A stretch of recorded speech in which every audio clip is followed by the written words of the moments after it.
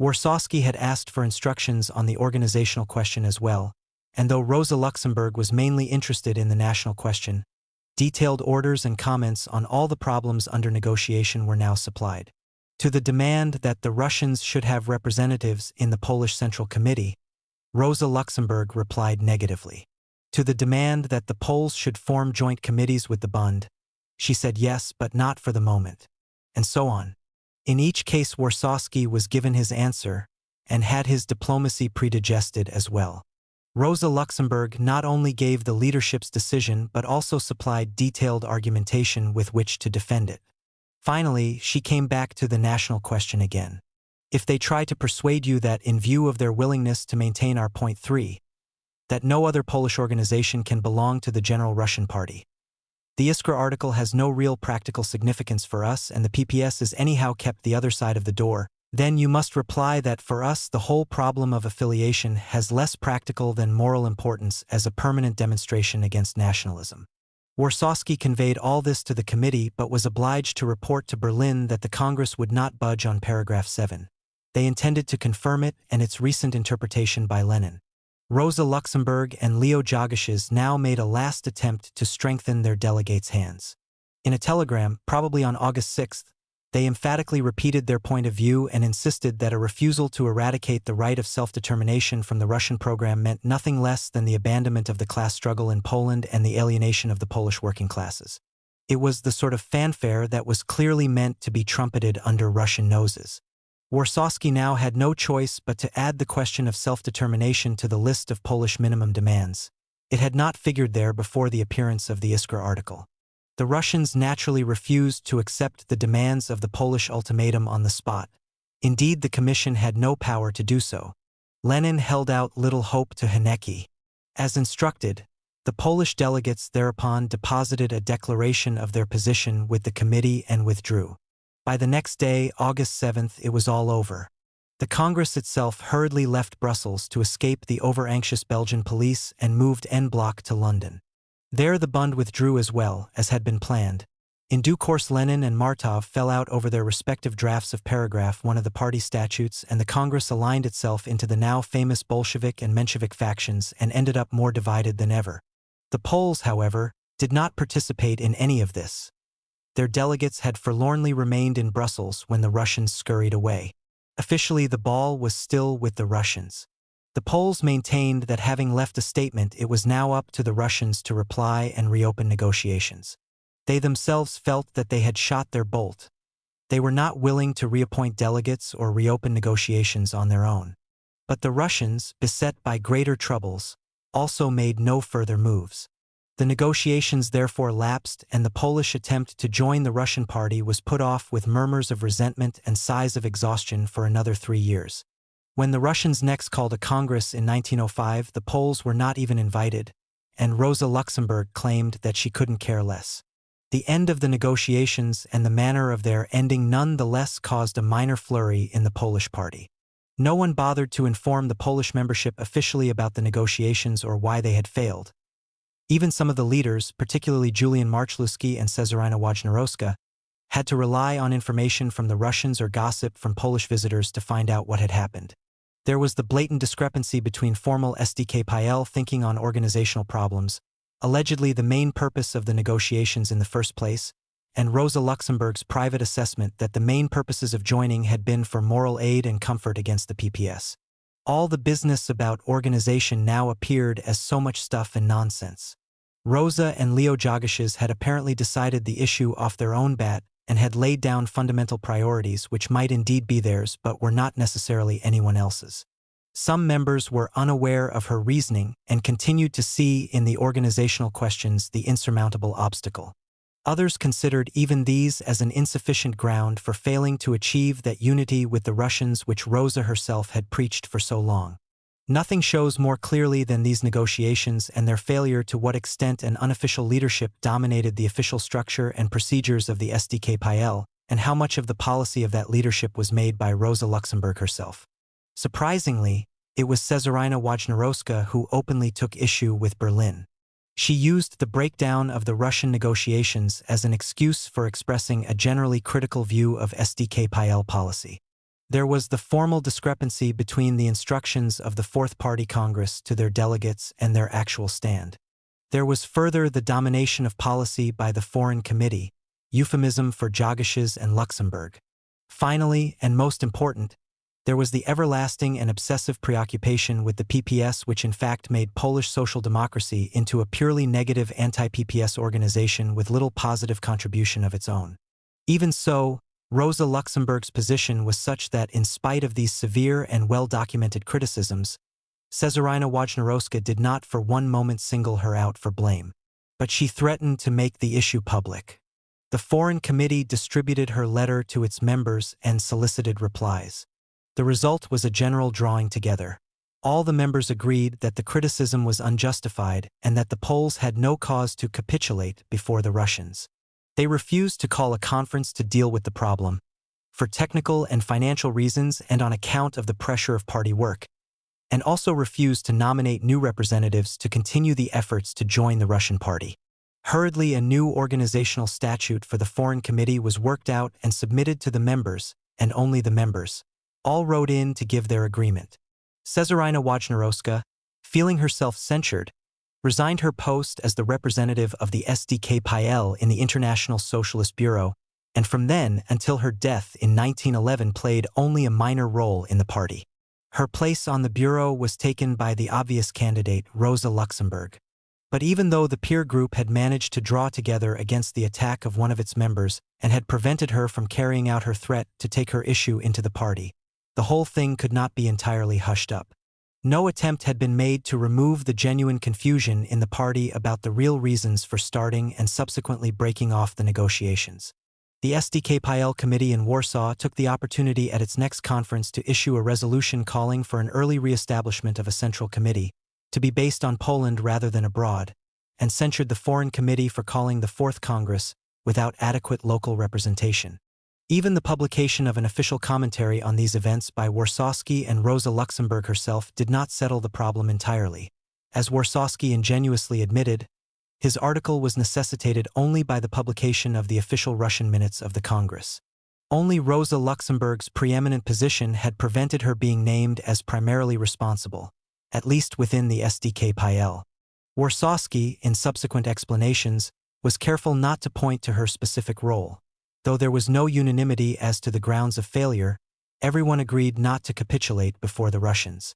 The orientation of the SDKPL as a spearhead against the PPS was maintained, even though some members agreed with Cezarina Wojnarowska that too much emphasis was placed on this aspect. Rosa Luxemburg emerged triumphant, and the attacks on the PPS grew in intensity. While Warsawski was left to defend the honor of the delegates in their negotiations at the Russian conference, it was Rosa Luxemburg who interpreted these events in the light of the prevailing battle with the PPS.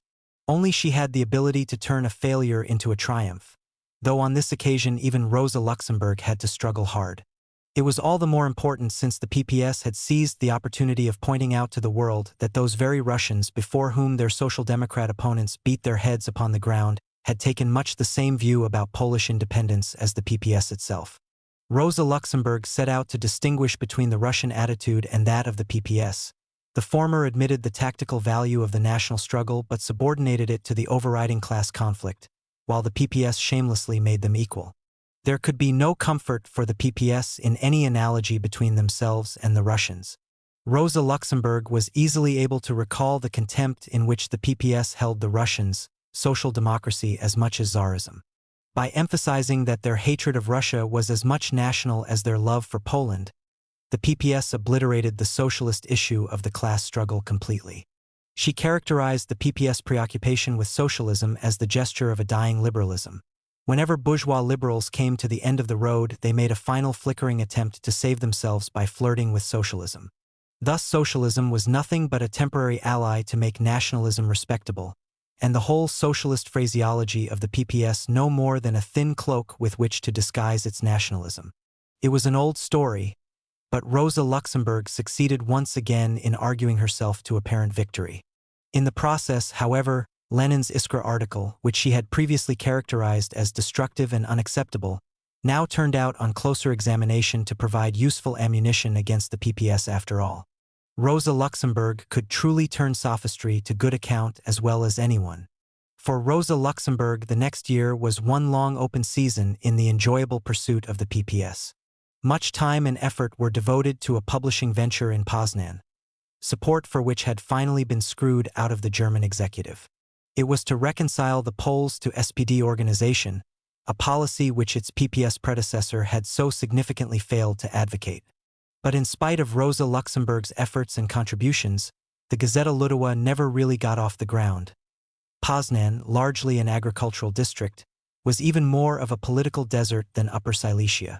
By 1905, Ledebor and her other opponents in this matter in the SPD had demonstrated to the German executive that, in spite of German money and Rosa Luxemburg's impassioned pen, the paper had made even less impact in terms of circulation and influence than that of the PPS. For all practical purposes, Rosa forgot about Russian social democracy for the moment. But there was no forgetting Russia. On the contrary, new and exciting possibilities were appearing on the eastern horizon. The Russo-Japanese War had broken out and, like the RSDRP, the Polish Social Democrats speculated on the possible revolutionary consequences. But to start with, these were abstract and general rather than particular and immediate. Certainly there was no prediction of any revolutionary outbreaks. Rosa Luxemburg confined herself to general remarks about the internal weakness of Tsarism, which did not differ substantially from the standard analysis of the preceding years. When it came, the revolution of 1905 took the Poles as much by surprise as it did their Russian colleagues. And then the reaction was not for socialist unity but entirely the opposite, even sharper differentiation from the PPS. For Rosa Luxemburg, unity among the squabbling Russians was one thing. There was nothing of substance to quarrel about beyond personal intransigence. In Poland, on the other hand, the division was fundamental between socialists and pseudo-socialists. Unity could come only if the PPS capitulated and went out of existence. No one in the SDKPL seriously disagreed with her. The Luxemburg tradition was firmly embedded. The failure of the Russian negotiations not only indicated how strong Rosa Luxemburg's position in the SDKPL really was but actually strengthened it further. In 1904 she was at the apex of influence in the Polish party. For most outsiders she was the SDKPL. The party was the institutional means of giving expression to her ideas. Although the Poles had now officially left the Russian stage, Rosa made a sudden, quick-change reappearance as umpire between Bolsheviks and Mensheviks, in German clothes. The touchy applicant for joining the All-Russian Party of 1903 became the distinguished foreign arbiter of 1904. The breakup of the Second Russian Congress and the subsequent hair-raising polemics echoed unsympathetically in the German party. The SPD leaders were not interested in or familiar with Russian questions, but the tradition established by Wilhelm Liebknecht of solving other people's problems made recourse to their judgment and good offices almost inevitable. Both Mensheviks and Bolsheviks made every effort to draw authoritative German opinion into the dispute on their own side. The Mensheviks were better known and better connected, especially once Plekhanov had aligned himself with Lenin's opponents. Accordingly, throughout 1904, Martov, Axelrod, Potrasov, and Dan solicited their German acquaintances for their views, and above all for contributions to Iskra which they now controlled. The question is how to beat Lenin. Most important of all, we must incite authorities like Kautsky, Rosa Luxemburg, and Parvis against him. Contributions were readily forthcoming. When Lenin attempted to counter this critical support for the Mensheviks by sending Lyadov to explain the Bolshevik case, Kautsky told him frankly, "Look, we do not know your Lenin. He is an unknown quantity for us, but we do know Plekhanov and Axelrod very well.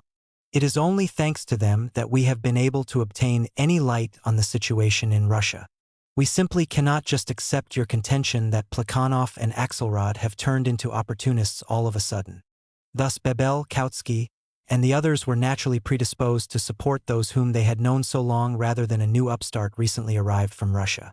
They were primarily concerned with healing a split which they did not really understand. As in the dispute among French socialists a few years earlier, the Germans reluctantly heaved themselves into action through the formal procedures of the International Socialist Bureau. In private, they had nothing but contempt for such squabbles. These differences are all bunk when one considers what is involved in practice and how much really important work remains to be done. Only two people in Germany really knew some of the issues involved, Parvis and Rosa Luxemburg. She for one was well aware that Kautsky's contribution to Russian problems would at best be general and theoretical. He knew nothing of the particulars. Karl does not understand these things in detail. His attitudes are largely based on my attitudes. If people start talking to him, he may easily lose the firm ground under his feet and get himself all tangled up. The Mensheviks thus knew very well what they were doing in concentrating their solicitations on Parvis and Rosa Luxemburg. Parvis did not want to be drawn into taking a definite stand. His position in the German party was precarious. He thought the Russian quarrel unnecessary and exaggerated, and in his private letters criticized and advised moderation to both sides. The Mensheviks were closer to him as individuals, but his temperament made him realize early on that a mirror of his own revolutionary temperament was not really to be found among them. Characteristically, he told them, "You are behaving like a shoal of orthodox carp, who think that every little fish swimming about in the muddy waters of ideology is a pike which will gobble you up. Go and take a look at a river when it is in spring flood." Rosa Luxemburg, on the other hand, was more easily mobilized for a firm commitment. The Menshevik leaders were no close friends of hers, quite the contrary, but she had a more recent score to settle with Lenin on account of the national question. More important still was the fact that she had taken Cesarina Wojnarowska's place in the International Bureau, and this institution had now formally been saddled with the difficult question of reuniting the Russians. She was the German party's main expert on Russian, as much as on Polish questions. Consequently, at the beginning of 1904, she took the somewhat belated opportunity of looking into the issues that had been raised after the Polish departure from the Second Russian Congress, and so happened inevitably upon Lenin's "What is to be done?" Her own negative reaction to Lenin's organizational propositions thus coincided with Potrasov's request for an article in Iskra. She killed two birds with one stone by writing a long article for Neue Zeit which she offered the Russians for translation. Its previous appearance in a German paper was due mainly to the importance she attached to this question, and to the opportunity of writing a major piece for as wide an audience as possible. To Potrasov she pleaded with unjustified modesty that her Russian was anyhow not good enough for an original contribution in that language. In her article, Rosa Luxemburg took issue not so much with Lenin's detailed prescriptions but with the underlying philosophy. She seized on his characterization of social democracy: Jacobins joined to a proletariat which has become conscious of its class interest. The notion of Jacobins led directly to the notions of Blanky and Nettl, both highly sectarian bogeymen to the adults of the Second International and their mass concepts. Social democracy is not joined to the organization of the proletariat. It is itself the proletariat. It is the rule of the majority within its own party. Instead of an all-powerful central committee whose writ ran from Geneva to Liege and from Tomsk to Irkutsk, the role of the director must go to the collective ego of the working class. The working class demands the right to make its mistakes and learn in the dialectic of history. Let us speak plainly. Historically, the errors committed by a truly revolutionary movement are infinitely more fruitful than the infallibility of the cleverest central committee.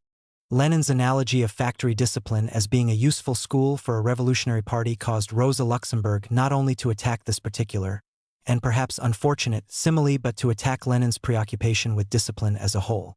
The sort of leadership that could create and direct a disciplined party was much more likely to hold the working class back than to push it forward. The tendency is for the directing organs to play a conservative role. The present tactical policy of German social democracy is useful precisely because it is supple as well as firm. This is a sign of the fine adaptation of the party, in the smallest detail of its everyday activity, to the conditions of a parliamentary regime. The party knows how to utilize all the resources of the terrain without modifying its principles. If there was inertia and overemphasis of parliamentary tactics in Germany, this was the result of too much direction rather than too little, and the adoption of Lenin's formula would only increase rather than thaw out such conservative inertia. How much worse would be such a straitjacket for nascent Russian social democracy on the eve of its battles against Tsarism. Opportunism, against which, according to Lenin, a centralized organization would serve as a bulwark, was not an alien ingredient blown into the Russian party by Western bourgeois democracy, by debased intellectuals looking for careers in social democracy. Did Rosa take this as a reflection on herself? It was due in the Russian context to the backward political condition of Russian society. a natural and inevitable condition which only time, work, and experience could heal. But the debate should not be seen, though it usually is, as a collision between two fundamentally irreconcilable concepts of organization, or even revolution. First, Rosa Luxemburg's knowledge of Russian conditions was in fact more limited than might appear. Her competence was substantial only by comparison with other people in Germany. During the Polish negotiations at the Second Congress, the organizational problem had not been an issue, at least not in this form, and there is no evidence that Rosa Luxemburg had read What is to be Done. Before the end of 1903, she was arguing from the German experience to the Russian. Because of her status as an international authority on Marxist theory, she had been called in to sit in judgment on the Russian quarrels. In the circumstances, she could hardly help writing with some glee. She extolled the German virtues rather more forcefully than her belief in them warranted, or than she would have done in any context but the Russian. Certainly she never made such a contrast between Polish and German conditions, though it would have been just as valid. Moreover, as we have noted, her own attitudes in the Polish party hardly bore out such demands for more democracy. Instead of controlling local organizations, she simply ignored them altogether. Jagiełł's, on the other hand, later tried to institute a system of control as tight as Lenin's, even if he did not choose to expound a philosophy of centralization. We must always make allowances for the fact that the angles of the argument were made more acute by the particular polemic, just as we must for Lenin. In this particular instance, moreover, Lenin took the unusual step of admitting this openly. We all know now that the economists bent the stick to one side. To make it straight again, it had to be bent to the other, and that is what I did. I am sure that Russian social democracy will always be able to straighten the stick whenever it has been bent by any kind of opportunism, and that our stick will consequently be always at its straightest and entirely ready for action. Rosa Luxemburg, too, was usually willing to make allowances for excessive rigidity where genuine revolutionaries were concerned, as in Ged's case. But she would make no such concessions to Lenin. Indeed, she was careful to give her article as unpolemical as appearance as possible, as though her statements represented the minimum that was reasonable. There is no escaping the conclusion. Throughout the Russian negotiations and in her argument with Lenin, Rosa Luxemburg showed a deviousness, a sophistry, which in her German context she would have stigmatized as beneath contempt. There are traces of it in much of Polish-Russian life, particularly where the PPS was concerned. It is almost as though we were dealing with two different people. The careful, secretive compartmenting was not merely convenience, a difference in procedures and methods according to the kind of people with whom she had to deal, but a substantive clash of attitudes, mutually incompatible, which had to be kept separate. To some extent Rosa was always aware of this. She lectured Jagiełł about it, but without realizing the extent of her own schizophrenia. Her own objective evaluation of the needs of her two different worlds, and the responses they called for, was perceptive enough, but there is a more fundamental issue here which goes beyond national differences. The difficult relationship between ideology and pragmatic action has been identified as a continuing problem for all political parties, irrespective of their ideology, but the more intense the ideology, the greater the difficulty. Where does the relevance of ideological assertions for practical politics end, and mere functional symbolism or ritual for the purpose of ensuring unity or legitimacy begin? The problem becomes acute in any assessment of Lenin's political actions and programs, and is still the most difficult question in dealing with the Soviet Union or China today. In Rosa Luxemburg's case, how much of the famous unity with the Russian proletariat of the democratic criticism of Lenin was genuine ideological commitment and how much symbolic rhetoric? Most important of all, was it the recognition that dissonance between preaching and practice was the prevailing style in the SPD that made her reconcile her own tactics almost puritanically to her expressed ideology, while she was unaware of such unconscious sophistry among Poles and Russians, or at least pilloried it in others as deliberate prevarication? Probably so, in which case her and Lenin's highly personal polemics were an unconscious concession to the primitive, still highly personal politics of the East. There the need to assert ideological unity was still foremost, while in Germany a higher stage had been reached, choices of policy and of the means to implement them. Yet it was also more than just a mixture of pique and tactics, or even subconscious unreason. Rosa Luxemburg was never one to polemicize to order or to express any view that was not sincerely held. She pointed out to Potrasov that she hoped he would be pleased with her article since it corresponded with what she understood to be the Menshevik position in this question. A happy coincidence. Her call for broad popular participation in social democratic activity was partly due to an excessive transplantation of idealized German conditions into the Russian context, just as Lenin's conditions were far too narrowly Russian to have general validity. Underlying this, however, was a more fundamental question. This concerned not organization at all but class consciousness, its nature and growth. Lenin believed that without the active tugging of a revolutionary elite, working-class consciousness was doomed to a vicious circle of impotence, that it could never rise above the economic level of trade union activity. This had been the stuff of his battle with the economists, who in fact would have agreed with many of his propositions. As so often, Lenin's analysis was sharpened by attributing an extreme view to his opponents which bore little relation to reality. But he really did see the growth of class consciousness in terms of a critical minimum effort not unlike that of modern economists with regard to growth take-off. A volume of effort injected into the system greater than it would normally be capable of generating itself. Rosa Luxemburg, on the other hand, believed class consciousness to be essentially a problem of friction between social democracy and society. Friction was thus the main function of class consciousness.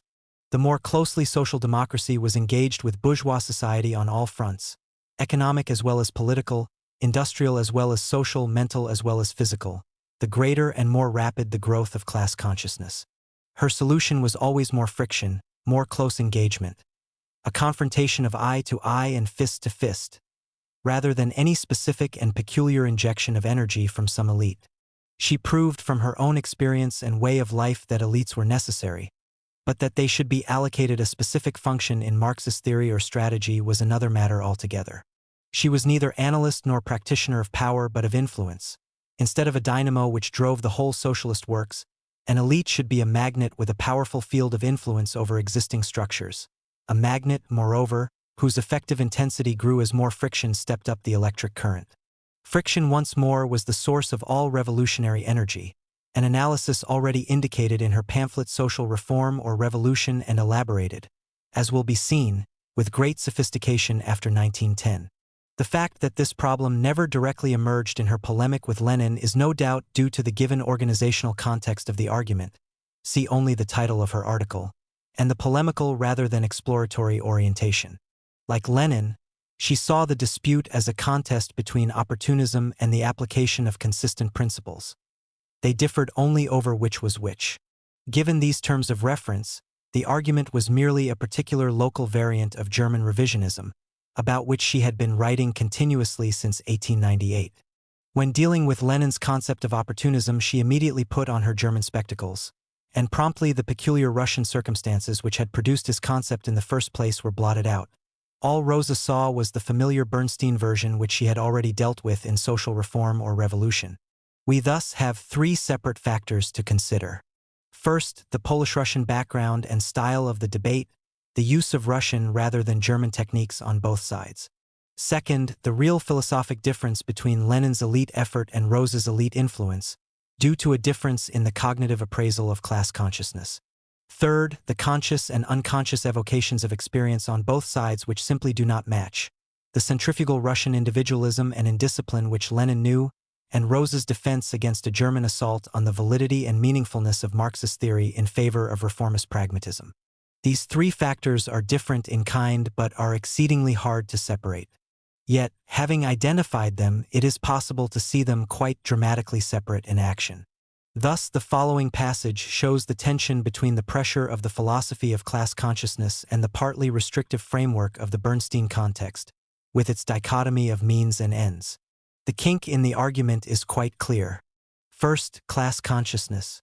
For the first time in the history of civilization, the people are expressing their will consciously and in opposition to all ruling classes. But this will can only, in the end, be satisfied beyond the limits of the existing system.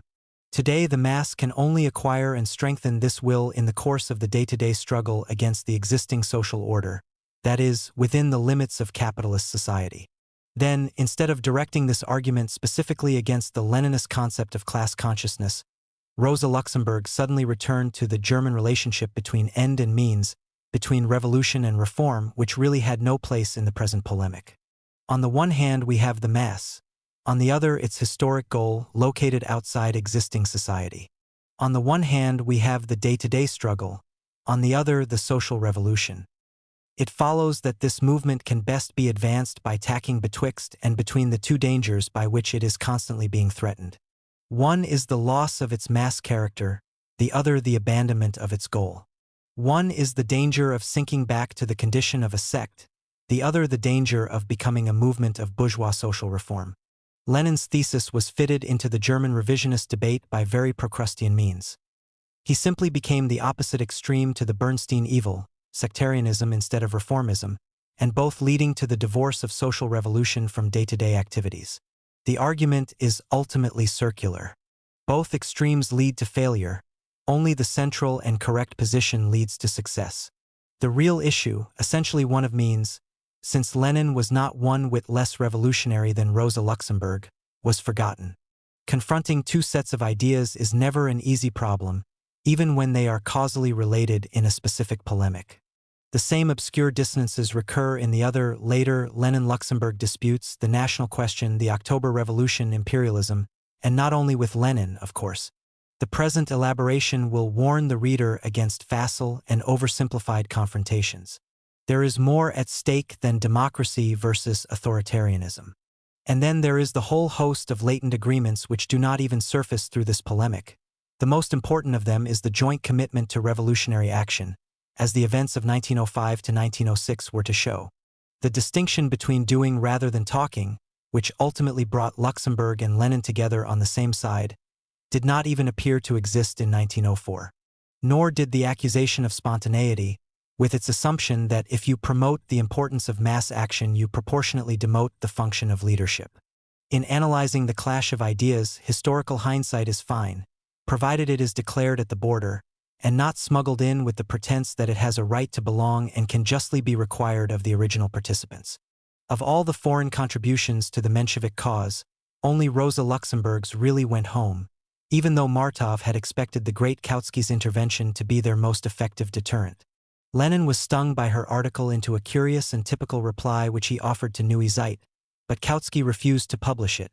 In fact, Rosa Luxemburg, to whom it first came for comment, contemptuously brushed it aside as prattle. It is significant that Lenin treated Rosa Luxemburg, not as a Pole, an opponent in kind who for 10 years had been within the orbit of Russian social democracy, but as a distinguished foreign commentator clothed in all the majesty of the SPD. We have to be thankful to the German comrades for the attention which they devote to our party literature and for their attempt to disseminate this literature in German social democratic circles. Nor would he give battle all along the front. The more she wanted to discuss first principles, the more Lenin chose to argue about discrete facts. Rosa Luxemburg deals in absolutes and ignores relative truths. For instance, she completely missed the purpose of our wish for centralized control, so preoccupied was she with the horrors of that control itself. He carefully analyzed the voting at the Congress. He was really the first scientific psephologist of Marxism. Had the Congress not given his ideas the approval of a clear Bolshevik majority? But above all, the article was defensive. He had learnt his lesson. In future, fringe groups would be kept out of his party, or at least confined to the periphery. He would not risk public confrontation again. It was a lesson he remembered even after 1906, when the Poles began to play a significant part in the RSDRP. This time he dealt with them not as Germans but as with any Russian opponents. Meantime, he prepared for the next Congress at which there would be no Poles. In the event, the Third Congress of the RSDRP was dominated by the Bolsheviks, and it politely refused the German offer to arbitrate in the Russian party dispute. Rosa Luxemburg's effect on the actual Bolshevik-Menshevik dispute was therefore slight. Lenin might be stung by foreign comment, but he would not accommodate his policy one whit. Only the Russian Revolution temporarily submerged the quarrel, but when it was over, the confrontation between Bolsheviks and Mensheviks emerged once more, sharpened by a new post-revolutionary bitterness which put even the previous arguments in the shade. It was not until much later, after Rosa Luxemburg's death, that her isolated comments on the organizational problems of Russian social democracy were resurrected and used as building blocks in the new technology of constructing political legitimacy out of historical alignments for or against Lenin. Revolution overtakes the revolutionaries. 1905 to 1906. 1. Germany. In the eyes of contemporaries, the Russian Revolution erupted dramatically on January 22, 1905. An act of specific violence on the outskirts of St. Petersburg was followed by repercussions so intense and widespread as to justify the sacred word revolution, a continuous and above all an interconnected process with enormous, if unforeseeable, consequences. Only later, in the search for perspective, were the earlier warning signs identified and appreciated. At the time, the chief feature of the Russian Revolution was its marvelous unexpectedness. Surprise was universal, for the Tsarist government with its palate jaded by years of hair-raising police reports. For the distant Germans for whom nothing but squabbles, chaos, and terrorism ever came from the East. But most of all for professional revolutionaries like Martov, Lenin, and Rosa Luxemburg. The fact that she later worked out a connection between the wave of strikes which began in the last years of the previous century and the events of 1905 is evidence only of her sense of history and not of any special contemporary perceptions. Rosa Luxemburg at once moved into high gear. She identified her activities in both her roles: the postulation of tasks for the Russian and Polish proletariats and the translation of these revolutionary events for the benefit of German socialists. Her personality, split into the two separate contexts of Russian Poland and Germany, separated her efforts into two distinct compartments, and we are therefore justified in dealing with each one separately. Though the importance of the Russian Revolution was great enough to call for detailed blow-by-blow reportage, Rosa Luxemburg always translated the lessons from these events into a German context. Emphasis and selection were deliberate. She was sufficiently aware of the difference between the two societies, and between the two socialist movements in Russia and Germany, to realize that such pointing up was necessary. The lessons would be lost if they were indiscriminately reported. Rosa Luxemburg was probably the only person able to carry out this dual task, and during 1905 she devoted almost all her effort to it, the most burning problem of the time. The connection of political and social life among all capitalist states is today so intense that the effects of the Russian Revolution will be enormous throughout the whole so-called civilized world, much greater than the effect of any bourgeois revolution in history. Though the revolutionary events in Russia were not matched by any similar outbreak in Germany, there were some surface indications of ferment. Germany, too, was in the grip of heightened tension, a fever which swept through the best fortified regions and across national borders like the plague. In 1905, the number and extent of strikes in Germany reached a new peak. Both trade unions and employers reported a hardening of attitudes, and the language of the class conflict crept insidiously into the most routine confrontations. The events in Russia gave these economic clashes a self-conscious political character.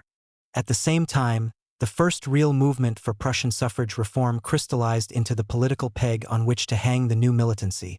The political orientation of social democracy focused on this issue. The interaction between political and economic dissatisfactions, which Rosa Luxemburg was later to elevate into a peculiar feature of a revolutionary period, was clearly at work in the early months of 1905. None of this was caused specifically by the Russian Revolution, but events in Russia were widely discussed in the German press, and this certainly raised the temperature. German social democracy developed a distinct feeling of solidarity with the proletariat in Russia. Here and there, even muted calls for emulation could be heard. Since the years 1905 to 1906 not only made their immediate contribution to the development of SPD policy but later became a rich source of recrimination and misunderstanding in the party, the general effects of the Russian Revolution on German social democracy must be summarized briefly.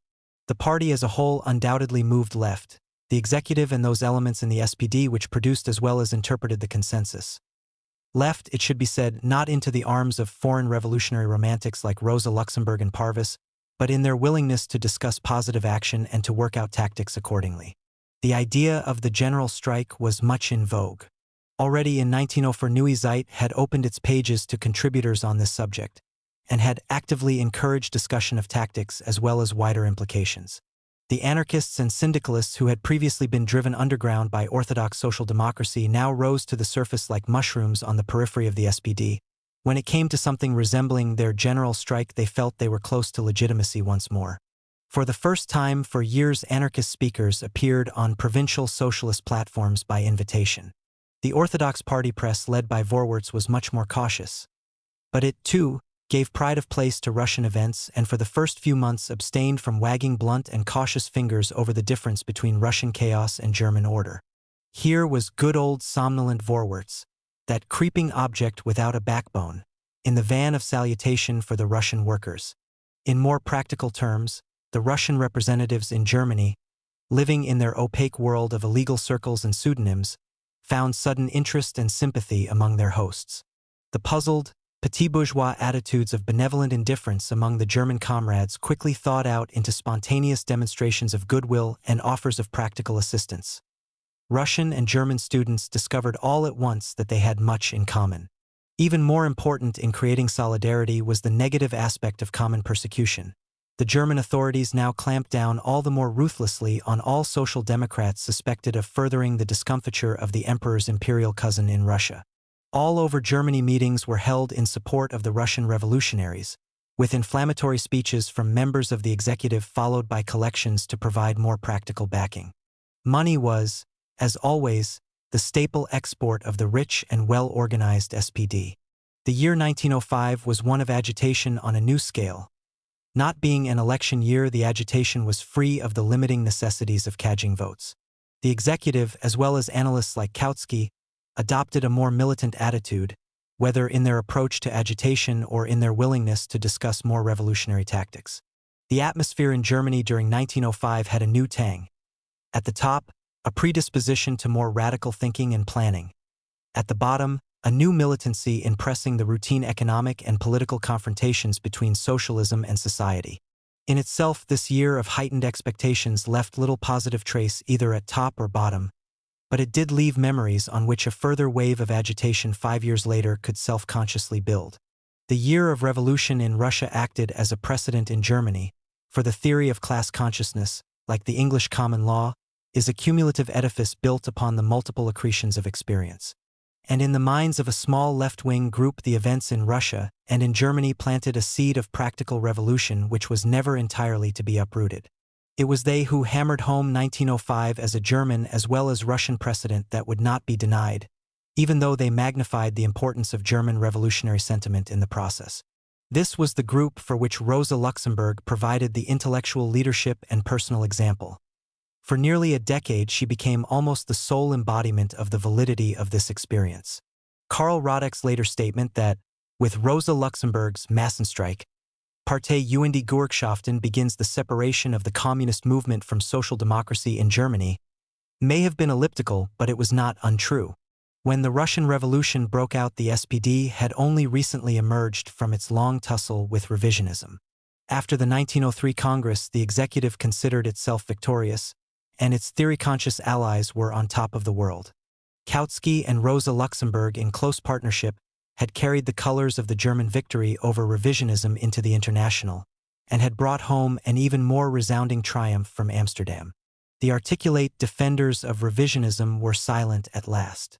The attack on revisionism in practice had been carried right into the southern camp, into the stronghold of the so-called special and all-permissive conditions.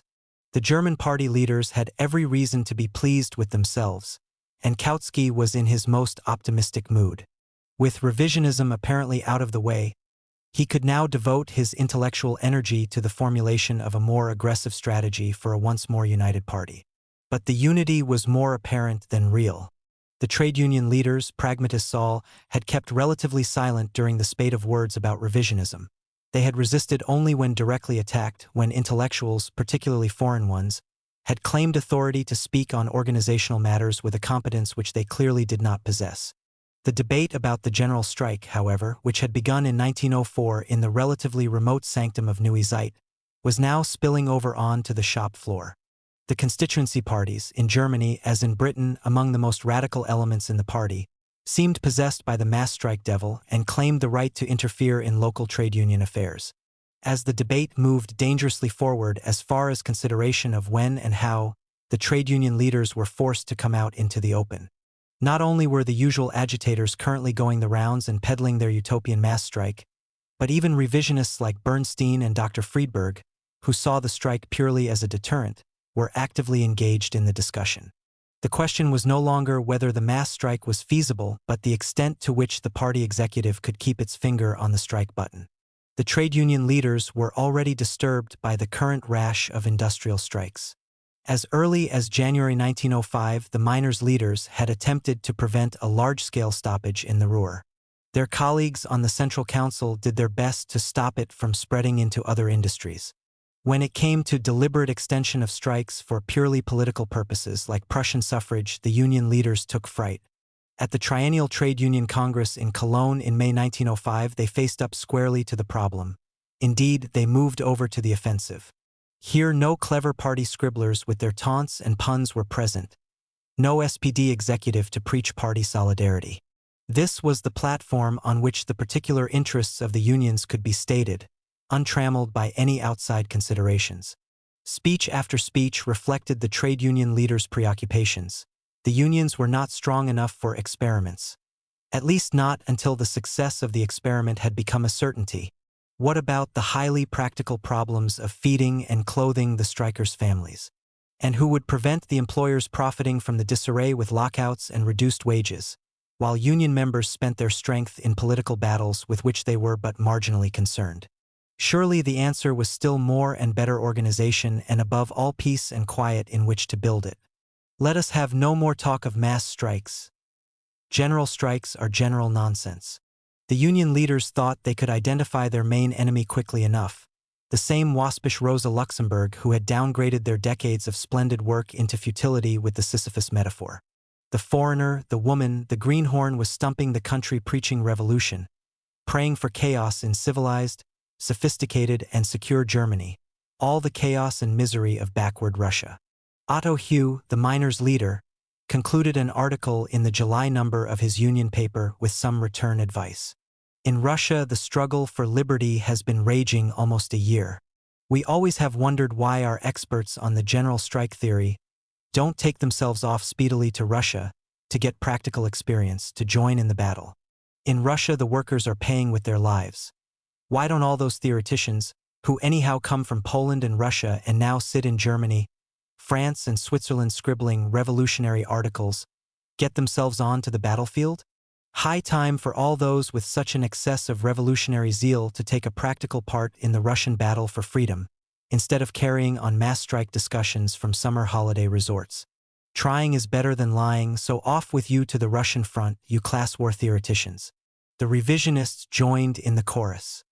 Here was a chance to get even with their main adversary without raising any problems of principle which might have brought down the wrath of the party executive on their heads once more.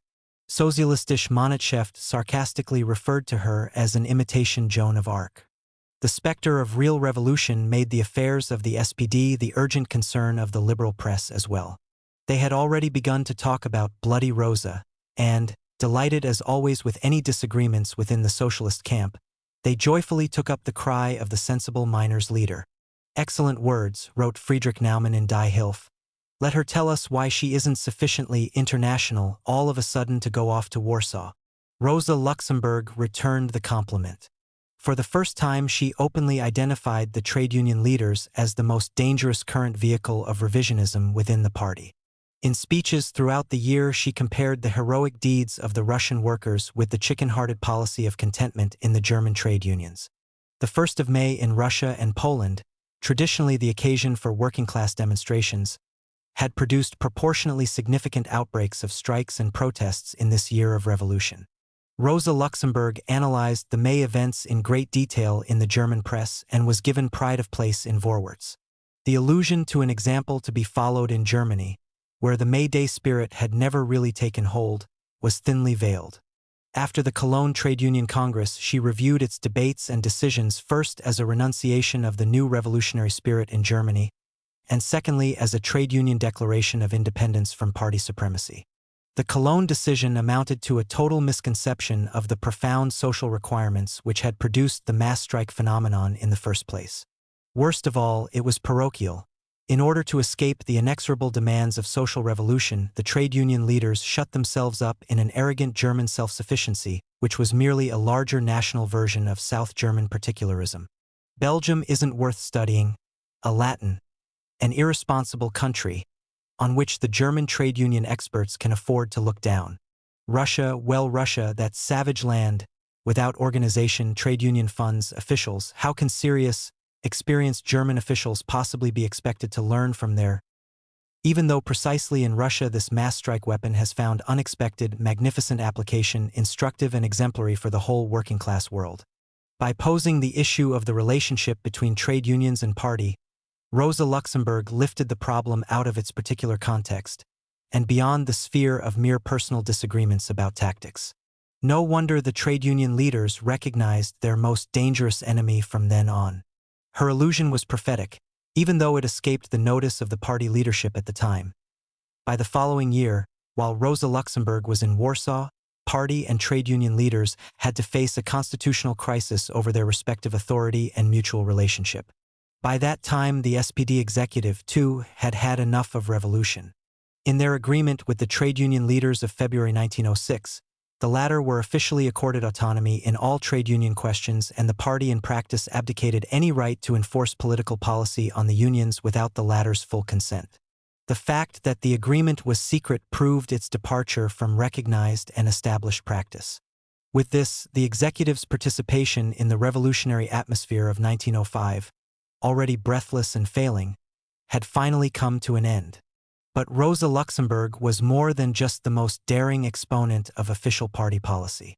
While she shared the general satisfaction at the defeat of revisionism, this re-establishment of what was after all an old position no longer sufficed. The trade union leaders might be treated as just another manifestation of revisionism, a new attempt to undermine the supremacy of the good old tactics, but the debates of 1905 in Germany, at least for Rosa Luxemburg, were no mere static defense of orthodoxy but the beginnings of a whirlwind. Already by the end of 1904 she had perceived the difference between defensive measures inside the party and a more positive tactic in relation to society as a whole. The expenditure of energy in pursuit of particular opportunist boners was showing less and less marginal return. The party as a whole had to move left and not confine itself to whipping the reformists back into social democratic normality. Though Rosa Luxemburg was clear enough in her own mind where she differed from official party attitudes, little sign of these differences appeared in public. There could be no question of any open opposition to the leadership. No doubt the main considerations were tactical. The atmosphere of 1905 was entirely different from that of 1910, when opposition seemed inevitable and hence desirable, and the penalties of conforming greater than the risks even of a one-woman campaign.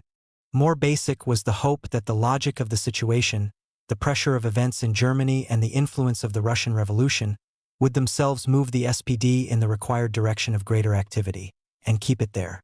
Meantime, the task of those who wanted a more radical policy was not to oppose their own conception of tactics to that of the leadership, but to spread the Russian news before the public and to hammer away at the analogy with present events in Germany, to turn the executive's declared intentions into actual performance. This then was Rosa Luxemburg's policy. When Bebel, in the name of the SPD executive, published an open letter on April 9, 1905, calling on all German socialists resident in Poland or Russia to join the organized social democratic parties of those countries, Rosa Luxemburg persuaded the SDKPL Central Committee to reprint this appeal under their own aegis. It was useful as a propaganda weapon against the PPS in the Polish context, but it also served to underline the intimate connection between social democracy in Germany and Russia. Similarly, Rosa Luxemburg seized upon the executive's cautious preoccupation with the mass strike as proof of official legitimation. Authority for the use of this weapon was now beyond dispute. The only question remaining was how and when and on what scale it should be used. Rosa Luxemburg carried the discussion into every possible area, in speech and letter and print.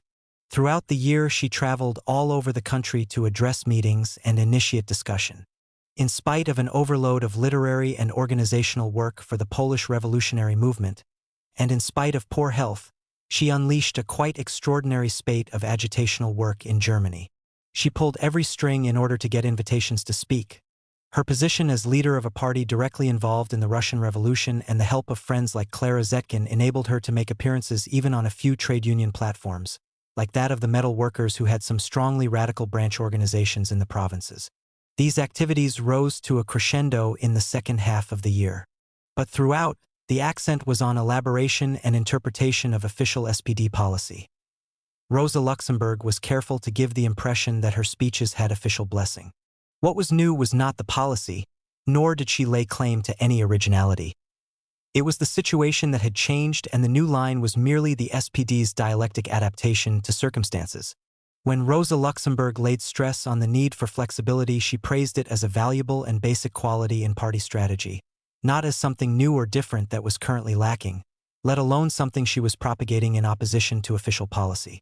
The fact that her interpretation of official policy was not challenged by anyone except the trade union leaders was due to the general atmosphere of revolutionary speculation, which the executive certainly did nothing to hinder. The discretion given to individual party speakers and journalists to interpret party policy was still very wide in those days. Only after 1910 did greater attention have to be paid to the official line. Rosa Luxemburg was by no means alone in her campaign to extend the ill-defined frontiers of meaning and intention as far as possible. An important section of the SPD threw itself joyfully into the campaign for action.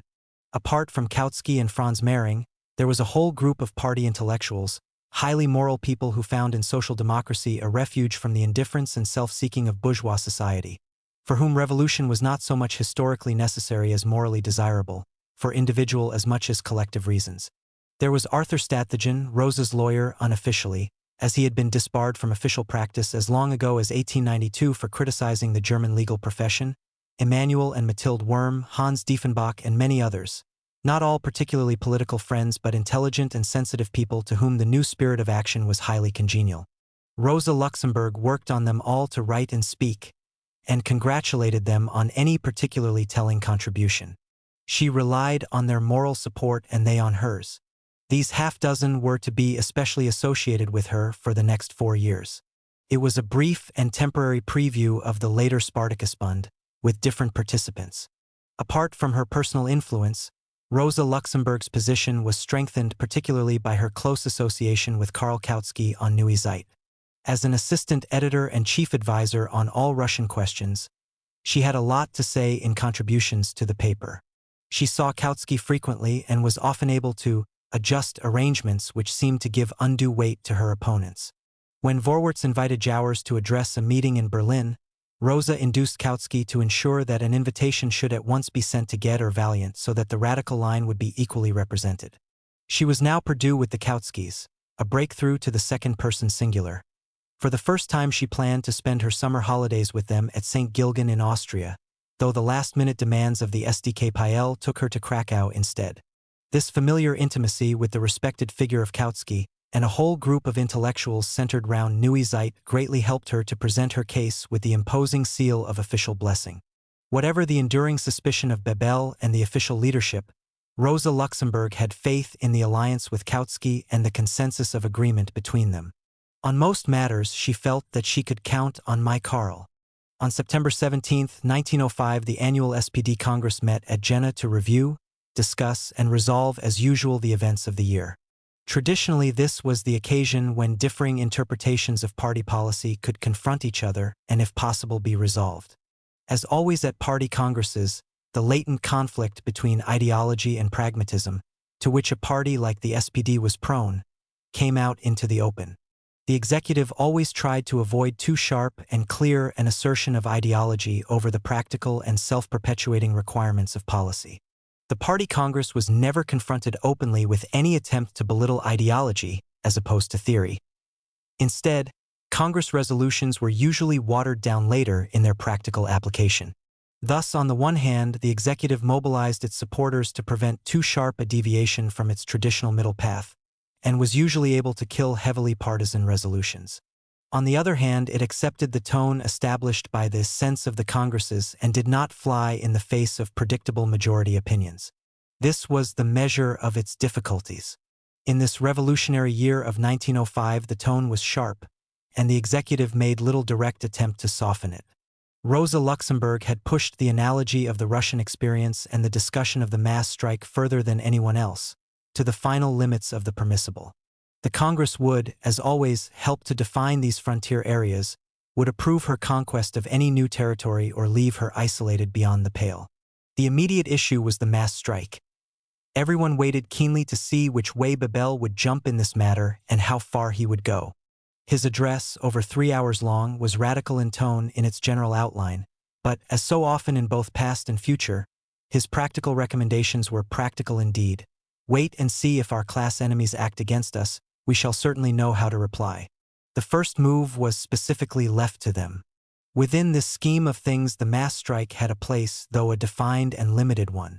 Since he saw revolution as a defensive act, so he recommended the mass strike primarily as a defensive weapon against an attack on either universal suffrage or the right of association, the two prerequisites for the pursuit of the Erfurt tactic. On the surface, he had something for everyone, like Father Christmas with the children. Support for the obvious consensus that the mass strike was a legitimate socialist weapon. Recognition of its possible use to satisfy the left. Severe restrictions on its use for the practical trade unionists. The importance of Bebel was never in what he said, but how he would later allow it to be interpreted. Textual exegesis and interpretation was the occupational disease of German social democracy. To a large extent, the fierce tone was a substitute for clear thinking, and this fundamental prevarication forced his critics into a similar dichotomy between public support and private criticism. This same uncertainty is clearly reflected in Rosa Luxemburg's private comments. To Jagisches, she wrote immediately after the Congress, "I was once more in the vanguard of our movement, something which you could never guess from the Vorwärts report of the Congress because they have falsified it completely. The truth is that the whole Congress was on my side. Bebel agreeing with me at every moment and Vollmer sitting next to him almost getting apoplexy. On the whole, Jena is a great victory for us all along the line." Within a few days, the atmosphere of symbolic participation in the Congress had dispersed and more critical evaluation prevailed. To her friend Henriette Rolandholst in Holland, Rosa Luxemburg described the Congress far less optimistically. She and her friends already looked like a far-left opposition. The agreement with the executive, far from being genuine, was largely tactical, a necessary alliance against the revisionists. If there was a revolutionary consensus, Bebel's submission to it was reluctant and unconscious, not deliberate. I entirely agree with you that Bebel's resolution deals with the problem of the mass strike very one-sidedly and without excitement, flack. When we saw it in Jena, a few of us decided to mount an offensive during the discussion so as to nudge it away from a mechanical recipe for defense of political rights and towards recognition as one of the fundamental revolutionary manifestations.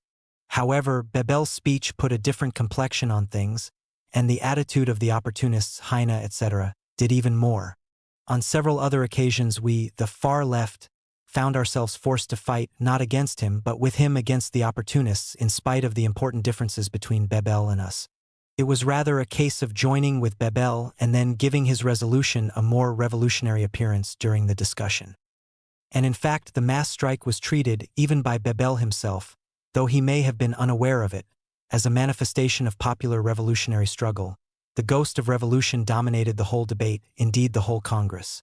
At the Congress itself, Rosa Luxemburg saw her task as twofold: to be the spearhead of the attack on the trade unions, and to do her utmost to maintain the revolutionary frontiers against Bebel's conservative demarcation. The more personally her opponents went for her, the broader the form of her reply. To all detailed and practical criticisms of the mass strike concept and the validity of the Russian experience, she opposed the broadest amalgam of revolutionary activity. Anyone listening here to the previous speeches in the debate on the question of the political mass strike would really be inclined to clutch his head and ask, are we really living in the year of the glorious Russian Revolution, or are we in fact 10 years previous to it? Quite right. Day by day we are reading news of revolution in the papers, we are reading the dispatches, but it seems that some of us don't have eyes to see or ears to hear. There are people asking that we should tell them how to make the general strike. Exactly by what means, at what hour the general strike will be declared. Are you already stocked for food and other necessities? The masses will die of hunger. Can you bear to have it on your conscience that some blood will be spilt?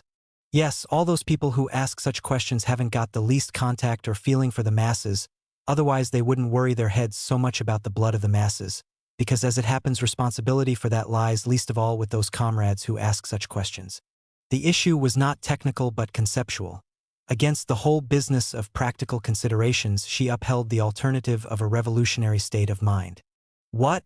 She shouted at Bernstein, who interrupted her. Do you know about the mass strike? Nothing. Organization, far from making mass strikes possible, itself only comes into existence through mass action. As for the costs, which her opponents had tot up in a staggering invoice, Surely we can see in history that all revolutions have been paid for with the blood of the people. The only difference is that up till now this blood has been spilled for and on behalf of the ruling classes, and now when we are within sight of the possibility that they might shed their blood for their own class interests, at once there appear cautious so-called social democrats who say no, that blood is too precious. The most important thing is to instruct the masses, and there we don't have to be as cautious as the trade union leaders were in Cologne. The trade unions must not become their own ultimate purpose, and through that an obstacle to the workers' room for maneuver. When will you finally learn from the Russian Revolution? There the masses were driven into the revolution. Not a trace of union organization, and step by step they built and strengthened their organizations in the course of the struggle.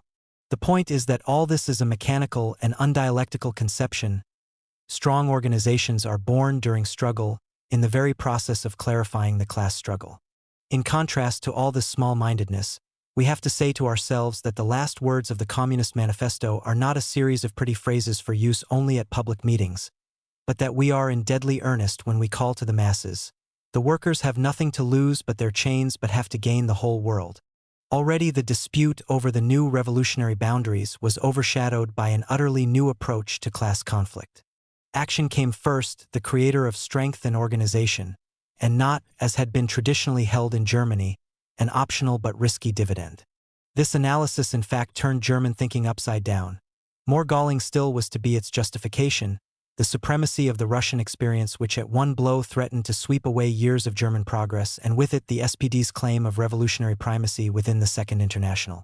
The latent action doctrine of 1905 would in the next 9 years grow stronger and more systematic in proportion to Rosa's alienation from SPD orthodoxy. All this, however, is historians' hindsight. To most participants at the time it seemed no more than a misunderstanding, a matter of emphasis and tone, an excess perhaps of revolutionary excitement. Bebel half-humorously summed up the Congress's tolerant surprise at Rosa Luxemburg's fervor. The debate has taken a somewhat unusual turn. I have attended every Congress except during those years when I was the guest of the government, but a debate with so much talk of blood and revolution I have never listened to. Laughter. Listening to all this, I cannot help glancing occasionally at my boots to see if these weren't in fact already wading in blood. Much laughter. In my harmless way, I certainly never intended this with my mass strike resolution. None the less I must confess that Comrade Luxemburg made a good and properly revolutionary speech. And a month after the Congress, he repeated his mild protest at a private meeting. August accused me, though in a perfectly friendly manner, of ultra-radicalism and shouted, "Probably when the revolution in Germany comes Rosa will no doubt be on the left and I no doubt on the right," to which he added jokingly, "But we will hang her, we will not allow her to spit in our soup." To which I replied calmly, "It is too early to tell who will hang whom."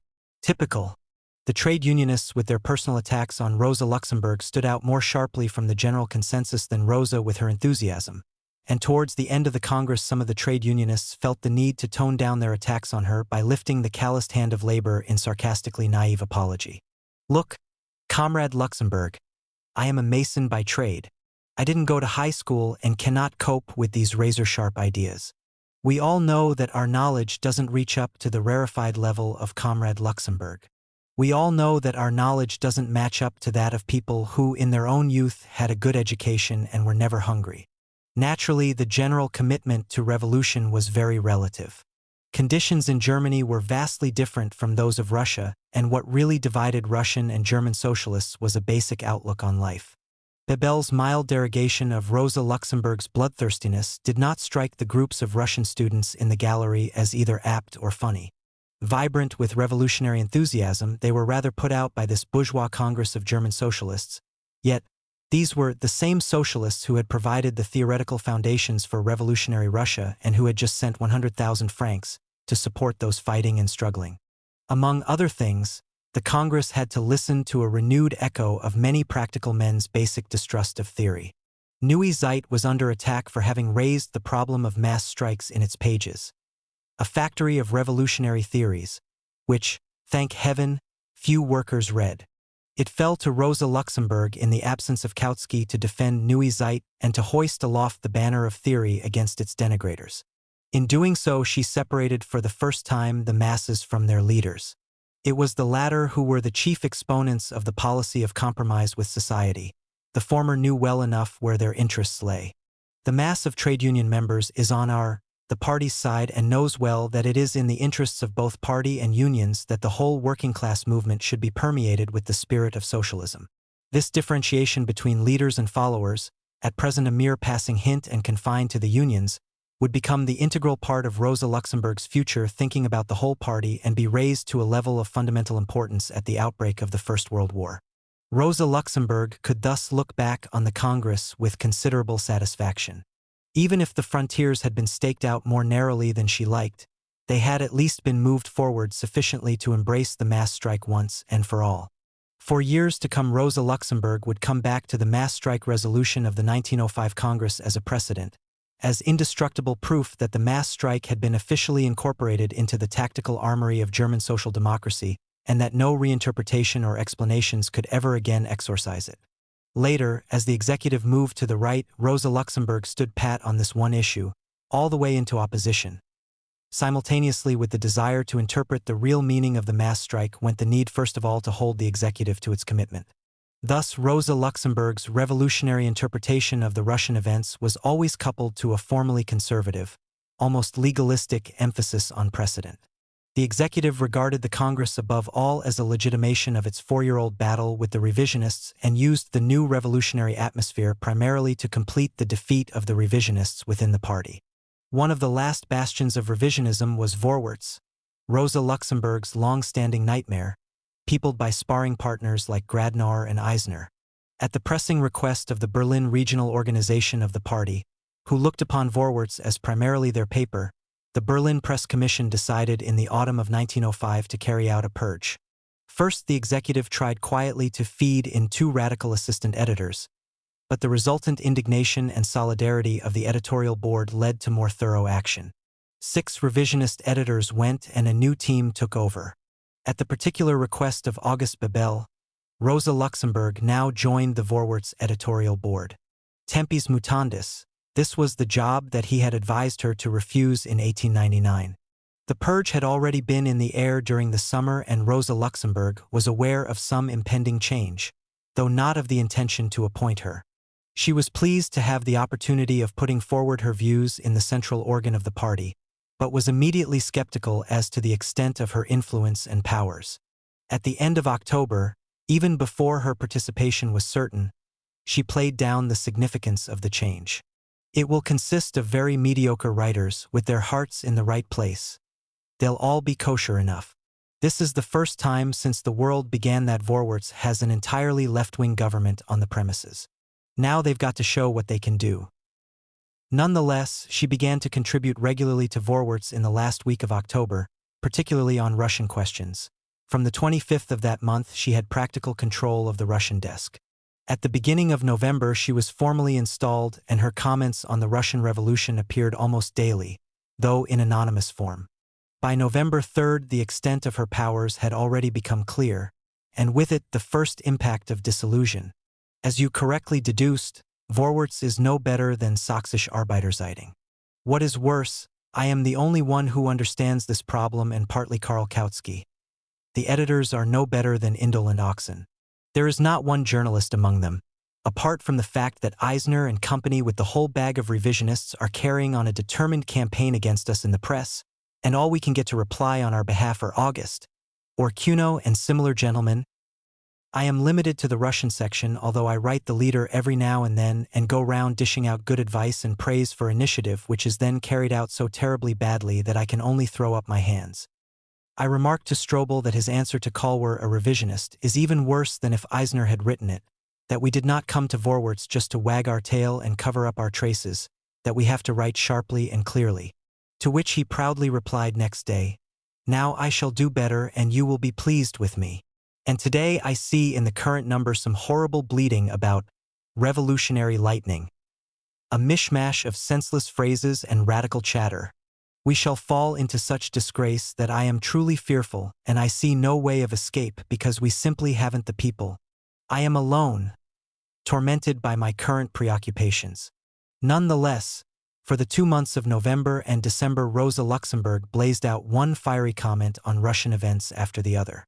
The period coincided with the last great upheaval in Russia, the preparations for the Moscow Rising, the general strike in St. Petersburg, and the sympathetic events in Poland. On October 17th or October 30th in the West, the Tsar had issued his manifesto and amnesty, but then declared martial law a few days later. The country was in chaos. All this flowed through the pen of Rosa Luxemburg, and though her task was mainly foreign reportage, she drew the analogy for Germany whenever possible. No doubt she resented her confinement to a foreign desk, and equally clearly this confinement was deliberate. But though the party was satisfied with this situation, her daily high-toned enthusiasm for the Russian Revolution brought her renewed hostility in the bourgeois press. The official attention of the government was insistently drawn to her activities, and the right-wing parties in the Reichstag called for action against this homeless agitator and purveyor of hate. Rosa Luxemburg, denaturerie and dépaysée, two major crimes in an essentially traditionalist society, was undermining the proud stability of efficient Prussia. Could nothing be done to stop her? It fell to Bebel to defend her as the commanding general of her party and, at least vis-a-vis the class enemy, as her personal friend. In the Reichstag he identified himself completely with his difficult ally, as tradition demanded. Unexpectedly, her enemies, inside the party and out, who had been crowing about revolutionaries in secure places egging on others to spill their blood, were made all at once to eat their words. Rosa Luxemburg suddenly decided to leave for Warsaw forthwith, abandoning the newly conquered commanding heights at Vorwärts and the whole discussion of the German mass strike. Her reasons were Polish, valid, and urgent.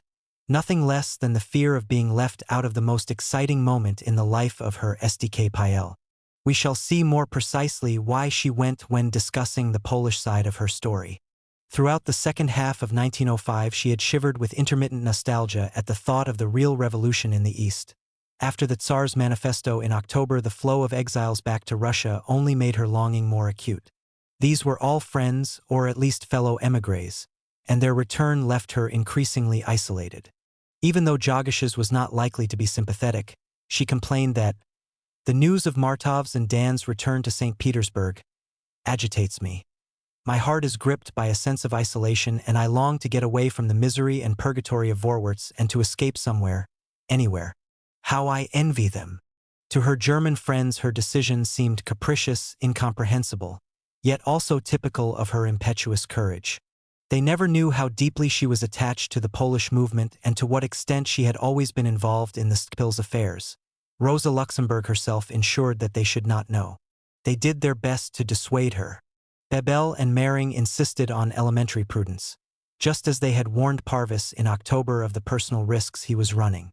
In Rosa's case, their preoccupations were greater still. She was a woman, though pointing this out to her merely made obstinacy more certain. There was also the horrifying and all too recent execution of Kasperzak to serve as an example.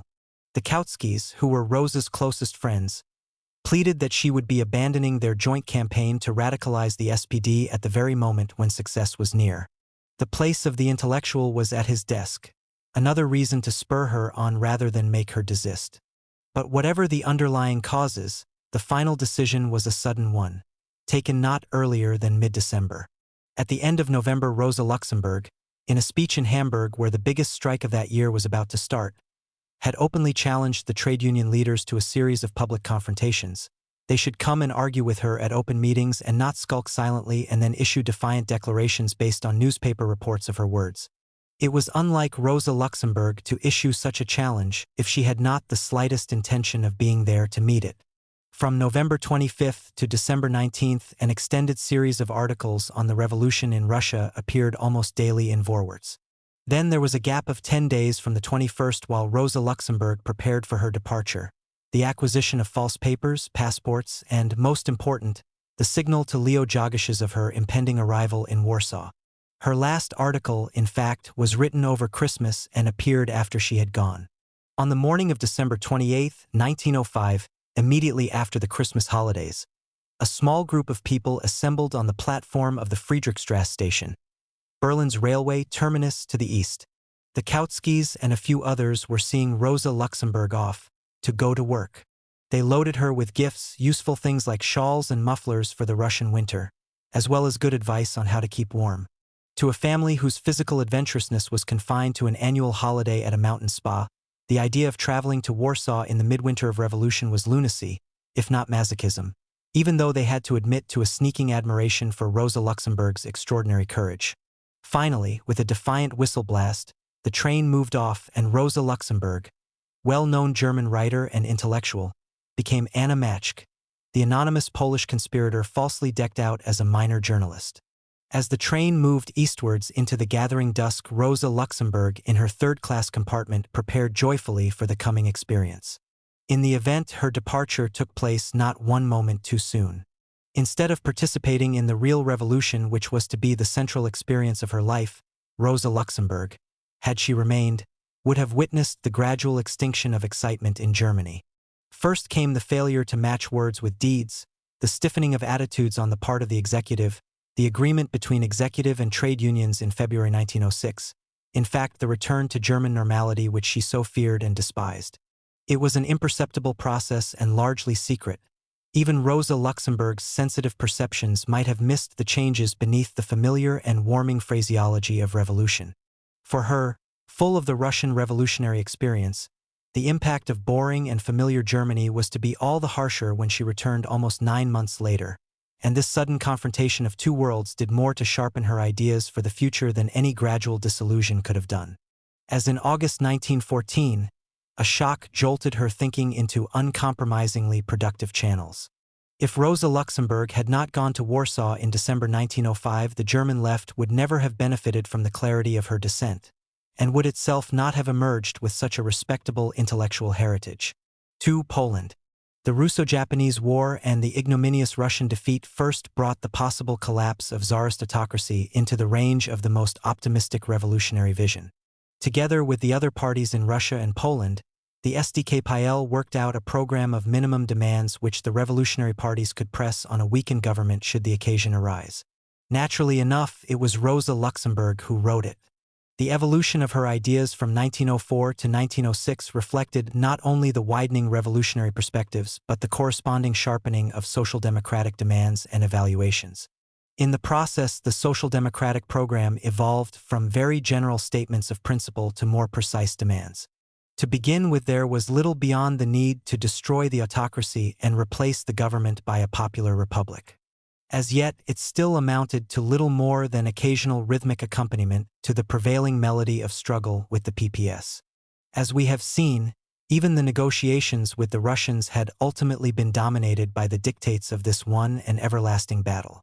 No ideological commitment to Russian unity, no chance of realizing a minimum political program in Poland itself, could overshadow this priority.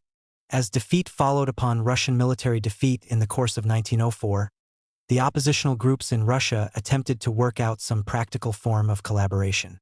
In October 1904, a conference was called in Paris by the representatives of the various revolutionary organizations. Since invitations were issued to all potential allies, including middle-class opponents of Tsarism, the decision to accept or refuse became a critical test of attitudes in socialist ranks. Confrontation with the government took second place to the sharp ideological divisions within the revolutionary camp. The socialist revolutionaries and the PPS accepted the invitation, while the Bund, SDKPL, and RSDRP declined. The PPS gave wide publicity to their participation as evidence of their willingness to collaborate with anyone pledged to weaken Tsarism, and this at once drew a spate of social democratic criticism of such opportunistic kowtowing to bourgeois parties, the mistaken emphasis on terror and bloodshed instead of the mass strike. In the PPS, the influence of Pilsudski and the activists was at its height. They saw their opportunity in the creation of what was to be in effect a second front in the Russo-Japanese conflict, and negotiated with the Japanese for help and assistance to promote a new national Polish uprising. As yet, there were no signs in Russia or Poland of any revolutionary activity with which the SDKPL could oppose the PPS policy of purely national secession. The Polish Social Democrats were on the defensive and confined themselves to reiterating general socialist principles. All this changed dramatically on January 22, 1905. The bloodshed in St. Petersburg and the wildfire response throughout the Russian Empire signaled the outbreak of revolution. The Poles came out 5 days later on January 27 in spontaneous response to the events in Russia and with fully equal fervor. A state of emergency was proclaimed and there were clashes and casualties. But the repression was sporadic and the heightened momentum was maintained for several months. It was a period of extreme confusion. Economic and political demands leapfrogged over each other. Whatever the cause, the articulate dissatisfactions of the middle classes in Russia as well as in Poland found themselves carried along on a heaving base of working-class action. The Social Democrats were in a quandary. They had not predicted such events and were in no sense responsible for them. Yet at the same time the masses had spontaneously come into action precisely in accordance with the most optimistic prognosis of social democratic theory. Moreover, the connection between Poland and Russia had been formally established for all to see. Far from a separate and anti-Russian movement in Poland, the workers of both countries behaved as if no ethnic frontier existed between them. In the first phase of the Russian Revolution, which reached its height in June, all the socialist parties tried to adjust themselves to events, to mesh into the moving wheels of history and to align their policy to the action of the masses as best they could. The influence of the political parties on the development of the events of January and February could hardly be felt. Neither SDKPL nor PPS nor the Bund was ready as yet to direct such great masses in action either politically or organizationally. At that time their political propaganda had barely begun to penetrate the masses and influence the character of their actions. In this first phase, a curious contradiction in party alignment took place. At the bottom, on factory floor or local cell, the often hazy distinction between PPS and SDKPL seemed to lose all meaning in action. Control by the two parties was anyhow negligible and only the disciplined action groups of Pilsudski stood out sharply. This confusion in practice, in spite of all the years of intellectual caterwauling, was to have profound consequences for the PPS. The party was soon forced to choose between the masses and the armed fighters, between joining the Russian Revolution or keeping separate from it. In March 1905, a national conference was called against the wishes of Pilsudski and his friends, and constituted itself as the Seventh Party Congress. A new central committee was elected and Pilsudski lost control over the political direction of the party.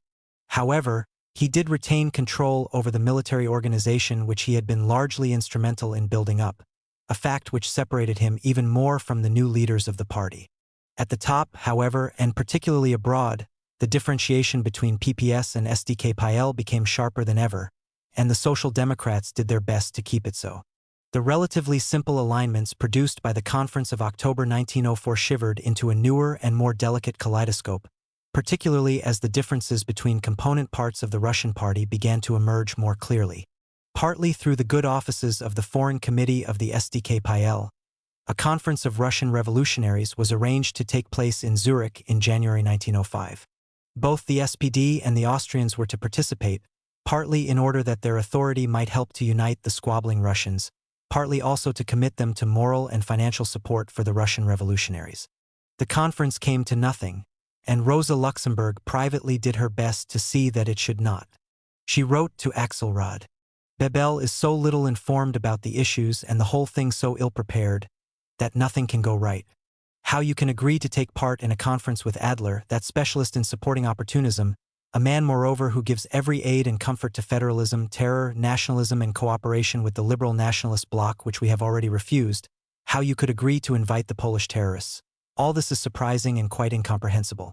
Even though the PPS was not invited, the fact that Adler was to be present came, in her view, to much the same thing. However insistently Rosa might preach Russian unity, she resisted to the utmost every attempt to create a similar unity among the Poles, even though the Germans, guided by a spectator's clear-cut logic, did not always appreciate the subtle difference. Though Rosa Luxemburg was little concerned with the practical problems of the revolution, she was as always the spearhead of her party's intellectual and policy formulations. As she saw it, the overriding need was intellectual clarity. More than ever in this period of real revolutionary activity. If we don't want to forego our advantage, which has been enhanced more than ever as a result of the May general strikes and demonstrations, we must now unleash a veritable shower of publications. Accordingly, she would write, until her eyes fell out with tiredness. The first thing was to put before her Polish readers all that had been written by distinguished authorities on the Polish question, irrespective of whether it was for or against Polish independence. Let the reader choose, helped by a carefully slanted introductory preface. Throughout May, Rosa Luxemburg spent much time and thought on this omnibus work on the Polish question. She considered it a triumph and defended herself energetically against Jagish's criticisms. The preface seems frankly perfect to me, and the radical changes we once wanted to make are, to say the least, quite uncalled for. It is a calm and thorough exposition of many things which will be very useful to the reader, make a decisive impact on him, and act as his guide through the complicated material. The fear that I make too much play of our contradiction of Marx seems groundless. The whole thing should in fact be taken as a triumphant vindication of Marxism. Our clear revision will impress our youngsters all the more. A detailed rehash of the 1895 row with the PPS is, I think, much to the point because the importance of that discussion cannot be exaggerated. You forget that when we first considered the preface, it was precisely our aim to explain to our youngsters how immensely important was the revision of the old Polish tradition in Europe, and to make good the odd fact that for 10 years now we have been arguing fiercely with the PPS in German, French, and Italian, but never in Polish. And now the most important thing of all, the overall effect of the preface, is neither brash nor purely destructive. I am sure it will make an excellent impression on the intelligentsia. Precisely on account of its restrained tone, I managed to avoid a very dangerous trap. A cheap verbal triumph over nationalism which would have repelled the reader like a slap in the face without winning his confidence or persuading his intellect. At one time you too were preoccupied by the same problem. My notes of our conversation 2 years ago recall your words in Russian. We must not seem to fight against independence solely and exclusively. We must not look for a merely verbal triumph. None the less, the entire book is actually a most effective use of the whip. P.S. At worst, any impressions of direct disagreement with Marx could be altered with a little retouching. Who was she writing for? Who were these youngsters and intellectuals? In this revolution, as in Germany 13 years later, clarity of vision and a widening of intellectual horizons were considered functional parts of revolution, as though both the revolutionary mind as well as the revolutionary will were capable of infinite expansion under the pressure of events. The two processes of growth were complementary and interdependent. Without a growing intellectual appetite, the whole moral and self-liberating purpose of revolution was largely destroyed. Mere will was nihilistic. This was an essential part of Rosa Luxemburg's philosophy. Her programmatic writing always had this twofold purpose: the postulate of higher goals both as practical slogans for political action and as internalization of new experiences and wider perceptions. The revolutionary proletariat must not only know what to do but how and why it has to be done. The SDKPL in 1905 gained thousands of new recruits, or at least supporters, people swept freshly into the revolutionary process by events which the party had neither created nor controlled. These newcomers had to be offered intellectual stimulation, all the more brilliant and startling for having to be compressed into such a short space of time. The long, solid German experience had to be predigested. Rosa Luxemburg offered the newcomers not only the new meat and drink of Marxism, but tried to answer in advance the sort of problems that must trouble an emerging class consciousness still befogged by ignorance and prejudice. At the same time, they had to be assured that they were not alone. Instead of building on their national prejudices, Rosa Luxemburg offered them the wider reassurance of solidarity not only with Russians but with their German fellow proletarians. This then was Rosa Luxemburg's answer to the problem that Lenin characterized in more down-to-earth terms. Young strength is required. My advice is simply to shoot those that say there are not enough people. There are many people in Russia, you only have to go wider and be bolder, bolder and wider, and once again bolder if you want to attract the youth. This is a time of war. Break with all the old habits of immobility. But to Lenin, the practical solution was still primarily a matter of organization. Form the youth into hundreds of circles to support Vpered, the main Bolshevik paper. Enlarge the Central Committee threefold, including the youth, form 5 or 10 subcommittees, co-opt each and every honest and energetic person. Give each subcommittee the right to write and edit its replies. No harm is done if they make a mistake. We will gently correct them in Vpered. We have to lay our hands on and send forth with the speed of lightning all those who have genuine revolutionary initiative. A shower of publications meant new publications. Przegląd Socjaldemokratyczny had ceased publication in 1904, and the need to replace it was urgent. A new paper had already appeared that same year in Zurich, Przegląd Robotniczy, and during 1905 its place of issue was transferred to Krakow.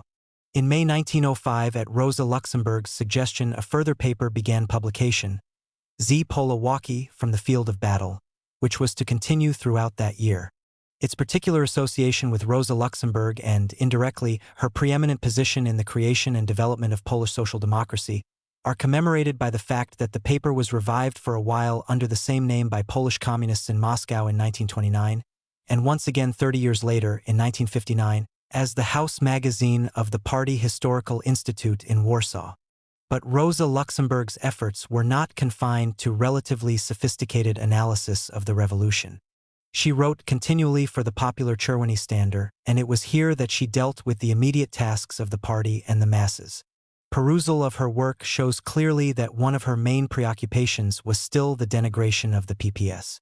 This became all the easier as Pilsudski's fighting squads tried to impose their policy on the party, forcing the new PPS leadership of 1905 either to submit or split the party. Rosa could justifiably claim that her long jeremiad against a nationalism which merely borrowed socialist energy for its own purposes was proving justified. What Pilsudski wanted had nothing to do with socialist revolution at all. It was the expiring nationalist flourish of a dying class. And when the May demonstrations of this year surpassed all previous efforts, Rosa Luxemburg could justifiably be proud of the proletariat's deliberate act of choice, in favor of the party that since 1892 had made the 1st of May its own particular ritual festival. Though she sincerely believed this infighting against competitors for the workers' allegiance to be a vital part of the struggle as a whole, it no longer sufficed on its own. By the summer of 1905, Rosa Luxemburg began to look beyond it into the greater void which no amount of such political small change could really fill. To begin with, she much preferred the stretch of intellectual analysis to whipping up popular articles in Czerwony Standard, and it was her insistence that pressed the creation of Z Polowaki on her comrades. They were closer in Krakow to the events in Russian Poland and to that extent more concerned with the immediacies. I feel as though I were in an enchanted circle. This perpetual current stuff prevents me from getting down to more serious work and seems to have no end, she wrote to Jagoshes on May 25. Sitting far away in Berlin, at the dim end of the party's efforts, she felt that she was ill-equipped for snappy, up-to-date journalism. Today, particularly, I was struck by the complete abnormality of my Polish work. I get an order to write an introductory article about autonomy or about the Constitutional Assembly. Okay. But for that, one has to read the Polish and Russian publications to keep up to date with what is happening in society, to have regular contact with party matters. Otherwise, all you will get from me are pale formulas or schemes. I cannot score bullseyes everywhere, and the times have long gone when you simply reeled off the party's old and set line with a little agitational dressing. Today, every single question comes straight from the front line. To limit this war purely to fighting the PPS in the old manner is an anachronism. If I am to write about autonomy, I have to mention not only the PPS but the National Democrats and the Progressive Nationalists, etc.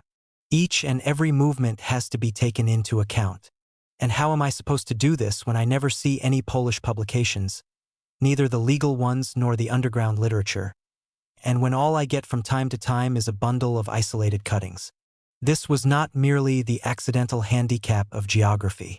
Rosa Luxemburg became obsessed with the idea that she was being deliberately put on ice, that the easy logic which kept her safe and sound in Berlin, post office, letterhead, and contact woman, was part of Jagoshes' deliberate plan to reduce her influence.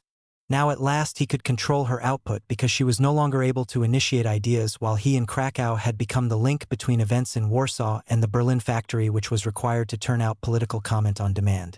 Beneath the impact of this changing relationship there was, as always, the nagging resentment at being kept so far away from the center of events. In the spring of 1905, all the important SDKPL leaders had made their way to Krakow to join Dzierżynski and Hanecki. These two then went clandestinely to Warsaw while Jagoshes, Marchluski, and Warsawski unfurled the banner of the Central Committee in the old and elegant cathedral city. It was left to Rosa Luxemburg in Berlin to pick up the fag end of the work, to represent the party in the International Bureau and to manipulate and influence the Germans. Not that this work was unimportant or easily done. The PPS was always tugging at the elbow of the International, and Rosa, as official representative of the SDKPL, had to see to it that a balance was maintained. There was always the question of money. more important than ever now that the parties were in action. The block grants made by the International to the fighting comrades in Russia and Poland had to be shared out, as well as the special sums that were made available from time to time by the Germans. In February, the SPD gave 10,000 marks, a truly generous sum, to Axelrod for distribution among the various social democratic organizations, and Rosa Luxemburg, who had heard about the gift in advance from Mering and Bebel, immediately wrote off to ensure that the SDKPL got their proper share. Her proposal for division seemed fair. She asked for the same amount as the PPS and the Bund. Nevertheless, the Poles got only 1,500 marks instead of the requested 2,500. In May, Rosa Luxemburg badgered Huysmans, the secretary of the International Bureau, for quick distribution of a further sum, and by unanimous agreement the Poles got an additional 2,558 marks with more to follow, this time a larger sum than the Bund but still the same amount as the PPS. In Germany, her position as expert and advisor on Polish as well as Russian affairs was informal. It needed constant reassertion, particularly at a time when the SPD executive was being pressed to intervene and possibly to arbitrate in the Russian dispute. The atmosphere in Berlin was thick with the din of conflicting advice, and anyone who wanted to be heard had to shout loudly. Sometimes she almost overreached herself, as when she pirated Bebel's letter to all German workers in Russia and used his carefully general and neutral appeal as a distinct legitimation of the SDKPL vis-a-vis its PPS opponents. A coup which, as Adler pointed out to Bebel, was bound to commit the German party in the perpetual Polish guerrilla war. But Bebel did not share Adler's Polish prejudices, or rather, had different prejudices of his own. Whatever he may have thought of Rosa's action in private, he chose to defend her against the PPS's outrageous reaction to his impeccably harmless appeal. Not least on account of Rosa Luxemburg's influence with the SPD authorities. Relations between the leaders of the German and Austrian parties were at that time rather cool. What finally made her sense of isolation and impotence boil over were the Russian events of October 1905. The previous concessions of an advisory Duma, the so-called Bulletin Duma, had been denounced by all the socialist parties in Russia and Poland as a farce, though some of the liberal constitutional opposition had been willing to participate. At the beginning of October, the printers came out on strike in Moscow, and again a wave of general strikes spread throughout the empire. On October 25, the vital railway workers joined in and communications were practically paralyzed. At first, the authorities had tried to play it tough. Instructions were issued to take the sharpest possible measures, including the use of arms. But the strikes merely became more intense, and unexpectedly the Tsar capitulated. He issued his manifesto on October 30th, New Style, promising a constitution and a new, more effective Duma. At the same time, he granted an amnesty for political prisoners and émigrés. Now vital decisions had to be taken quickly. The long, illegal struggle could suddenly come into the open. What should the new tactic be? At the end of November, the SDKPL held a full conference which included not only the leaders in Krakow but also those who were now released from prison, Dzierżynski, arrested in Warsaw during the summer, and even Bronislaw Wesolowski, Marchluski's old friend who had been exiled in Siberia since 1894. The only important person missing was Rosa Luxemburg. She sat in Berlin and chafed while the stream of Russians flowed past her back home to Russia from Switzerland and from France and England, many of them passing directly through Berlin. The revolution had reached a new level of success and excitement in the second half of 1905, and inevitably Rosa Luxemburg's impatience and frustration mounted apace. Though 11 days after the manifesto a state of siege was declared which in practice revoked many of the Tsar's promises, the wave of enthusiasm would not be stemmed. Above all, most of the revolutionaries had at last succeeded in joining their revolution. Finally, there was the purely private element, the link with Jagish's. It was close, but it could never be taken for granted. Rosa's present isolation had its personal penalties too. She had come to Krakow at the end of July 1905 for 4 weeks, against his wishes. His dissuasions were met with the brutal brevity of a telegram, "I am coming to Krakow." And now the chips were down. What could previously, with goodwill and imagination, be explained by the needs of the situation and a necessary division of revolutionary labor between them, was now plainly a deliberate attempt to keep her at a distance. Plain at least to Rosa Luxemburg, if not yet to friends like Adolf Warszawski and his wife. Jagish's peremptory tone, his refusal to explain or even provide information about party activities, was jeopardizing their whole relationship. So much so that Rosa Luxemburg dashed off to see him again in September immediately after the Jena Congress. And to the devil with the exploitation of her German victory. I didn't like the look in your eyes, and I want once more to look straight into them. Still nothing was settled. And after her return to Germany, she renewed her demands for her share of information and consultation. In spite of my work on Vorwärts, I insist on being kept au courant with our work. Don't be childish and don't try to push me out by force from Polish work by depriving me of all information and news. But it was all to no avail. Whatever personal assurances Jogashes may have given her in Krakow, silence punctuated only by curt instructions had become his routine. Rosa Luxemburg wrote bitterly at the end of October in one of her last letters before Jogashes himself went to Warsaw and thus out of any safe postal orbit. I am good enough for scribbling anything and everything but not for the privilege of knowing what goes on. And this is nothing new. There was nothing for it but to throw up her German work and go to Warsaw herself. Even before the amnesty, the SDKPL leadership moved en bloc from Krakow to Warsaw. The opaque curtain round Rosa Luxemburg now shut her off from them completely. When they heard of her intention to come, both Dzierżynski and Warsawski warned her strongly against it. Her German friends tried even harder to retain her. But she ignored the latter, while the suspicious protests of her Polish colleagues served only to make the journey more urgent. All the news from the East indicated that a new confrontation between the government and the revolutionaries was imminent. The last, though neither side realized it yet. The virtual retraction of the manifesto's promises goaded the revolutionaries to a huge new effort. On November 15th, another general strike in St. Petersburg, followed by the arrest of the leaders of the Soviet. In Moscow, preparations for the armed uprising. In Warsaw, too, plans were made for a sharper reply to the government, backed up by arms this time, to turn the latest strike into something more effective. Objectively and subjectively, for revolutionary as much as personal reasons, Rosa Luxemburg knew that she must go now or never. The high excitement of her departure on December 28th almost immediately fizzled out like a damp squib, by courtesy of the railway company. Trains on the direct line to Warsaw were not running owing to the strike, and Rosa Luxemburg had to make a big diversion through Ilovo in East Prussia, whence she reported her first Russian experience. A good meal of schnitzel at the railway restaurant. Next day, however, she smuggled herself aboard a troop train, the only civilian and certainly the only woman. The metaphor of a Trojan horse was not lost on her keen sense of humor. Finally, on Saturday, December 30th, new style, she arrived at her destination, frozen stiff from confinement in an unheated and unlit train which had to proceed at snail's pace for fear of sabotage from the striking railwaymen. The city is practically dead, general strikes, soldiers wherever you go. But the work is going well, and I begin today. Warsaw was under a heavy pall of anxiety. The general strike in St. Petersburg was now known to have failed. The frantic efforts of Parvus to reform the Soviet after the arrest of Trotsky and most of the other leaders, and to call out the transport workers in a renewed strike, were meeting with little response. Similar news came from Moscow, though here the final confrontation had been a bang rather than a whimper. The Bolshevik-controlled Soviet had ordered, indeed attempted, armed uprising in the city. By mid-January, it was clear to the Polish leaders in Warsaw that for the time being the revolutionary drive in Russia had slackened off. No one knew whether this was temporary or permanent, but the Polish leaders saw the present ebb as a reculement which they must use for a further and better leap forward, and as soon as possible. Rosa Luxemburg wrote to the Kautskys on January 2, 1906, new style. To characterize the situation in 2 words, but this is only for your ears.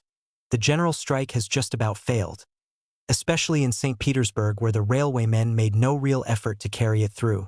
People everywhere are hesitant and waiting. The reason for all this is simply that a mere general strike by itself has ceased to play the role it once did. Now nothing but a general uprising on the streets can bring about a decision, though for this the right moment must be prepared very carefully. The present period of waiting may therefore continue for a while unless some accident, a new manifesto from the Tsar, brings about a stupendous new surge. On the whole, the work and the spirit are good.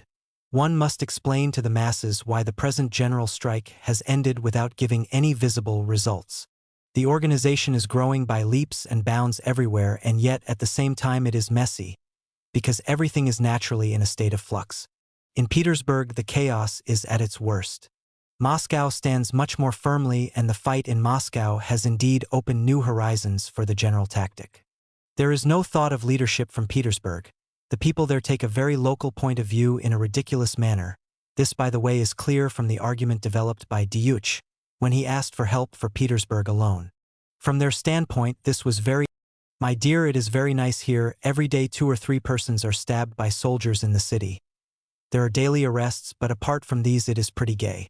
Despite martial law, we are again putting out our daily standard, which is sold on the streets. As soon as martial law is abolished, the legal tribunal will appear again. For the present, the production and printing of the standard has to be carried out in bourgeois presses by force, with revolver in hand. The meetings too will start again as soon as martial law is ended. Then you will hear from me. It is savagely cold, and we travel about exclusively in sledges. Write at once how things are faring in the Vorwärts and whether August Bebel is furious." Uncertainty did not mean hesitation. By now both Polish revolutionary parties had caught up, at least intellectually, with the fullness of revolutionary possibilities. The PPS was splitting ever more visibly down the middle. The dissatisfaction with the military and exclusively anti-Russian efforts of the Pilsudski wing had been reinforced by an open letter from Dasinsky in Krakow in which he called for a clear separation of the Polish struggle from that of the Russian. The latter had failed, the former must be free to succeed on its own. Specifically, Dasinsky opposed the continuous wave of strikes which only ruined the economy of the country without furthering any visible revolutionary ends. The SDKPL had also begun to appreciate the insufficiency of strike movements as such, at least for the purpose of driving the revolution forward. For the moment, the situation is this. On the one hand, it is generally felt that the next phase of the fight must be one of armed rencontres, following the example of the recent events in Moscow. I have learnt much from this, and all of it more encouraging than you can imagine. One may for the moment regard Moscow as a victory rather than a defeat. The entire infantry remained inactive, even the Cossacks. There were only minimal losses on the part of the revolutionaries. The whole of the enormous sacrifices were borne by the bourgeoisie, i.e. the people who had no part in the affair, inasmuch as soldiers simply fired blindly and destroyed private property. Result: the entire bourgeoisie is furious and aroused. Money is being contributed in quantities for arming the workers. Among the leading revolutionaries there was hardly a casualty in Moscow.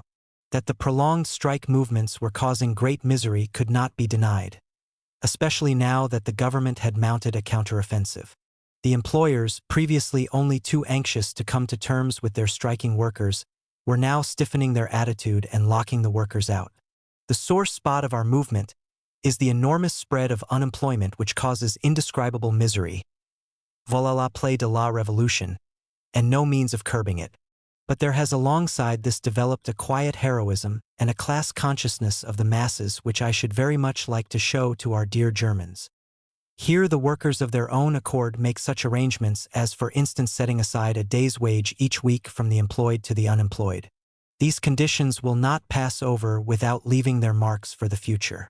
For the present, the work accomplished by the revolution is enormous, deepening the gulf between the classes, sharpening conditions, and clearing up all doubts. And all this is in no way appreciated abroad. People say the struggle has been abandoned, but it has only gone down into the depths of society. At the same time, organization progresses unceasingly. Despite martial law, trade unions are being industriously built up by social democracy. The police are powerless against this mass movement. The theoretical transformation of the mass strike into the next stage of armed uprising was a vital problem which Rosa Luxemburg attacked head-on in her usual manner. The young intellectuals, that postulated readership to which her most important writing was addressed, now expected a dialectical analysis in which the process of mass strikes was meshed accurately and historically into the next stage of armed uprisings. First, Rosa Luxemburg analyzed the 3 general strikes of January, October, and December 1905, each representing a stage of growth and intensification. She defined these stages as follows. In the first phase of the revolution, the army of the revolutionary proletariat assembled its forces and brought together its fighting potential. In the second and third phase, this army achieved freedom for the proletariat and destroyed the power of absolute rule. Now it is a question of removing the last shreds of the Tsarist government. to get rid of the rule of violence which hinders the further development of proletarian freedom. It was very important to differentiate her concept of armed uprising from that of the PPS. The latter's was an act of desperation, the consequence of the totally wrong analysis which claimed that the mass strikes had failed and that the spirited action of a few armed men could be a substitute for the unsuccessful efforts of the whole proletariat. The armed uprising Rosa Luxemburg had in mind, on the contrary, would be carried out precisely by the same participants as those who made the mass strikes, only more of them and more determined. It would be the masses themselves who would call for this action. Dimly, the antithesis masses/leaders emerged for the first time as a justification for venturing on a path which the naturally prudent leadership might otherwise hesitate to follow. In a word, the course of the last strikes has proved not that the revolutionary cause is retreating or weakening, but on the contrary that it is moving forward and growing more intense. Not that the socialist leaders are beginning to lose influence over the masses, but that the masses, as usual at any turning point of the battle, only push the leaders spontaneously to more advanced goals. Lenin put it in very similar terms when he analyzed the extent to which the social democratic leaders measured up to their situation. The proletariat understood the development of the objective circumstances of the struggle, which demanded a transition from strike to uprising, earlier than its leaders. Clearly, Rosa Luxemburg's spontaneity was not autonomous or natural but responsive, the necessary weapon against those leaders, PPS, who were decrying the role of the masses and the value of their action. But how did the armed uprising look in practice? First, it would produce its own peculiar weapons, and not necessarily those of history's conventional armed revolts. These were the typical symptoms of bourgeois revolution. What would decide the issue here was the willingness of the masses to make sacrifices. They had behind them the immense energy of historical necessity and enlightenment, far more effective weapons than mere arms. Moreover, the government was weak and therefore incapable of the kind of repression that might cause a physical bloodbath. In the last resort, armed uprising thus meant not the willingness to shoot but the willingness to be shot at. We need not take this Gandhian paradox too literally. The SDKPL were perfectly conscious of the need for weapons and energetically set about procuring them within their physical and financial means. Rosa Luxemburg's arms and aims were those of the spirit of class consciousness. A detailed course in weapon training and street fighting, whether necessary or not, would never be a subject for her to elaborate. But the one does not automatically contradict the other. The emphasis on intellectual and social weapons was all the more necessary to counteract the philosophical barrenness of Pilsudski's revolutionary technology. In the context of 1906, there was no internal contradiction here, and no substantial difference on this point between the SDKPL and the Bolsheviks. But at the same time, the fork in the revolutionary road can now be perceived. Sooner or later, the specific problem of terror as an intellectual concept would have to be met. While the Bolsheviks took the hurdle easily, Rosa Luxemburg balked, only to bypass the problem with a slightly uneasy silence at the very end of her life. We must, however, distinguish here between two quite different problems. The use of arms and the technical preparations for armed uprisings was something which the SDKPL was quite willing to face, and no doubt Rosa Luxemburg was well aware of this. The institution of terror as a revolutionary concept, legitimized by incorporation into the sacrosanct process of the dialectic called dictatorship of the proletariat, was quite a different matter. However, it was not to arise in this crude form until the October Revolution of 1917. In 1906, Rosa Luxemburg genuinely believed in armed uprising. The fact that bloodshed would result from the first use of weapons by the enemy, that socialist resort to arms was in part defensive, did not alter this, though the defensive aspect was later to be writ rather large during the German Revolution. In public as well as in her letters to the Kautskys, Rosa Luxemburg was firmly committed to this next steep step up the ladder of revolutionary progress. The letters to the Kautskys are not merely casual chat. Rosa Luxemburg, churning out almost daily broadsides for publication, badly felt the need to balance these public effusions with a cool and unbiased private appraisal, without any tactical considerations. We know Rosa's built-in need for this balance in other connections. Previously, it had always been Jagishes who had provided the outlet for her innermost skepticism. Now he was next to her, and it was accordingly the Kautskys who benefited. Yet at the same time, Rosa's skepticism was frequently overborne by the excitement of her own intellectual creation, by the euphoria of real live revolution into which she had plunged as though it were the purifying Ganges. More than that, it was her own party which was having its baptism of fire, the party she had helped to found. And she joyfully contrasted the success of the SDKPIL in its own backyard with the unsatisfactory performance of the distinguished revolutionaries in St. Petersburg. I cannot describe all the details here. The main points are unusual difficulties over the printing, daily arrests, the threat of summary execution for all those taken into custody. 2 of our comrades had this sword of Damocles hanging over them for days. It appears, however, that matters will rest there. Despite everything, the work progresses lustily. Great meetings take place in the factories. Handbills are written and printed almost every day, and the newspaper, Stender, appears almost daily, albeit with sighs and groans. The real picture in St. Petersburg is indescribable chaos within the organization, factional splits despite the attempt at union, and general depression. Let's keep this to ourselves. In any case, do not take it too much to heart. As soon as a new wave of events reaches them, the people there will move with more life. The family feast, the Russian Party Congress, will take place somewhat later than intended. In any case, sincere thanks for the greetings from the old folks, the SPD executive, which I shall transmit in due time. Great expectations and efforts to live up to them. Rosa Luxemburg was writing at a rate which even she, with her enormous capacity for concentration, had never achieved hitherto.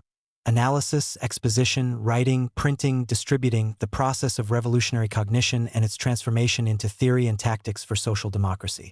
The whirlwind rush of taking the manuscript down to whatever printers could be inveigled or forced into producing it, the surveillance of the printing, the checking, the distribution, and finally once again the mental work of digesting new impressions and ideas from the political process and committing them to paper, all this was preeminently Rosa Luxemburg's task. At the same time, there was the renewed contact with the leadership, the clandestine meetings and discussions, the possibility of clarifying the Central Committee's policy with her own sharply etched views. Above all, the knowledge that at this moment of crisis she was close to the man she loved and admired. No wonder that these few weeks provided the high water mark of her life for many years to come. We do not know how her colleagues first received her. It is possible that Jagishes may have resented her presence and that their cooperation, however fruitful politically, may have been ringed with a sour edge of personal tension. The bacillus which was to lead to the inward death of their relationship a bare 12 months later may have already been at work in their collaboration. But this was not the moment for personal resentments. For the first time, the SDKPIL was at work, in just the circumstances for which it had always prayed, an atmosphere of intellectual clarity and optimism welding together a group of professional revolutionaries long accustomed to each other, men known outside only by their brief and pithy pseudonyms, coming and going mysteriously on their revolutionary business, each one knowing only a part of the whole so that in case of capture the loss would be minimized. And in between all this, the curious interstices of a normal life, at least for Rosa. We often forget that revolutions rarely last 24 hours a day. People sleep and talk and eat. They visit relatives, and Rosa Luxemburg had a family in Warsaw whom she had only met briefly in transit abroad for the last 16 years. They were determined to make the most of her return. Personally, I do not feel quite as well as I should like to. I am physically weak, although this is now improving. I see my brothers and sisters once a week. They complain bitterly about it, but non-possumus. Beneath the superstructure of revolutionary excitement, the mundane necessities and arrangements of life could never be entirely ignored.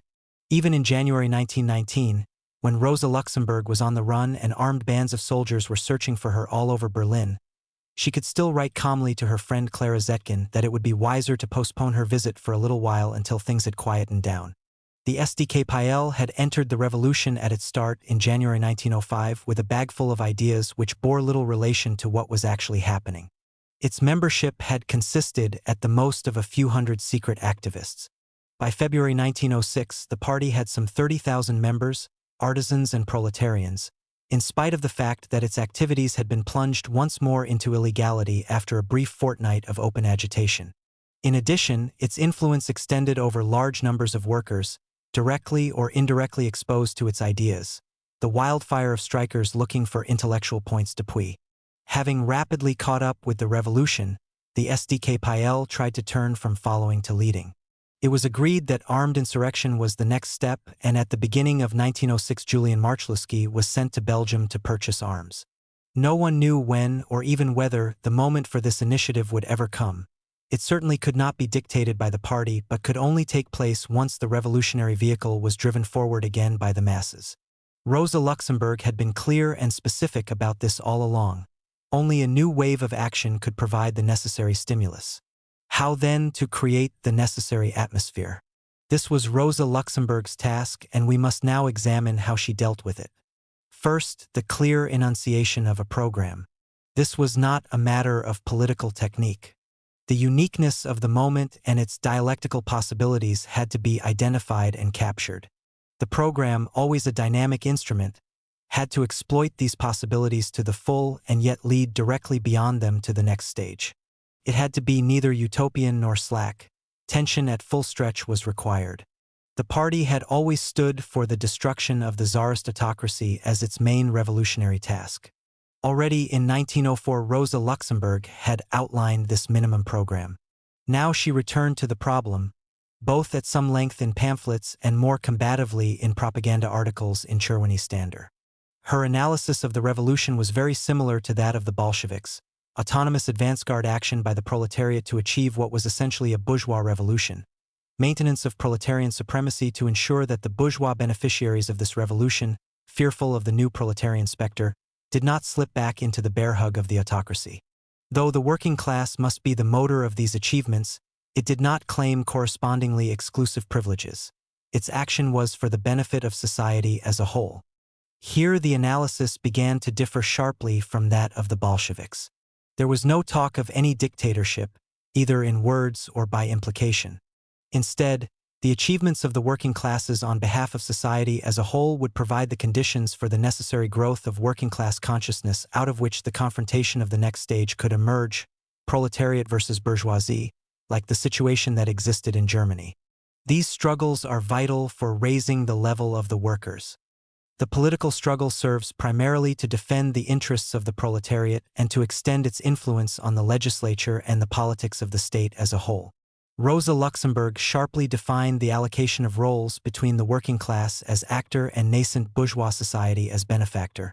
When it is a case of establishing the political order, that is a task for the whole people, but when it is a matter of strangling energetically and boldly the remnants of reaction and safeguarding the aims of revolution, that is the task of the class which is the very soul of the struggle, which has brought political maturity and consciousness to the people as a whole, i.e. the sovereign proletariat. The precise political demand was for a constituent assembly for the whole of Russia. We shall look at her proposals for the relationship between Poland and Russia later, freely elected and with the necessary powers to decide the republican constitution of the state. This constituent assembly would be the new field of battle in which social democracy, the organized and most conscious section of the proletariat, would carry out a struggle on two fronts: the final dispatch of reaction, fighting a rearguard battle, and the preparation for the coming assault on the politically maturing bourgeoisie. Rosa Luxemburg characterized the struggle in three steps. First, the achievement of the Constituent Assembly. Second, forcing the bourgeoisie to remain loyal to the revolution. Third, the workers' provisional government to hold the fort until the democratic constitutional forms emerging from the Constituent Assembly could take effect. Presumably, the workers' provisional government would then be replaced and would resign its temporarily arrogated power into bourgeois republican hands.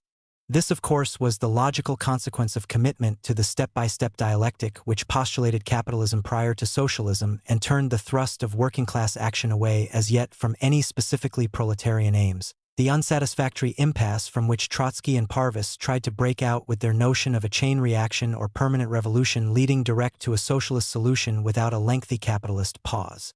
The Constituent Assembly would then give concrete form to the All-Russian Republic which the SDKPL was already demanding as the programmatic minimum. In addition, all nationalities would be emancipated, with the assurance of freedom for their own cultural development, national systems of education, freedom to use their native language, and autonomy for each ethnic region. The elections would be secret, based on universal, equal, and direct suffrage. Towns and villages would be self-governing, and the same electoral prescriptions would apply to urban and rural self-government. Rosa Luxemburg did not allocate any governmental role to Soviets, nor did anyone else, though she was well aware of their significance. These were spontaneous instruments of the struggle but were not to be incorporated into the permanent institutional structure. This conception of Soviets as a means rather than an end still dominated the early thinking of the Spartacusbund in Germany 12 years later, and it was not until the Spartakus leaders had to face the unwelcome demand of the majority of the SPD for a constituent assembly that they allocated a more positive and permanent role to the workers' and soldiers' councils, inspired by a Russian example itself already out of date. The elective principle ran right through the SDK-PIL program, applying to judges as well as officials at all levels. For the rest, the program was the impeccably orthodox application of the rights of man as articulated in the French Revolution. Equality of all before the law, inviolability of the person, freedom of speech, press association and assembly, freedom of conscience, and full emancipation of women. To this were added the fruits of recent socialist discussion in Germany, the abolition of a standing army and the creation of an army of the whole people. That is the best guarantee of a country's peaceful development and the best means of facilitating the final liberation from the yoke of capitalism. From the same source came the demand for compulsory and free education, the abolition of customs tariffs and indirect taxes and their replacement by a progressive tax on income, property, and inheritance, and finally a spread of attractive labor legislation. The influences are clear: the old Russian demand for abolishing the autocracy, the essence of bourgeois legality and equality taken from the classic example of bourgeois revolution in France, and finally the German preoccupation with direct as opposed to indirect taxation and a people's militia, with all the contradictions and difficulties inherent in these demands. Rosa Luxemburg devoted special attention to the problem of autonomy since it was the most touchy subject in Poland and the main point of opposition to the PPS. As we have seen, the old method of lying in wait for the PPS to put forward an idea, and then pouncing with a polemical reply, was no longer good enough. The SDK-PIL had to fill out with flesh and blood the meaning of its much-advertised autonomy. So the Constituent Assembly would be all Russian, and the basic constitutional forms for the new state must be centrally decided by one all-Russian body. But each country is a separate entity, Kolosk within Russia. It has a distinct cultural life and its social-economic forms are different from those of the rest of the country. There would accordingly be a Sejm or National Assembly in Warsaw as well, concerned with those problems which were justifiably and distinctly Polish. Thus the Sejm would deal with all matters affecting schools, courts of law, local government offices, and all matters relating to the national culture. Its authority would be delegated by the Russian center and limited to these specific fields. The big political questions would be settled in Russia, though, of course, the Poles would be represented proportionately in the central government together with all other minorities. The fully federal solution propagated by some liberals, quite apart from any extreme demands for total independence, was a bourgeois trick to forestall adequate working-class representation. By supporting it, the Polish workers would only support their class enemies who played on nationalism as a means of diverting revolutionary energy into safer channels. As Rosa Luxemburg had insisted in 1905, the SDK-PIL had to take issue not only with the PPS, its immediate class competitor, but with the bourgeois parties who had entered the ring of apparent opposition to Tsarism. The most important of these were the National Democrats, and the attack on federalism was in effect a reply to Dmowski's compromise solution of the national question.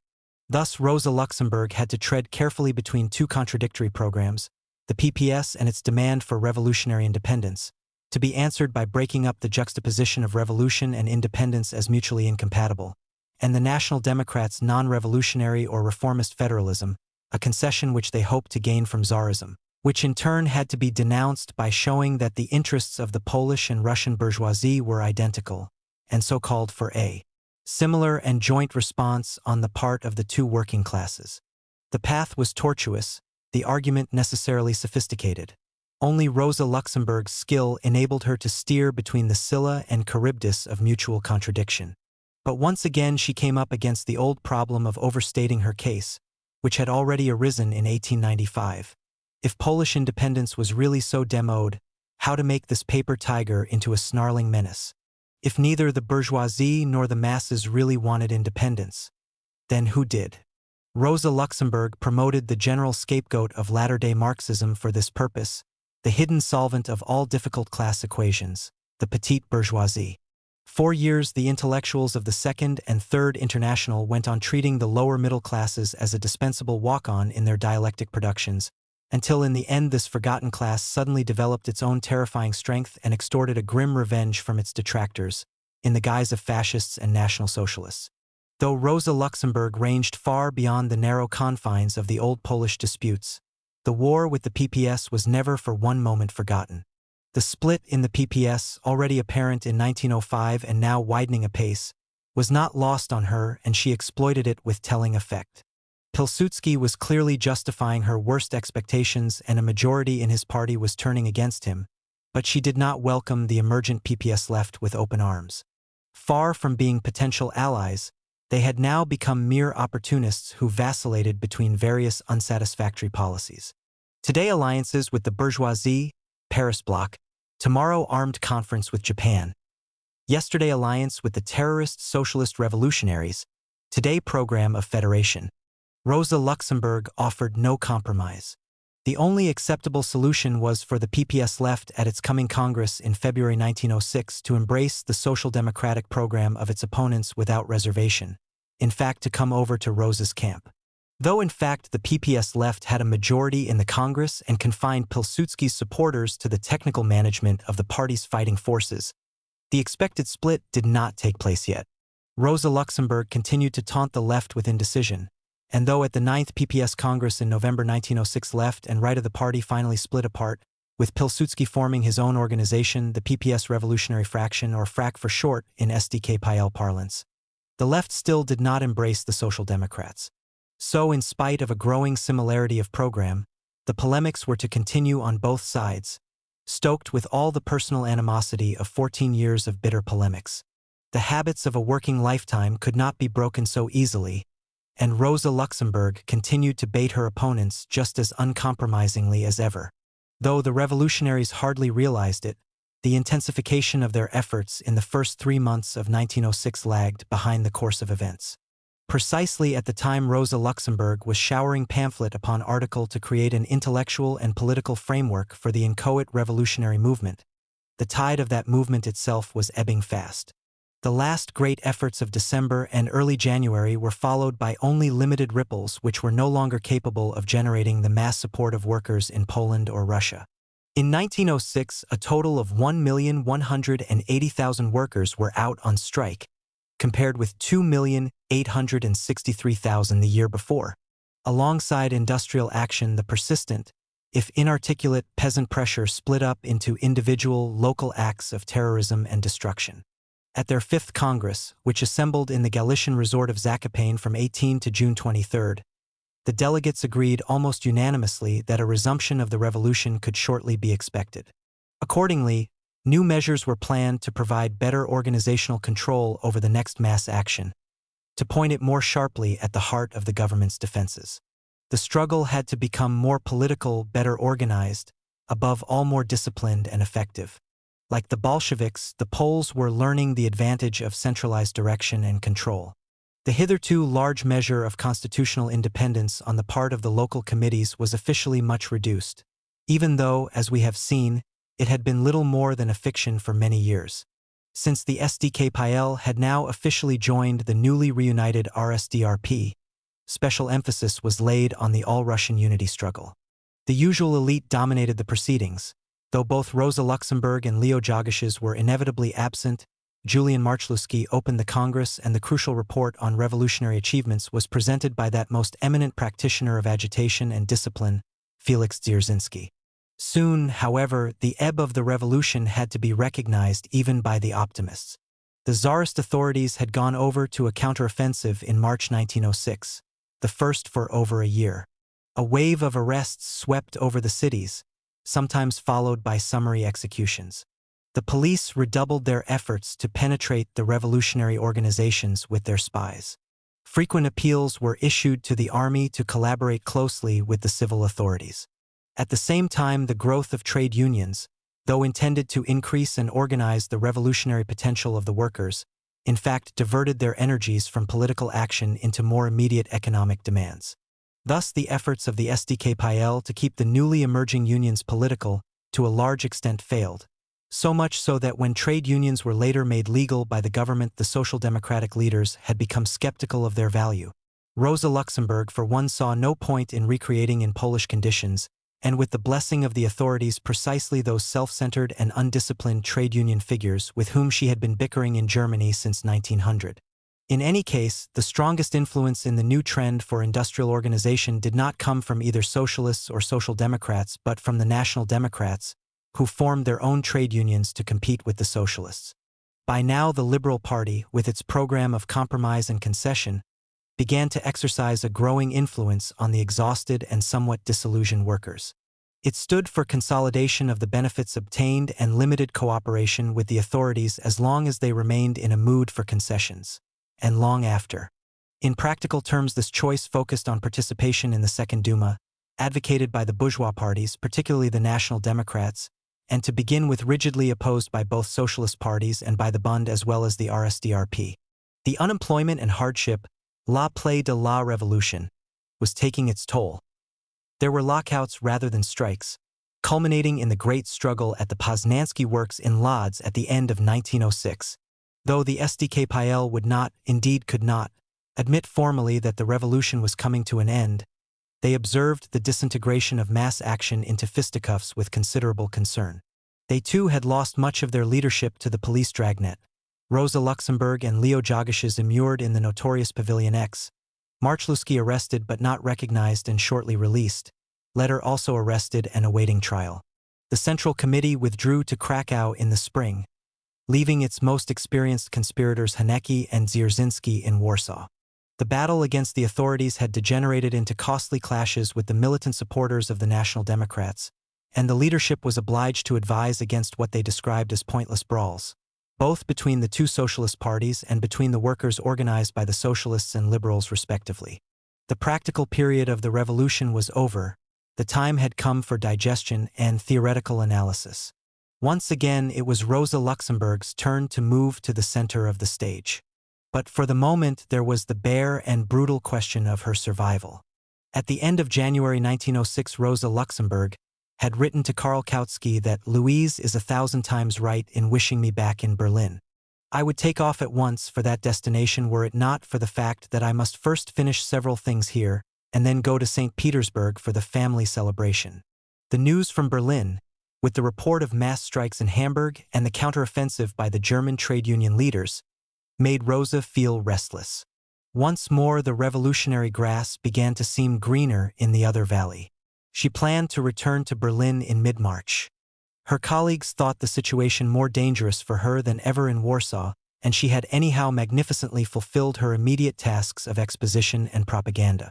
Accordingly, Rosa Luxemburg got her German journalist's pass visaed for her return journey and began to make definite arrangements for departure. But the axe fell too soon. Sunday, March 4th, New Style, was a mild, muggy day which broke the winter with a slushy thaw. A police raid on the house of one Countess Waluska flushed two unexpected lodgers out of bed, German journalists whom the police suspected of being Polish revolutionaries, though they flourished papers with the names of Anna Matschke and Otto Engelmann. It seems that the certainty of Rosa Luxemburg's presence in Warsaw had finally been obtained by press reports from Germany. The right-wing papers carried denunciatory stories about Russian revolutionaries in Germany at the time. The two, man and woman, were hauled off to the town hall loudly maintaining aliases and innocence. Armed with definite suspicions, the police raided the home of Rosa's sister and soon uncovered photographs. Pretense was no longer possible. Jogashes did better. His alias was broken only at the beginning of June, again perhaps through identification from Germany. The German government certainly did everything possible to collaborate with the Russian police. Rosa Luxemburg accepted her lot with fatalistic irony. This way we'll have to do just as well. I do hope you won't take it too much to heart. Long live the Re, and everything connected with it. In some respects, I even prefer sitting here to arguing with my German trade union opponent Pius. They caught me in a pretty undignified position, but let us forget about that. Here I am sitting in the town hall where politicals, ordinary criminals and lunatics are all crowded together. My cell is a veritable jewel. With its present ornaments, an ordinary single cell for one person in normal times, it now contains 14 guests, fortunately all of them political cases. I am told that these are really conditions approaching paradise, for at one time 60 people sat together in one cell and slept in shifts. We are all sleeping like kings on boards on top of each other, next to each other, packed like herrings, but we manage nicely, except for the extra music provided. For instance, yesterday we got a new colleague, a mad Jewess, who kept us breathless for 24 hours with her lamentations, and who made a number of politicals break out into hysterical sobs.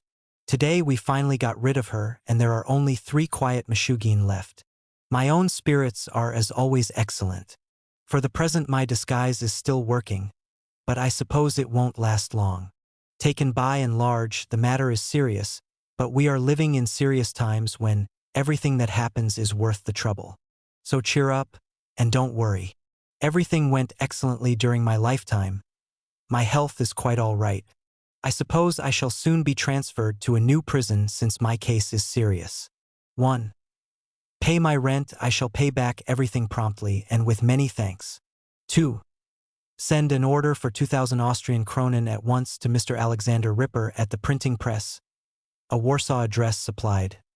Giving as sender her Adam Penzichowski. Leave all further possible demands from that quarter unheeded. 4. Pay out no money apart from this without an order from me, unless perhaps upon demand by Karski Marchluski. Otherwise not. Dear Karl, for the time being you must take over the representation of the social democracy of Poland and Lithuania in the International Bureau. Send them official word to this effect. Eventually travel to meetings will be refunded. News of my arrest must not be published until the complete unveiling, the breaking of Rosa's alias. After that, however, I will let you know when. Make a noise so that the people here will get a scare. I must close. 12 kisses and greetings. Write me direct to my address. Frau Anna Matschk, Town Hall Jail, Warsaw. Remember I am here as an associate editor of Neue Zeit. But of course write carefully. Whatever fate might await her, there were practical details to attend to both for the party and for herself. Only in such moments of stress did Rosa tackle her financial problems with calm efficiency. Conditions in the Warsaw jails were truly chaotic. Each police razzia brought in more prisoners to the already overcrowded jails, and the task of identification and questioning was at first carried out haphazardly. The whole thing was run in the classic Tsarist tradition, brutality combined with inefficiency. After a few days Rosa was moved from the town hall to Pawjak prison, and then on April 11th to the notorious Pavilion X of the Warsaw Citadel outside the city on the banks of the Vistula. This was the fortress for dangerous political criminals, the place where the nationalist revolutionaries of 1863 and the first members of proletariat, all major public enemies, had at one time been incarcerated. The government saw little point in sophisticated distinctions between revolutionary opponents. Soon Rosa's family obtained permission to visit her, and found their sister encased in a real cage consisting of 2 layers of wire mesh, or rather a small cage that stands freely inside a larger one, so that the prisoner can only look at visitors through this double trellis work. Rosa Luxemburg recalled the scene many years later, when she was trying to cheer up the wife of another convict, Karl Liebknecht. It was just at the end of a 6-day hunger strike in prison, and I was so weak that the commanding officer of the fortress had more or less to carry me into the visitor's room. I had to hold on with both hands to the wires of the cage, and this must certainly have strengthened the resemblance to a wild beast in a zoo. The cage was standing in a rather dark corner of the room, and my brother pressed his face against the wires. "Where are you?" he kept asking, continually wiping away the tears that clouded his spectacles. Her family naturally set to work at once to get her out. Their first suggestion was an appeal for clemency to Count Witt, the Russian premier. This Rosa refused out of hand. The next problem was the establishment of her German nationality. This had to be proved and not merely asserted. There were agonized letters to Berlin and endless but inevitable delays in reply. Her family intended to couple this with an appeal to the German consul for intervention on her behalf, which Rosa Luxemburg again resisted. But they approached the German authorities regardless.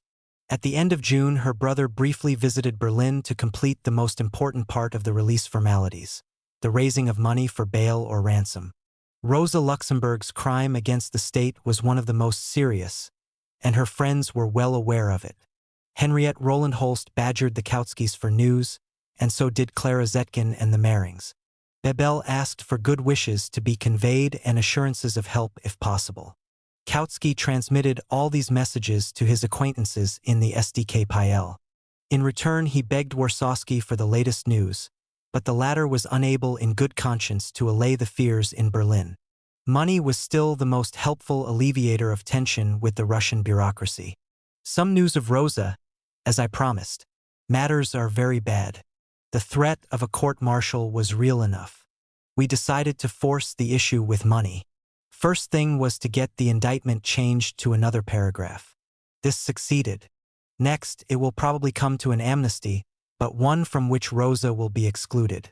We are doing our best to get things moving, so that only those paragraphs are listed in the indictment which would not exclude Rosa from an amnesty. Perhaps tomorrow or the day after tomorrow I may be in a position to send better news.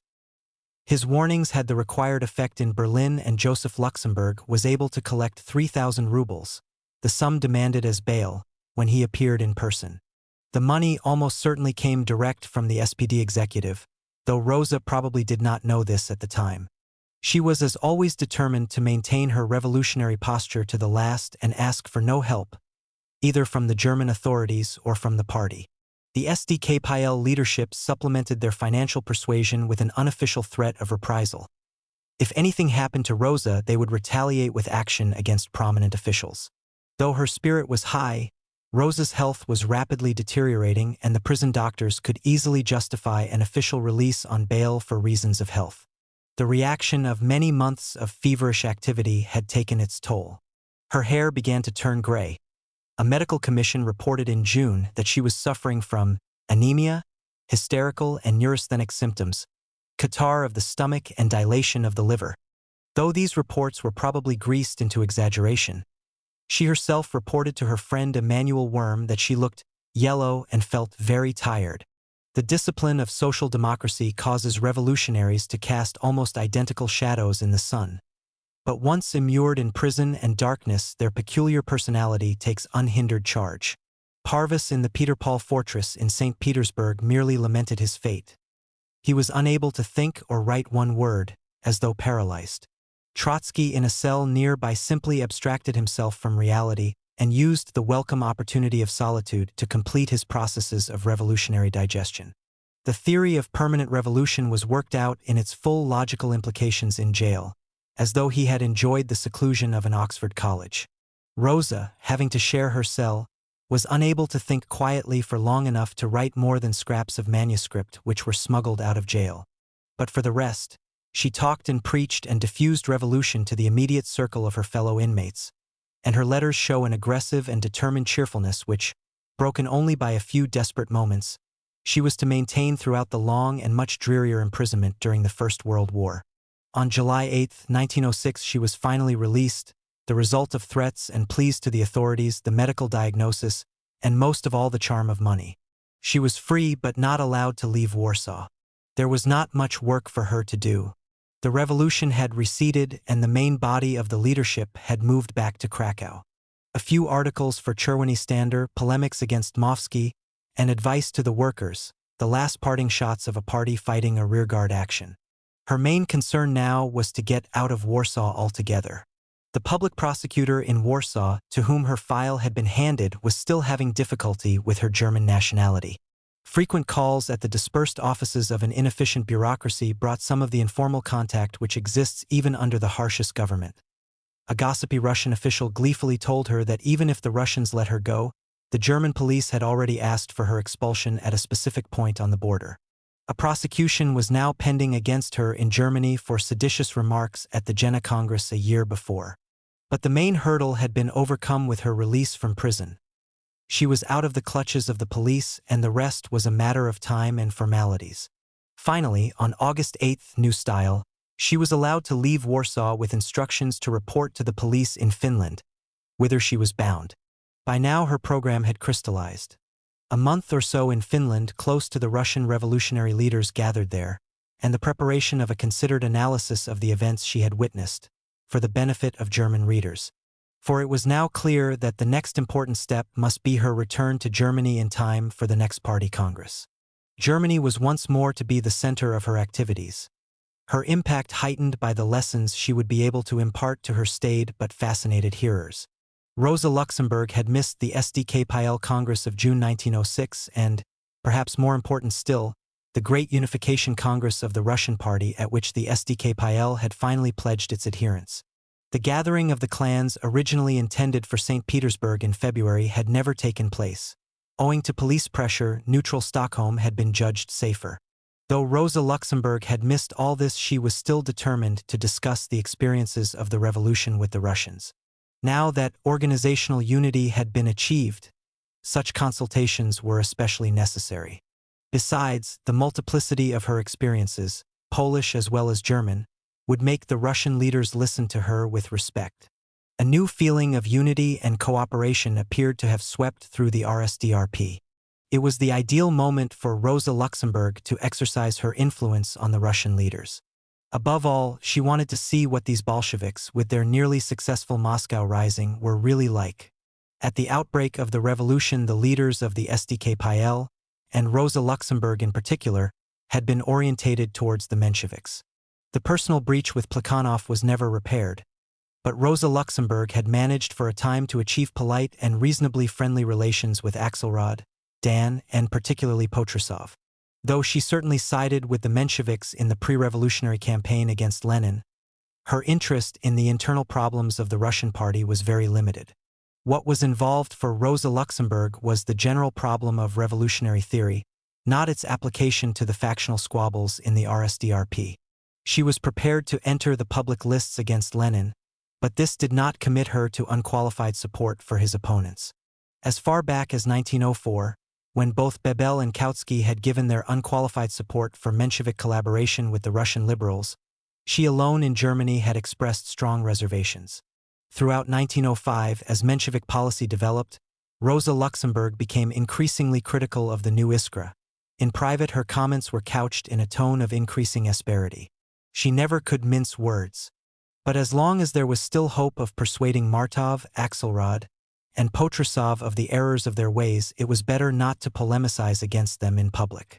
I am all for not making it excessively difficult for them to come over to us by too sharp a polemic, merely for the sake of words. I would rather try and get their agreement for the wording of the resolution. In general, the Poles saw the Mensheviks as potential collaborators, but not as automatic allies. Above all, Rosa Luxemburg was determined not to be drawn into the whirlpool of Russian party squabbles, and tried to prevent Kautsky and other prominent Germans from becoming involved. Whenever she was called upon, and even when she was not, she advised caution and diffidence towards the emissaries of both Russian camps, who were now beginning to solicit Berlin for sympathy and particularly for material help. She warned the SPD against placing too much credence on the boastful assertions of each of the Russian factions that they alone represented the party as a whole. When the Bolsheviks held a conference at Tammerfors in Finland and claimed the authority of a full party congress, she warned the Germans that the conference resolutions should not be republished in Germany at their face value. If anything, Rosa Luxemburg was anti-Lenin rather than pro-Menshevik. Her criticism of the Mensheviks certainly did not make the Bolsheviks any more attractive. Bolshinstvo, as it was known in the Polish party, was still a synonym for narrowness, obstinacy, and unreason. Any trace of it in Polish attitudes was to be deplored and eradicated. When Rosa Luxemburg reached Warsaw and discussed the December events in both St. Petersburg and Moscow with her colleagues, she found quite a different attitude. Criticism of the regrettable tendency to overrate Russian liberalism, which had already caused some minor if sharp squabbles with the Mensheviks in 1905, now turned into something close to condemnation of Menshevik pusillanimity in St. Petersburg and corresponding admiration for the Bolshevik Soviet in Moscow. Things looked quite different in Warsaw than in Berlin. The reports of Menshevik activity in St. Petersburg supplied by Leo Deutsch Dyck on recent visits to the German capital were now characterized as distinctly fishy. The Mensheviks had nothing further to offer on the subject of general strikes. Parvis's final efforts in St. Petersburg had failed lamentably, due, by his own admission, to his errors and inexperience. The Bolsheviks had at least attempted armed insurrection, and the Polish Social Democrats also committed themselves to this essential next stage. Rosa Luxemburg purveyed the December events in Moscow to Polish readers with sympathy and enthusiasm. More significantly, the Poles accepted the Bolshevik version of events in both Moscow and St. Petersburg supplied by Lenin's emissary who passed through Warsaw on his way to Berlin. According to Rosa Luxemburg's information, the Petersburg Social Democrats had voted to participate in the Duma elections, which was further evidence of feeble-minded direction. And that is the result of the victory of the Iskra faction over the Lenin faction, of which they are very proud. Unfortunately, I could not get to Petersburg in time. Otherwise, I would have soured their victory for them. We cannot be a party to such nonsense. Why this rapid change? It was clearly not a spontaneous assessment on the part of Rosa Luxemburg, but an aversion acquired from her colleagues. By the beginning of 1906, both Bolsheviks and Mensheviks had worked out their version of revolutionary strategy. Lenin with his slogan of democratic dictatorship of proletariat and peasantry, the Mensheviks with their more orthodox support for a bourgeois revolution. Lenin particularly had given much thought to immediate tactics, and in one of his most clear-cut articles had contrasted his own prescription with that of his opponents. The Poles largely agreed with the Bolsheviks, though they themselves did not work out a slogan of their own in reply until 1908. The main difference between Bolsheviks and Mensheviks was largely over the function of the proletariat in the current revolution, which, both sides were agreed, could only reach the limits of a bourgeois democratic one. Plekhanov allocated the proletariat a secondary, supporting role to the bourgeoisie, who at the present state of history must still be the main spearhead of attack against the feudal remnants of absolutism. For Lenin and Rosa Luxemburg, on the contrary, the proletariat would, indeed must, be the prime mover in the creation of a bourgeois capitalist society, liberal democracy within which the proletariat could then go on to develop its anti-capitalist struggle. Here the dialectic, at least the modern interpretation of it, came up with one of its neatest, most striking paradoxes. The proletariat must fight for its own direct class enemy, the bourgeoisie, must fight to bring the latter to objective ascendancy, but at the same time retain the positions of power gained by its role as revolutionary vanguard. We have already seen the same problem reflected in Rosa Luxemburg's Polish writing. But what was at issue here was not, in the last resort, a question of sophisticated Marxist interpretation.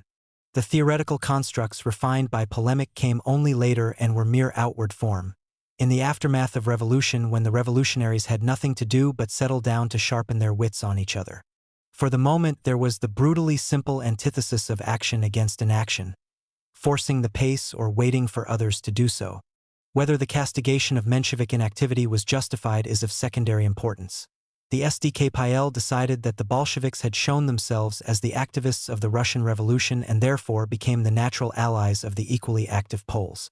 At the Fourth, or Unity, Congress of the RSDRP in Stockholm in April 1906, the Bolsheviks unrolled the red carpet for the Poles. They in return helped the Bolsheviks to obtain a majority on several important matters before the Congress. Representatives of the SDKPIL, as the only Poles admitted to the Congress, now joined the Central Committee of the Russian Party. Informally, a curious parallelogram now came into being. On one side SDKPIL and Bolsheviks, on the other Mensheviks and PPS left, though the latter were outside the Russian movement. This alignment, at first the incidental product of similar attitudes and programs, was soon reinforced by more specific support. Beneath the formal appearance of unity, both Russian factions retained their separate existence and organization, especially the Bolsheviks. Both looked for allies, and the two sets of Poles, too, were keen to have formal Russian support for their unceasing polemics against each other. But this was yet to come. For Rosa Luxemburg and her colleagues, one of the most important achievements of the revolution in the year 1906 was the formal embodiment of party unity at the Russian Congress. A unity which they would fight hard to maintain in the coming years, and which in the last resort was even more important to them than any alliance with the Bolsheviks. Rosa arrived in the second week of August. The revolutionary leaders had established themselves at Kwakala, in the comparative safety of Finland but within easy reach of St. Petersburg. Here Rosa Luxemburg joined them. Their life followed a curious routine: stealthy visits to the capital during the day, and then, after the evening, return to quiet Kwakala, the long, smoke-shrouded sessions into the early hours. St. Petersburg made a disagreeable impact on Rosa Luxemburg. The general impression of confusion, of disorganization, above all a lack of clarity in their ideas and tactics, has completely disgusted me. By God! The revolution is great and strong as long as the Social Democrats don't smash it up. This was still the Menshevik hangover. Rosa Luxemburg was kinder to individuals than to the principles for which they stood. She visited Axelrod and Vera Zasulik, who were at liberty, and Fatty Parvis as well as Fishy Deutsch who were not. Parvis had been in jail since April 3rd, and now both awaited their transport to Siberia at any moment. They were delighted to see her, and Rosa could report that both are in good spirits and health, though Fatty has lost weight. Matrimonial as well as political troubles were buzzing round his head. The second Mrs. Helphand had appeared in Warsaw a day after Rosa had left, a destitute refugee from the pogroms in Odessa. The other one, wife number 3, is here in St. Petersburg, but I haven't visited her. In addition, Rosa knew that Parvis's ex-partner Julian Marchluski was still breathing fire and slaughter for his having left him and their bankrupt publishing venture at the mercy of the insistent Munich creditors. Perhaps she really was able, as he later claimed, to reassure Parvis that all the outstanding debts had now at last been paid. Personal visits apart, Rosa Luxemburg spent most of her time with Lenin and his immediate Bolshevik circle. She had met him personally only once before, during 1901 in Munich, through the good offices of Parvis, who, in the early halcyon days of Iskra, had been the only contact with German Social Democrats which Russian conspiratorial caution had permitted. Now at last, after polemics and dislike at a distance, they got to know each other well.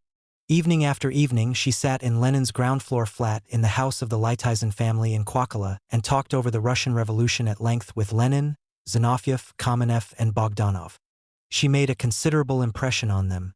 The first Marxist who was able to evaluate the Russian Revolution correctly and as a whole.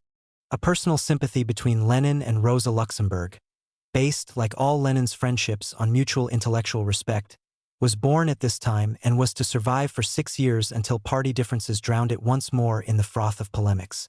Even then, a spark of personal sympathy always survived the renewed hostilities. Though Lenin fell out completely with Leo Jagish's and necessarily included Rosa Luxemburg in his onslaught on the old Polish leadership, he never went for her personally as he did in the case of Jagish's, while she in turn deliberately abstained from any public reply to his attacks. Fascinating though they were, these discussions were secondary to Rosa Luxemburg's main purpose in Finland. The Hamburg provincial organization of the SPD had commissioned her to write a pamphlet on the Russian Revolution in general and the mass strike in particular. This was to serve as a text for the forthcoming SPD Congress at Mannheim, at which Rosa Luxemburg planned to make her dramatic reappearance in the German party. It was also to be Rosa's considered verdict on the great events of the past year. Most of her time in Finland was devoted to this work. She stayed in the country house or dacha of a woman painter and party comrade called Kava Zaroudny, close to but not immersed in the endless Russian discussions and their meetings and committees, a little haven of peace and quiet all to herself and highly conducive to intellectual activity. As she was still under police surveillance, Rosa Luxemburg used the name of Felicia Budilovic, and it took her German friends some time to understand that the well-known Rosa Luxemburg and the mysterious Felicia Budilovic were one and the same person. With her interest focused more and more on the coming return to Germany, she pressed the Kautskys for copies of the most important German newspapers, to help her research and to make her familiar once more with the scent of German circumstances. What she read failed to please her, naturally enough, but all the same she was bursting to get back into the familiar fray. The system of total and secret comparting of her 2 revolutionary lives came into operation once more. No one in Germany must know anything of her contacts with the Russians in Finland, and the latter were probably unaware that she was increasingly orientated towards Germany once more. Her health was rapidly recovering, and with it her usual state of mind returned, an increasing impatience to be back at work. She was impatient also to get news of the impending prosecution against her. She had no wish to be put behind bars preventatively. As soon as the tip of my nose smells Royal Prussian liberty, as you know with me the nose always projects before anything else. But it was difficult for her friends to give her the required assistance. The case was still pending, and the public prosecutor, undisturbed by her thirst for knowledge, was still considering proceedings against Bebel as well as Rosa Luxemburg. By the end of August she was mentally back in Germany already, and longing to make the physical journey as well. Interlaced with the instructions to Kautsky about Polish party funds. During Rosa Luxemburg's absence he was the acting outpost of the SDKPL in Berlin and had control of the bank account, were the renewed and niggling preoccupations with rent and tradesmen's bills, the symptoms that normal life was about to be resumed. As usual, Rosa's financial affairs were precarious as well as messy.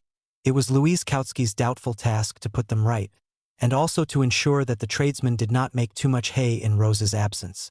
Rosa's political comments, too, focused more and more on Germany. She always preferred brisk arrivals to solemn farewells. She did not like attending autopsies on the immediate past.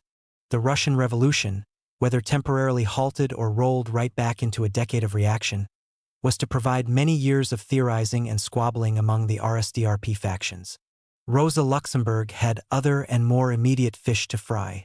In her conception, the German movement still predominated. Galvanized by recent Russian experience, the SPD must now be made to capitalize all the more on its unique situation. The battle would thus be transferred to the most vital sector of the Second International, always providing that the lessons of the Russian Revolution as experienced and interpreted by Rosa Luxemburg could be absorbed in Germany. This was how she conceived her next task, and how she outlined it to her new Russian friends. The real value of the Russian Revolution was the application of its lessons to the West, particularly Germany. One wonders what Lenin's comments were. The prospects she was leaving behind in Russia seemed politically bleak. Even Warsaw was better than St. Petersburg, where no one in the street seems to be aware of the fact that there is such a thing as a revolution anymore. But though she might claim to itch to get back to Warsaw, the pull was personal rather than political, and in any case such a journey was out of the question. Her family had reported that police were everywhere. Friends and relations were in real danger of their lives at every step. The fate of her fellow prisoners was a solemn warning. Some of them were dealt with by administrative decree, but Jagish's for one was to be put on trial. It had taken months to establish his identity, but once the police had broken his alias, in spite of Rosa's efforts to help preserve it with German affidavits, he had to face not only charges of plotting to overthrow by armed violence the monarchical form of government as laid down in the Constitution, but even the ironical addition of trying to obtain the independence of Poland. The military command of the Warsaw District was not interested in fine distinctions between different types of revolutionaries. His trial eventually took place in January 1907. The indictment covered Rosa Luxemburg as well, though of course she refused to appear in person. Jagish's refused to plead or even to speak. He remained contemptuously silent throughout the 3-day trial. He was convicted of high treason as well as military desertion. Like thousands of other émigrés of every political complexion, he had evaded military service in 1891 by going abroad. The sentence was harsh: 8 years hard labor in Siberia and lifelong enforced residence there. But like Parvis and Trotsky, he escaped, actually just before the departure of his transport. An escape which Haneke had helped to organize by bribing a policeman. By this time Rosa Luxemburg had been back in Germany for some months. But whatever relief she must have felt at Jagish's safe return to Germany in April 1907 was now overshadowed by the personal break between them. Their relationship was never to be fully restored. So the consequences of the Russian Revolution for Rosa Luxemburg proved to be poignantly personal as well. In her private life, as much as in politics, there could never be any half measures. Once her mind or her heart had been closed, no amount of pressure or pleading could open it again. Rosa Luxemburg left Kwakala on September 14, 1906. There was still no certainty about her own situation in Germany, whether the Prussian police would meet her off the boat with a warrant for her arrest. Now she no longer cared. To hell with ever-cautious lawyers who advised her to await the endless procrastinations of the imperial judiciary. The people in Hamburg urged her to stay for a few days in order to look through the proofs of her manuscript which she had sent them 2 weeks earlier. Her reading of the German press in recent weeks had already produced a welcome sense of combat. Its mealy-mouthed tone made her feel ill at Plevna, like the Tsar at the prospect of the Turks. A sure sign that Rosa Luxemburg was fighting fit once more. For her no question of further rest, no slow and complicated theoretical regurgitation of experience. The next and important phase of her work already beckoned impatiently: the German Party Congress. Clara Zetkin had begged her to come to the Rhenish Music Festival at Mannheim. "You bet I will be there," Rosa sang in reply. The full impact of the Russian Revolution on Rosa Luxemburg's ideas and actions was not to become apparent for some time. Her immediate contribution to the events of the moment was important enough. We have seen how she tried to systematize her views and those of her party and disseminate them as far afield as possible. These were twin functions. On the one hand, the use of programmatic stimuli to keep up the revolutionary urge and channel it correctly, away from nationalism and putches. On the other, the spread of revolutionary knowledge and wisdom to the different sections of participants, from intellectuals to striking workers. Rosa Luxemburg held these to be her two most important revolutionary weapons, and both were inextricably connected with mass action. In this respect, her coverage was much the same as Lenin's and that of the other Russian revolutionaries. If one compares the subject matter of her Polish writing with that of Lenin, they prove remarkably contiguous. It is clear that they both come from the same intellectual stable, with one major exception, however. Unlike Lenin, she made no original contributions to the tactics or methods of revolution. Lenin swept the experiences of 1905 to 1906 into a strongly stressed and pointed profile of future revolution in which an important place was assigned to the revolutionary peasantry. At the same time, he reiterated his organizational doctrine more firmly than ever. Trotsky produced his theory of interacting or permanent revolution.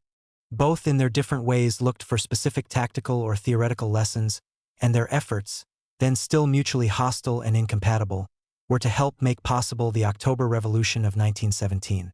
Rosa Luxemburg, however much she may have systematized both her party's program and tactics, did not produce anything that could be adopted for use.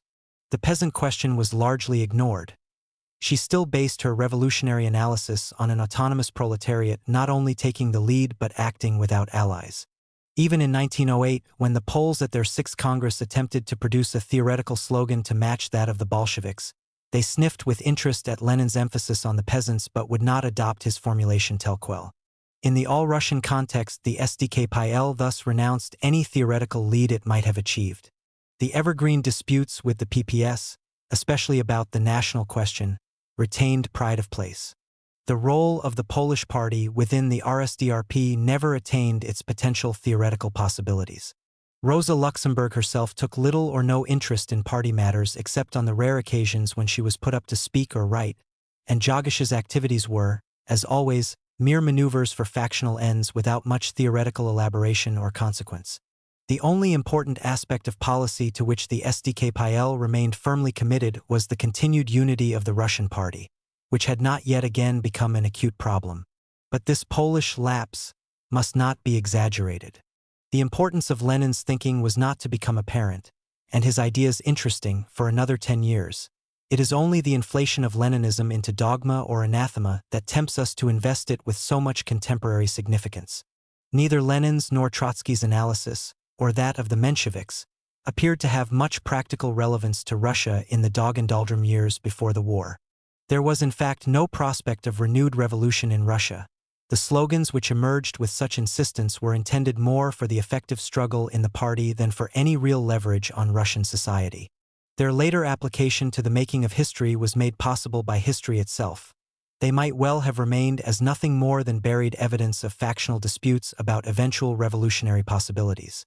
But when in 1917 history unveiled the moment, no contribution from Rosa Luxemburg was available. Nonetheless, the Russian Revolution was the central experience of her life, and she turned it to brilliant account in another field. Her anxiety to return to Germany was not mere nervous instability, a search for better pastures beyond the next fence. The vague dissatisfactions with German party policy, previously felt but not fully analyzed, were now to be converted into a definite doctrine by the Russian experience. First, she tried to sell it to the German leadership, then to the party as a whole. Finally, she set up in opposition to the entire SPD establishment and plugged her lesson from her small base year in and year out to all who cared to listen. Significantly, many of her main allies were those who had shared the Russian experience, Marchluski and the unacknowledged Radek.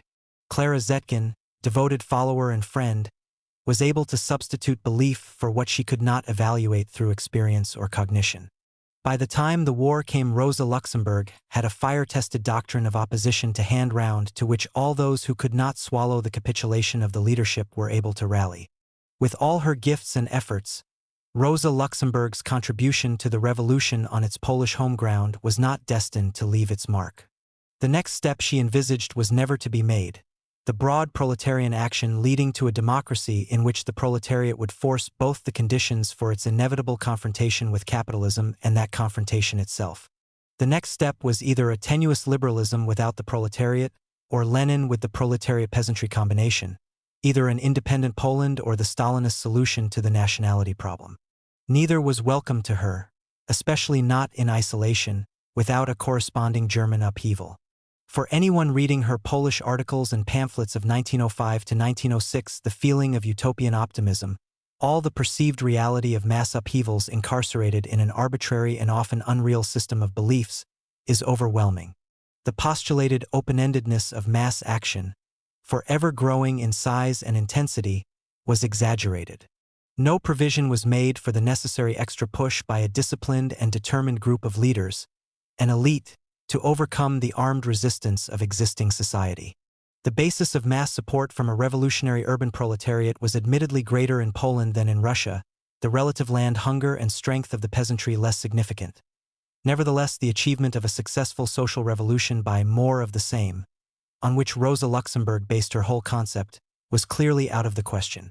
What was more, her solution of the national question was an extrapolation of highly abstract arguments which had been born and bred from factional squabbles in emigration. In spite of all her sophistication and persuasiveness, the attempt to apply them to a real revolutionary situation proved hopeless. Though for 3 months she gave herself completely to Polish work and believed profoundly in what she was doing, she herself provided perhaps the most accurate evaluation of her work, when she applied its conclusions elsewhere than in Russian Poland. The proper place was and continued to be Germany. It was here that the experiences of the Russian Revolution were to give birth to a doctrine that was viable and could be tried out in practice. Only in Germany did the social objectification of a participatory mass proletariat really exist, a class which made her social orientation feasible. The concept of masses and leaders as different and conflicting could have meaning only in the German context. All that was needed was a Russian situation in Germany, a Russian will to act, and this Rosa Luxemburg now set about creating, or at least teaching people to recognize it when it existed. For what she brought back from Russia was not in the last resort analysis or knowledge, but the enormous prophylactic of revolution as a state of mind. Irrespective of policy, it was this state of mind which mattered, the moral liberation of doing rather than planning, of participating rather than teaching. Believing this beyond all need of proof or demonstration, Rosa Luxemburg's prescriptions of 1906 should not be judged too harshly in terms of their practical content. They served her as a trial run, not for a successful Russian revolution but for Germany, for the transposition of Russian action to German circumstances. Rosa Luxemburg summed up the essence of her doctrine simply enough. The revolution is magnificent, and everything else is bilge cork. 9. The Lost Years, 1906 to 1909. On the way back from Finland in early September 1906, Rosa Luxemburg spent a few days in Hamburg with the publisher of her pamphlet on the mass strike. She already knew what she would find. The people in Hamburg are, according to what they write, not at all satisfied. Vorwärts goes round the whole problem of the mass strike, like a cat round its milk. This is of course August Bebel's instruction. He is always calling on others to be restrained, only in order to burst out like a hurricane himself. Only one never knows in which direction that particular thunderstorm will discharge. Once she had arrived in Hamburg, the new atmosphere of restraint made itself apparent in a curious and significant incident. She had sent her manuscript from Kwakala a month or so earlier so that it might be ready in time for the Mannheim Congress, and now expected merely to read through the proofs. But the SPD executive had put its spoke in at the last moment. The original had to be withdrawn, the printing blocks destroyed. This was a normal precaution against police raids, and a toned-down version issued instead. The alterations were not substantial, mostly revision of certain particularly provocative phrases. The object was to avoid disturbing the new balance of relationship with the trade union leaders. But the provincial organization of the party, who had commissioned the pamphlet, the most forceful strikes of 1905 had taken place in Hamburg, was resentful of this interference. The delay cost Rosa a few anxious days. More important, it meant that the pamphlet could not now circulate as a radical brief for the delegates. The surf at Mannheim from 23 to September 29 proved in the event to be merely the foam of a fire extinguisher, and most of the participants knew what to expect. The brief Mayflowering of the new revolutionary spirit is happily finished, and the party will again be devoting itself with all its strength to the positive exploitation and expansion of its parliamentary power. The organ of the revisionists had written with obvious relief. In such an atmosphere Rosa's revolutionary enthusiasm, fresh from Russia, was painful to behold. The first thing that struck her disagreeably was the strong aura of secrecy about the arrangements between the trade union leaders and the party executive. No one at the Congress knew their precise nature, except those who had participated in making them. Even their existence was a matter only of strong surmise. But how else could one interpret the sudden extraordinary attempt on the part of the executive to claim now that the resolution at the Cologne Trade Union Congress early in 1905, which had declared the political mass strike unmentionable and had been criticized by the party at the time, was actually a confirmation of the party's mass strike resolution at Jena later in the year. That resolution had seemed flat enough to Rosa at the time. Now it was to be further vitiated by a monstrous reinterpretation. But mass strike apart, what was this new haggling on the quiet between trade union and party leaders? Rosa's violence seemed out of all proportion to the rest of the Congress. When she complained that no one seemed willing to learn from the experience of the Russian Revolution, they immediately interrupted with, "Quite right, we don't."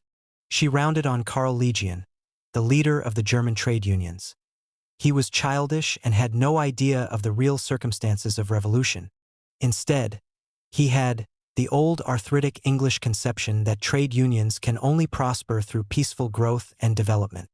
The words sounded petulant and discourteous. Next, she turned on Bebel.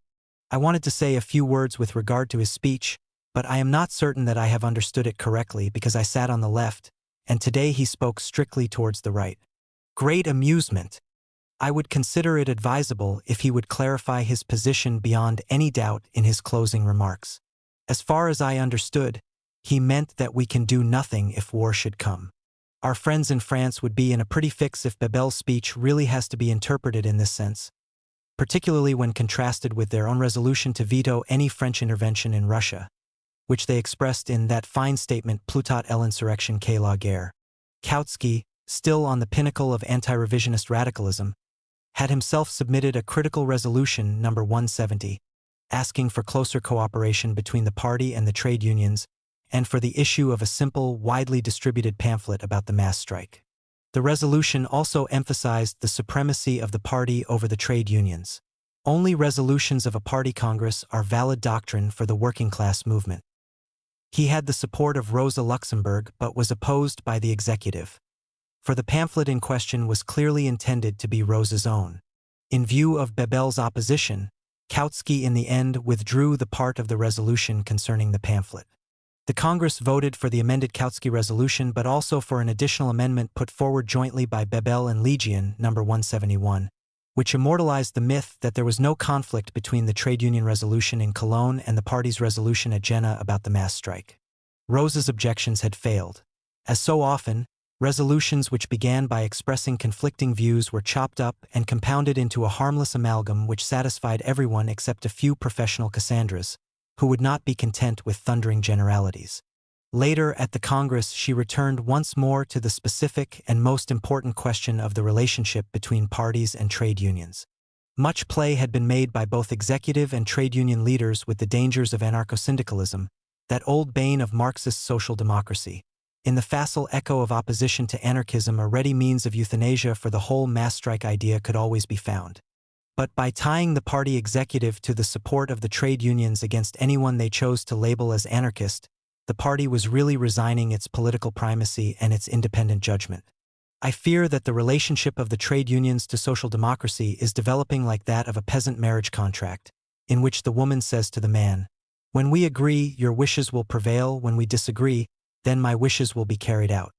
If we kick out the anarcho-socialists from the party, as the executive has proposed, we shall merely set a sad precedent for always finding energy and resolution enough to set clear limits on the left, while leaving the doors wide open to the right. Anarchism in our ranks is nothing else but a left reaction against the excessive demands of the right. At least remain faithful to our old principle. Nobody is evicted from the party for his views. Since we have never kicked out anyone on the far right, we do not now have the right to evict the far left. Agreement and contradiction from the floor. Rosa Luxemburg had time to deal only with this one example, but what was at stake was a general change of attitude on the part of the executive, and therefore of that considerable section of the party which always followed it faithfully. She sensed that the trade unions were the new factor behind this change. For the first time since 1898, she openly attacked their institutional influence, not merely the attitudes of a few leaders. This followed naturally from her preoccupation with the strike question. The decision and organization of strike movements was in the first instance a trade union prerogative. Though Rosa strenuously denied that such dependence on union decisions was justified, she nonetheless followed the bait right into the den where the dragon lived. For the next few years, the trade unions were her special target. It might seem as though this was merely a new symptom of the old battle against revisionism. But this was not how it appeared to Rosa Luxemburg. Trade unions were sui generis. They were not interested in the theoretical exposition of their attitudes and, unlike Bernstein, could not be attacked with the two-pronged pitchfork of theory and practice. The trade unions were a far more elusive and yet substantial enemy, well dug in and organized. The only way to deal with them was to impose the supremacy of the party on them from above, and later to assert the more revolutionary view of mass action from below. It was a pincer movement of short duration, for it assumed what in fact proved illusory, the willingness of the party to impose its concepts on the unions, or even, indeed, the existence of more revolutionary concepts in that party. The next few years witnessed a shift of emphasis. The party arm of the pincers withered away, while that of the revolutionary masses developed increasing blood and muscle. For the moment, the best way to get at the trade union leadership was still by pushing the party executive as the supreme fount of all authority and wisdom. In 1906, this still seemed possible, in spite of a temporary setback. But it required tact. It was no use just contrasting her Russian experiences with the new negative attitude of the German party, merely preaching the example of Russian enthusiasm against the organized conservatism in Germany. Rosa Luxemburg was sensitive enough to the atmosphere to alter her approach between her first speech and her closing remarks 4 days later. By that time, it seemed that she was really defending the executive against the encroachments of wrong-headed and malignant robots from the trade unions. A personal participant in the great events in Russia, she was naturally in great demand at local public meetings. At one meeting in Mannheim, the crowd brushed aside the formal agenda with shouts of, "Tell us about Russia." Before this enthusiastic audience, there was no need to adjust to the finer questions of internal party relations. These were the crowds, the masses who would ultimately make and unmake the party's policy. And what they wanted to hear was precisely what Rosa really wanted to talk about: the lessons of Russia. What I have learnt from the Russian Revolution is this: as soon as one believes it to be dead, it rises up again. I had intended to stay in bed today as I am not well, but I decided to appear and say a few words about the revolution, insofar as my strength allows me. My immediate predecessor called me a martyr at the end of his speech, a victim of the Russian Revolution. I must begin, therefore, with a protest against this. Those who don't merely study the Russian Revolution from afar, but participate in it, they will never call themselves victims or martyrs. I can assure you without exaggeration and in complete honesty that those months spent in Russia were the happiest of my life. Rather, I am deeply saddened by the fact that I had to leave Russia and come back to Germany. Abroad, the picture created of the Russian Revolution is that of an enormous bloodbath, with all the unspeakable suffering of the people without a single ray of light. That is the conception of the decadent middle classes, but not of the working classes. The Russian people have suffered for hundreds of years. The suffering during the revolution is a mere nothing compared to what the Russian people had to put up with before the revolution, under so-called quiet conditions. How many thousands have died of hunger, of scurvy?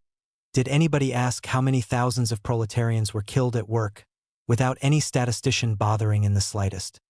Compared to this, the present sacrifices are very small. Now the other side of the coin. While previously the Russian people lived on without the slightest hope of escaping their terrible misery, they now know why they are fighting and why they are suffering. Today, the middle classes are no longer at the head of our movement, and the proletariat has taken over the leading role. It knows full well that the introduction of socialism overnight is not possible, that nothing other than a constitutional bourgeois state can be created. But the very fact that this state will have been created by the efforts of working men's hands will give the proletariat an understanding of its own role and the benefits it must derive from it. It is not fighting with the illusions which still beset working classes in 1848. It is fighting for its rights within a bourgeois state, precisely in order to use these rights as weapons against the middle classes in the future. In conclusion, Rosa drew the essential parallel between East and West. The Russian events prove that, in line with the general situation, we in Germany must get ready for battles in which it is the masses who will have the last word. The Russian proletariat must be our example, not for parliamentary action but by its resolution and daring in putting the political aims just as high as the historical situation permits. If we are to get anything out of the Russian Revolution, it must not be pessimism but the highest optimism. If the SPD Congress would not listen to what Rosa Luxemburg had to say about the Russian Revolution, at least the people did. For the first time, she was appealing to the masses in Germany as a relief from the party leadership's lack of interest. As yet, there was no clear issue here between masses and leaders, but all these events helped to strengthen the notion that the revolutionary potential rested in the masses and, if necessary, without the leadership. For the next 8 years, this view was to develop and reach its logical conclusion during the war, when Spartakas would exalt and try to arouse the membership specifically against their leaders. Only after this festival of words came the return home to Berlin. If Bebel had been angry over her Polish escapade, he was so no longer. He offered her a moderate sum of money to set her on her feet again, since her limited resources had all but disappeared during her activities in Poland and the subsequent efforts to get her out of jail. But Rosa refused all financial help. She felt she had already accepted too much for her own independence. "I will not be kept by the executive." Besides, she had seen the attitude of the executive at Mannheim and was unhappy about it. All the more important to avoid being under any political obligation. Bebel never quite forgave her for her refusal. Their relationship became more mistrustful. He was further offended at an incident that took place early in 1907. Rosa and Clara Zetkin had been for a walk on Saturday morning and were to meet Bebel for lunch at the Kautsky's house. Henceforth Bebel still turned his charm on Rosa from time to time, but always for precise political purposes, and Rosa knew it full well. "Sugar sweet," she wrote contemptuously in May 1911. Whatever the political differences, both Bebel and Kautsky found it personally much easier to fall out with Rosa Luxemburg than with Eduard Bernstein. For, in spite of all the emphasis on everyone's theoretical positions, personal friendship was a politically negotiable commodity in the Second International. Everyone was disclaiming it far too loudly. Rosa had no precise plans for the future, but there was the beloved flat in Kronachstrasse, the red and the green rooms, the books, and there were the Kautskys who had so valiantly acted as a communication base during her absence. What a welcome they must have given her, safely returned from the well-reported, but personally quite unimaginable dreadfulness of revolutionary Russia. This should have been the high point of the three-cornered friendship, and for some months it was, before Rosa's awful disillusion began to set in with the SPD in general and KK, as he was known, in particular. But for the moment she again frequented the Kautsky home and took part in the Sunday sessions when a walk through the fields with Louise Kautsky or Clara Zetkin before lunch would be followed by long discussions with visiting socialists from all over the world. It was at this time that she met Trotsky, though the meeting did not lead to friendship. Rosa never had a good word to say for or about him. Their situations at the time were somewhat similar, their character and political thinking too individualistic for any chance of intellectual collaboration. More important was the fact that Rosa much preferred Lenin, with whose faction the SDKPL was closely collaborating at this time. At once Rosa returned to her work on Neue Zeit. Her sharp and lively pen again analyzed important events in the SPD calendar through the twin sights of principle and tactic, with special emphasis on the lessons of recent events in Russia. Even the pedestrian affairs of the Printers' Union, considered the most arthritic and least socialist of all the free unions, were examined under the hot blow lamp of Russian experience, and were found to be melting into socialism under the Eastern heat. At last, in November 1906, came the long-awaited holiday in the beloved South with Louise Kautsky. There was all too little time before the coming trial at Weimar in December for her speech at the Jena Congress the year before, a whole revolution away. The possibility of this prosecution had dogged Rosa throughout her stay in Warsaw and Finland. Also, the Reichstag elections for 1907 were in the offing, with an intense bout of campaigning due at the end of December and in the first weeks of the new year. A change and a rest in the sun were essential, the two ladies alone. All the appurtenances, Karl, the children, Granny, were left behind. Perhaps for the last time in her life Rosa let herself go like a child. Forgive that crazy Rosa if the whole thing is illegible. Louise wrote at the head of a postcard to her eldest son, which Rosa had all but ruined with her surrealist interstices between the lines. The pale Indian summer of weather and mood did not last long, either personally or politically. In mid-December, Rosa took the train back north over the Brenner with a heavy heart, to stand her trial at Weimar, the capital of Thuringia. The Jena speech earned her 2 months, due to begin the following summer. Meantime, there was a lot of work to be done. The government of von Bülow dissolved the Reichstag and went to the country on a colonial and nationalist issue which later became known, especially among Social Democrats, as the Hottentot elections. It was a direct, specific attack on the SPD as the permanent internal enemy of Germany's greatness, linked for the occasion with the fortuitous enemy of the moment, the Catholic Center, which of late had been more than usually critical of the colonial policy of the government. The appeal to nationalist sentiment, coupled with skillful mass agitation copied from the Social Democrats themselves, succeeded beyond all expectations. The SPD won only 43 Reichstag seats instead of the previous 81. All the other parties combined against it. This electoral defeat was to preoccupy the SPD leadership morbidly for the next 7 years, as a measure of its apparent image among the electorate. The hitherto progressive successes at each election had been taken for granted as part of the inevitability of socialism. Now the revolution would have to wait, at least until the lost electoral ground had been recovered. Easy does it, especially on revolutionary phraseology, now became the official line. Rosa had been as active as ever in the election campaign, speaking in Berlin and in the provinces. She was now one of the star speakers of the SPD, with an unrivaled grasp of social conditions which she was able to translate into clear and striking phrases for popular consumption. Moreover, she, unlike anyone else in Germany, could speak of revolution at first hand. For the purposes of such an election, a complete truce was declared among factions in the party. Revisionists and radicals fell over each other's feet, and for a short while the issue simply became social democracy against the entire existing regime and all other political parties. This was particularly true at this election, where the government was in effect asking for a vote of confidence for its imperial policy. Henceforward, imperialism played a major part in socialist propaganda, and continued to do so until the First World War, while one analysis after the other of the new phenomenon poured from socialist pens.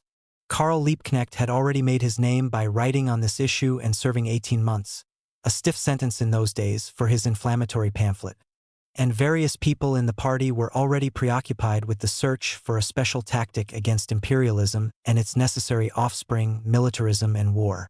But the internal party truce did not survive electoral defeat, and for many months to come radicals and revisionists belabored each other with their respective analyses of the failure. The party executive, though officially neutral and merely distressed by the internal discord, had subtly moved against the radical tactic even before the Mannheim Congress. The danger of Russian disorder and fear for the precious, well-built organization of party and trade unions put the dampers on more firmly. Bebel himself, whose attitude had already shocked Rosa Luxemburg at Mannheim, the more so for his having been absent during the early months of 1906 when the change had taken place, now shed almost all his usual equivocation. Rosa was not among those who, like Liebknecht and, unexpectedly, Kurt Eisner, concentrated their fire on imperialism and German militarism, but she still played an important part in defending the radical case in general. She too had her particular angle at this moment, the mass strike as a means of broadening popular support for socialist policies and keeping social democracy on the move. The tendency to run pet hobby horses was a typical sign of defeat and of radical disunity. The party air was thick with special pleading. It was left to Kautsky to produce a broad and subtle analysis of the general failure. The petit bourgeois floating voter who had hitherto supported the SPD at elections as a radical democratic party had now deserted it. But he saw this as a consequence of economic trends, as a reaction to the fear of growing social democracy, a sharpening of the final lineup of classes, not as a hurricane of straight nationalistic emotion which could temporarily blot out the dialectic process in any society. Such a simple explanation was too crude for the fine-toothed Marxist equipment of his mind. Rosa Luxemburg did not entirely agree, but she reserved her own comments for her close friends, for they went well beyond her public doubts about the party's tactics. German party life is nothing but a bad dream, or rather a dreamless leaden sleep, she wrote impressionistically on March 20, 1907, and to Clara Zetkin she wrote at greater tactical length. Since my return from Russia, I feel rather isolated. I feel the pettiness and the hesitancy of our party regime more clearly and more painfully than ever before. However, I can't get so excited about the situation as you do, because I see with depressing clarity that neither things nor people can be changed, until the whole situation has changed, and even then we shall just have to reckon with inevitable resistance if we want to lead the masses on. I have come to that conclusion after mature reflection. The plain truth is that Auguste Bebel, and still more so the others, have completely pledged themselves to Parliament and parliamentarianism, and whenever anything happens which transcends the limits of parliamentary action they are hopeless. No, worse than hopeless, because they then do their utmost to force the movement back into parliamentary channels, and they will furiously defame as an enemy of the people anyone who dares to venture beyond their own limits. I feel that those of the masses who are organized in the party are tired of parliamentarianism, and would welcome a new line in party tactics, but the party leaders and still more the upper stratum of opportunist editors, deputies, and trade union leaders are like an incubus. We must protest vigorously against this general stagnation, but it is quite clear that in doing so we shall find ourselves against the opportunists as well as the party leaders and August. As long as it was a question of defending themselves against Bernstein and his friends, August and company were glad of our assistance, because they were shaking in their shoes. But when it is a question of launching an offensive against opportunism, then August and the rest are with Ed Bernstein, Vollmer, and David against us. That's how I see matters, but the chief thing is to keep your chin up and not get too excited about it. Our job will take years. Here was the left-wing tactic in embryo for the next 7 years. Why did Rosa, never given to reticence or fear of publicity, not come out with all this in public, as she did in 1910? Possibly she thought the reaction against the revolutionary mood of 1905 temporary. Kautsky and she were still friends and allies. Maybe he advised her against it and she deferred to him yet again. In any case, she was now to become curiously remote from German affairs for 3 years. What she had to say did not fit at all into the current notions of tactics in the party. The leadership was more concerned with the re-establishment of a position believed to have been weakened at the elections than with any attempt to move into sharper conflict with society.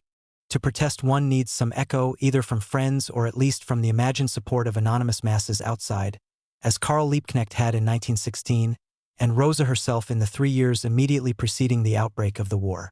Almost the only public appearance which Rosa Luxemburg made in Germany during these months after the elections was at the funeral of Ignaz Auer, the party secretary, who had died on April 10, 1907. Speeches were made by Bebel representing the German party, Victor Adler for the Austrian, and representatives of various other countries. Rosa was present as the representative of the Russian Social Democrats, not in any German capacity. On their behalf she made a dignified and rather non-political speech befitting a fraternal delegate. But at least the partnership with Kautsky in Neue Zeit was still flourishing. The two editors took themselves off to Lake Geneva at Easter 1907 for a working holiday to hammer out the policy of the paper in the latest situation, and also to give Rosa a further chance to rest and recover her health. As it turned out, this trip with Kautsky was the start of Rosa's disillusionment with the personality of her friend. It was the first time they had been alone together for any length of time, and she found him heavy, dull, unimaginative, ponderous. In the daily discussions his ideas appeared cold, pedantic, doctrinaire. Worst of all, he was old, a great intellectual sin. I had no notion that Kautsky already requires so much rest. I took him to be much younger. Rosa's ideal routine consisted of hard concentrated work followed by a brisk walk, but it was only with great difficulty that Kautsky could be persuaded to join her, and she soon gave up trying. Though the disillusion is clear from letters written at the time, she only realized afterwards that this was in fact the beginning of the long decline in their relationship. She was particularly busy with Polish affairs and continued to be for the next 4 years. This also helped to make her participation in German affairs sporadic. But in politics, particularly left-wing politics, silence often means regression. Where she had stood at the center of things before her departure for Warsaw, she now moved to the fringe. Partly as a consequence, her barnstorming attempt to re-emerge onto the main policy-forming stage of the SPD in 1910 did not quite succeed as she had hoped. For during her years of disengagement a change was taking place in the party leadership, a change of attitudes, of people, and even of institutions. Rosa never realized it until the head-on conflict with Kautsky in 1910. The new opposition was official, tame, and polite. It preferred to act behind the scenes, politically, which meant diplomatically. The wartime center in the making. The building of a real opposition had to begin entirely from scratch. Now that the witch-hunting atmosphere of the revisionist controversy had petered out, the whole tone of the discussion, principles allied to tactics, had altered as well. The tacticians, pure and simple, were taking over the leadership of the SPD. There were no great issues.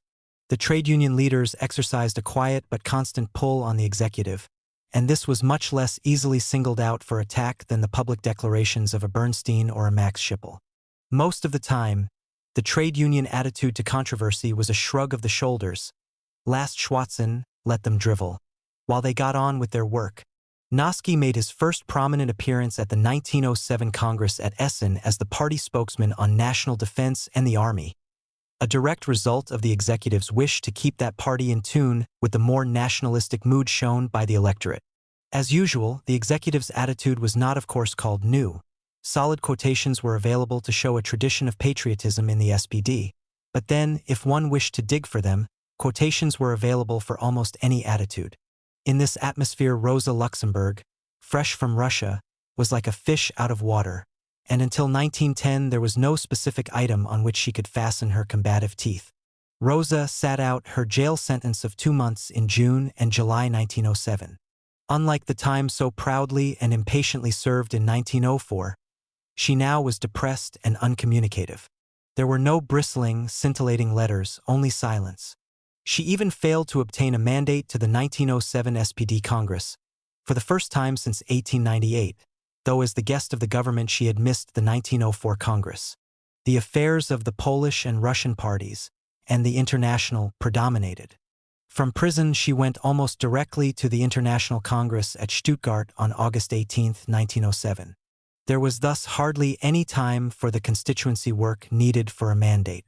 In any case, since the setback in the Reichstag elections, it was becoming uphill work for unattached radicals to get constituency support, unless they were firmly anchored to a local party organization, like Clara Zetkin in Stuttgart. But political reasons alone cannot account for Rosa Luxemburg's silence and withdrawal. Adversity never depressed her. On the contrary, it usually stimulated the saliva of political controversy. At the beginning of 1907, a major upheaval took place in her private affairs, perhaps the most important in her whole life. Her relationship with Leo Jogashes underwent a complete change, and with it her entire outlook on life and people. It is not easy to reconstruct the story correctly. Rosa herself was extremely reticent about her private life, and not even her most intimate friends knew just how attached she had been personally to Jogashes or the extent to which the end of their intimate relationship affected her. Louise Kautsky partly guessed what was going on. But since she did not know the whole story, she wrongly guessed both the causes and the effects on her friend. Apart from her, nobody knew anything, and Rosa Luxemburg's biographers either make no mention of this story or gloss over it with a few general phrases. Rosa herself discussed the matter with only one person with whom she was very intimate from 1907 to 1912. When Rosa Luxemburg left Warsaw for Finland after her release in July 1906, her relationship with Jogashes was intact. As far as she knew, he was still in prison and due to be tried. She was extremely anxious about him, and her correspondence with Polish friends hints at her anxiety on Jogashes' behalf. In February 1907, Jogashes escaped and lived in hiding for a short while in Warsaw, and then in Krakow, before traveling through Germany in April on the way to London for the Russian Party Congress in May of that year.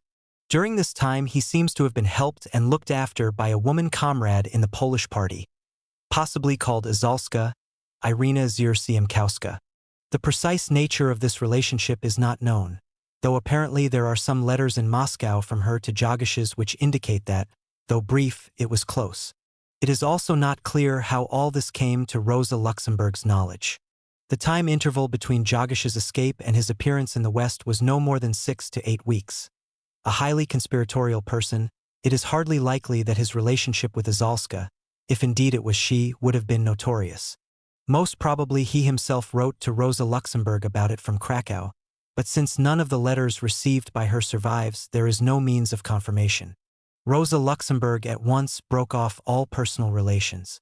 There is a hint of it in a letter to Louise Kautsky, written while she was on her working holiday with Karl Kautsky in Geneva round about Easter, in which she specially asks Louise not to ask Leo about the keys.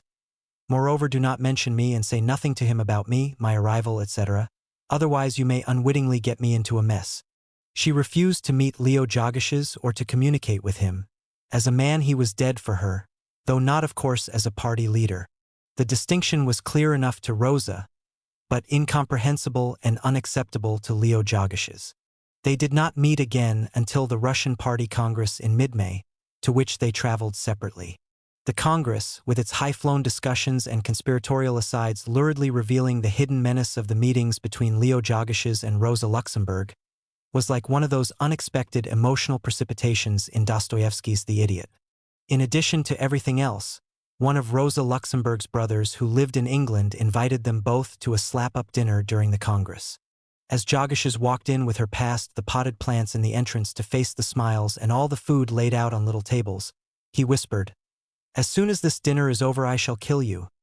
And this terrible moment was instantly sponged away with laughter and handshakes all round, though not for me. In the course of this battle of two strong wills, all of which took place sotto voce in the swirling atmosphere of a Russian Party Congress, Rosa succeeded in making 3 brilliant speeches about the Russian Revolution and putting forward the analysis of the SDKPL. Whatever Leo Jogashes may have done himself after his escape when en route to Siberia, he was determined not to let Rosa go. Love is an anodyne word. We owe it to two such sharply defined characters to be more specific in our judgment of their relationship. In Jogash's case, and we have to rely largely on Rosa Luxemburg's interpretation of his motives, jealousy and possessiveness played a large part. Rosa was his, and he repeated to her again and again that she could never now be free of him, and indeed she never was, though he later tightened the hold of party discipline more and more as her personal life moved increasingly beyond his horizon. Rosa knew well that she was being punished, and accepted things for that very reason. It is not too fanciful to attribute to his highly personal struggle some of the obstinacy and arbitrariness with which Jogashes later drove an important section of the SDKPL into secession. On her side, the chief factor was obviously pride. All her life, Rosa instantly ruptured any relationship which she felt had been compromised or taken too much for granted. Several times in the next few years she would do so again. In this respect, her moral standards were absolute. She had a passion for clarity in personal as well as political relationships. "I want you to see me as clearly as I can see you," she wrote, knowing full well that clarity is blinding and the most destructive element of all in human relations. Thus, the end of what to all intents and purposes had been her marriage was instantaneous. By one of those coincidences which are normally a novelist's stock in trade, a young friend was sitting in Rosa's flat in the Kronachstrasse at the time she heard the brutal news from Jogashes, and she instantly rebounded head over heels into love with him. This was none other than the 22-year-old son of her close friend and colleague, Clara Zetkin. He was full of admiration and already extremely attached to her. As so often, her own unhappiness turned affection into passion. By the end of April they were lovers. A relationship that Rosa quite correctly described as straight out of the pages of Stendhal's Le Rouge et le Noir, and from which she derived the enormous satisfaction of being lover, mentor, and friend. Perhaps it was not entirely a coincidence. Rosa Luxemburg was one of those people who was able to keep a certain unbridgeable distance from all her friends, political and personal, only because she always had at least one total intimate but one only, a symmetry that is more common in the lives of people with temperament than is usually realized. Passion is curiously exclusive and the need for it irresistible, while promiscuity is passionless, a mere collector's passion. If it had not been so, Rosa, who had temperament enough for 10, would possibly have indulged in the generalized and partial confidences which most people deal out indiscriminately and for which they continually suffer the boomerangs of betrayed confidence. When her relationship with Konstantin Zetkin came to an end, and the correspondence went on until 1916, outliving the relationship which had brought it into being, the role of intimate confidant, before whom no defenses were needed, was transferred to Hans Diefenbach.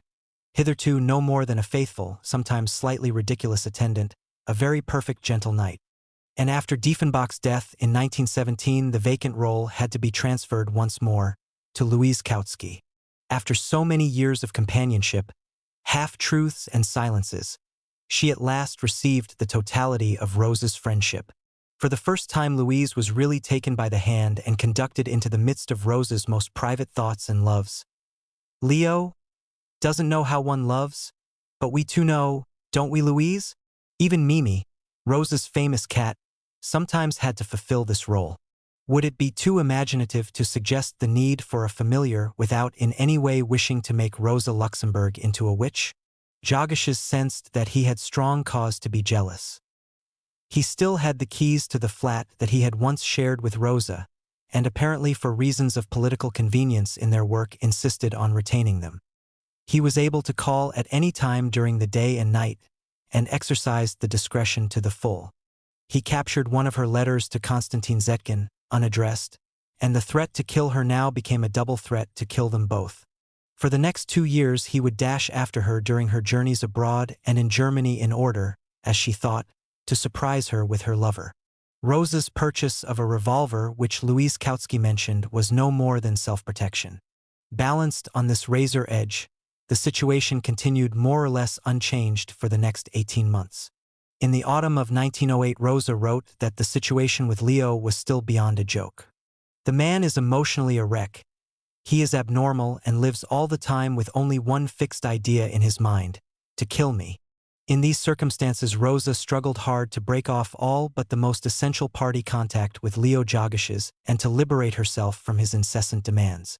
I am only I once more since I have become free of Leo. To achieve this liberation, it was necessary to come to a satisfactory arrangement about the flat and to ensure that his visits would take place only by arrangement. I cannot support this constant shoulder-rubbing, she informed him in September 1908, and though from 1907 onwards her letters are impersonal, wherever possible in the passive or third person without address or salutation, some satisfactory modus vivendi was achieved. Though undiminished, the Polish party work became even more intellectual. Indeed, Rosa was busier writing for the Polish party between 1907 and 1910 than on German matters. It was a remarkable achievement, as much due to Rosa's party loyalty as to the tremendous prestige and position which Jogashes achieved in the SDKPL in these years. However much she disliked him personally, she never lost her judgment or her respect for his talents. In July 1909, she wrote to encourage someone who had despaired of his ability to express himself on paper. Leo, for example, is totally incapable of writing in spite of his extraordinary talent and intellectual sharpness. As soon as he tries to put his thoughts down in writing, he becomes paralyzed. This was once the curse of his existence, especially since he had to leave the practical work and organization in Russia on his departure from Vilna in 1890. He felt completely rootless, vegetated in constant bitterness, finally even lost the capacity for reading since it seemed anyhow pointless to do so. Then came the revolution, and quite suddenly he not only achieved the position of leader of the Polish movement, but even in the Russian. In addition, the role of leading editor of the party fell into his lap. As before, he doesn't himself write a single line, but he is none the less the very soul of our party publications. Later, when the war came, their relationship became warmer once more. The experiences shared and the long period of cooperation proved a more durable link. As far as the great bulk of party comrades in the Polish and German parties were concerned, it must be remembered that only the leaders of both parties knew that there had ever been a personal relationship between Rosa Luxemburg and Leo Jogashes in the first place. The two names continued to be spoken in unison. During the war, Jogashes did his best to look after Rosa Luxemburg during her long spell in prison, and their cooperation during the few remaining months of their lives was complete. Thus, the story of Rosa Luxemburg and Leo Jogashes can with all justification be called one of the great and tragic love stories of socialism. Neither Rosa nor Jogashes had that temperament for relatively stable domesticity which existed in the household of Marx or Lenin. The break with Jogashes affected all Rosa's relationships. Indeed, it is a watershed in her whole approach to people. She had always been highly critical, but now it became even more difficult to gain her friendship without reservations. I am determined to bring even more severity, clarity, and reserve into my life, she wrote in 1908. The immediate effect was to believe nothing of anyone, Niemand dem nix. This skepticism was as much political as personal. Yet, curiously enough, with the halo of the returned revolutionary over her head, she was much in personal demand. Parvis almost besieged her after his own escape from Russia. He comes as often as my changeable mood permits, perhaps too often, for he becomes so fiery that I get scared. But Rosa did develop a soft spot for him and an increasing regard for his intellect. At the end of 1906, as a Menshevist relic, he had still been a windbag. In 1910 she praised his latest book, although I am beginning to think that the man is mad, which with Rosa was an admission of temperament and by no means uncomplimentary. Apart from Parvis, there was a regular and faithful group of men offering flowers, tickets to the opera, and rides in that newfangled invention, the motor car. Gerlach Kurt Rosenfeld, like Parvis, a friend who had with delicate force to be prevented from turning into a suitor, and of course Hans Diefenbach. In the emotional upheaval of her private life at the time, the latter's quiet and even temperament sometimes grated on her. It has long been clear to me that Hans Diefenbach's intelligence has very distinct limits, and his pale face and perpetual pessimism is capable of diminishing even the sunniest day in the country. Diefenbach persevered, whether oblivious of his mixed reception or in spite of it, and earned his reward during the war. Then there was Feist, the master, pianist, and special interpreter of Hugo Wolf, who first introduced Rosa Luxemburg to this most esteemed of composers. Once again surface appearances deceive, for the apparently respected and admired musician was in fact a grotesque clown of a man who could not keep an appointment without a hailstorm of contradictory telegrams and who, as often as not, arrived at the theater late as well as drunk so that Rosa felt embarrassed before the rest of the audience. The point about them was that, in one way or another, they were all interesting. They made Rosa laugh or weep. If they bored her, she soon ceased to be available. And yet they altered nothing of her basic loneliness, compounded from the convolutions of her most intimate private life, the political isolation, and her concentrated work for the party school. Every now and then she wished them all to the devil, only to open her doors once more a week or two later. She also saw her family intermittently. One of her brothers met her in London in 1907 and another, her favorite, in Italy 2 years later. The elder sister, severely arthritic, spent some weeks with Rosa at Kolberg on the Baltic. Seized by sudden remorse, Rosa was determined to make her sister's stay outstandingly pleasant and, since she was almost immobile, accompanied her everywhere. The long break before the revolution was now made good. Her family in general and this sister in particular never did manage to understand fully what Rosa's political convictions were or what her party work was about, but they respected both. My sister knows very little about scientific socialism, but in her good nature complains bitterly about my brothers who are cowards and have given up all faith in the revolution. She at least believes in it as firmly as I do. At the same time, she is foolish enough to want to take the current number of Przeglad Socjaldemokraticzny, which is lying on my table, with her to Warsaw in her pocket, and raised her eyebrows in disbelief when I refused. In the midst of her stay in that whole Kolberg, surrounded by her sister's buzz about her health, and with the lukewarm water of the Baltic lapping at her feet, Rosa wrote the complicated and polemical articles on the national question for the Polish Review, which represented the quintessence of her thoughts on this subject. No one but Rosa Luxemburg could have produced a highly complicated and theoretical article in such funny postcard surroundings. The political discomfort of Germany since her return was matched, indeed partly inspired, by a wave of irritation with all things German, one of a series which had kept breaking into Rosa's consciousness since 1898. It seems that she could hardly go abroad without feeling a sense of anticlimax on her return, and the longer she was away the stronger it was. The enthusiasm for Russia was not primary but derived, a dialectical contrast and not some sort of mystical experience as German and Russian critics, Ryazanov for example, believed. There was some excuse for this view, though. She encouraged her friends to learn Russian, which will soon be the language of the future. To Konstantin Zetkin she wrote repeatedly that he should not take the German situation too seriously. Since he was not himself German, he was Russian on his father's side. He could never be contaminated by the political dullness of the Reich. At the end of 1910 she had a chance discussion about Tolstoy with Karl Korn, a socialist intellectual and critic. The latter's pedantic insistence that Tolstoy was not art roused her to tremendous fury, There he stands in the street like a pot-bellied public lavatory piss rotund. In any Siberian village you care to name, there is more humanity than in the whole of German social democracy. A longing to live somewhere else seized her once more.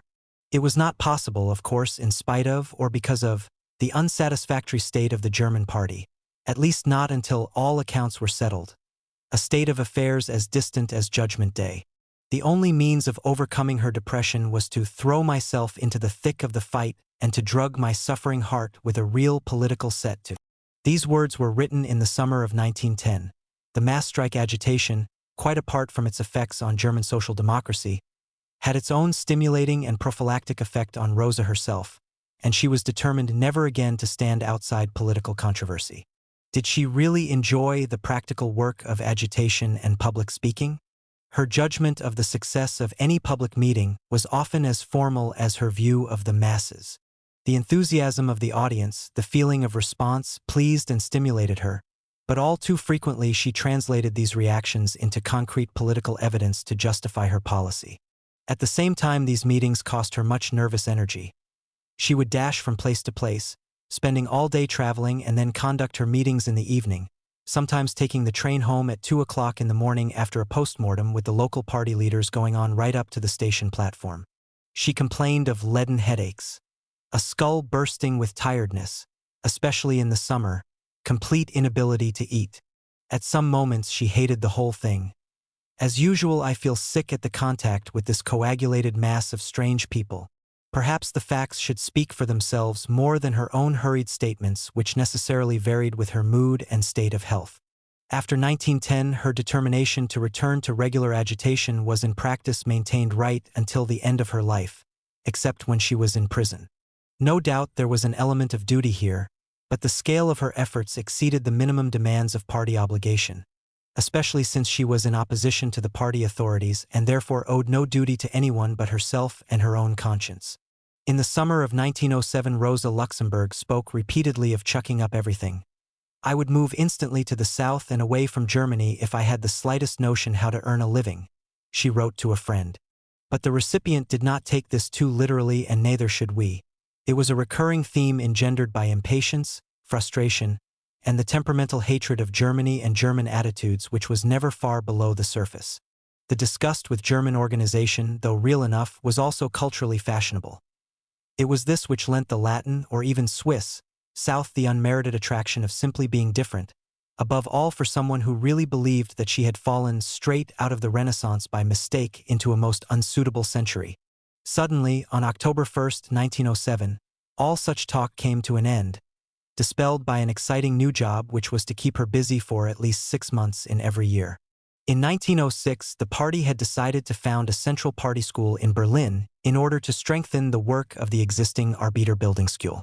This dilapidated institution carried on a form of general adult education for socialist workers, and its limited efforts since 1891 had been supplemented by party lecturers who continually traveled the provinces and gave circuit courses, Wanderkurs.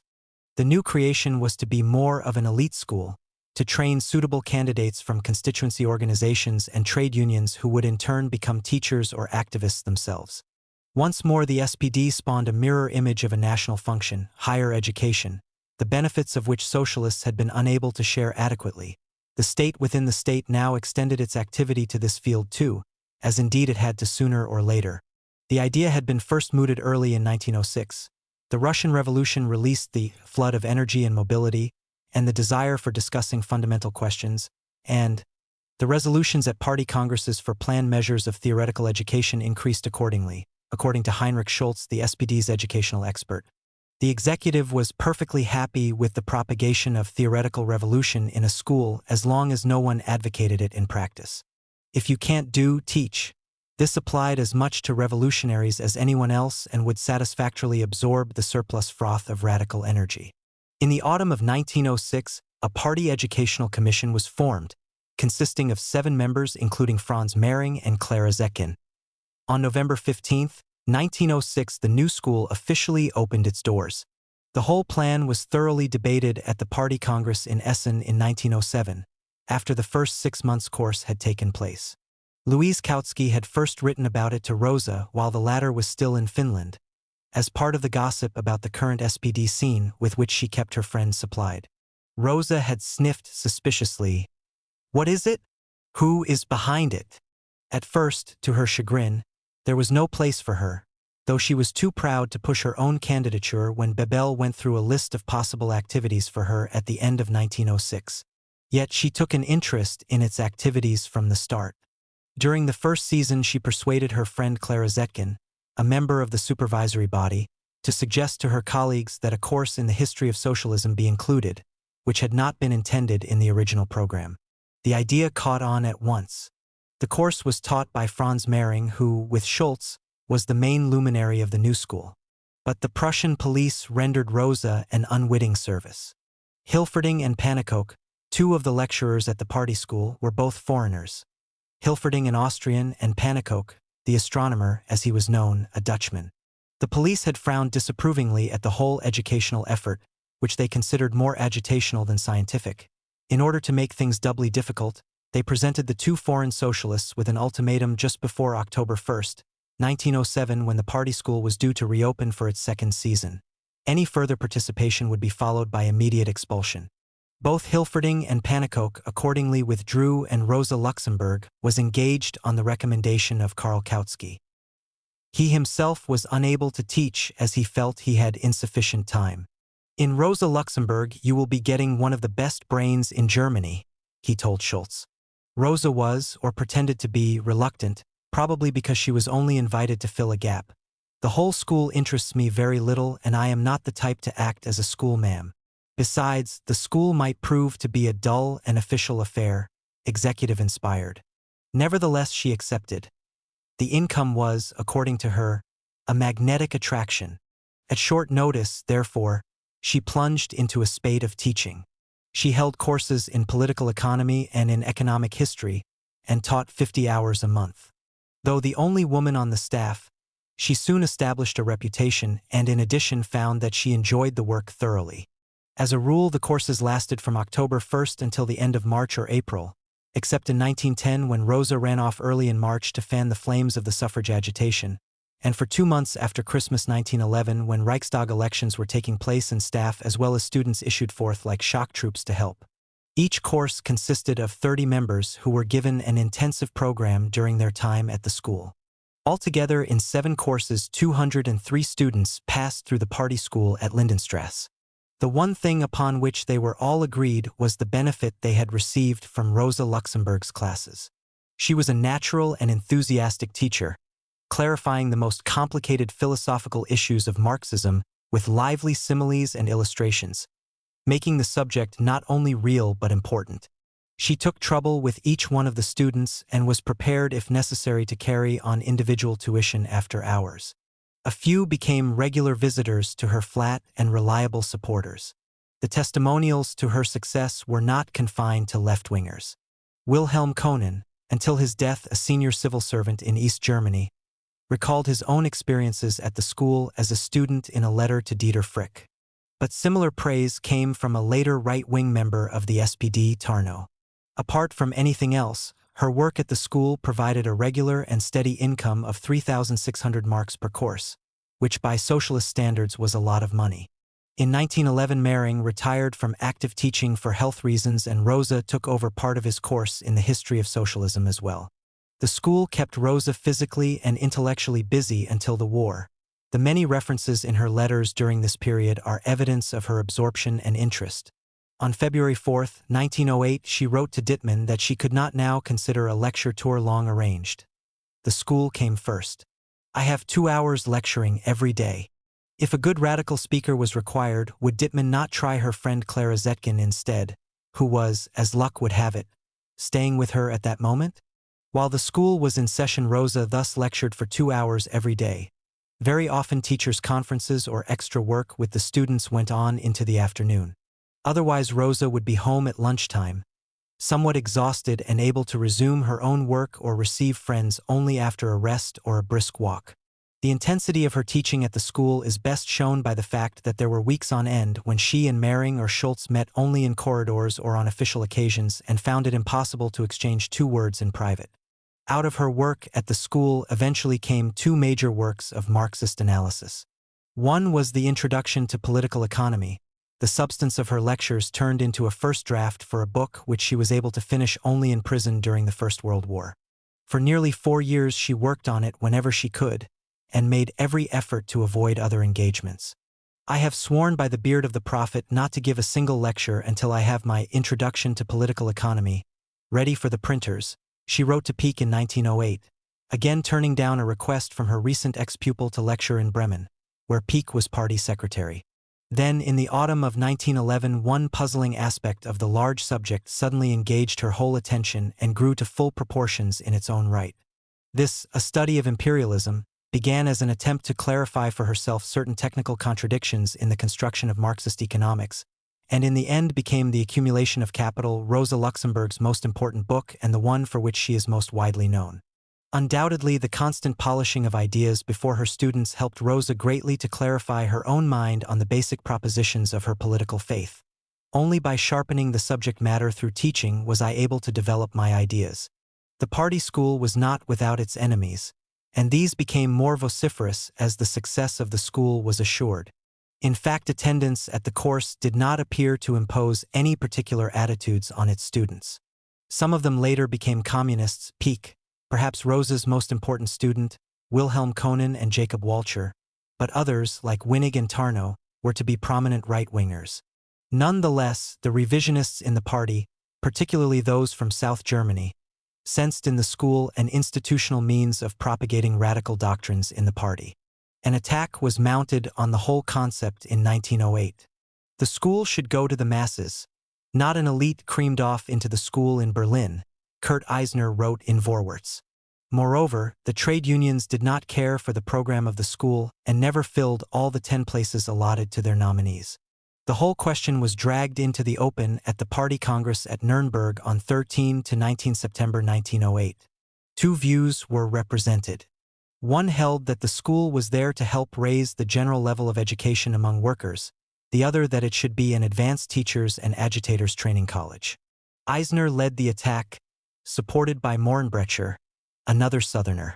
The executive was anxious that Rosa should defend the school, and got her a mandate for that purpose. Bebel wrote to her twice to make sure of her attendance. Rosa Luxemburg, in a restrained and dignified speech, admitted that she too had had doubts about the project at the beginning, partly from natural conservatism, laughter, partly because a social democratic party must always aim at the widest mass effect in its agitation. However, her doubts had been largely dispelled. She admitted that there was plenty of room for improvement with regard to the selection of students, the type of course given, and so on. She wanted more emphasis on the history of socialism and less on the technical aspects of economics.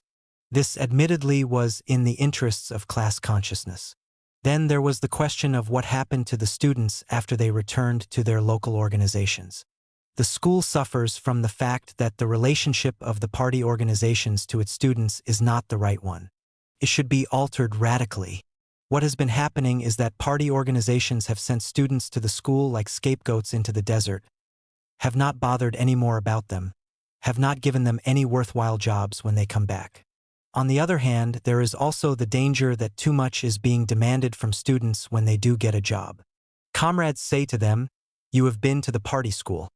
Now show us instantly what you can do." The students of the party school cannot fulfill such expectations. We have tried to make clear to them from first to last that they will not get from us any ready-made science, that they must continue to go on learning, that they will go on learning all their lives. There is, therefore, plenty of room for criticism against the party school, but such criticism as Eisner has been making has no justification at all. Rosa exposed as tactical humbug the excessive respect for the sciences shown by the critics of the party school. Should complicated subjects be popularized for the sake of giving party members a smattering of learning? This was absurd deference to the hated bourgeois academics. What they were really getting at in their demand for practical teaching was to debase the party school into a mere guild institute. The contrast between theoretical and practical learning was for Rosa as bogus as the contrast between strategy and tactics. The school existed precisely to fill a gap by teaching something that the normal school of practical life could not provide. By insisting that the party school should teach practical matters, they simply ignored the capacity of workers to learn from their daily activities. In other words, denied the whole basis of growing class consciousness as postulated by Marxism. They have not the slightest conception of the fact that the working classes learn their stuff from their daily life, in fact absorb it better than Eisner does. What the masses need is general education, theory which gives them the chance of making a system out of the detail acquired from experience and which helps to forge a deadly weapon against our enemies. If nothing else has so far convinced me of the necessity for having a party school, of the need to spread socialist theory in our ranks, the criticism of Eisner has done it. Thus, the whole debate about the party school was once again only a channel for airing questions of general principles and tactics, and Rosa did not hesitate to extend the discussion from a mere critique of the school to cover a wider field. On the surface, her own doctrines about the masses were being turned against her. She appeared to be defending the training of an elite against Democrats who believed in outgoing mass education.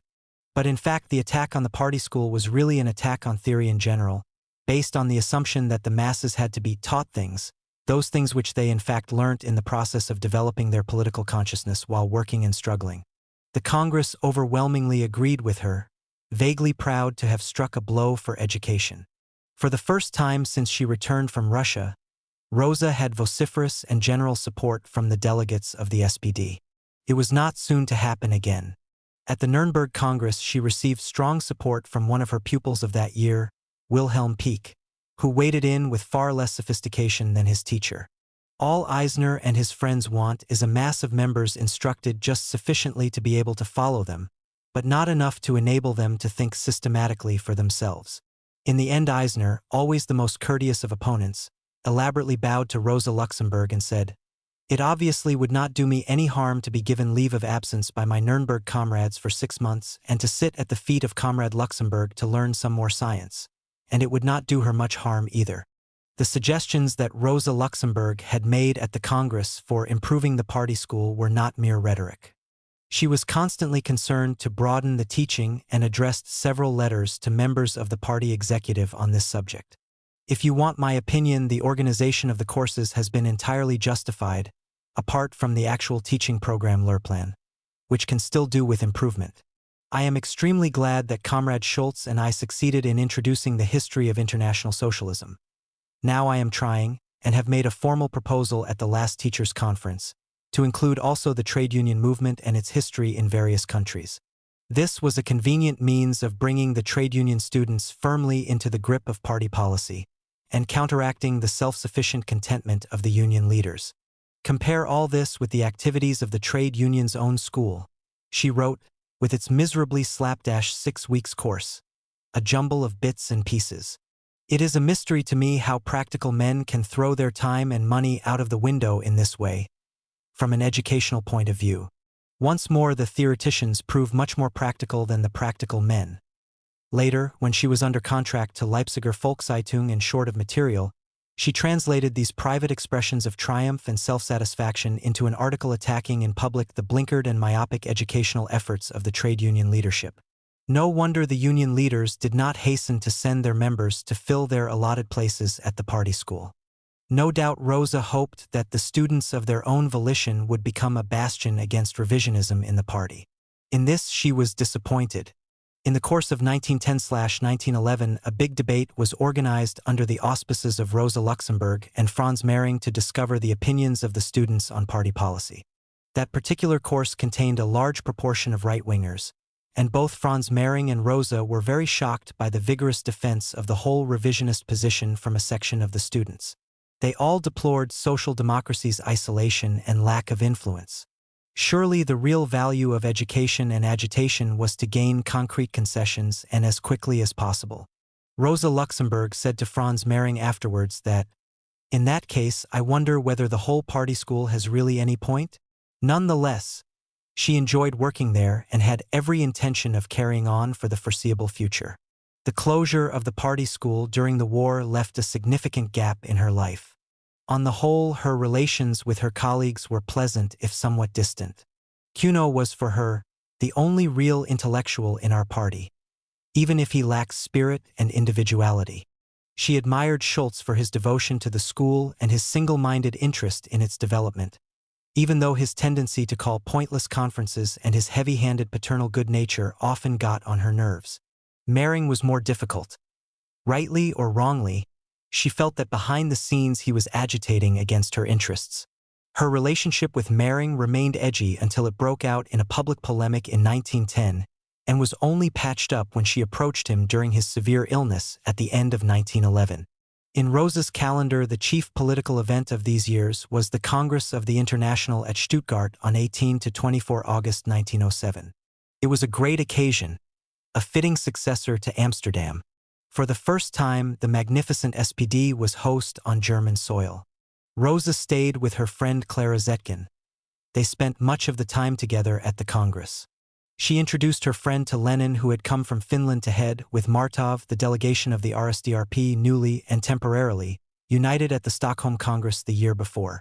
The Russian Revolution and the long talks in Kwakala had brought Lenin and Rosa Luxemburg close together, a period of mutual esteem and collaboration that was to last until the battle between Jagashes and Lenin in the Russian Party in 1911, and the split in the SDKPL in the same year. Even then, personal contact continued until Lenin moved to Krakow in the summer of 1912. Rosa Luxemburg and Julian Marczlewski represented the Polish Social Democrats. She was therefore at the Congress as one of the loosely united Russian group, and not on behalf of the German party. This made it easier for her to take a stand against the official German resolution and to speak against Bebel as a foreign equal and not as a German subject. The German delegation was heavily loaded with trade unionists.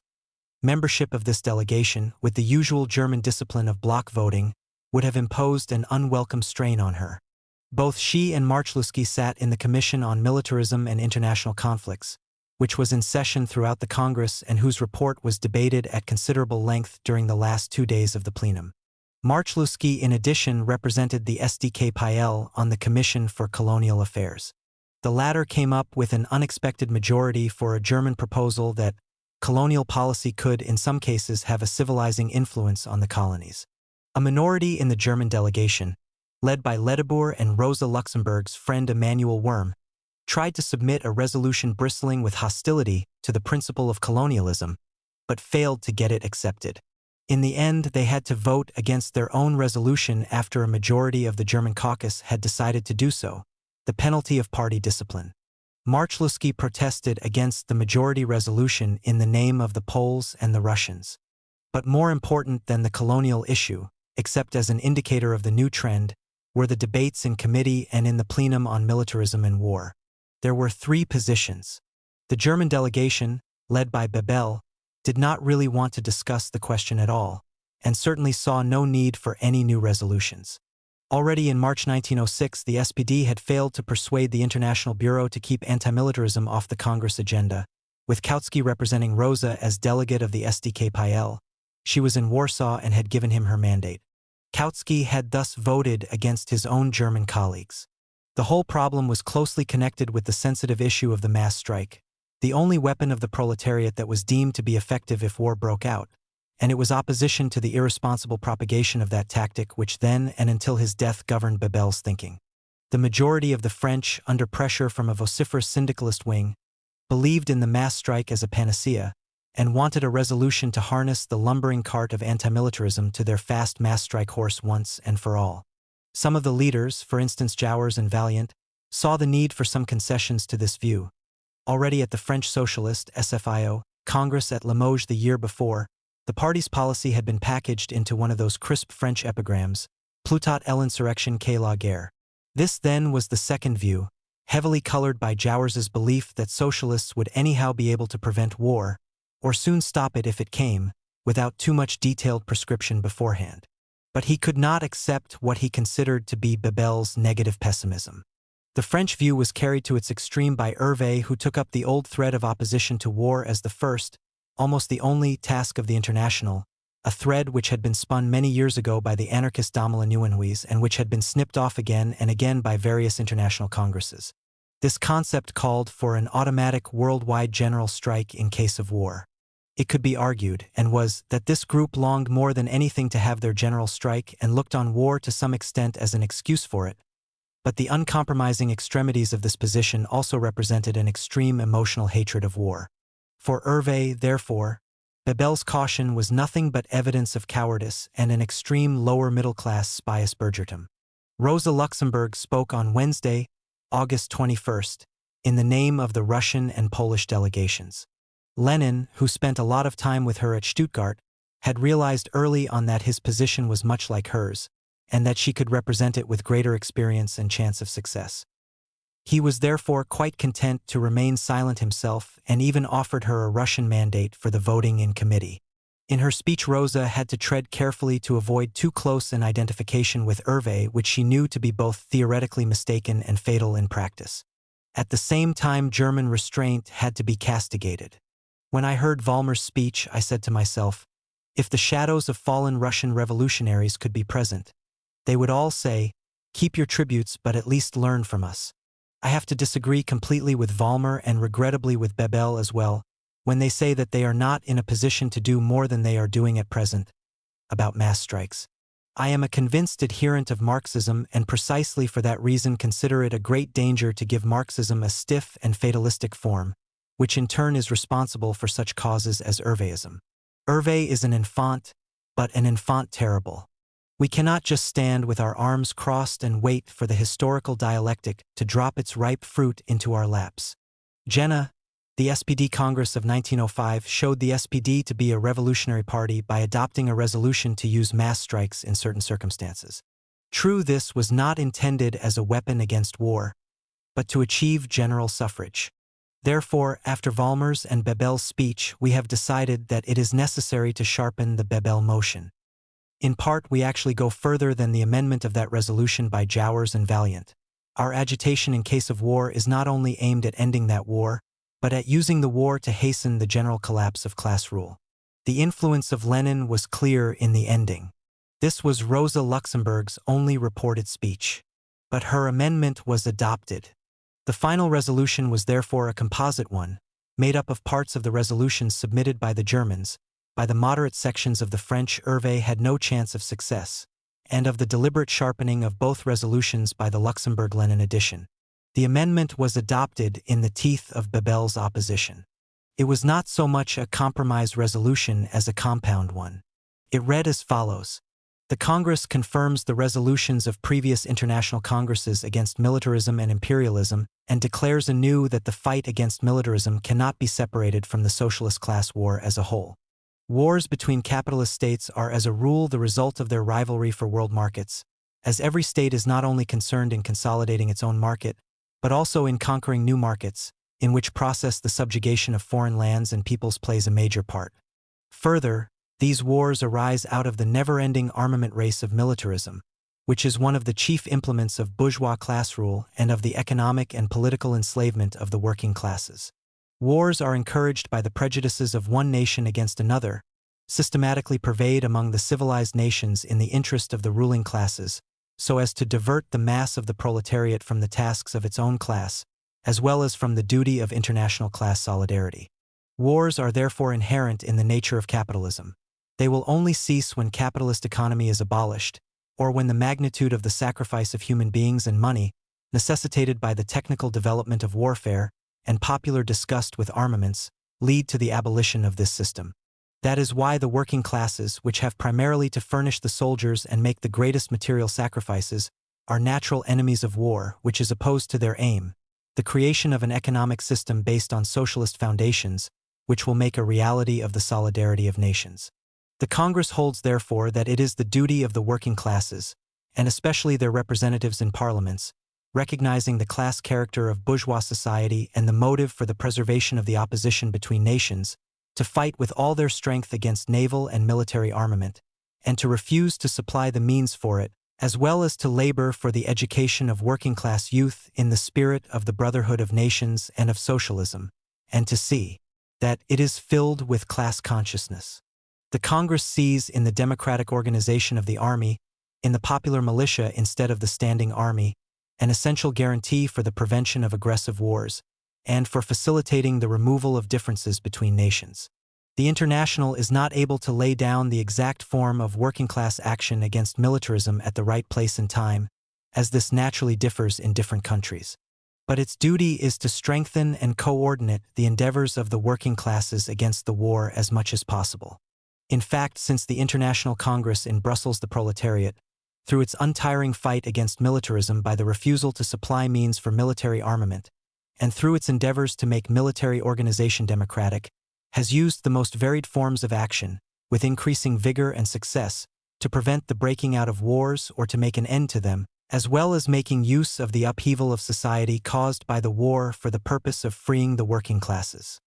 For example, the agreement between English and French trade unions after the Fashoda incident to ensure peace and to re-establish friendly relations between England and France, the intervention of the Social Democratic parties in the German and French parliaments during the Morocco crisis, the announcements prepared by French and German socialists for the same purpose, the joint action of Austrian and Italian socialists who met in Trieste to prevent a conflict between the two states.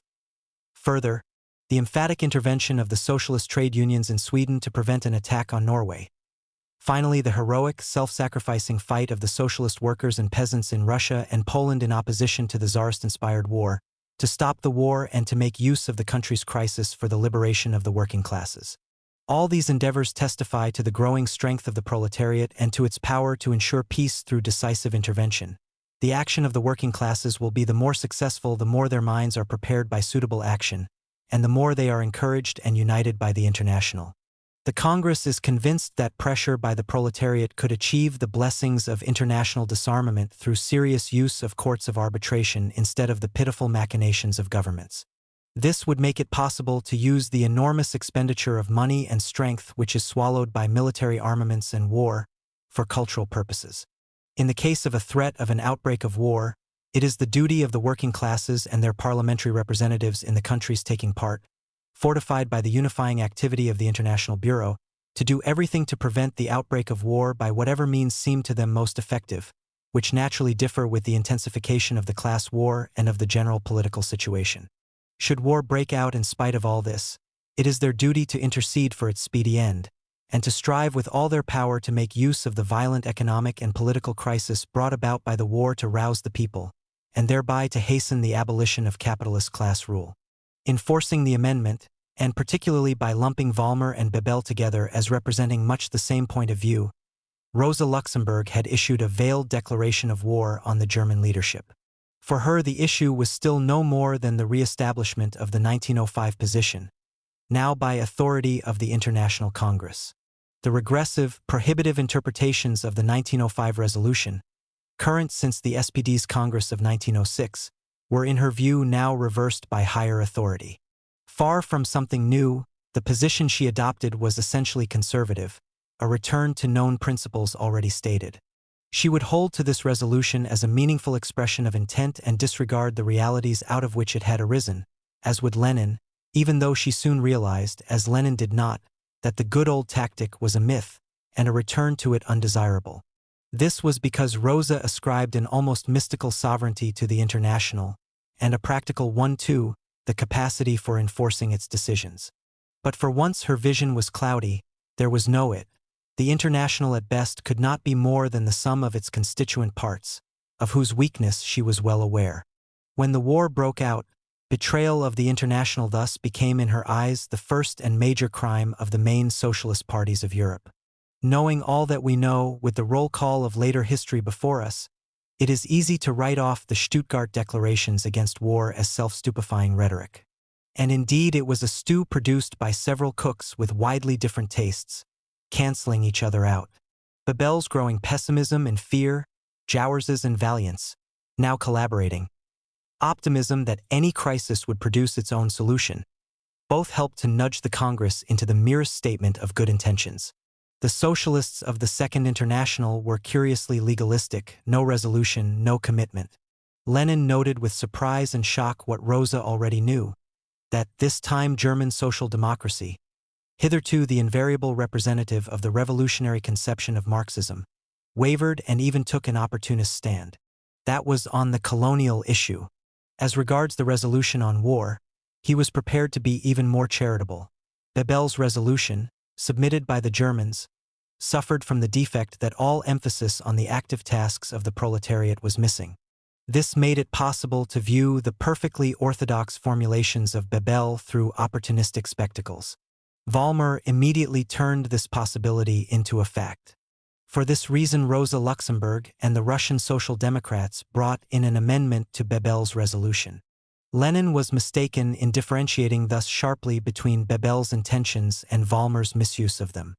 He did not fully understand the process of change in the SPD. Indeed, he never understood the SPD at all.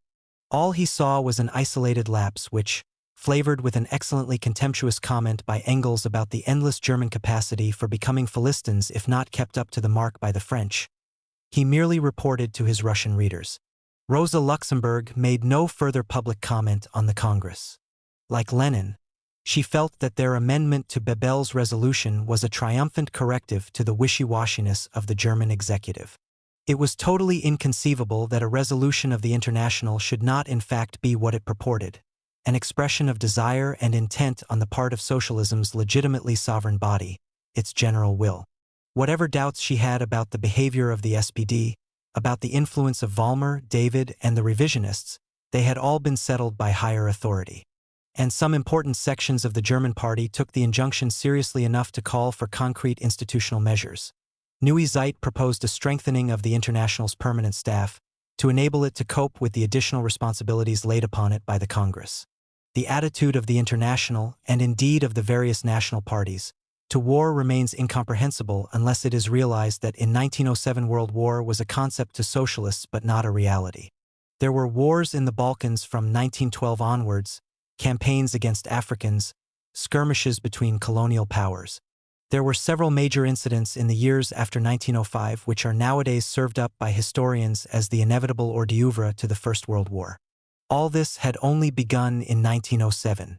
In the same year as the International Socialist Congress, a conference met at The Hague to civilize future war by international agreement. Behind the technicalities loomed a real consensus to regulate war out of existence. The millionaire philanthropist Andrew Carnegie, attending on his own behalf and at his own expense, felt sure that he was preaching the supreme importance of peace to sympathetic ears, including the Kaiser's. Among the ruling classes there was optimism, and if socialists mocked this assurance in public and referred to the Hague Conference as a robber's feast, it was an expression of disdain for all bourgeois governments rather than a gloomy prognosis of actual war. In fact, war was much like social revolution to the members of the Second International, the inevitable byproduct of capitalist society, requiring constant postulation to generate protest but also capable of indefinite postponement as a physical event. In theory, militarism was closely connected with war. By opposing one, the party believed it was making the other impossible. But after 37 years of peace and progress, militarism was a much more real and immediate phenomenon than any abstract possibility of war. It centered round the very concrete type of Prussian officer and his whole class and ideology. This was the impetus behind Karl Liebknecht's campaign and behind the youth agitation which he advocated with the unexpected support of Dr. Ludwig Frank, a South German revisionist who happened to take a radical position about youth movements. But among the SPD leaders, the moral agitation was often tinged with curious normative judgments about efficiency. At the 1907 Party Congress, and in the light of electoral defeat, Bebel and Noske both went as far as to suggest that if the unpleasantness of military service were ameliorated, less brutality, less Prussian drill, the army would actually become more efficient. This was improving existing society with a vengeance, and the left would have none of it. It was ice cream all over again. Nonetheless, humanitarian reasons certainly played their part in the left attacks on militarism, in a way that had never been admissible in the economic field, when it came to considering tariffs as potential creators of jobs. The campaign of Frank's League of Young Workers of Germany and its paper Junge Garde, Young Guard, bristled with details of military abuses of recruits, and this campaign was still going strong when Rosa Luxemburg took a hand in it in 1914. For the moment, however, the orthodox Marxists centered round Neue Zeit gave only qualified support to Liebknecht's and Frank's campaign. Their concern was with a broad offensive against society, system against system. They feared hysteria about this or that aspect of capitalism as a diversion from the final goal of social revolution. Ludwig Frank, with a South German dislike of Prussianization and more interested in democratic concessions than in a systematic confrontation with society, was not a welcome ally.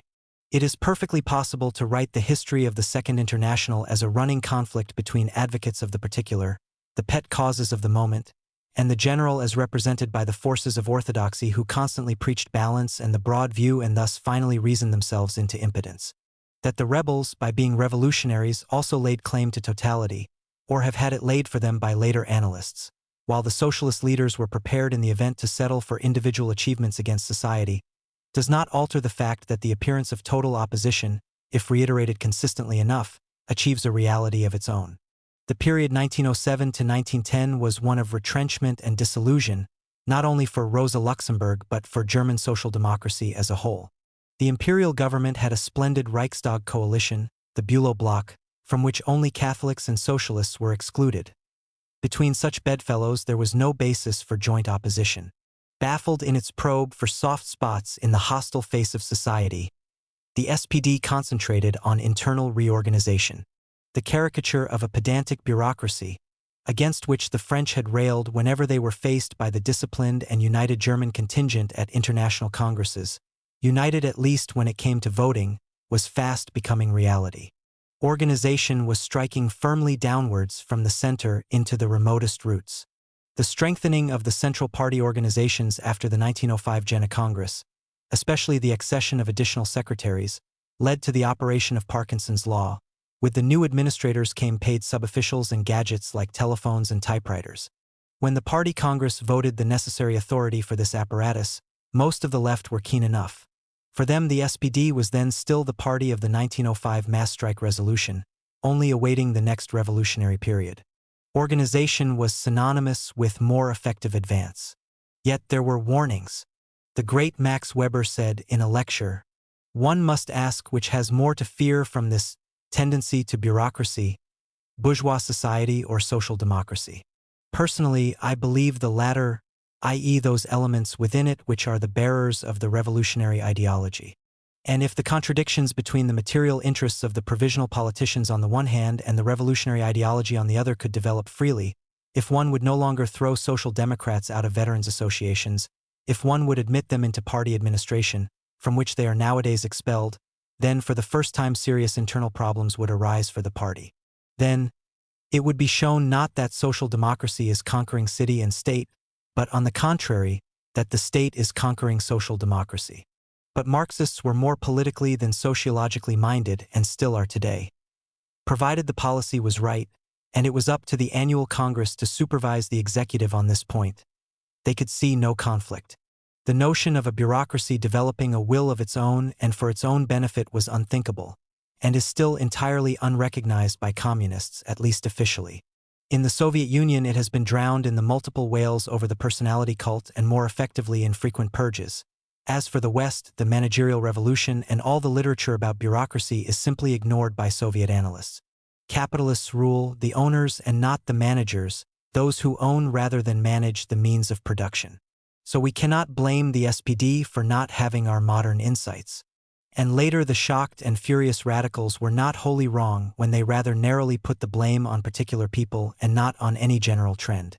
The men who ran the party from 1907 onwards, men like Mockenboer, Ebert, Scheidman, and Braun, were efficient, down-to-earth, and completely unrevolutionary.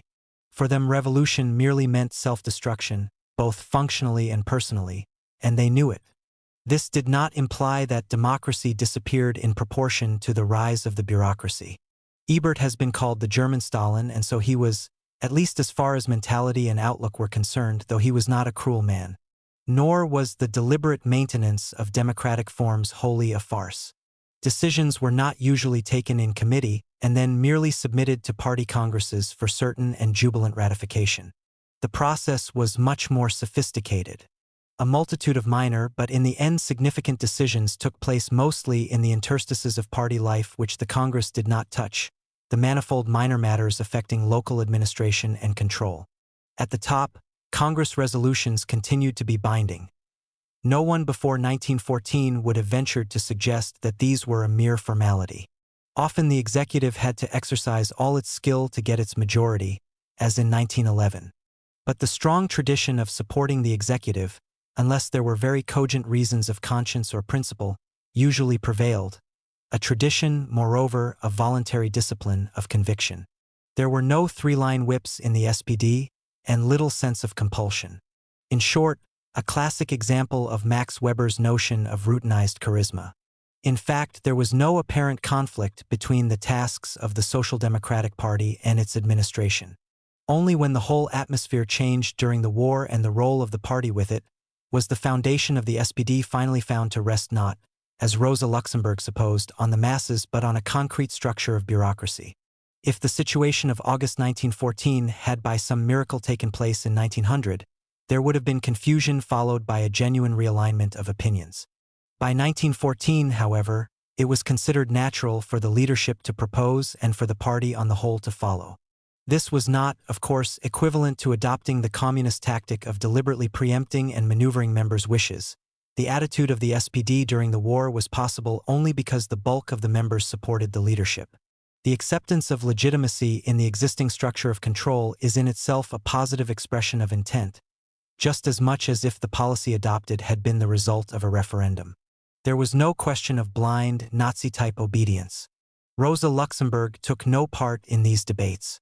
She was quite uninterested in the details of organization, an inferior preoccupation.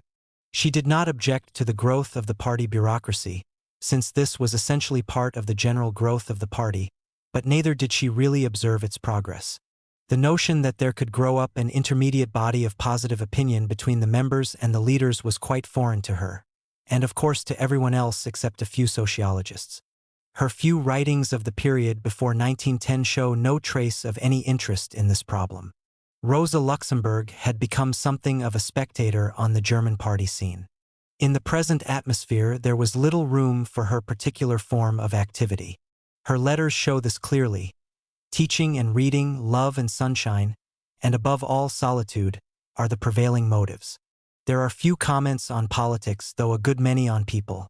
In fact, when discussing the forthcoming SPD Congress in 1909, which she did not attend, she started off with the excuse that no new tactical problems or questions involving any theoretical principle are up for discussion at Leipzig, and complained that the numerous resolutions do not show a very lively picture of the party's mental state. It fell to Karl Kautsky to knead the listless dough of these years into an apparently cheerful doctrine in The Road to Power. This book represented the height of Kautsky's dialectic achievements, since it combined a complete negation of practical revolution with a strict emphasis on revolutionary attitudes. He faithfully reflected the current mood. Indeed, he seized on the general disillusionment, not only within the SPD but throughout Imperial Germany.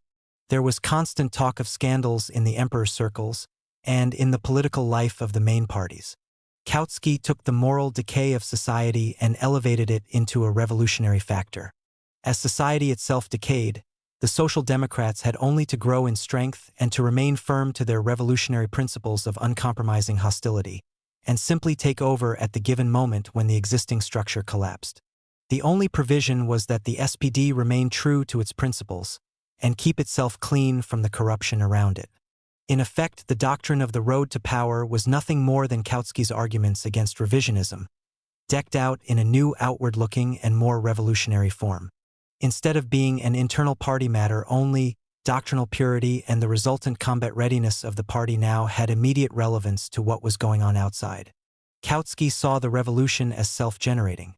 It needed no physical action of the type envisaged by Rosa Luxemburg in her mass strike doctrine. The necessary conditions for revolution were that confidence in the existing regime be destroyed, a majority of people be decisively opposed to it, and that there should be a well-organized party in opposition to harvest this discontent and speak for it, and to provide as a substitute for the ruling regime a visible focus round which the loyalties of the population could gather. Modern non-communist research is more and more inclined to see a continuous process in Kautsky's thinking, in which certain fundamental ideas are endlessly reproduced in different circumstances. According to this view, there was no significant difference between the Kautsky of 1898, even of 1891 when he wrote the Erfurt program, and the Kautsky of the 5 years prior to the war and the war itself. But to contemporaries, the road to power appeared as a revolutionary document. The word revolution appears in it much more frequently than in any previous writing, and the SPD executive certainly had strong reservations about it. It is difficult to reconcile the statement of one scholar that the activity of Kautsky cannot be separated from that of Bebel. Bebel, the unquestioned political leader of the party, and Kautsky, its leading ideologist, were always in agreement about the basic tendency of their views, in spite of occasional differences of opinion, with the irritated and censorious letters that passed between the executive and Kautsky when his book was in proof. Thus Kautsky wrote to his friend Hasse, "Things are getting more and more extraordinary. Either the executive must tell me once and for all which bits it insists I should alter, or else they must leave me alone to publish as I think fit." In the end, the executive did insist on the removal of certain offensive passages, the same fate that had befallen Rosa Luxemburg's very different mass strike pamphlet. We have no evidence of any reaction by Rosa Luxemburg to the road to power. It was the kind of statement of which she would have approved wholeheartedly 10 years earlier. But now its negative, almost quietist acceptance of developments instead of emphasis on the need for conscious forward movement might well have been distasteful to her. Yet later, when she and Karl Kautsky had fallen out and Rosa was looking through all his previous work with a critical eye, there are no uncomplimentary references to the road to power. The fact that Kautsky was notoriously in trouble with the executive may have been justification enough. It is even more likely that Rosa never read The Road to Power at the time, at least not until her controversy with its author the following year. Since Easter 1907, when Rosa Luxemburg and Karl Kautsky had sat together on the shores of Lake Geneva planning the forthcoming issues of Neue Zeit, the whole basis for Rosa's cooperation with Kautsky had crumbled completely, leaving only the outward appearances of the old relationship and the false intimacy of addressing each other perdue. It was part of the critical dislike with which Rosa Luxemburg viewed all things German. By 1908, she began to find the Sunday lunch sessions and occasional evenings at the Kautsky's house a bore, newspaper gossip at table, Jewish jokes by Bendel Kautsky's son Benedict, and far too much gluttony by all concerned. On June 27, 1908, she wrote to a friend, "Soon I shall be quite unable to read anything written by Karl Kautsky. It is like a disgusting series of spiders' webs, which can only be washed away by the mental bath of reading Marx himself. However wrong-headed his views on Hungarians, Czechs, Slavs, etc., was it the comparison with Marx himself, a confrontation which so few Marx commentators have been able to survive, which began to show up the mechanical and lifeless quality of Kautsky's writings to a sharp critic like Rosa Luxemburg, who was anyhow full of recent revolutionary experience. In her search for lecture material, she was rereading Marx and Engels's literary remains, and particularly the articles in the Neue Rheinische Zeitung. Her comment, "A lot of nonsense and much out of date, but what courage in making independent judgments, what concrete facts," compared with the boring, featureless constructions of history in the abstract which one finds with Karl Kautsky. By the summer of 1909, when Kautsky came to join her in Italy complete with flea powder and all the traveling paraphernalia reminiscent of the Duke of Newcastle, Rosa was reaching down into the animal kingdom for metaphors to apply to her friend. He had become a beast of burden, a donkey. There was, of course, a more important source of friction. Things were not smooth between Karl and Louise Kautsky. Karl chez Louis was heavy-handed and arbitrary, and Louise, a far more sensitive person than her husband, had to fight for her personal independence. Rosa encouraged this, partly because she liked Louise much better than Karl and resented his Philistine lack of feeling in artistic matters, but also as a reaction from her own experience with Leo Jagesches. Rosa quite unconsciously began to take a subtle hand in the marriages of her friends, encouraging wives to assert themselves against their husbands, especially where the husbands also happened to be political opponents of Rosa Luxemburg. In the autumn of 1908, Rosa noted rather simply that Karl hates my influence on Louise, who is increasingly emancipating herself from him in spirit. This emancipation did not take in place a vacuum. Louise became romantically attached to Karl's brother Hans, a painter of talent and with more personality and temperament than Karl. Rosa indignantly refuted Karl's suggestions that she was encouraging this relationship, but, though she may not have intended to do so, her emancipatory influence on Louise certainly contributed to it. KK is quietly furious with me because he thinks I am somehow responsible for the relationship between Louise and Hans. This hurts me, but I am too proud to say a word. It is painful for me to see how exclusively and continually Karl is preoccupied with this business. Certainly various plans hatched between Rosa and Louise over these years to go on holiday together were negatived by Karl, if only to the extent of insisting on accompanying them. Beneath the political discussions and party gossip in the Kautsky household, there was a lot of tension, and Rosa, to say the least, was not a mere spectator. The preconditions for a row existed before 1910. The venom with which the party argument was conducted on both sides was charged with all these personal matters. When the explosion came in 1910, the apparently solid structure of 12 years' close collaboration just collapsed. To mutual friends and colleagues in the SPD, who had not been aware of the changes in their personal relationship behind the scenes or of Rosa's disillusion with Kautsky's status as writer and thinker, the polemics of 1910 could only be explained by Rosa's poisonous temperament, and Kautsky himself was not going to disturb this assumption. These then were years of self-sufficient privacy and much study for Rosa Luxemburg. But as a little anecdote shows, she was as temperamental in retreat as in the most public agitation. Konrad Hainisch, shortly afterwards Rosa's friend and disciple, later a renegade supporter of the war and Prussian Minister of Culture after 1918, happened to be living for a brief period in the flat next to Rosa Luxemburg. He was woken up one night by the sound of a murderous brawl. He ran to the rescue. Minimally clad, the pompous raconteur gleefully informs us, only to find that Rosa was the aggressor.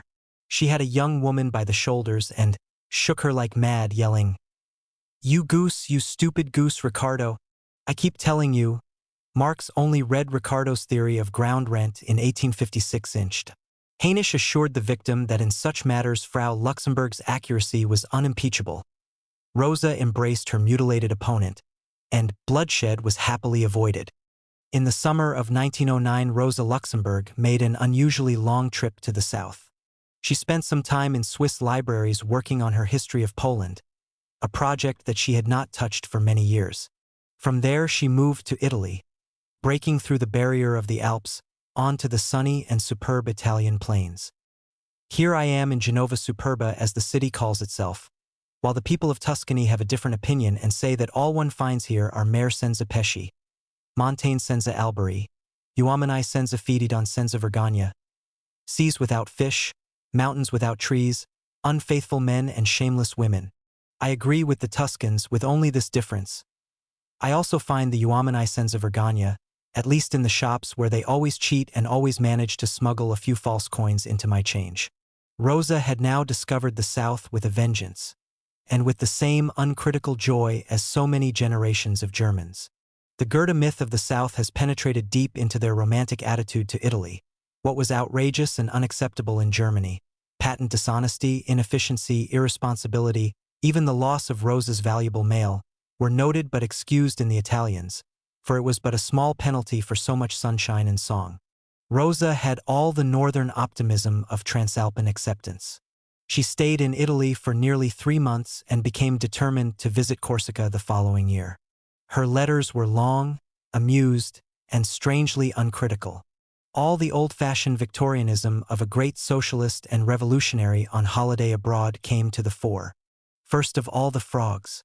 As soon as the sun sets, frog concerts, such as I have never heard anywhere, begin on all sides.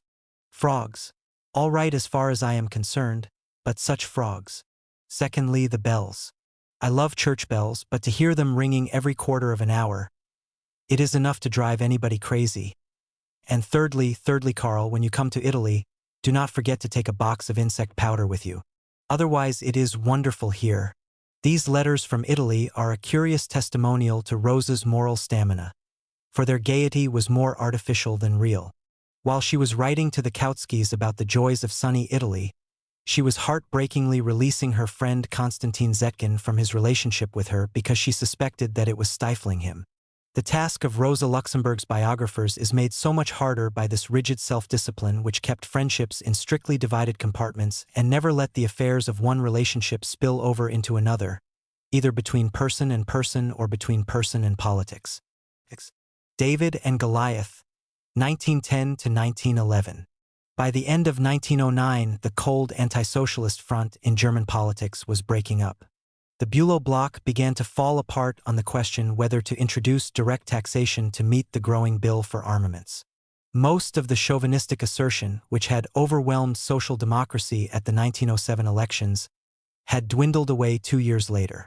In addition, for the first time since 1905, the Prussian suffrage question had come up again, and a parliamentary attack on the three-class system of elections in Prussia was being mounted in the Landtag. The two problems were connected. The conservative leader in the Reichstag stated that his party would not vote for financial reform and direct taxation because they did not wish to surrender the power of taxing property in such a broad way into the hands of a parliamentary body elected by equal suffrage. The revisionist section of the SPD, which had hammered on the defeat of 1907 as a warning against political impotence, now saw in the breakup of the Bülow bloc an opportunity to re-establish socialist influence in the Reichstag. The merger in March 1910 of various middle-class progressive groups into the new Fortschrittliche Volkspartei, Progressive People's Party, was held to be a sign of good times, the focus for a bourgeois radical party such as existed in France but had hitherto been sadly absent in German politics. Here finally was a coherent ally for the SPD, or at least for such of its members as believed in alliances. The issue now facing the SPD was a complicated one. On the one hand, an alliance with the emerging middle-class opposition to the government in order to agitate jointly for direct taxation and suffrage reform. On the other, the continued refusal on principle to support any official measure proposed by the imperial government, and thus indirectly to vote for the continuation of the hated system of indirect levies on consumption. To vote with the arch-conservative Juncker interest, or to vote with the equally hated government. Either way, the party was ensnared, either into a ridiculously rigid position or into political participation in Reichstag maneuvers. The radicals, foreseeing and accepting the dilemma, put forward the slogan of no new taxes, but reduction of armaments, the old stand on opposition for opposition's sake on all fronts. They felt that propaganda, the magical solvent, must make it clear to the people that in refusing to support the government measures, the party was not accepting responsibility for the old system of taxation. In calling for a reduction of armaments, it was attacking imperialism at its most sensitive point. Paul Singer, joint chairman of the party who spoke against his own executive on this occasion, felt that the SPD would thus be kept free from involvement, with its principles unimpaired, just as Kautsky had stipulated in The Road to Power. Neue Zeit pitched in on the side of Liebknecht and the radicals. Even Parvis's radical but rusty pen was dipped into fighting ink once more, and for the last time. But the executive feared that the SPD would lose in popularity at the next elections if it did not support a change in the system of taxation. And with Bebel's written blessing from Zurich, its view, as usual, prevailed. Rosa Luxemburg did not participate in these debates. She published almost nothing during 1909 and did not attend the 1909 Congress at Leipzig. There was the difficult question of mandates. No pressing invitation from the executive this time, no whip from Bebel. They did not need her services. And Rosa was not sorry. I am living at home as I live in public, completely self-absorbed. So much so that when I am out and about I have to remember where and who I am, she told a friend during this period. In any case, her views on budget voting were amply on record. Already at the 1908 Congress, she had asked whether the mass of members supported the SPD because of the tips that were thrown to it by society or because they supported the total negation of the system. During the anti-socialist laws, there had been no tips, and still the party's mass support had grown steadily. The bourgeois reform parties and the socially inclined nationalists, the progressives, show clearly where you get to when you depart from this path. When you believe that the masses can only be bought off with concessions, you finally lose the confidence of the masses and the respect of your opponents. You gain nothing but you lose all. Although the debate at Nuremberg had been mainly concerned with the perennial problem of budget voting in the southern states, Rosa Luxemburg never hesitated in stating tactical considerations in the form of general principles, applying to all times and places. Her views thus coincided precisely with those of the radicals in 1909. A year later, when Rosa had re-entered the political lists, she took the opportunity in retrospect of condemning the party's stand over the tax laws in no uncertain terms. Thus, the breakup of the Bülow coalition in 1909 reopened some of the fundamental issues of socialist policy, of which the fiscal question was only a part. It raised the whole problem of cooperation with potential bourgeois partners, and, indeed, of engaging in politics at all. Given that cooperation was possible, could other old socialist aims, like suffrage reform in Prussia, also be achieved by such an alliance? It was the same situation that had faced Belgian socialists in seeking collaboration with the liberals 6 years earlier, when Rosa Luxemburg had castigated them mercilessly. Indeed, it was the old revisionist question posed in a new and more seductive way, now that Kautsky had formulated his doctrine of subtle decay in a society which 10 years earlier had still seemed unshakable. The taxation crisis, though unresolved, brought about a change of chancellor and government. Bethmann Hollweg replaced Bülow, and the new government now relied on a coalition of conservatives and center, with both liberals and progressives in opposition together with the perennial wallflower, social democracy. Hopes were strong that the new chancellor would himself make proposals for Prussian suffrage reform. In Hessen, a new suffrage bill was introduced into the provincial diet, but this unexpectedly turned out to decrease rather than improve working-class representation. The first public SPD protests against it brought into action sympathetic movements in Brunswick, which also had a three-class suffrage system. Next came Bremen and Mecklenburg. A ring of agitation had already been formed around Prussia when the Prussian SPD called a provincial congress at the beginning of January 1910. Following the spirit of cooperation with the liberals which had pervaded the party congress in 1909, Bernstein and his friends prepared a careful campaign to guide the tactic at the Prussian Congress in the same direction. But unexpectedly, the Prussian spirit was much more militant. The idea of collaboration with the liberals for a parliamentary suffrage campaign was unceremoniously thrown out. Instead, the Congress called not for a parliamentary campaign, but for a suffrage storm. How, the radicals asked, could a successful campaign in Parliament be launched when that Parliament itself was so heavily and unfairly weighted against socialist representation? Already the National Liberals were showing their hand. Far from supporting a major campaign for equal manhood suffrage, it appeared that they were not even prepared to vote for such a measure if proposed in the legislature. The hopes for a popular front, following the breakup of the Bülow coalition, had quickly faded. Perhaps they had been an illusion all along. Almost before the potential partners realized it, the usual polarization had again taken place. The middle classes turned sharp right, and the SPD more sharply to the left. This time the executive found itself almost alone. Instead of adopting the middle-of-the-road position of the old revisionist controversy, a majority of the executive, though the co-chairman Paul Singer was with the radicals, had to be taken in tow by the revisionists. And there were good reasons for it. So many previous debates had taken place over theoretical concepts, but this time there was a live issue and a very real threat of action to get something done. It was 1905 all over again, but the center of the storm was now in Germany. The executive was forced to look to its defenses, not only to its theory. The dates are important. On February 4, 1910, the government published the Bethmann Hollweg draft for Prussian suffrage reform. It satisfied no one. It tinkered with the system but did not alter it. The main provision was that a few groups, particularly academics, were moved up slightly from the bottom to the middle section of voters. Social Democrats and a few progressives protested violently. Vorwärts rummaged in its arsenal of revolutionary phrases and called the bill a brutal and contemptuous declaration of war. Almost immediately demonstrations broke out in Berlin and the Prussian provinces. On February 10, the Chancellor and Prussian Prime Minister, the offices were vested in one and the same person, spoke in the Prussian Landtag in support of his proposals and was greeted by Pfut, that most expressive of German epithets, from the benches on the left. But even his half-baked measure did not pass into law unscathed. After some political bargaining, the Landtag passed the bill on March 16, but it was amended in the upper house, Herrenhaus, and the two houses became locked in disagreement. Thereupon the government withdrew the bill altogether, and things were right back at the beginning again. Meantime, the socialist demonstrations went ahead. Each Sunday there were visibly more people in the streets than the week before. On February 13, the Berlin police president, von Jagow, threatened reprisals in a brusque edict in which he made the old-fashioned comment that the streets were exclusively reserved for traffic. There were clashes, and in Frankfurt on February 27, the first casualties. On March 6, the SPD scored a bloodless prestige victory by announcing a suffrage promenade in sarcastic conformity with police instructions. Having drawn the forces of law and ordered to a park on the outskirts of Berlin, the promenade in fact turned into a massive gathering right in the center of the town, with the police arriving breathlessly only at the end of the proceedings. The conservatives, however, took the incident very seriously and called for reprisals.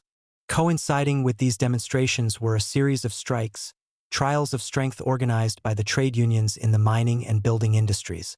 It was never quite clear who was on strike and who was locked out. The fact remains that the year 1910 had nearly 370,000 workers involved in stoppages. The two movements began to overlap in March, and the demonstrations were swelled by half-day strikers giving their open support to the suffrage campaign. Clashes became more frequent in Berlin and in the provinces. It was what Rosa Luxemburg had defined as a typically revolutionary situation: interaction of economic and political movements, a spirit sufficiently aggressive among the workers to need large-scale troop movements in the coal mining areas, and here and there the demand for a showdown. The lessons of 1905 to 1906 had apparently not been wasted after all, and demands were being made for the use of the mass strike as incorporated into the Social Democratic program at the 1905 Jena Congress.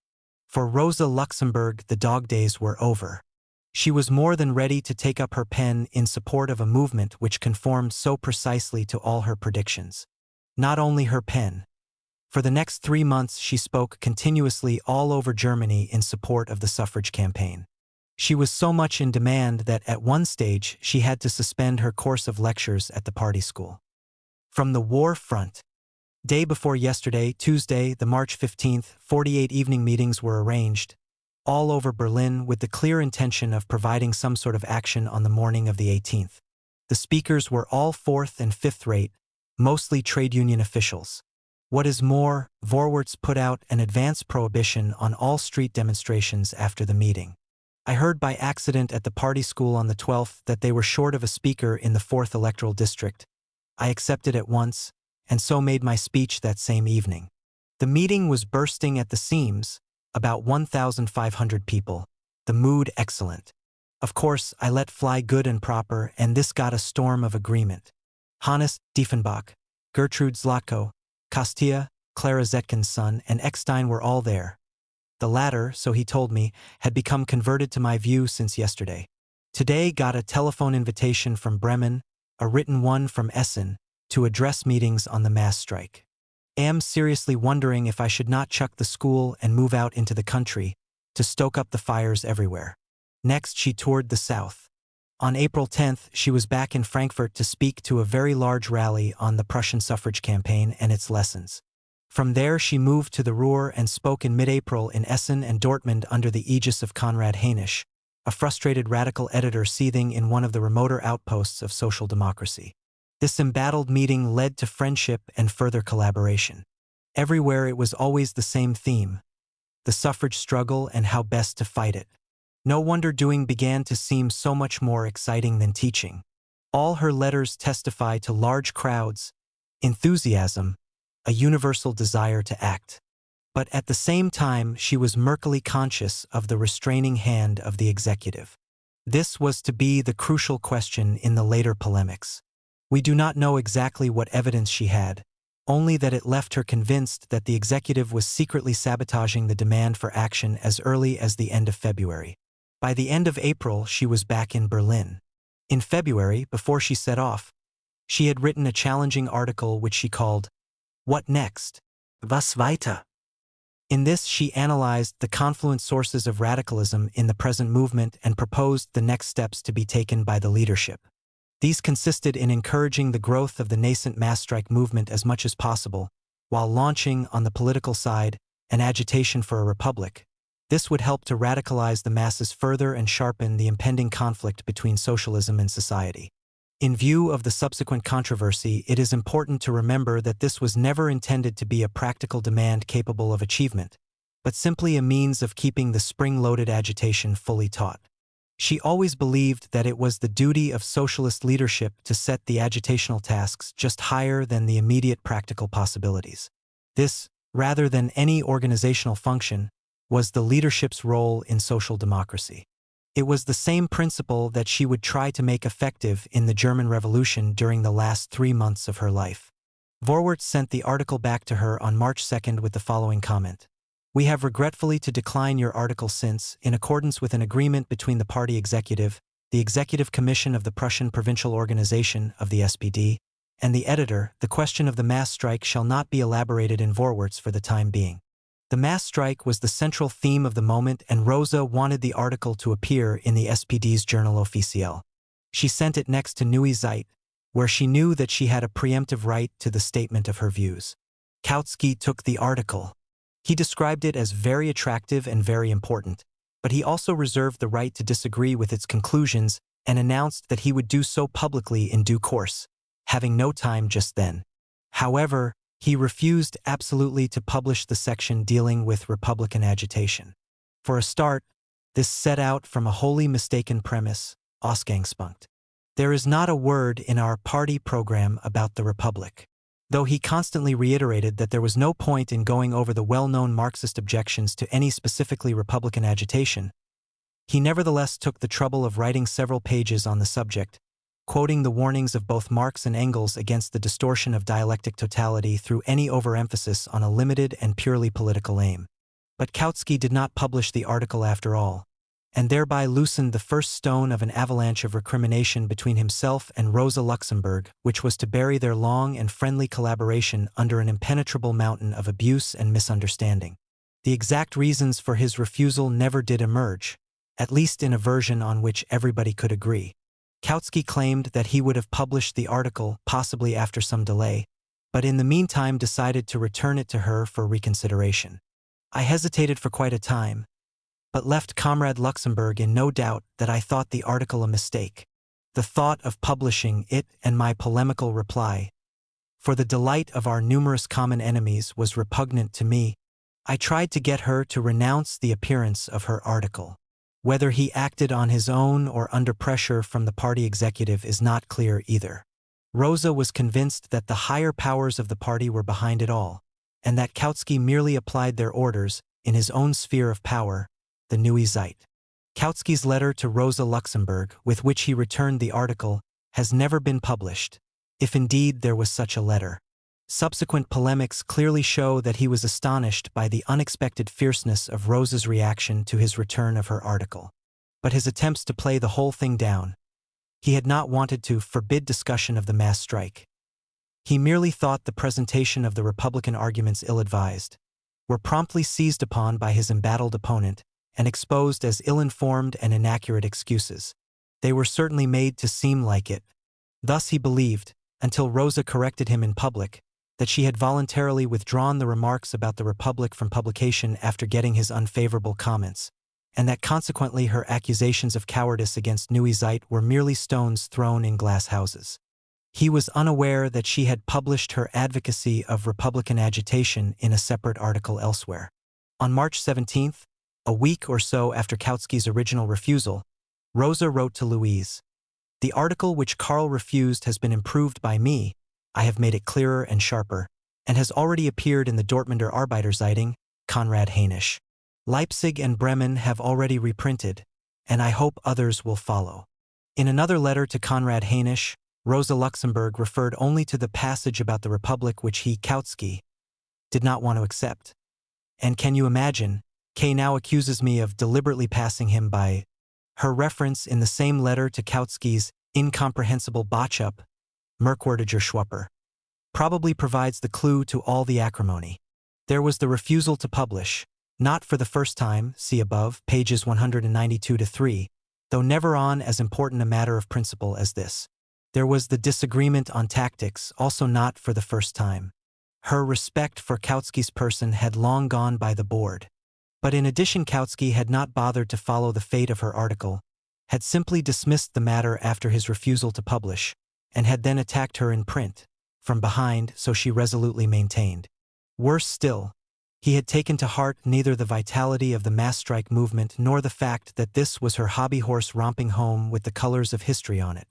Such ignorance and lack of interest from a collaborator of 12 years' standing was unforgivable. Never before had Rosa written with such fury about a fellow socialist and former friend, Karl Kautsky. This coward who only has courage enough to attack others from behind, but I'll deal with him. She continued for some months in this vein. The personal issue began to flag only in the following year, and Karl Kautsky was removed to the flaccid pantheon of Rosa's political opponents, to be pitted as much as condemned. One should feel sorry for him rather than be angry with him. After all, he is only trying to defend himself in an extremely messy situation. None the less, echoes linger. The name Kautsky could still on occasions rouse her to vituperation as few others could.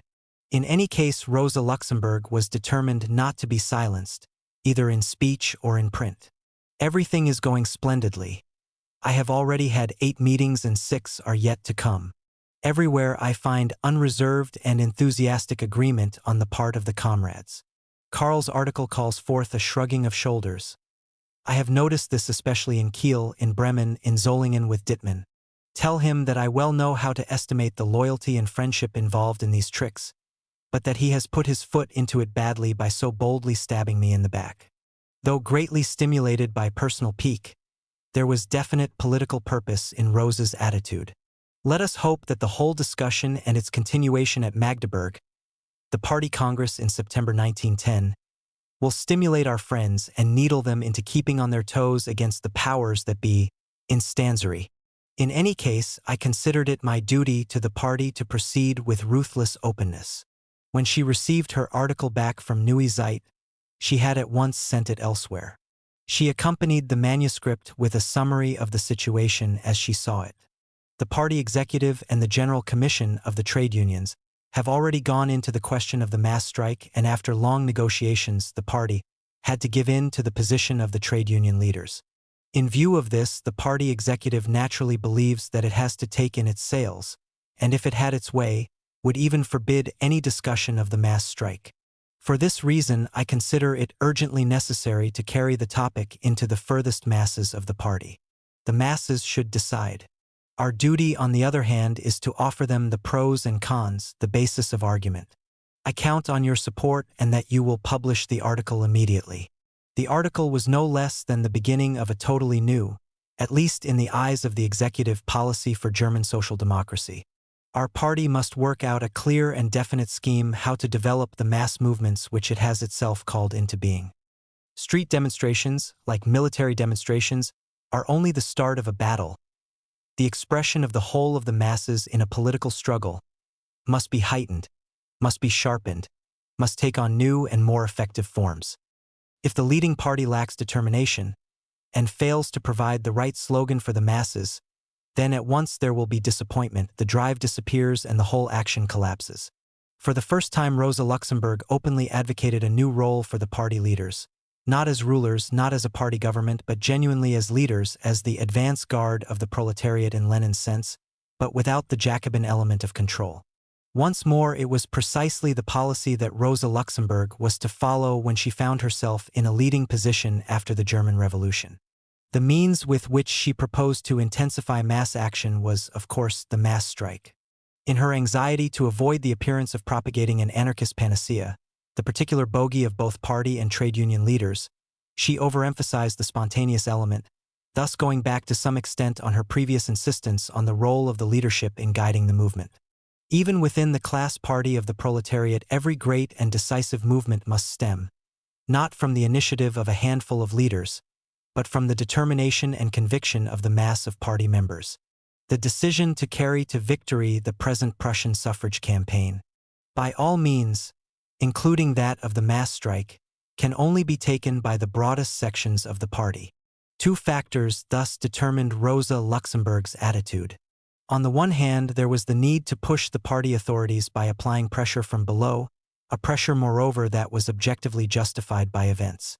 In her article and throughout the next few months, she pointed again and again to the fact that radical pressure was at the bottom of the party hierarchy, among the masses, a direct application of the Russian lesson of 1905 to 1906 as expressed in mass strike, party and trade unions.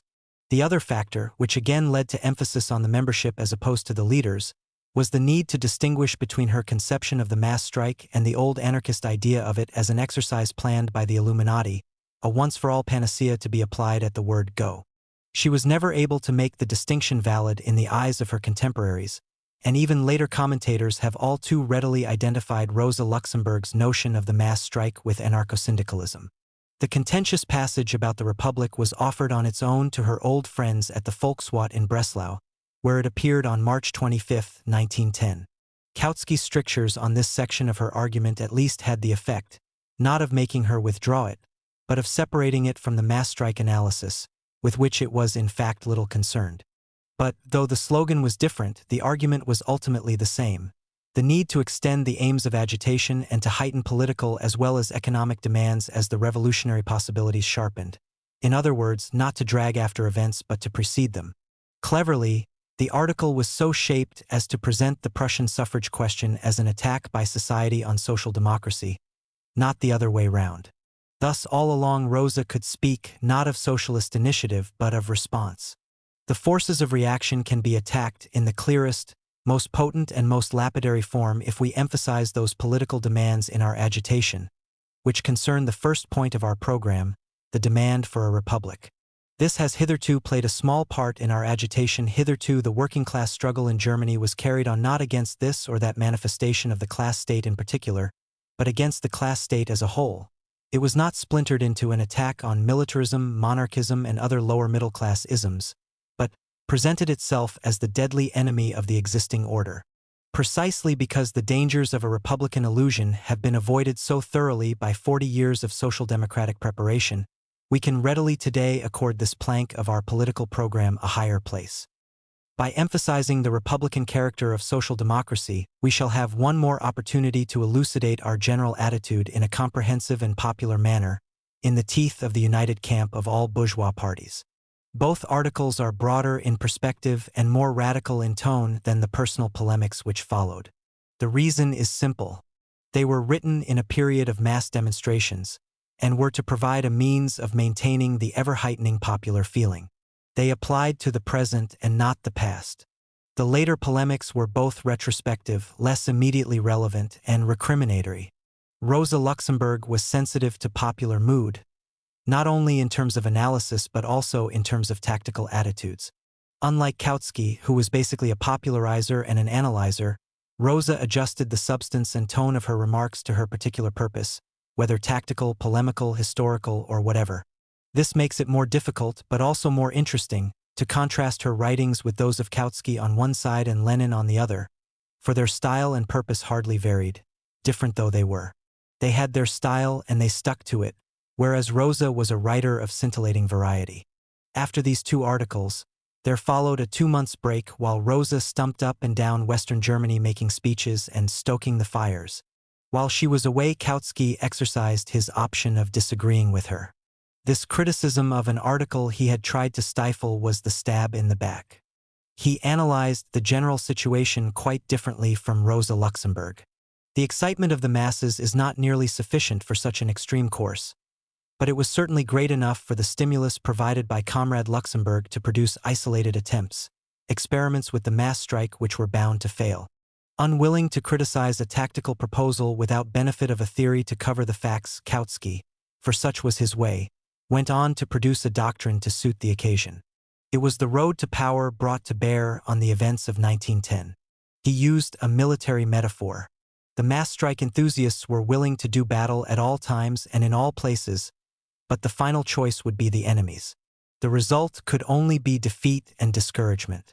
He took as his model the Roman general, Fabius Cunctator, who had defeated Hannibal, and from this example he evolved a modern version of the strategy of attrition, Ermittung strategy. Let the street demonstrations go on by all means, but at the present level. For the moment there was no excuse for driving the movement artificially forward into a head-on clash with society. Instead, let the party turn its mind to the coming Reichstag elections, where the fruits of the present radical sentiment could better be harvested, in terms of a greatly increased vote. Sooner rather than later the SPD would get that absolute majority which Kautsky had postulated as one of the conditions for what he called revolution. Such a victory must result in nothing less than catastrophe for the whole ruling system. Rosa replied as soon as possible after her return with a major piece of theoretical delineation between herself and Kautsky. What had become of Kautsky, the theoretician of radicalism, the man who had only very recently written that, since the existence of the German Reich, the social, political, and international contradictions have never been stronger and might very possibly create conditions under which a mass strike with the support of the unions could topple the existing regime? Was it merely the desire for an empty victory over unimportant anarchist illusions about the mass strike, the hollow trumpetings of Dammel and Neuenhuis, which no one took seriously? It was not her or anyone else's agitation that had produced the call for mass action, but the situation itself. And why was Kautsky speculating about Roman history in the middle of a proletarian mass action? Caution was if anything the job as well as the besetting sin of the official leadership. not the task of a distinguished and respected Marxist thinker. As a break, Comrade Kautsky, we don't need you. There was perhaps still a chance that his lapse was temporary, that like many others he had become besotted with Reichstag elections. Let him grasp this last opportunity to achieve revolutionary rehabilitation. The dreary and increasingly personal polemic dragged its way across the pages of Neue Zeit.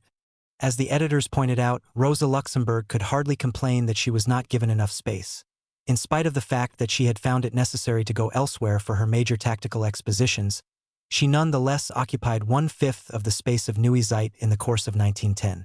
She turned more and more to a Leninist type of offensive against Kautsky, throwing both his writings and his letters into the arena. Personal polemics and socialist tactics became hopelessly mixed up. Rosa's early puzzlement at Kautsky's attitude gave way to resentment and exasperation as the editor of Neue Zeit elaborated his own views at greater length. Then, in the summer, a new element entered the debate.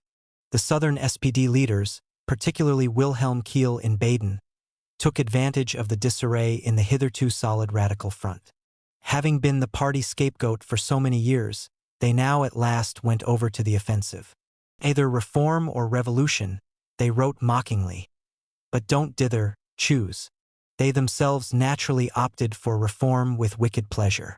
The SPD executive in Baden, already notorious in the party for its annual support of the provincial government's budget, now issued a public declaration to the effect that this policy would continue come what may. This was grist to Kautsky's mill.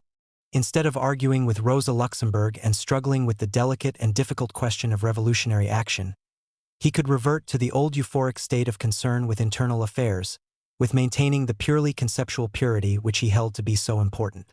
In a social democratic government, whose power depended on the maximization of exclusiveness and of abstention from society, Kautsky was the Home Office's public relations officer par excellence. In July, he suggested to Rosa Luxemburg that their debate might conceivably be put back, and he hoped forgotten, in order to avoid anything that appears as a quarrel in the Marxist camp. In view of the Baden Declaration, it is the duty of all revolutionary and really Republican-minded elements in our party to stand together and push aside our differences in order to make a common front against opportunism. Rosa Luxemburg refused. She was no longer interested in the dreary pleasures of beating frayed and dusty southern carpets when far more important issues were available.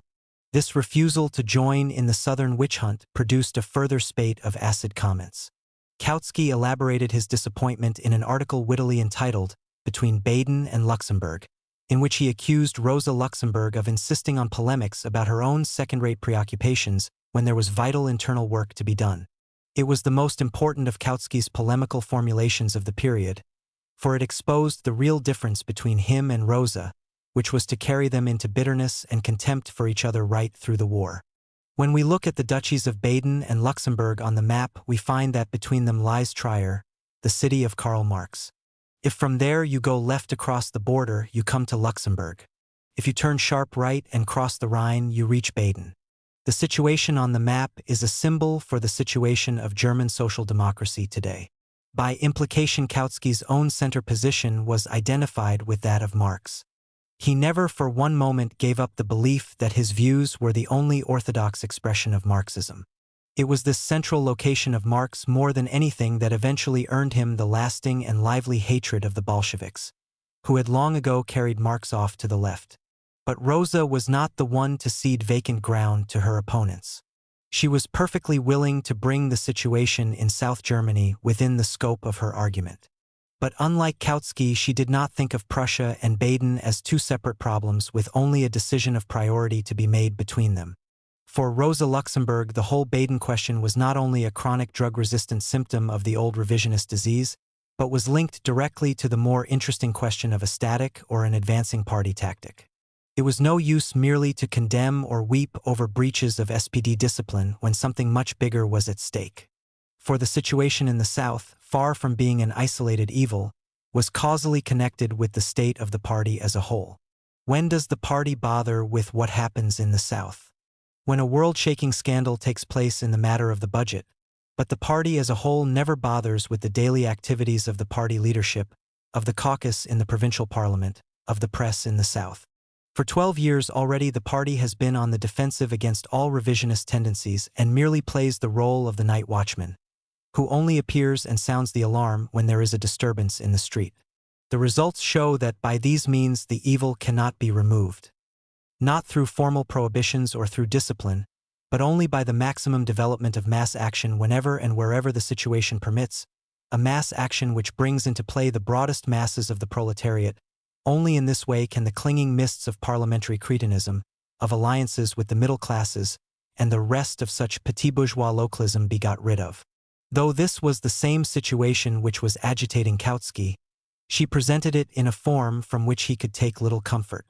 Relations between Rosa and Kautsky were now so bad that she no longer wrote to Neue Zeit directly, but used her young friend Hans Diefenbach to act as an intermediary. The unfortunate but loyal youth wrote a series of stiff and awkward notes to Kautsky to inquire whether further replies on her part would be published or not. As far as Rosa Luxemburg was concerned, the great pillars of SPD ideology had turned out to be nothing but a heap of sophistries attractively glued together, which had now fallen apart under the pressure of the suffrage campaign. The whole concept of revolution, indeed the very use of the word by Kautsky, proved to be meaningless. It had only to come into contact with a real revolutionary situation to break down into its constituent syllables, so many daring sounds without real meaning. Rosa never quite recovered from this eye-opener. For behind the particular failure lurked a more general one. If the leadership were not serious about this, how much more of the whole program of defiance would prove to be merely words? So the contrast between leaders, individuals with evident human failings, and the happily anonymous and solid masses, was sharpened by the experience of the suffrage campaign and its consequences. The greater her disillusion with the definable establishment, the more she emphasized the prophylactic role of the conceptual masses, until in 1914 they too let her down, and she had to resort to a concept of the masses in its own way almost as arbitrary as Lenin's very different concept of the proletariat. The break with Kautsky also meant that Rosa's main supporter in the party had become her enemy. Bebel could now count on Kautsky for his assistance in keeping the wretched woman quiet. Dear Rosa must not be allowed to spoil our plans for Magdeburg. I shall see to it that the dispute will be relegated to obscurity. Victor Adler rejoiced. He had sufficiently low instincts to get a certain amount of pleasure from what Karl was suffering at the hands of his friend. But it really is too bad. The poisonous bitch will yet do a lot of damage, all the more because she is as clever as a monkey, Blitzgeskeit, while on the other hand her sense of responsibility is totally lacking and her only motive is an almost perverse desire for self-justification. Imagine, he wrote to Bebel, Clara already equipped with a mandate and sitting with Rosa in the Reichstag. That would give you something to laugh about, compared to which the goings-on in Baden would look like a pleasure outing. Mering, too, supported Kautsky. He saw nothing in Rosa's suggestions but a confusion of tactics. Anchored in his knowledge of the Marxist texts, he agreed with Kautsky that by raising the issue of the Republic, the socialist aims of the revolution would be forgotten. Rosa did not hesitate to polemicize against Mering as well. The result was that she once more fell out with the old man, and this breach was not repaired until his severe illness 18 months later. Such support as Rosa had came from an odd and motley group, and not always because they fully agreed with her proposals. Clara Zetkin was completely loyal as always. Konrad Hainisch found this an excellent way of baiting the local bureaucracy in the Ruhr which he so hated. In Bremen Pannekoek and Henke gladly threw the local organization behind any radical agitation. Her friend Marchluski, who had again taken up his German party activities after his return from Poland, supported her wholeheartedly. But now drawn up on the other side were all the radicals of 1909, the entire editorial board of Neue Zeit, including Rosa's friend Emanuel Worm, henceforth to be degraded to wormschery, her colleagues at the party school, and of course the executive and most of the bureaucracy of the party. Rosa Luxemburg's role was the loneliest of all in any self-regarding political party, that of an individual. The fact that freedom of expression was a cherished right only made her loneliness more obvious. Abroad, too, the majority of socialists supported Kautsky. The Austrians, the PPS, and the Belgians sent him letters of encouragement. Even the Bolsheviks, of all the principal parties of the International the most likely to back Rosa Luxemburg, expressed non-committal surprise. For Lenin, Karl Kautsky was still the fountainhead of Marxist orthodoxy. Leo Trotsky, self-appointed broker among the Russian factions and with his own sources of information in each group, wrote to Kautsky at the end of August 1910. A few words about your polemic with Rosa Luxemburg. In this matter, as in everything else, the Russians are split in their view. The Mensheviks declare themselves perfectly in agreement with you, but are trying to interpret your point of view as a change from your previous tactical intransigence to Menshevism. According to my friend Kamenev, who has just come to see me from Paris, the Bolsheviks, or more correctly Lenin, no one else speaks for them, are of the opinion that you are quite right in your judgment as to the present political situation, but that the nature of the agitation which Lux is carrying on could be both very useful and important for Germany. In order to get unqualified approval for your point of view, Lenin suggests that you put up a motion at the next party congress demanding sharp agitation and pointing to the unavoidable nature of revolutionary struggle in the future. I at any rate have not met a single comrade, even among the Bolsheviks, who has come out openly for Luxemburg, der sich mit Luxemburg solidarisch erklärt. As far as my humble self is concerned, I think that the governing tactical factor with Luxemburg is her noble impatience. This is a very fine quality, but to raise it to the leading principle of the German party would be nonsense. This is the typical Russian method. Trotsky was perfectly right. It was the Russian method, openly advocated only since 1906. Kautsky was not above accepting other people's formulations which fell conveniently into his lap. He may have used this one to develop another of those attractive antitheses when he came to analyze, in 1912, what was then already known as the Marxist center. The middle position was the only correct position for the German party. On each wing he saw two distinct types of impatience, both disastrous. On the left there was rebels' impatience, as suggested by Trotsky, though Kautsky never acknowledged any debt for the phrase. This meant preempting the natural development of the revolution everywhere, and bringing about the catastrophe he had predicted in the road to power by artificial and premature means. Interestingly, Trotsky was also the first to identify the Russian origin of Rosa's attitude. It goes back beyond that date, of course, to 1898.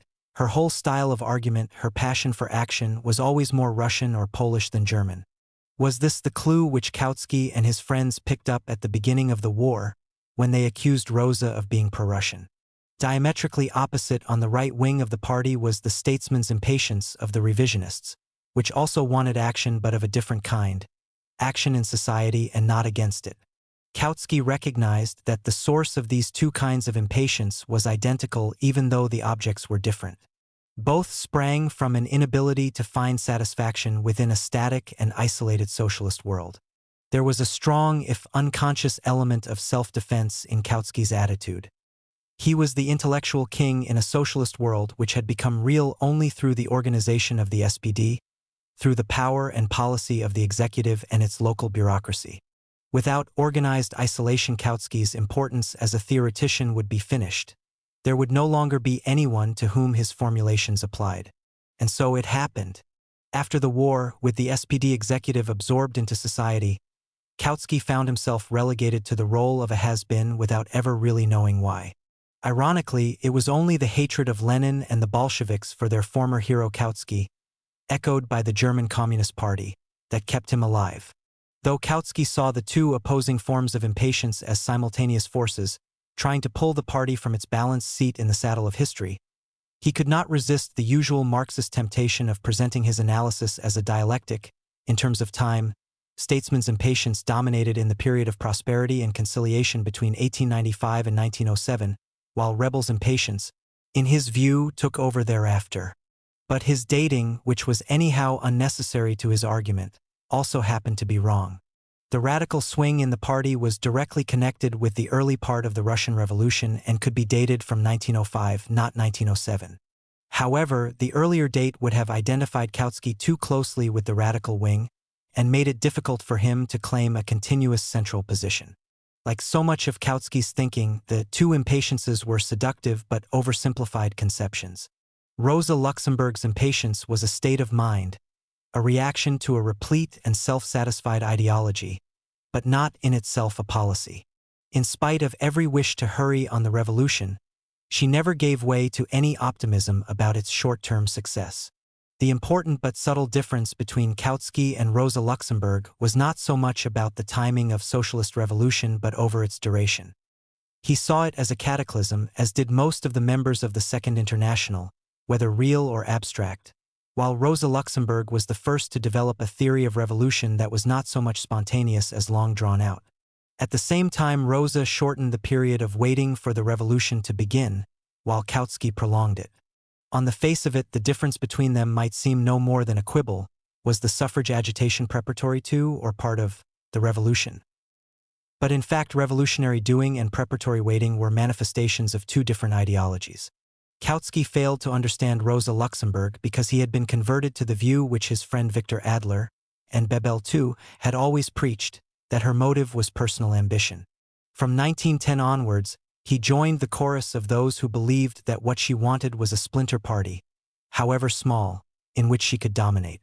It was one of those half-truths which are the stuff of tragedy, and which prevent politics from becoming a science. The polemics had preempted the realities, like hyenas which fill the empty battlefield with their howling.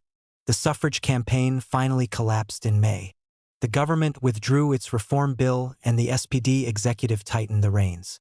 All that Rosa Luxemburg could hope for was to raise the whole issue at the coming party congress at Magdeburg. Perhaps the resonance of the previous months might still enable her to challenge the executive retrospectively, to call for a public accounting.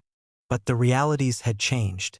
After May, the polemics no longer had anything but purely personal significance. In the event, Rosa Luxemburg never got an opportunity to challenge the executive at the Congress. Her intention had been foreseen, and the executive found means of forestalling any postmortem on the suffrage campaign. Instead, discussion was concentrated on the more congenial question of South German revisionism, especially the Baden Declaration. August Bebel, that master tactician, did his best to shunt the whole question of executive policy into a discussion of future tactics rather than past activities. He was not going to let Rosa Luxemburg spoil his Congress. When it became clear that some discussion of the suffrage campaign was inevitable, the executive, in accordance with well-established practice, put forward a harmless resolution on the subject in its own name. Using the strongest words to condemn the iniquitous electoral system in Prussia, it pledged the party to use all the means at their disposal in the suffrage struggle until complete political equality has been achieved. Thus, the executive speakers could adroitly reply to their critics that the official resolution was in fact more thoroughgoing and revolutionary than their own. By calling for the use of all the means, the tactic was kept flexible as hitherto. Nor was this wholly cynical. Many delegates followed Kautsky into the self-delusion that the SPD hovered over the issue, not like a tired and dusty cloud but like a hawk, waiting alertly to pounce at the first sign of social catastrophe. Rosa Luxemburg and her motley group of supporters dissented from this tranquil self-satisfaction. As soon as the executive resolution had been put up, they offered their own, which emphasized the need for bold and thorough mass action of the working population, using every means, among them the political mass strike. They called for elaboration and propagation of the mass strike notion in the party press and at meetings. How fluid the combination of radicals was at this time can best be seen by the fact that the resolution was in the names of Rosa Luxemburg, Konrad Hainisch, a number of later centrists, and a considerable number of unknown delegates. Clara Zetkin, who warmly supported the resolution from the floor, did not sign it. The situation was symptomatic for the future. Henceforward, Rosa Luxemburg would have to rely on different supporters for different issues, with only a very small nucleus of radicals as a steady base. Rosa Luxemburg had to make substantial alterations in her resolution in order not to have it lost. The phrase "propagate the mass strike" was struck out even before she could speak on its behalf, and her critics were easily able to convince the Congress that even elaboration of the mass strike was nothing but propaganda and agitation under another guise. In the end, the whole of the second part of the resolution calling for the specific discussion of the mass strike was also reluctantly lopped off by the sponsors. Only the harmless first part, after critical textual comparison with the wording of the Jena Resolution of 1905, was passed. It was almost total defeat. All that remained was to use her speech on the resolution's behalf in order to put forward her ideas. Her unexpectedly mild, persuasive tone showed how tenuous the radical position was at the Congress. Her proposals were educational rather than critical. We must give the masses a clear and calm assurance from the start. You are not defenseless against the frivolous provocations of armed reaction. We have means with which to answer such provocation in an extreme case, and these means are the withdrawal of labor, the political mass strike. Anxious to obtain some consensus of agreement, Rosa Luxemburg reserved her only public polemic, not for the executive but for the anarchists. Flogging a dead horse in public was an accepted form of political sadism. She poured scorn on the notion that she was propagating the mass strike as a miracle means of achieving a quick victory. This, of course, was what the trade union leaders feared most. By reassuring them, Rosa hoped that some of the sentimental, instinctive horror of the mass strike might be allayed.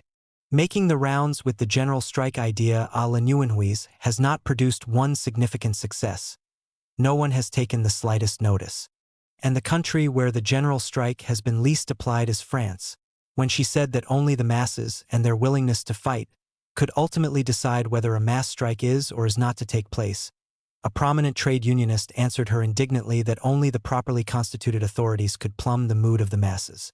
Besides, the only people competent to make such a decision were the General Commission and the party executive, and formally he was of course perfectly correct. All sorts of other arguments were brought to bear. It was claimed that the SPD Party Congress had no right to dictate either to the Prussian party organization or to the trade unions. Indeed, the latter, basing themselves on the Mannheim resolutions of 1906, vigorously opposed even the mention of the words mass strike in public.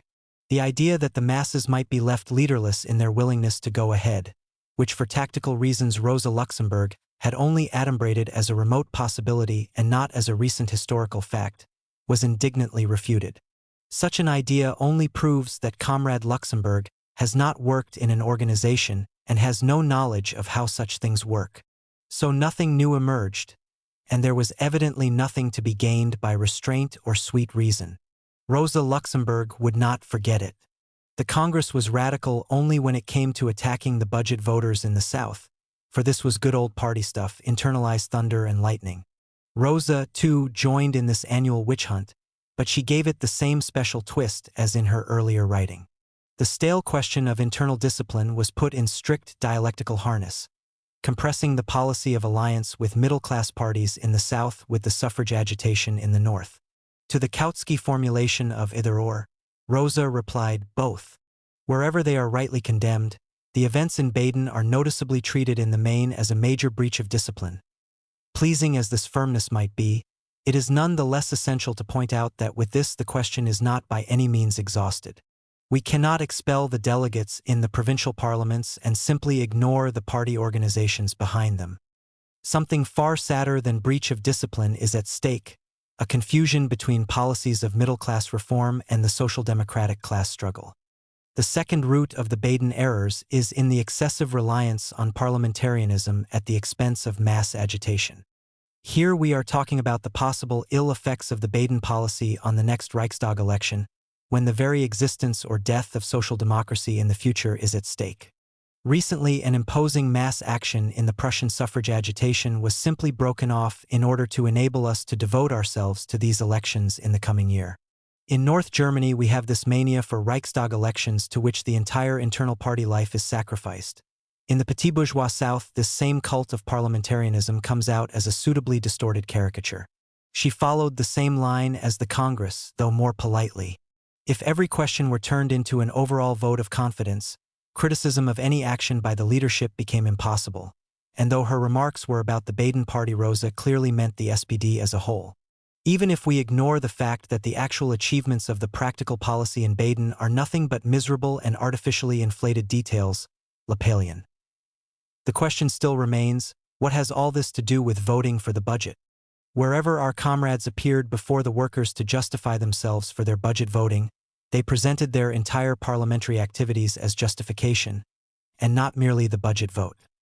If the questions had been put individually in local assemblies of workers, these would have been in a position to judge solely on the question of refusing or supporting the budget, and their answer might have been quite different.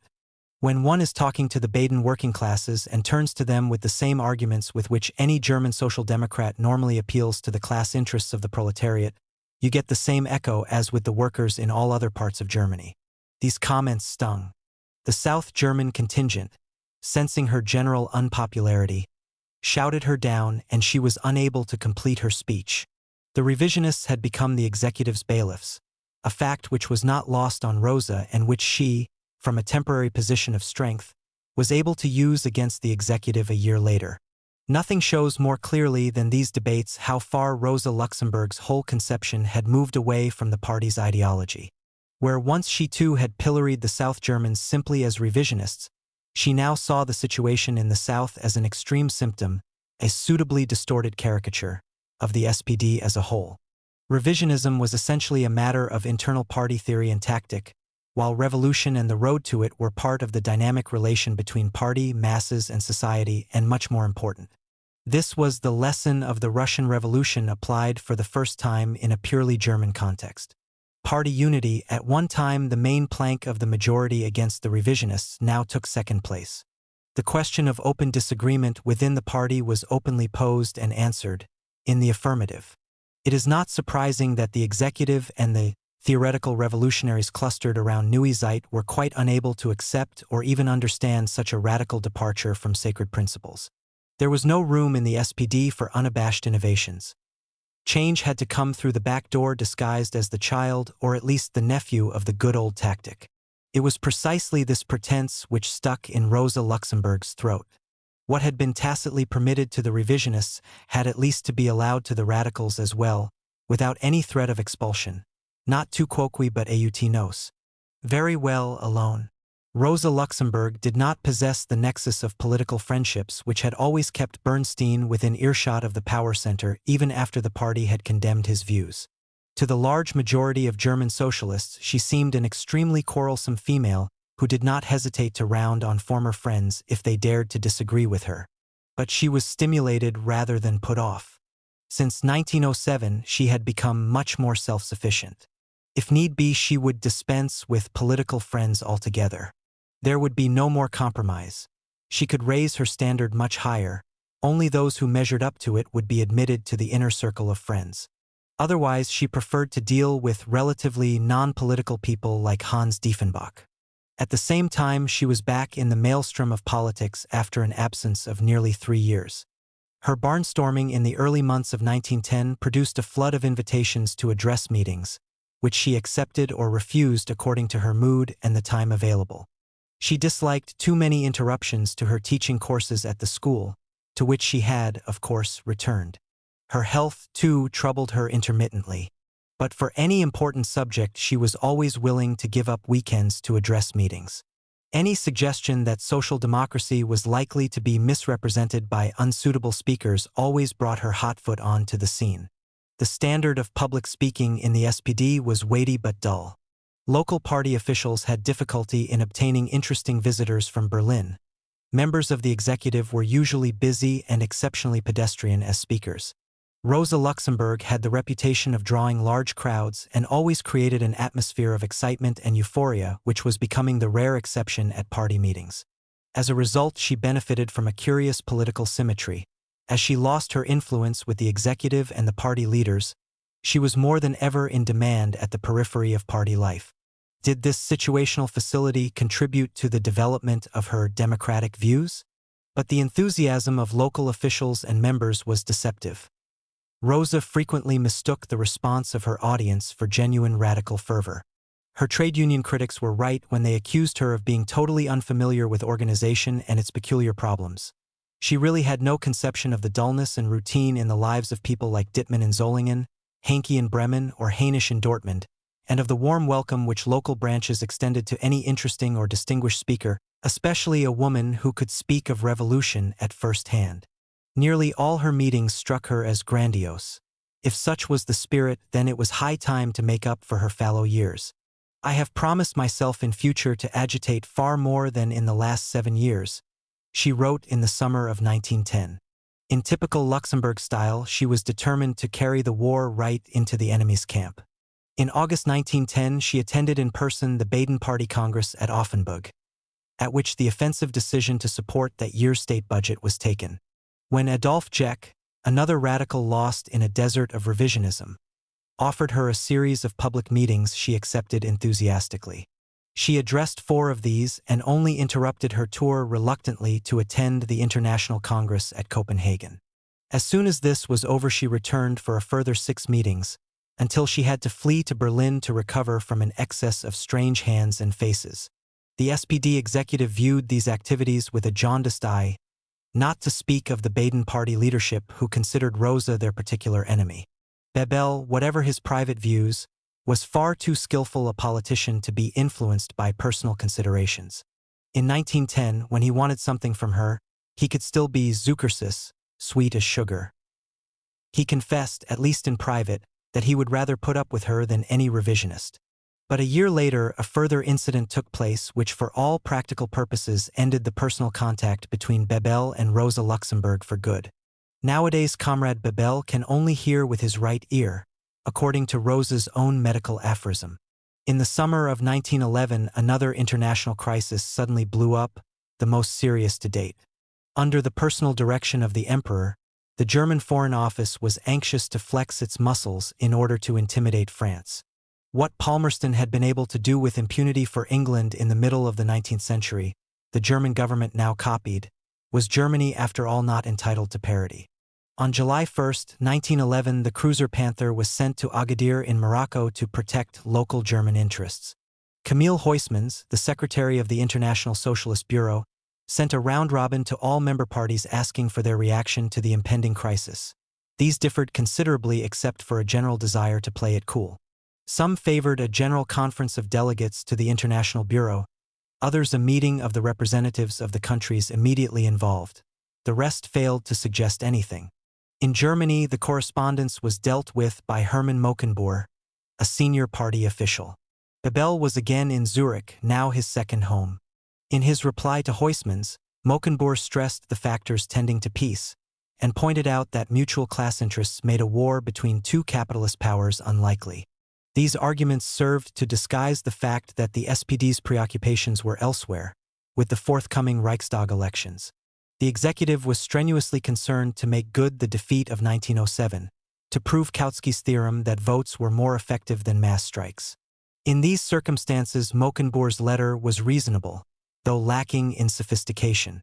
If we should prematurely commit ourselves to such an extent, and allow the Morocco question to take precedence over matters of internal policy, so that effective electoral weapons can be used against us, the consequences will be unforeseeable. We must not allow internal developments, fiscal policy, agrarian privileges, etc., to be pushed into the background. But that is precisely what would happen if we preached the Moroccan question in every village. All we would achieve is merely to strengthen the counter-tendency. Towards the end of July, England officially took a hand in the crisis, and this produced just the chauvinistic reaction in Germany which Mockenbohr had feared. Bebel wrote to Huysmans that if necessary a meeting of the Bureau might well be called if things should really reach an extreme state. But the executive admitted later that, if at all possible, it preferred to avoid a special meeting of the International Bureau on this issue. In the party itself, there was a certain amount of spontaneous reaction to the crisis. Meetings were called, especially in Berlin, and were well attended. The crisis moved on towards its climax in the last week of July without any very resolute indication of policy from party headquarters. Suddenly, a lurid light was thrown on the matter from a totally unexpected quarter: Rosa Luxemburg. As representative of the SDK-PIL in the International Bureau, she had received Huysmans's letter as well as a copy of Mockenbohr's reply. On July 24, at the very height of the crisis, she published the latter, together with a stinging attack on Mockenbohr's arguments. The internal views and attitudes in the SPD executive were now public property, precisely what Rosa Luxemburg desired. For primarily she was not concerned with the international crisis at all. It is possible to maintain different points of view regarding the necessity or otherwise of a conference of the International Socialist Bureau as a result of the Morocco affair. But the attitude of the German party to the socialist-sponsored efforts in other countries clearly has not been exactly encouraging. Therefore, it is all the more interesting to examine the reasons which have brought our party to take this line. Improbable as it may seem, these are once again consideration for the impending Reichstag elections. She admitted that it was probable that government circles and the right-wing parties would use the Morocco affair to whip up nationalist sentiment. For that very reason it became all the more necessary to counter this with widespread agitation to expose to the masses the miserable background and dirty capitalistic interests which are involved. Success or otherwise in terms of votes was of secondary importance. The real purpose of the Reichstag elections is to enable us to spread socialist education, but this cannot be achieved if we narrow the circle of our criticism by excluding the great international problems. But rather we must advance condemnation of capitalism to all corners of the world. The favorable situation in which the SPD was entering the Reichstag elections was not a political accident, but the fruit of the entire historical development inside and outside Germany. And the advantage of this situation can only be lost if we continue to regard the entire life of the party and all the tasks of class struggle merely from the point of view of the ballot slip. It all sounded extremely self-confident, almost brazen, coming from someone who only the year before had apparently been cut down to size. Yet on the day after the article had gone off to the Leipziger Volkszeitung, Rosa wrote to a friend that she had no idea if she had done right in sending it. While she had no doubt that her view was correct, the self-confidence of the style was more apparent than real. There was after all no one now whose advice she could seek. This eruption was followed a month later by a specific criticism of the agitational leaflet on the Morocco crisis which the SPD had finally issued, more to calm the critics than to raise any substantial public protest. This time Rosa did not hesitate, for she had found out that the official appeal had been written by none other than Karl Kautsky. Once more the party was treated to a Kautsky-Luxemburg polemic, with Rosa now wearing the jousting colors of the Leipziger Volkszeitung and Kautsky as the official spokesman of the party in Vorwärts, for the first time since 1905. At the beginning of August Bebel came back from Zurich in a fury. The executive knew that this time there was no diverting the discussion into soothing generalizations about future policy. A sharp personal conflict was inevitable, and the executive decided to turn defense into attack by launching a personal campaign against Rosa Luxemburg just before the Congress, so that this aspect should be uppermost in people's minds. A circular was sent to all delegates in which the executive's case on Morocco was repeated, with a respectable batch of documents annexed. Rosa Luxemburg was accused of indiscretion, disloyalty, and breach of party discipline. Bebel coolly evaluated the prospects of conflict. "Probably I shall have an argument with the Lux. Jenna. No doubt you will be pleased," he remarked to Victor Adler. And at the Congress he performed superbly, in a tone of simple, homely confidence, conjuring up an atmosphere reeking of old comradely loyalties which went far deeper than the present discontents, and which Rosa and her like were subtly precluded from sharing. "Yes, indeed, comrades, some of you seem discontented with your government and find that it has not done what it should and ought, that the fires will have to be stoked to drive it forward. It is nothing but a sign of vitality when the party bestirs itself and shows its dissatisfactions. But on the whole you have generally been satisfied with us. After all, you have always re-elected us. As far as the International was concerned, if there is one nation, and I say this without wanting to offend any other, which has always done its damnedest for the International at all times and as a matter of priority, then it is the German party. It is clear that Comrade Luxemburg committed a serious indiscretion when she published Comrade Mockenbour's letter in Leipziger Volkszeitung. If negotiations are ever to reach a successful conclusion, then discretion is a matter of honor for all concerned. Moreover, Comrade Luxemburg seriously misled other comrades by publishing Mockenbour's letter without its first sentence, and by claiming that the letter expressed the opinion of the party executive. In the best British tradition, cabinet solidarity was being sacrificed under pressure, and some of the blame at least was allowed to fall personally on Mockenbour's shoulders, but not a quarter of what Bebel unloaded onto him in private. The tactic now was to annihilate the political person of Rosa Luxemburg. Now you know what to make of the fighting methods of Comrade Luxemburg. She did the same thing to Kautsky last year. I told him then, when he let himself be dragged into a public debate, you would have done better to have put your pen away for the duration. Comrade Luxemburg did not hesitate to publish Kautsky's purely private letters. From that moment on I swore, not so much to cease writing to Comrade Luxemburg, which would be impossible, but never to write anything of which she might later be able to make use. He rounded on her directly at the end, for the rules of debate at SPD congresses were none too strict in requiring speakers to address the chair. That is the result of your behavior. You have managed to get us to agree with the opinion which the International Socialist Bureau has of you. It was I, as I said, who advised them against their original intention of not sending you any more correspondence. Rosa Luxemburg conducted a spirited defense of her own position and counterattacked strongly on the question of principle. There was little difficulty in answering the charges of misrepresentation. By quoting Bebel's own words, she showed that his version of favoring a bureau meeting could not be substantiated. If my eyes do not deceive me, these quotations show a negative intention, but I never dare not to believe anything which the party executive asserts. As a faithful party member, I accept the old saying credo quia absurdum. I believe it precisely because it is absurd. The question of indiscretion, though less important, had to be pursued at greater length.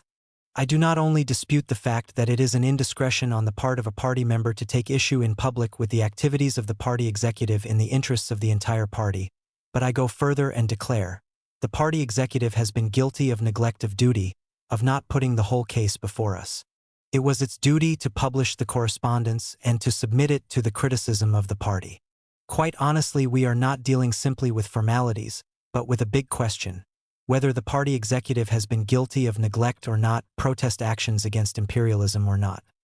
If Mockenbourg's conception of what was to be done was not that of the party executive, and I accept this in view of the latter statement, then I ask, what was it that induced you to do nothing in the meantime when something should have been done? Nor was this the first time.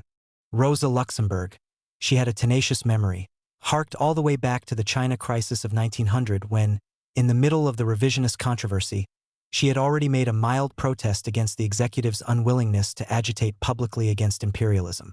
Then, too, the party executive did not produce the right action at the right moment. Is it really so improbable to assume that the reluctance to act this time was again on account of the Reichstag elections? Do we not hear year in year out about the need to consider the Reichstag election as a reason for everything which is done or not done? In closing, I want to say that in the entire Morocco affair, the party executive is not the prosecutor, but the defendant, the one who has to justify itself for the sins of omission. Quite right. Its unhappy situation could not be made clearer than in the statement of Comrade Müller. In my whole life, I have never seen a picture of such pathetic confusion. Laughter, Bebel. Take it easy. This is why I did not take your accusations badly. I forgive you and offer you the fatherly advice. Bebel, motherly advice, great amusement. Do better in future. Having dealt with the personal side, Rosa tried to speak next day on the broader international question. The executive had followed the government's official line in ascribing the seriousness of the crisis mostly to Lloyd George's intervention in a purely Franco-German clash of interests. But this is quite irrelevant. On the contrary, I maintain, and I think everyone with me except perhaps Mockenbourg, that it was not this or that speech by an English minister, but the fact that a cruiser was sent by the Germans to Agadir, that is to say the factual interference of the German Empire in the Morocco affair, which should have been the moment for us to develop our protest action against the Morocco danger.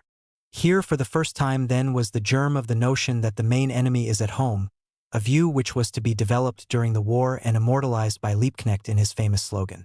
But it would have been too much to expect the personal aspect to be settled on the first day. As the Congress went on, Rosa Luxemburg and Bebel got more and more in each other's hair. If you would just listen and not interrupt me constantly, she said to him amid general disapproval. And to his reference regarding their future correspondence, she replied, this precaution is quite unnecessary. You, Comrade Bebel, know as well as I do that the letters we write to each other are not normally fit for public reproduction. Great amusement. Finally, Rosa Luxemburg brought out the weapon which circumstances had placed in her hand the year before. I have had at least one satisfaction. During your speech, Comrade Bebel, did you perhaps notice from where you got your great ovation? Laughter. The applauding hands were all Bavarian and from Baden. Great disturbance. Shouts. Is that so bad? Cheek. Unbelievable. That is what we call party unity. I don't grudge you your laurels from the South. You have richly earned them. Applause and hisses. And hisses were rare in the fraternal SPD. This time, however, Rosa Luxemburg was not alone. Moral sentiment ran deep where militarism and war were concerned. A strong undercurrent of revulsion against cowardice tumbled away the barriers which divided people in more practical matters. Apart from her newly won friends of the year before, many future centrists and friends of Neue Zeit, and even some right-wingers like Eisner and Frank, leapt to her defense. Ledebour, the cross-eyed Don Quixote who strongly disliked her person and her policies, for once defended her vigorously. No one has to answer here except the executive. As I prophesied, a snare has been prepared for Rosa Luxemburg out of the publication of her letter. All this is merely being used to disguise the real heart of the matter. Comrade Luxemburg and I have often been in conflict. As I know Comrade Luxemburg, and as I know myself, we shall be in conflict many times yet, in the course of a long and fruitful career for the party, I hope. Such mass demonstrations against war and warmongers as have taken place are not the achievement of Müller and the executive. The main credit must go to Rosa Luxemburg for her criticism and to her alone. The row did not stop in the German party.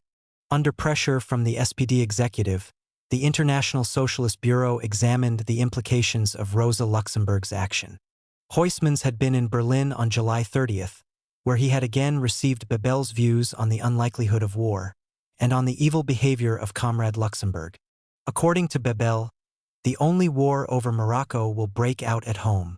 Persuaded that the status of the German party was at stake, Camille Huysmans rather unwisely suggested that Rosa Luxemburg might be barred from access to private correspondence, other than that which concerned the Polish party directly. He did not realize that his private musings would also become public property, for Bebel did not hesitate to use such useful ammunition. Rather unctuously, he pointed out that it was only due to him that this prohibition was not put into effect, and thus in turn committed his own breach of confidence. The suggestion of sanctions against Rosa Luxemburg in the International Bureau was a pure red herring. The Bureau was not entitled to take such action, and Rosa Luxemburg knew it perfectly well. Huysmans is the employed secretary of the International Bureau who carries out our work and has hitherto done so splendidly. The decision as to who gets copies of information from the International Bureau is not within his competence, but is a matter for the Bureau itself, of which I am a member, and I would like to see the Bureau that would dare to cut me off from its information. As to Huysmans's statement that Rosa Luxemburg had committed an indiscretion, and not for the first time, this was ironed out at the meeting of the International Socialist Bureau in Zurich shortly after the Congress on September 23, 1911. Rosa Luxemburg asked him sharply if he had really said all this to Bebel. He awkwardly admitted it, but stated that the proceedings of the Jena Congress, which he attended, had convinced him that he had expressed himself badly because of his poor command of German.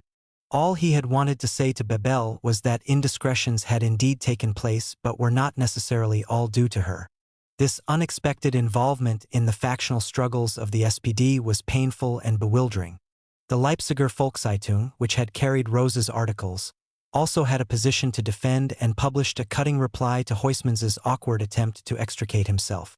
The official last word on the matter was spoken in a communiqué by the International Socialist Bureau. After the agenda had been dealt with, a few questions of a private nature were raised. In particular, it was decided that all communications from the Secretariat to the members of the Bureau must be treated as confidential, except those published by the Secretariat itself. So honors were even. The motion of censure on Rosa Luxemburg in the International Socialist Bureau had been officially withdrawn, while she conceded to the majority that she had sinned in form and in future would not publish private correspondence relating to BSI affairs. Both Lenin and Plekhanov were among those in favor of maintaining discipline. The Jena Congress was one of those rare occasions when an event outside the party shook groups and individuals out of their usual alignment. The issues were profound and emotional. Bureaucracy against membership, executive against democracy, but all overlaid with the issue of war and peace. Many of those who supported Rosa did not subscribe either to her activities the year before, 01 to her oppositional tactics in the coming years. By raising the issue himself, Bebel had perhaps performed a useful service. Many of the accumulated resentments in a party with great hopes but little immediate prospects could be shaken out and everybody disperse feeling better. An occasional explosion was salutary as long as it could be contained. The SPD was not yet ready for a straitjacket. Volume 2. 11. In opposition, 1911 to 1914. In between the resounding phrases at the Jena Congress about the forthcoming victory of social democracy, there were tucked away the executive's tactical proposals for the Reichstag elections. They were put forward mutedly, with some hesitation, seeing that they called for electoral cooperation with other parties. Even Bebel had expressed his doubts whether the party would accept them, particularly as it would mean putting a temporary damper on the class aspect of agitation, which was always popular locally. But the Congress had been so absorbed by the spectacle of the party executive getting into trouble over Morocco that the election proposals had passed by virtually without challenge. Bebel's worries had proved unjustified. Another incidental bonus for the executive. Internal debate in the party was always put aside for the duration of the campaign. Radicals and revisionists alike swarmed forth to agitate and canvass. Fears expressed by Rosa's friends, that the acrimony of recent disputes might affect her willingness to speak, were scornfully dismissed. Since January 12th to the December 1st, every single evening has been booked firm for 6 months. Though the atmosphere at the actual meetings was again grandiose, this time the whole paraphernalia of the election left her cold. She could not even bring herself to register any pleasure at the party's victory, though it was substantial.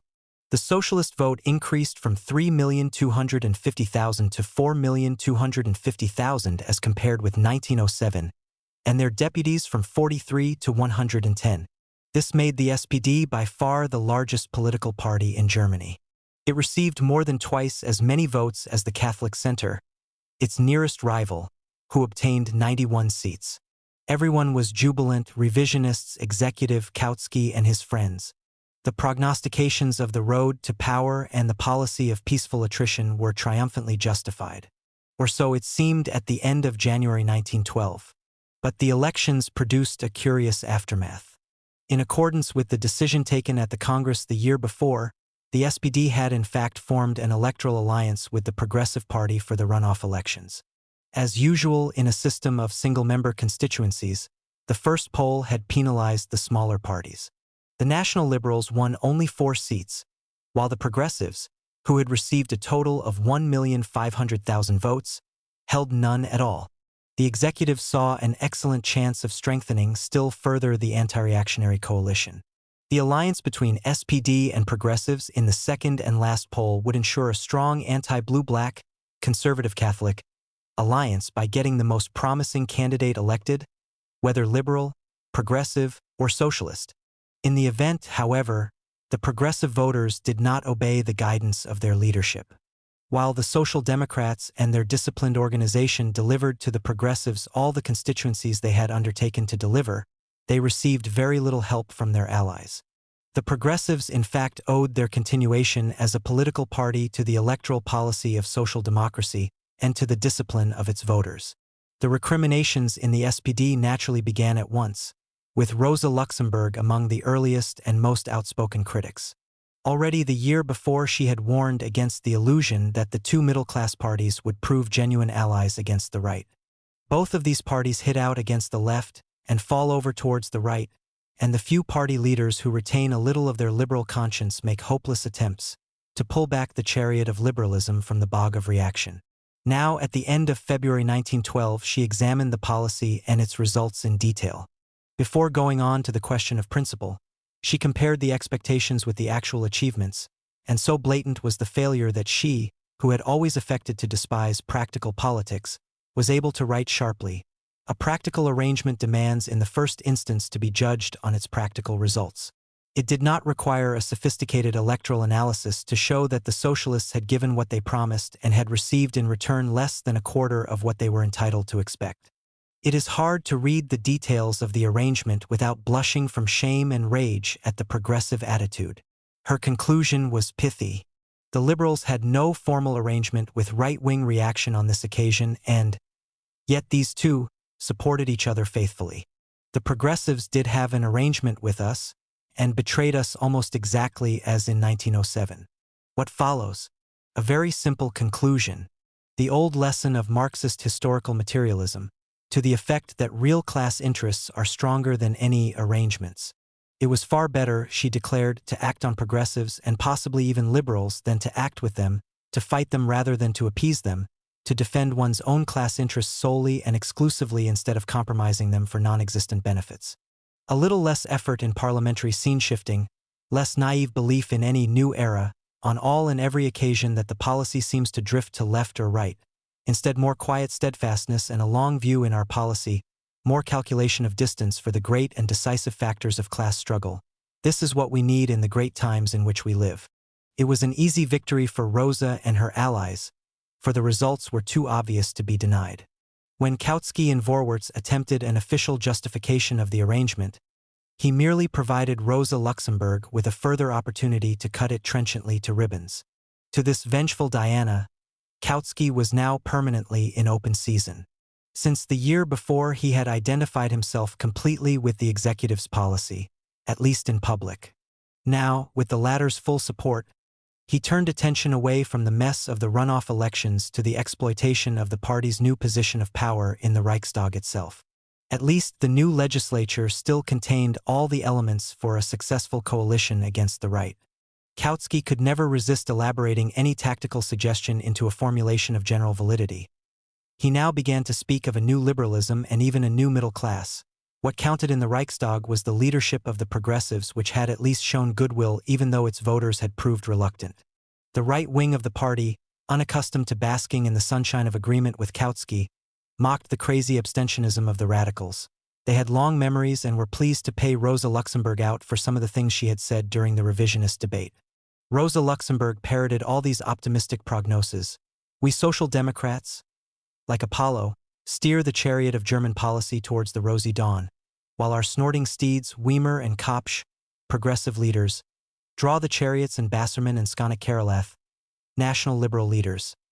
Weave around it like the fairest muses. And in due course, the political alliances in the Reichstag proved as ephemeral as the electoral one. An attempt to give institutional significance to the SPD's primacy in the legislature by making Scheidmann vice president of the Reichstag was undone after a few weeks by national liberal defection. The party executive certainly did its best to appease its potential partners. On military questions so dear to the national liberals, the SPD introduced resolutions designed to improve pre-military training in the schools, and incidentally to procure for the SPD's cooperatives a chance to compete in the tenders for army supplies. In her running battle against the combinations in the new Reichstag, Rosa Luxemburg received the unexpected support of Franz Mehring, who had originally approved of the electoral alliance, but now turned strongly against it. As we shall see, this unexpected alliance between Rosa Luxemburg and Franz Mehring was to provide the kernel of the new left, leading first to the foundation of the Sozialdemokratische Correspondence and later providing a base around which Spartacus was able to rally. The internal history of the party from 1911 to 1914 is confused and contradictory, and not nearly as schematic as recent historians have attempted to show. For one thing, membership of different groups within the party was far more variable and erratic than might be supposed. The realignment after the earthquake of 1914 undoubtedly had its roots in pre-war events. But the shock of the war was so great that for many people it brought about a complete change of attitude.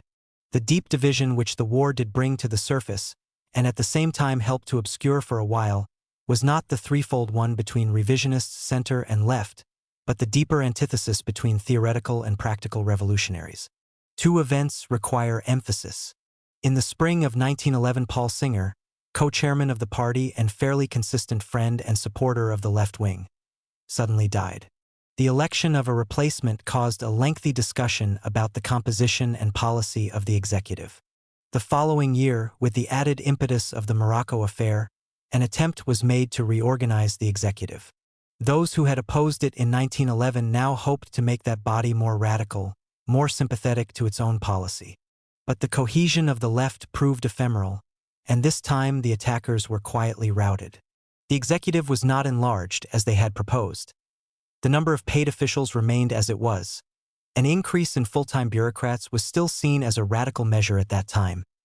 On the other hand, the Party Control Commission, on which there was a sympathetic majority, Clara Zetkin was one of its moving spirits, had its functions reduced as a punishment for failing to support the executive over the Morocco question. The only bright spot was that the new co-chairman was another left-winger, Hugo Haase, But as he continued his law practice, he was never able to devote the same amount of time to the work of the executive as full-time officials like Ebert and Scheidman. All the same, everyone was well satisfied with Haas's election. For Kautsky, soaring in his balloon of optimism, one of the last obstacles to wholehearted collaboration with the executive was now removed. He was an honest man whose support of the executive against Rosa had not been due to unqualified admiration for that body. In the last years the executive had become the laughingstock of the whole world. But it is not, however, everyone's province to delight in its decrepitude in public like Rosa. Few people will not be encouraged by your election. The only proper remedy is not to drive it into something of which it is not capable, but to get people onto it who can make a competent body out of an incompetent one. Rosa Luxemburg did not participate in the debates on party reorganization, not a subject of fascination for her nor one which she really understood. Personalities touched her more closely. Throughout the wrangles in the Control Commission, Clara Zetkin stayed at Rosa Luxemburg's flat, and they discussed things far into every night. The older woman took her defeat very much to heart and had time and again to be hauled out of her despair. Rosa's judgment wavered between political and private considerations when Clara began to talk of resigning her seat. But Rosa shared the general optimism about Haas's success. On June 17, 1911, she wrote to Dittmann on this subject, pointing out the great need of secrecy vis-a-vis right-wing personalities like Wells. To the left, Haas's election began to seem like the outcome of their own plot. While Kautsky thus became reconciled to the executive after 1912, Rosa Luxemburg was pushed into total disillusion by the elections. In her private correspondence, she described the resultant activities and attitudes as scandalous, hopeless, incredible. She wrote the whole thing off as an event of no consequence. Even during the Reichstag campaign, she could not resist an occasional opportunity of scoring at the expense of the executive at election meetings. The executive naturally took its revenge.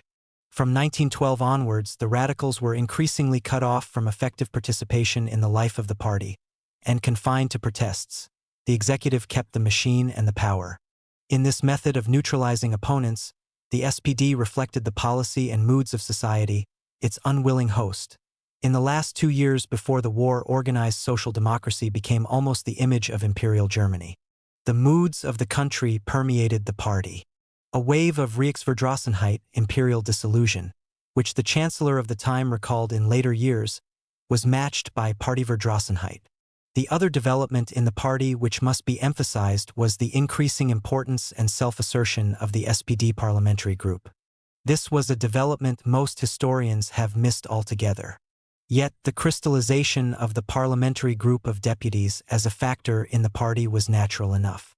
SPD Reichstag representation more than doubled in 1912. The new legislators, instead of being a small and lonely outpost of social democracy in the alien stronghold of society, had now become the largest group within it. Without realizing it, they were corroded by institutional loyalty, by the atmosphere and tradition which all such bodies foster, particularly when entrance to the club can only be achieved by the efforts and risks of public election. Homme élu, homme foutu. All important members of the executive had traditionally become Reichstag members, though there was nothing in the party statutes to that effect. It is interesting to speculate what would have happened if members of the executive had been automatically disbarred from sitting in the Reichstag, or if, as in the RSDRP, the illegal nature of the party had forced the leaders to reside abroad. The dangers have not been lost on Western communist parties even today, who still make elaborate arrangements to subordinate their parliamentary delegates to the outside party leadership. In any case, the concentration of the party's political effort into elections made for inevitable improvement in the status of the successful candidates. To be a deputy became important, in other people's eyes and in his own. Rosa Luxemburg herself saw evidence of this in her immediate circle. About Wormchen, Emanuel Worm, deputy editor of Neue Zeit, she wrote, "It is laughable how being a member of the Reichstag suddenly goes to all those good people's heads. The left-wing contempt for self-sufficient parliamentary activity could only be heightened after 1912. No one was yet aware that power was shifting from the executive to the parliamentary faction, or better, that the executive was making its power felt through the parliamentary faction and not through normal party channels. This only hit the eye after 1914, when the parliamentary delegation openly took over the party. But the universal pride in the party's greatly increased representation was matched by the increasing scorn of the radicals for the whole parliamentary mystique. Once the last hopes of a progressive coalition had collapsed, Rosa Luxemburg openly derided the value of the electoral victory. Even if every Reichstag seat were occupied by a socialist, it would still make not the slightest difference in practice. At the same time, she began to cast about for a completely new tactic. Criticism of official mistakes alone was no longer good enough. Since 1906, reliance on a return to the correct tactic, the good old days, had smelt stale and artificial. Even the emphasis on a forward-looking tactic based on the masses, which was the essence of the mass strike doctrine, no longer seemed sufficient. The mass strike was still an isolated phenomenon, which could only become meaningful during a revolutionary period. By 1912, Rosa Luxemburg recognized that a much more radical alteration of socialist thinking in Germany was necessary. The eternal posturing against opportunism, which only relies on phrases about our old and tried tactics, is out of date. Quite the contrary. We have to make a mighty push forward. I am giving considerable thought to this whole problem and the formulation of a completely new tactic. With all official ears now firmly stopped, the development of any new tactic was necessarily confined to personal discussions and elaboration in the press, but circumspectly. There was no question of organizing any opposition. A tentative attempt in this direction was made by Nettl and some of those who had rallied against the executive in 1911. The party majority contemptuously labeled it the Sonderbund and unleashed a hailstorm of disapproval on the splitters. But the reaction of the executive was exaggerated. There was hardly any support in the SPD for an organized opposition. But there was evidence of a more subtle and unofficial cooperation between like-minded individuals and local organizations. Instead of duplicating resolutions to party congresses, which diffused the tactical impact, left-wing local organizations often collaborated, either submitting identical resolutions to create an impression of uniformity or merging their separate resolutions in a joint one. These were necessary measures of self-defense. Like other extreme radicals, Rosa Luxemburg found it harder to obtain mandates for the party congress. Of the last 5 congresses before the war, she attended only 3.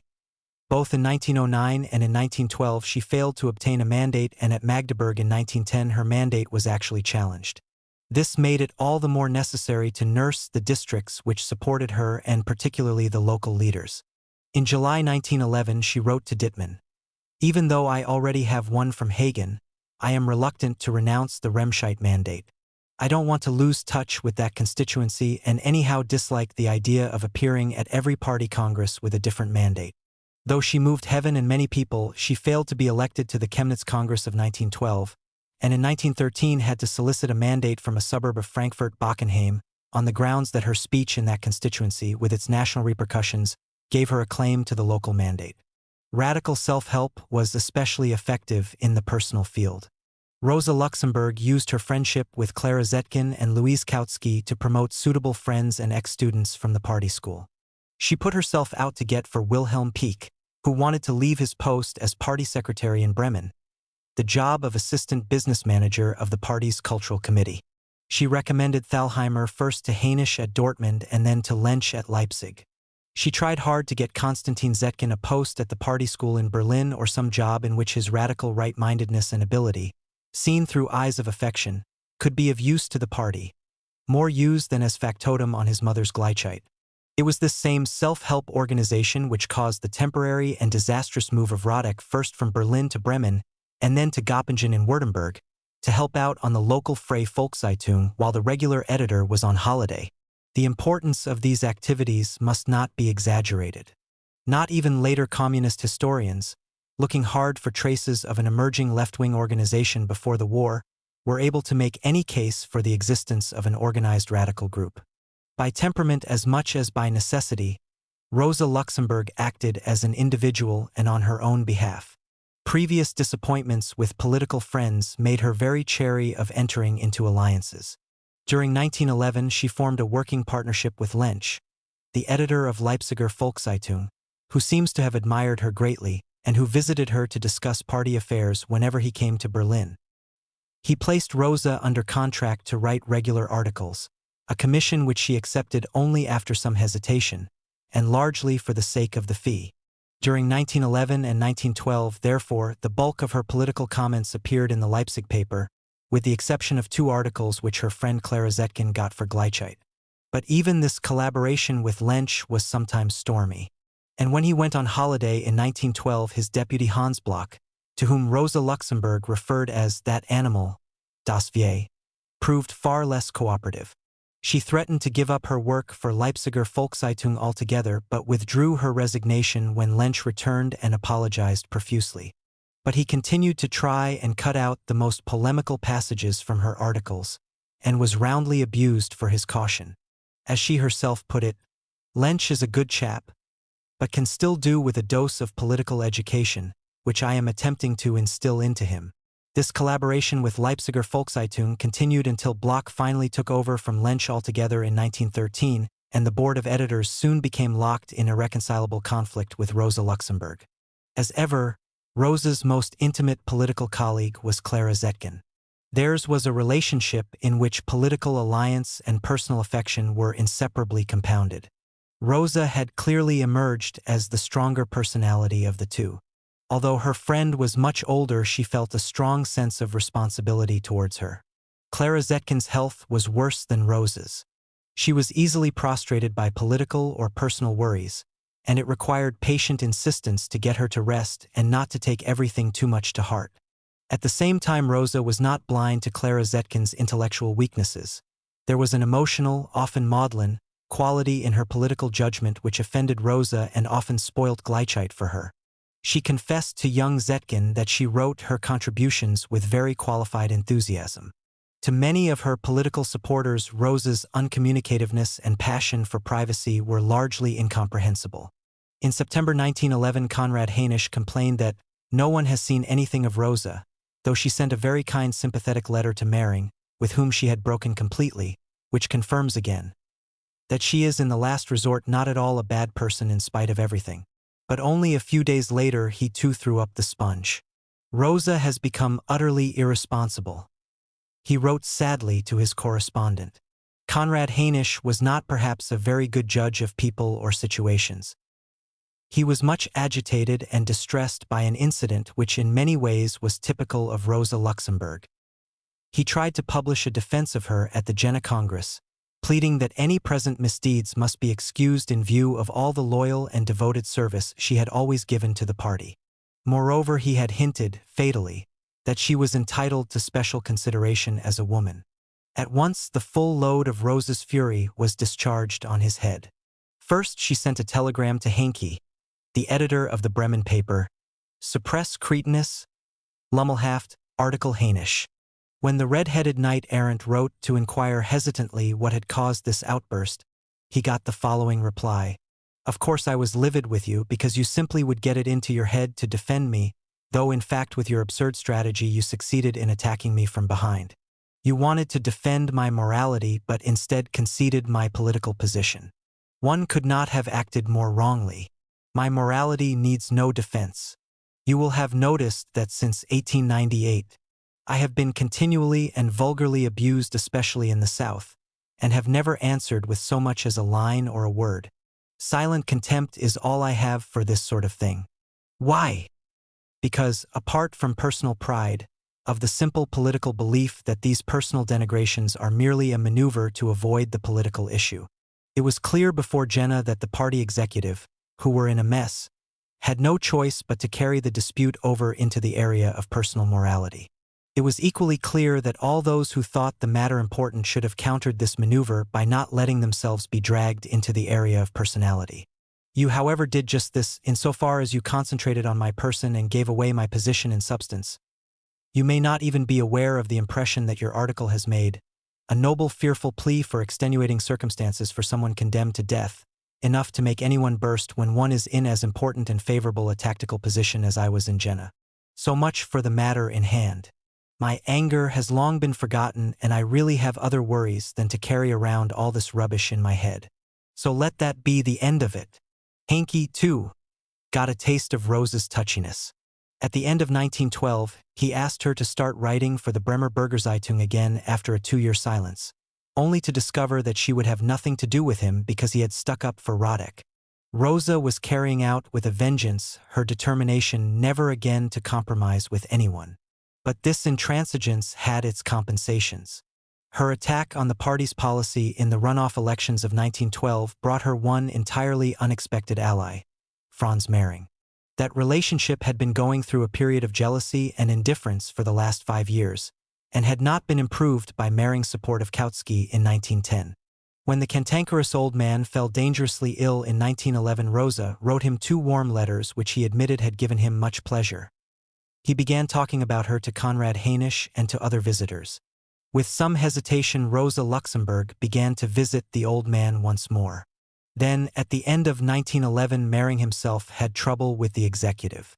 He had attacked the party's electoral policy even before the elections, and after the victory earned a resultant snub, a fact that was an open secret in the party. After the runoff elections, Mehring, recovered from his illness and once more full of spleen, moved strongly to the attack.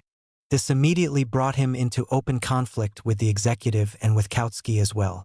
In April, after various maneuvers, the latter succeeded in edging him out as leader-writer of Neue Zeit. He banked on Mehring's well-known capacity for taking offense, and indeed on April 19 Mehring sent one of his hurt and dignified epistles offering to withdraw. In future, the leading articles, with the well-known diagonal arrow, were to appear no more. Mehring confined himself to reviews and other less politically sensitive work in the Neue Zeit supplement. One of the immediate causes of friction between the editors and Mehring, with Bebel wire-pulling in the background, had been the question of how to reply to Rosa Luxemburg's articles in the Leipziger Volkszeitung. It was still part of the undertow of the Kautsky-Luxemburg polemics. The combatants were particularly sensitive to each other. Kautsky took special exception to Mehring's moralizing disapproval of his own attacks on Rosa, to which Mehring replied on April 1 that he did not consider her demagogic at all. The only evidence of demagogy came from the executive. Shortly afterwards, Mehring made formal political overtures to Rosa Luxemburg. Having found himself a Rosenkavalier to carry the suggestion to the lady of his choice, he waved the magic wand of a new left under his and Rauschen's leadership. A meeting was arranged, but Rosa was repelled by the suggestion and by Mehring's elephantine courtesy. After the meeting, "I have had enough of him again for a long time. His attitude to politics is lamentably personal." It is symptomatic of Rosa and of the New Left that she sharply distinguished between alliance and collaboration, between personal friendship and political support. As soon as she heard that Mehring had decided to throw up all collaboration with Neue Zeit, she pleaded with him urgently. Every decent person in the party who is not simply the slave of the executive will take your side. But how could you have let all this induce you to chuck such an extremely important position? Please do keep in mind the general party situation. You too will surely feel that we are increasingly approaching times when the masses in the party will need energetic, ruthless, and generous leadership, and that our powers that be, executive, central organ, Reichstag caucus, and the scientific paper without you, will become continually more miserable, small-minded, and cowardly. Clearly, we shall have to face up to this attractive future, and we must occupy and hold all those positions which make it possible to spite the official leadership by exercising the right to criticize. How few such positions there are, and how few people understand the situation you know better than I. The fact that the masses are none the less behind us and want different leaders has been shown from the last general meeting in Berlin, indeed from the attitude of almost all the party associations in the country. This makes it our duty to stick it out and not to do the official party bosses the favor of packing up. We have to accept continual struggles and friction, particularly when anyone attacks that holy of holies, parliamentary cretinism, as strongly as you have done. But in spite of all, not to cede an inch seems to be the right slogan. Neue Zeit must not be handed over entirely to senility and officialdom. Laugh at these pathetic insults, and continue writing in it so that we can all take joy from what you write. He ignored the advice. One can only wish that he would not always take things so personally, she sighed to her friends. They were very different people, both sensitive, but one personally and the other politically. Rosa had toughened enormously in this respect. 12 years earlier, in Dresden and Leipzig, she had resigned over a very similar issue, and could still be tempted to threaten resignation by some of her present disagreements with Lensch. But Rosa Luxemburg was now rapidly developing the thesis of continuous battle, without retreat and at whatever personal cost and humiliation. This was to lead directly to the wartime principle of sticking to the masses at all costs, and once more explains why an organizational break was entirely unthinkable. As a result of this rapprochement with Mering, Rosa Luxemburg went to some trouble with both Henke and Bremen. The Radek case was still only on the horizon, and with Lensch in Leipzig to secure Mering's collaboration for both papers. To Lensch she suggested that Mering be asked to write regularly, if necessary alternating with her. By June 1912, the last traces of Mering's presence had been exorcised from Neue Zeit. But the Leipzig collaboration lasted hardly a year. In the summer of 1913, Lensch left Leipziger Volkszeitung and was replaced by Bloch. At once both Mering and Rosa began to have difficulty in getting their stuff published as freely as hitherto. A number of articles were refused altogether and others had their sharpest stings drawn, a practice that always roused Rosa to fury. The final impetus for the creation of the first independent left-wing paper, Sozialdemokratische Korrespondenz, was, as so often in the history of radical self-assertion in the SPD, as much a personal as a political reaction. Hans Bloch, now editor of Leipziger Volkszeitung, was on holiday. Marchluski, living in Germany on the edge of illegality, and therefore unable to risk any public controversy, was temporarily in charge of the paper at the beginning of September 1913. It was a curious arrangement, for Marchluski was an unwavering left-wing radical, who yet managed to retain the confidence of the SPD leaders and partly took Rosa's place as advisor on Polish affairs. Kautsky particularly had a soft spot for the bearded, academic-looking figure. He considered him above faction, though why is not entirely clear. To Marchluski's surprise, his colleagues at Leipziger Volkszeitung suddenly refused to print any more articles by Rosa Luxemburg, though they had previously been commissioned and Marchluski himself had already accepted them. The press commission of the Leipziger Volkszeitung tried to resolve the conflict amicably and suggested that if Marchluski was willing to issue a declaration that the attitude of the paper would be continued in the same radical direction as in the last 20 years, and not a new radical direction, the other editors should let articles by Rosa Luxemburg, Franz Mering, and himself appear without any further discussion. Autre-temps, mêmes mœurs. This proposal proved acceptable to no one. When Bloch returned from holiday, he refused to let Ledebour undertake a further attempt at compromise. He considered the matter settled, with relief. Once again Mering was in favor of dignified and hurt withdrawal. We cannot very well refuse Ledebour's proposal, but it seems quite unnecessary to me, and I hope that Bloch will turn it down. With this bag of dough nothing can be done. The only hope of saving Leipziger Volkszeitung is its own bankruptcy, and in this I certainly believe for the distant, though unfortunately not for the near, future. Rosa Luxemburg took a different view on the advisability of breaking off relations. A series of meetings between Mering and Marchluski took place in her flat, and finally both men, whose temperaments were so similar, convinced her that pre-censorship by the editorial board must really kill any effective expression of views. After some discussion between them, Marchluski wrote formally to Bloch on behalf of himself and his two colleagues. What is at stake here is this: we three, and particularly I, which I want to emphasize, are of the opinion that the party is undergoing an internal crisis much greater than at the time when revisionism first appeared. These words may seem harsh, but it is my conviction that the party threatens to fall into complete stagnation, marasmus, if things continue like this. In such a situation there is only one slogan for a revolutionary party: the strongest and most ruthless self-criticism. Within 11 days of this letter, on December 27, 1913, the first number of the Sozialdemokratische Korrespondenz appeared. The editorial offices were located in Marchluski's flat, for money was short. In each weekly number there appeared as a rule a leading article each by Rosa Luxemburg and Franz Mering, and an economic survey by Marchluski. The idea was not so much to achieve broad circulation, but to syndicate the short and pithy essays to other papers. It had little success in this regard. No more than 4 local papers ever reprinted any of the articles at any one time, and often whole issues appeared without any echo.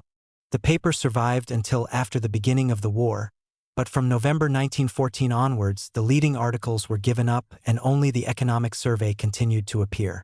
The year 1913 was one of general disillusion, with the empire among its supporters, and with the achievements of social democracy within the SPD.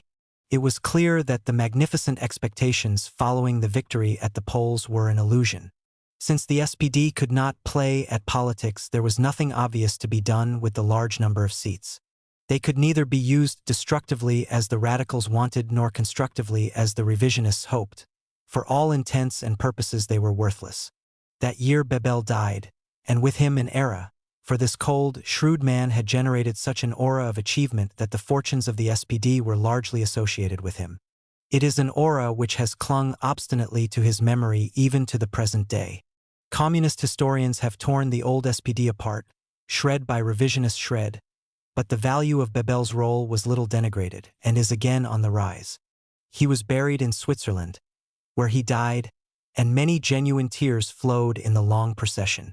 Rosa spoke, among others, and she too seemed affected by the undeniable stature of the man. Henceforward she never spoke of him with disapproval.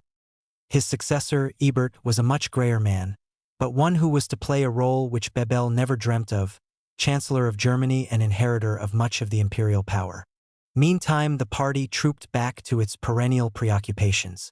At the 1913 Congress, the mass strike was up for discussion yet again, not as fearful or joyful a weapon as before, not with any sense of victory, but out of sheer embarrassment. Something was needed to combat the sense of malaise. There was silent but widespread agreement when Rosa Luxemburg said that there is no doubt about the now considerable and deep dissatisfaction in the ranks of our party members. She too had nothing new to contribute, and her previous recommendations met with the usual lack of support. She spoke of the need for fresh air in our party life, the dissatisfaction with nothing but parliamentarianism as the sole panacea. Perhaps for the first time since she attended SPD congresses, Rosa laid this directly at the door of the executive in general and Scheidman, who spoke for the executive at the Congress in particular. But against the faulty tactic, against the manifold symptoms of rampant imperialism, economic crisis, higher defense budgets, opposition to suffrage reform, she could only offer her own clear, sharp, and revolutionary tactics to stiffen the courage of the masses. To the delegates, this was nothing but painful rhetoric. Instead of being able to advance from a discussion of the mass strike to a general debate on imperialism, she had to defend her ideas yet again from the old misrepresentations and abuse. Whether she liked it or not, she was forced once more into a discussion of the Jena Resolution of 1905, a retrospective legal quibble. She quoted Bebel and could not contain her irritation. Of course, when it comes to Bebel's words, you all have to shout approval. At once a storm broke out at such a clear case of sacrilege. Rosa Luxemburg pleaded bitterly that the Congress should pass at least one resolution of mine for a change. But her resolution, number 100, which was a sharpening amendment to the executive's own resolution, number 94, on the mass strike, was lost by 333 votes to 142, while the executive's resolution was passed with an enormous majority against only 2 votes. But even the sheep were tired. An anodyne expression of disapproval of the suffrage situation triumphed over a more specific condemnation of the shameful election system, and balked at any call for a suffrage storm arising out of the awakening interest in the political mass strike. The whole tenor of the debate can be summed up by nothing new. The right words and the right atmosphere which could create new things were noticeably lacking in Germany, in the Reich as much as in the SPD. Even Kautsky had to admit frankly that there is general discomfort here, an uncertain search for new ways, something must happen, but even Rosa's supporters cannot answer the question what. With Bebel gone, the gloss faded from the executive's tactics, leaving just the power nakedly exposed. Radek's case was a typical example of the new harshness on the part of the executive and of the political confusion on the left. It was a complicated and obscure case which did not even begin in the SPD but was handed to the executive by the leaders of the SDKPL. As far as the German executive was concerned, however, the accusations against Radek did not meet with neutral justice, much less with sympathy. The executive was dealing with a nuisance, someone who had annoyed them greatly by exploiting the built-in friction between grassroots, province, and center. Like Stalin, Ebert and Scheidman disdainfully passed beyond Bebel's merely verbal annihilations. They spoke less but acted more. Radek had taken over the temporary editorship of a small and struggling left-wing paper in Württemberg, the Freie Volkszeitung at Göppingen. Short of money, and a thorn in the flesh of Kiel's right-wing provincial political machine, the editors of the paper had appealed in their financial plight to the central executive of the SPD. By so doing, they hoped to avoid the provincial organization's price for continued existence: a change of editor and a change of tune. Into this situation, Karl Radek moved from Bremen on temporary assignment and immediately beat the drums of left-wing righteousness against what he maintained was a hidden alliance between the provincial and the central leadership. It took Radek little time, with his sharp pen and characteristic blend of secrecy and revelation, always containing the hints of further mysteries to be unveiled, to create a scandal of national proportions. Radical papers everywhere took up the case of the misunderstood and maltreated Volkszeitung. Unjustifiably accused, on this occasion, of collusion with the revisionist provincial organization, the executive decided to deal with the troublesome Radek. According to established bureaucratic practice, they first called for the files to have a closer look at this unknown individual, and they soon discovered that there was some doubt as to his status in the German party. In addition to which, there was a serious Polish complaint against him. At the 1912 Congress, the question of Radek's status in the German party had already been inconclusively discussed: whether he had ever qualified as a dues-paying member and whether his apparent failure to pay dues had disqualified him from membership. His able work for the radical cause earned him the personal support of the Bremen radicals Neef and Pannekoek. Even Henke, the local party boss, was inclined to back him, but did so wholeheartedly only after a meeting of the members in the constituency had come out decisively for Radek. Meantime, at the end of 1912 and in the first few months of 1913, the Central Committee of the SDKPL were pressing the Germans for a decision on his case. Rosa Luxemburg was their go-between. The German executive now decided that it could bypass the question of Radek's status in the German party altogether. At the Jena Congress in 1913, it presented a report on his Polish situation. The executive asked the Congress to pass two resolutions. First, that any socialist who had been formally evicted from another party for valid reasons could not be a member of the SPD, and secondly, that this general rule should be specifically and retroactively applied to Karl Radek. The Congress passed both resolutions, though a wave of bad conscience swept through the party afterwards. Neither the votes at the Congress nor the later reaction followed the normal divisions.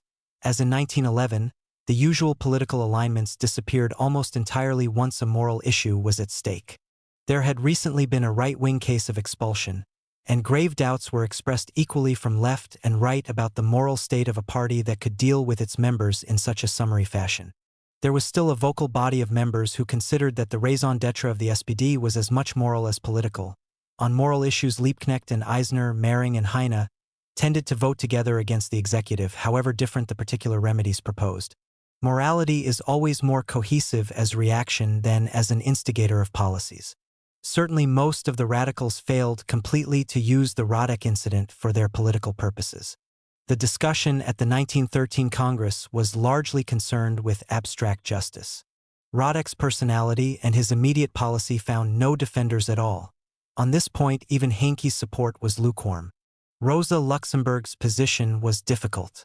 As a member of the Polish executive which had condemned and evicted Radek from the SDKPL, she could hardly do other than use her influence in the German party for pursuing the demand for expulsion which she had formally requested in the name of the Polish party. At the same time, she was not the person who would ever let a party decision overcome deeply felt personal convictions to the contrary. She disliked Radek intensely. In April 1912, before the Polish party court had even been convened, she was advising her German friends to keep clear of him. Radek belongs in the whore category. Anything can happen with him around, and it is therefore much better to keep him at a safe distance, she warned the Zetkins. Equally, she did not approve of the manner in which the Radek case was handled by Jagisches. In her private correspondence, she made no reference to her official approaches to the German party. These were official party tasks. Her dislike of Radek was German and had nothing to do with his Polish sins. When Radek was in Göppingen at the end of May, she wrote to Konstantin Zetkin, "Radek's part in the Göppingen affair is quite incomprehensible to me. The lout has to put his nose into everything." She saw no profit for the radical cause in an artificial attempt to keep the local paper alive. If the organization cannot keep it going, then let it die. When Radek and her friend Thalheimer, the official editor of the Göppingen paper, whom Radek had replaced while he was on holiday, made a desperate visit to Berlin in June in order to solicit at least the moral support of well-known radicals, Rosa Luxemburg received them coldly. After the meeting, she referred contemptuously to the delegation as a pathetic collection of people, Traurige Gesellschaft. She claimed that Radek ruined whatever he touched. If it had not been for him, the radicals would have done better at the party congresses in 1912 and 1913. It is difficult for us to disentangle the attitude of Rosa Luxemburg as a prominent member of the SDKPL from her German view. She was clearly unfair to Radek. The fact that his views on imperialism as they appeared in Neue Zeit and the Bremen paper were closer to her own than anyone else's in Germany was entirely lost on her. Far from welcoming a vigorous recruit for the radical cause, she saw only scandal and ill repute. There is no evidence that she even read his work. The opportunity to bait the executive was wholly ignored. On occasions Rosa had her completely blind spots, and Radek was perhaps the most important. They followed no pattern. The courtly and highly intelligent Kurt Eisner, the sad poet's son of Bruno Schonlank. She pursued them relentlessly in the face of all political sense and personal restraint. Yet, ironically, her condemnation of Radek for putting his nose into things that did not concern him was precisely what Kautsky, Adler, Bebel, and so many others in the SPD resented in her. At the 1913 Jena Congress, Rosa Luxemburg spoke about the Radek case only in terms of general principles.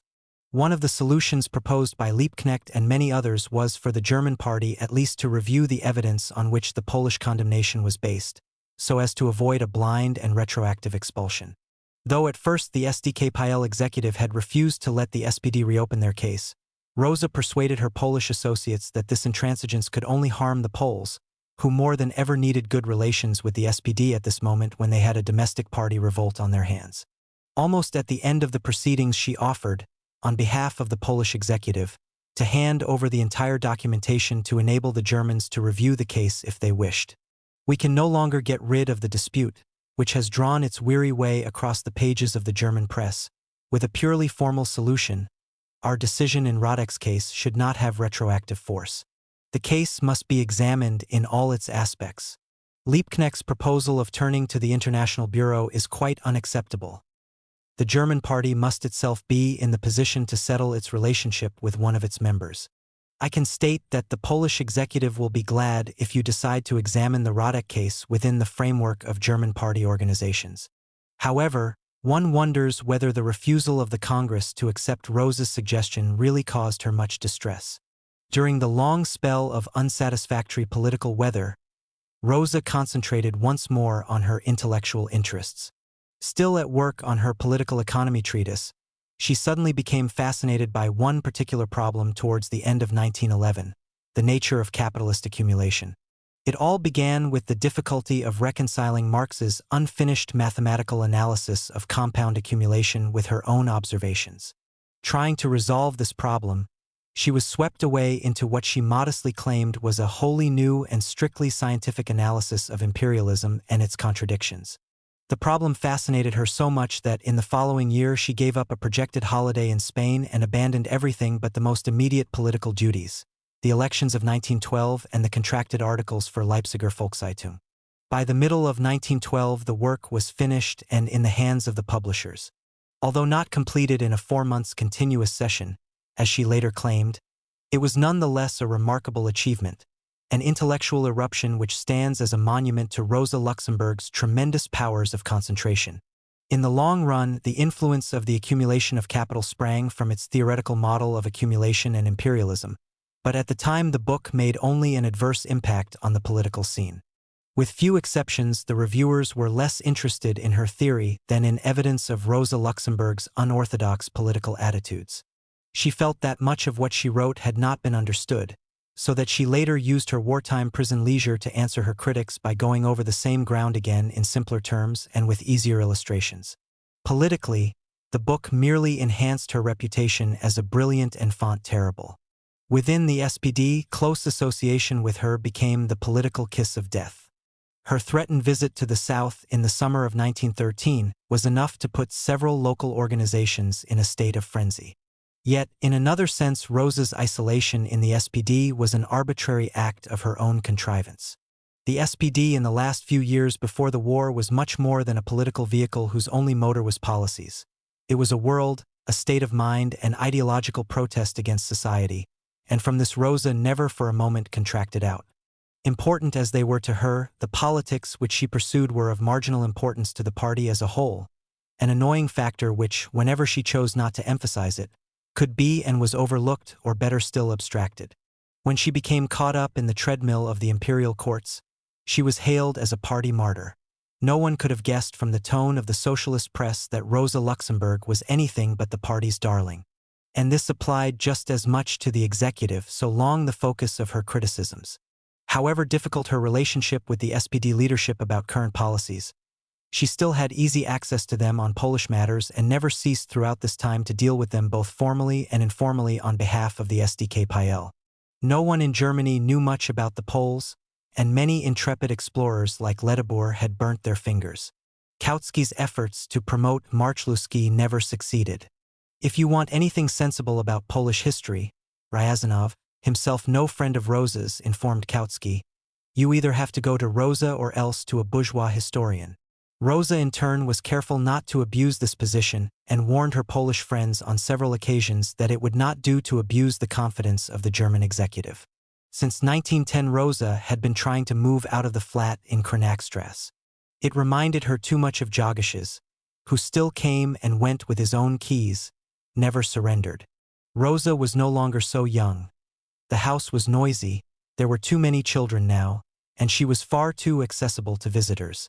With the school work on the one hand and the concentration required for her economic writing, she did not want her flat to be the center of constant informal meetings.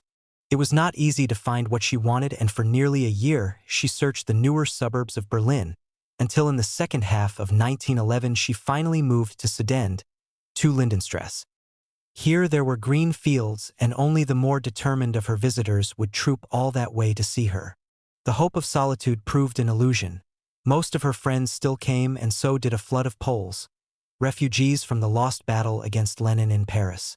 The entire Warsawski family billeted themselves on her for several long spells. Finally, there was the little group of homeless, dissident intellectuals. The decision to found the SDK was taken at her flat. Marszałkowski anyhow lived nearby. There are many glimpses of high human comedy from this period, quite at variance with all the political complaints. Rosa's first visit to a cinema, in the company of her enthusiastic housekeeper, and a visit by a socialist worker from Denver, Colorado, who had raked together enough funds to make a personal tour in Europe. I had a visit from Miss Twining. All these old girls, Shackleton, from England and America really are straight out of the zoo. This one asked me if I did not think Germany was a very small country, and whether it would not be better for the movement if Germany were bigger. She also asked me whether Bebel was a great man and whether Lafargue was also a great man. Middle age had eroded her enthusiasm, though not her passion. Rosa was instinctively conscious of her age. She had no use for young old personalities who, like Karl Liebknecht, unbecomingly bounced into and out of causes like a shuttlecock. Increasingly, she valued privacy and self-restraint. But she still despised the humdrum, the colorless, the impersonal. Rosa Luxemburg was proud of her own strong temperament. It was the essential component of any satisfactory political personality, but she channeled its evanescent aspects into more disciplined and permanent attitudes. The impressionistic mirror which she had at one time held up to all the personalities in the German party was replaced by more reasoned judgments. Inevitably, she also accepted the existence of institutions and continuity in German party life with their own particular ideology. With a few significant exceptions like Kautsky, she was now less concerned with peculiarities of this or that personality, but thought about the executive or the Congress or even the party as a whole. Even her dislike of Germany became conceptualized. She felt increasingly out of touch with what she contemptuously described as the German mentality. Is not this replacement of personalities with institutions, this judgment of the general rather than the particular, itself evidence of the extent to which the critic had become an outsider? Yet, the personal side naturally cannot be isolated from the political. For Rosa Luxemburg, political criticism was intimately connected with the development of the new philosophy of politics. We have already noted the tentative search for a new tactic. But this was merely part of a broader process of change, a compound of personal and political, subjective and objective factors. We are here concerned with the political effects of this change during these years. The broader philosophical implications will be examined later, Chapter 12. The most immediate inspiration of Rosa Luxemburg's political thinking and behavior between 1912 and 1914 was her disgust with the internal affairs of the party. The very tendency to concentrate exclusively on internal affairs was already a dangerous diversion of revolutionary energy, a bad substitute for an effective socialist policy. Rosa consistently refused to participate in internal debates, like party reorganization, except as a means of creating a more outward-looking policy. She took the unsatisfactory internal state of the party for granted. In correspondence with her political allies, there was no need for her to elaborate on this mutually agreed dissatisfaction. The only cure was a wider horizon. The activities and policies of the party had to be more closely related to society which, as it were, encompassed it. She believed that the internal differences were a minor symptom of stagnation and would be swept away once and for all by an aggressive external tactic. Since there was no persuading the leaders, it was necessary to activate the interest of the masses against the leaders, a doctrine which resembles the policy of all those governments who try to cure internal dissensions or weaknesses with an aggressive foreign policy. However, a warning is needed against the usual facile interpretation of this appeal to the masses as evidence of democratic inclinations. We shall show that masses was an arbitrary concept which had quite a different meaning from that usually ascribed to it. Democracy in the SPD was the preserve of the leadership. We with our modern, sophisticated sociological analysis may see it as arbitrary and oligarchical, but contemporaries followed the duly constituted leadership with satisfaction and pride. After all, democracy is not a normative historical judgment but an ideological view of present reality, whether justified or not. Besides, the intellectual revolt of Mering and Luxemburg was neither wholly objective nor altruistic. It was also in part a remedy for their own personality conflicts. This would be a dangerous statement if the evidence were not so overwhelming. For both of them, the recovery from a period of excessive alienation from society was something of a relief. Alienation which could be cured as much by fiercer opposition as by any revisionist attempt at integration. Rosa's articles on social matters during this period reached a bitterness and disgust which, with her journalistic talents, remind one vividly of the writings of Marx and Engels. Rosa commented on a quite minor scandal in one of the poor houses of the city of Berlin with this blast. Normal class relationships cause thousands of proletarian existences to sink into the darkness of utter misery every year. They sink silently like the deposit of used-up, useless elements at the bottom of society, from which capital can no longer press out any useful juice, and at the end of it all middle-class society hands the cup of poison to those it has evicted. Lucien Skrzypczewski, who died in the street poisoned by rotten fish, belongs just as much to the realities of the proletariat as every qualified, highly paid worker who can afford printed New Year cards and a golden watch chain. The asylum for the homeless and the police jails are just as much pillars of this society as the palace of the chancellor and the banks, and the poisoned fish made into gruel in the city's asylums is the basis for the caviar and the champagne on the millionaire's table. The doctors can trace the fatal infection in the intestines of the poisoned victims as long as they look through their microscopes. But the real germ which caused the death of the people in the asylum is called capitalist society in its purest culture. We must carry the bodies of the poisoned victims in Berlin, who are flesh of our flesh and blood of our blood, into the new year on the arms of millions of proletarians with the cry down with the infamous society which gives rise to such horrors. Commenting on the increase in unemployment, Rosa Luxemburg wrote, "Against this depressing tendency we have only one effective weapon, the socialist radicalization of public opinion. We would be stupid as well as callous quacks, from anti-revisionist diagnosis to revolutionary prophylactic, if we seriously tried to persuade the hungry workers that all our plans and projects for ameliorating the lot of the unemployed were capable of producing the slightest reaction on the part of the ruling classes, other than a contemptuous shrug of the shoulders. International affairs, too, were funneled into the same fierce vortex. An incident in Alsace-Lorraine, where German soldiers had maltreated the civil population, caused Rosa to point out that it was no use damning such incidents in isolation. Only the total destruction of the system could end manifestations so typical of society. The examples are legion, and suddenly hers was no longer a voice crying in the wilderness. The first 6 months of 1914 saw a distinct revival of industrial as well as political unrest in Germany, and in Russia too. Disillusion was swept away like cobwebs. Rosa Luxemburg anxiously tried to broaden the discussion as much as possible, to take the mass strike not in isolation, as at the 1913 Congress, but as part of the general confrontation with imperialism. There must be a shaking and awakening slogan on the Prussian suffrage struggle as well. That is the task of the next party Congress. The economic struggles, too, must be brought into the general movement. Will the strike succeed? A useless question. The struggle itself is a victory for the workers' cause. In 1914, sensing the change of air, she spoke and wrote on this subject as often as she could. The Belgian Socialist Party had once more been involved in a campaign to achieve adult suffrage, and this time, tactical criticisms apart, she compared the Belgian efforts with German immobility. We can criticize and condemn the action of our Belgian comrades as much as we want to, but it remains a shaming lesson and example especially for us in Germany. The Belgian party experiments with the mass strike, but at least it tries all means of mass action and devotes all its energies to it.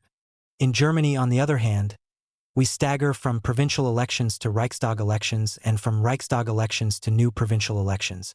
Let the Belgian example serve, not for uncritical admiration but to provide us with a practical push. The mass strike had once more become a practical proposition. Even Vorwärts sounded belligerent. The second stage of the suffrage campaign begins, it trumpeted. Rosa was still skeptical of the official attitude. She had been bitten by just this dog in 1910.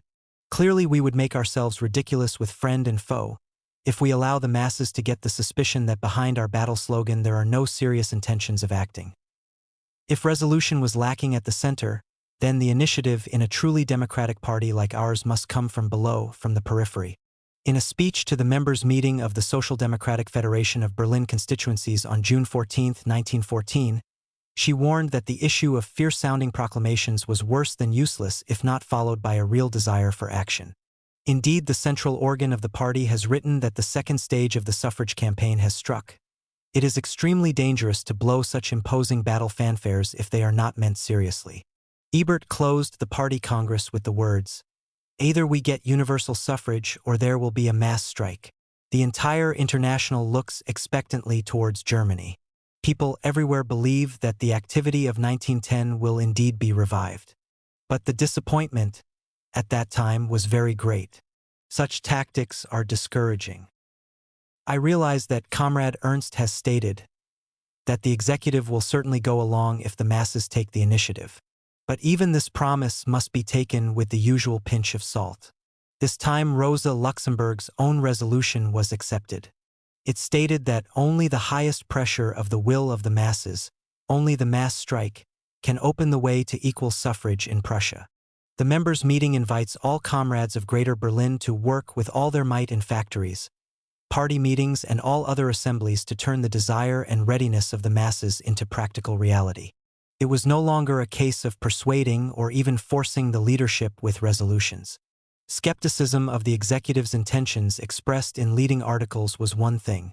When it came to addressing the masses, such caution was pointless. For all practical purposes, Rosa Luxemburg now ignored the leadership. The only way to achieve results, to ensure that the failure of 1910 would not be repeated, was to get the masses moving and to hope that they would truly sweep the leadership along. 2 days after her resolution had been acclaimed, she emphasized again the need for mass pressure on the leadership. Whether the trade union leaders want to or not, the unions must get into battle sooner or later in defending the right of economic association. This is a much greater menace to the unions than it is to the party organizations. But if we really form our columns for the Prussian suffrage campaign, we can undoubtedly count on enthusiastic support on the part of every trade union member. For they too are involved. To a residential adjutor, it is your cause that is at stake. Not only pressure on the political leadership, but interaction of all related efforts into one. That was the struggle against imperialism. It was not platform theory alone. Rosa Luxemburg had become involved with the problem of imperialism directly and personally. On September 16, 1913, there was a large and magnificent meeting at Bockenheim near Frankfurt in which Comrade Dr. Luxemburg made a speech, which lasted for nearly 2 hours. Nor was this an exceptionally long time. The members came to be inspired with all the receptive discipline of 17th-century Presbyterians, and the comparison is not fanciful. Step by step, she described the form of the capitalist class state with all its barbarism and the hopeless prospects for the working population. Accompanied by strong applause, the speaker paid tribute to Comrade Bebel for his systematic and critical emphasis on the maltreatment of soldiers, and then came to speak about the mass strike. In the course of developing her argument, Rosa Luxemburg touched on the question whether we would permit ourselves to be dragged helplessly into a war. After shouts of "never" in the body of the hall, she is supposed to have said, "If they think we are going to lift the weapons of murder against our French and other brethren, then we shall shout, 'We will not do it.'" This phrase formed the basis of the public prosecutor's charge against Rosa Luxemburg under paragraphs 110 and 111 of the Criminal Code, in that she called for public disobedience of the laws. The trial took place in Frankfurt on February 20, 1914. Conviction was certain, but at the end of the trial Rosa made one of the greatest speeches of her life. It was neither self-defense nor any plea for mitigation of sentence. In accordance with socialist practice in the courts, the accused's opportunity to speak on his or her own behalf was used to make a political assault on the prosecution, the law, and the whole of society. She was sentenced to a year in prison. As usual, the appeal procedure took many months. Predictably, the Superior Reich Court dismissed her appeal on October 20, 1914, after the outbreak of the war. Execution of sentence under wartime conditions was due at any moment and without warning. Notice to serve the sentence was in the discretion of the authorities. As we shall see, Rosa Luxemburg tried to put it off as long as possible, partly for health reasons, but in the end she was seized and taken off to prison without any warning at the beginning of 1915. The nature of the charge and the spirited quality of her defense were widely reported and brought her much sympathy and support. The case was remembered for many years, and Rosa Luxemburg's speech became a minor classic in SPD history, even at a time when she had long and unequivocally renounced her allegiance to the party, just as the unconverted citizens of Tarsus, who had no interest in the ambulant disciple, long remembered Saul. Military questions were much to the fore in the first half of 1914.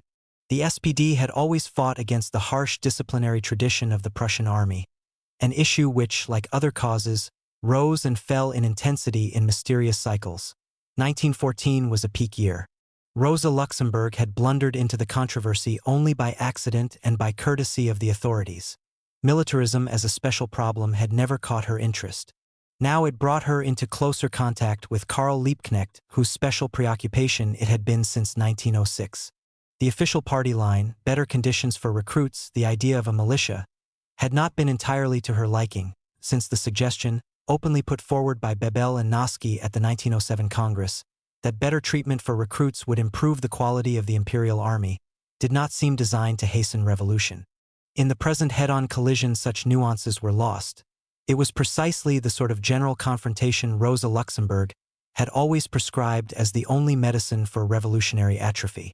She was fully aware of the repercussions of the proceedings in Frankfurt. Every further push could only sharpen the dialectic. Immediately after the trial in February 1914, Rosa wanted to embark on a whistle-stop tour of West Germany, as in 1910. This again was established practice. Convicted party members, like martyrs on display, were always treated to mass demonstrations of solidarity. An immediate mass protest was organized in Frankfurt itself on the day sentence was pronounced. Similar protest meetings took place in Berlin the following Sunday. Reading the reports, it is difficult to remember that both the Leipziger Volkszeitung and Vorwärts had barred Rosa Luxemburg as a contributor and condemned her more than once as a disruptive element in the party. Vorwärts, which would not accept a sentence in Rosa Luxemburg's hand, reproduced at length both her speeches in court and her address to the protest meeting outside. As with Lenin, polemics must not be taken too literally as evidence of irreconcilable hostility. Rosa was in excellent form and delighted her audience from the first word. A severe criminal stands before you, one condemned by the state, a woman whom the prosecution has described as rootless. Comrades, when I look at this assembly, my joy to find here so many men and women of the same opinion is only dimmed by the regret that a few men are missing, the prosecution and the judges of the court in Frankfurt. I clearly have better and more solid roots than any Prussian prosecutor. Flanked by her friends and defense counsel Paul Levi and Kurt Rosenfeld, Rosa Luxemburg made a triumphal procession through southwest Germany. On her return to Berlin, she addressed several well-attended meetings, still on the subject of militarism. Once a subject was revolutionarily in vogue, it was good sense to keep on with it. Here too the words of Rosa Luxemburg now met with full approval. Nothing shows the extent of public interest better than the lengthy reports of the case and of the subsequent meetings, not only in the socialist but also in the liberal and conservative press. In the areas where Rosa Luxemburg spoke, meetings called by the national liberals and right-wing parties strongly condemned the inactivity of the authorities in the face of the scandalous behavior of Rosa Luxemburg. The German people, insofar as they do not paddle in the wake of the socialists, are unable to understand why an end is not put to the impertinent behavior of this female. Such reactions did not pass unnoticed by the authorities. After the Frankfurt trial, the Prussian Minister of the Interior instructed local authorities to take greater care in ensuring that official stenographic reports of socialist meetings were available, particularly in the case where the agitator Luxemburg was speaking. Her subsequent speeches were all carefully analyzed by the public prosecutor's office, and finally they found what they wanted. This time it was the Minister of War who asked for an indictment in the name of the entire corps of officers and non-commissioned officers of the German army. Honor had been besmirched by Rosa Luxemburg's allegation that maltreatment of soldiers was routine in the German army. There was some doubt as to whether this prosecution could be made to stick, but the Minister of the Interior fully supported the proceedings requested by his colleague at the War Ministry. In his appreciation of the situation, the Minister of the Interior stated that it was necessary to ventilate yet again the whole problem in law of the right to call publicly for strikes and demonstrations. As a test case, the proceedings were to take place in Berlin rather than in Freiburg, where the offending speech had been made. Rosa Luxemburg was delighted. Such a charge could only lead to the widest publicity, worth months of agitation. I can't tell you what pleasure the thing gives me. Not a lapsus linguae, a bit of stupidity or clumsiness on the speaker's part which is on trial, but fundamental truths, essential component of our political enlightenment. Her defense counsel now enlisted the entire organizational resources of the SPD. An appeal was published for defense witnesses to come forward and testify. Anyone who could give evidence of maltreatment of recruits. It was hoped that the many instances brought to light by the socialist press would make it possible to flood the court with witnesses. The trial took place in Berlin from June 29 to July 3, 1914. The defense blanketed the court with requests for witnesses and even offered to extend the scope of the investigation from the Prussian army into the German armed services as a whole. Throughout the trial, the socialist press, realizing the effect of the testimonies, was celebrating the rout of the prosecution. On July 3, the prosecution requested that the case be adjourned, hoping to have it transferred to a military court. This was strenuously resisted by defense counsel and by Rosa Luxemburg herself, who had polished another assault for delivery after the verdict. It was never made. The judge granted the adjournment against the wishes of the defense, but no provisions were made for transfer to a military court. The socialist press, with Vorwärts most fiercely in the van, was able to announce a complete victory, while the right-wing papers lampooned the government for its incompetence. Nothing more was heard of this indictment. By July 1914, Rosa Luxemburg could justifiably feel that her policy, so painfully evolved in opposition for the last 4 years, was at last coming into its own with a vengeance. The mass strike discussion was once more underway.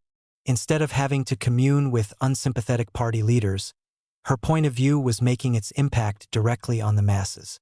The meetings in the capital applauded her and, what was more important, voted for her resolutions.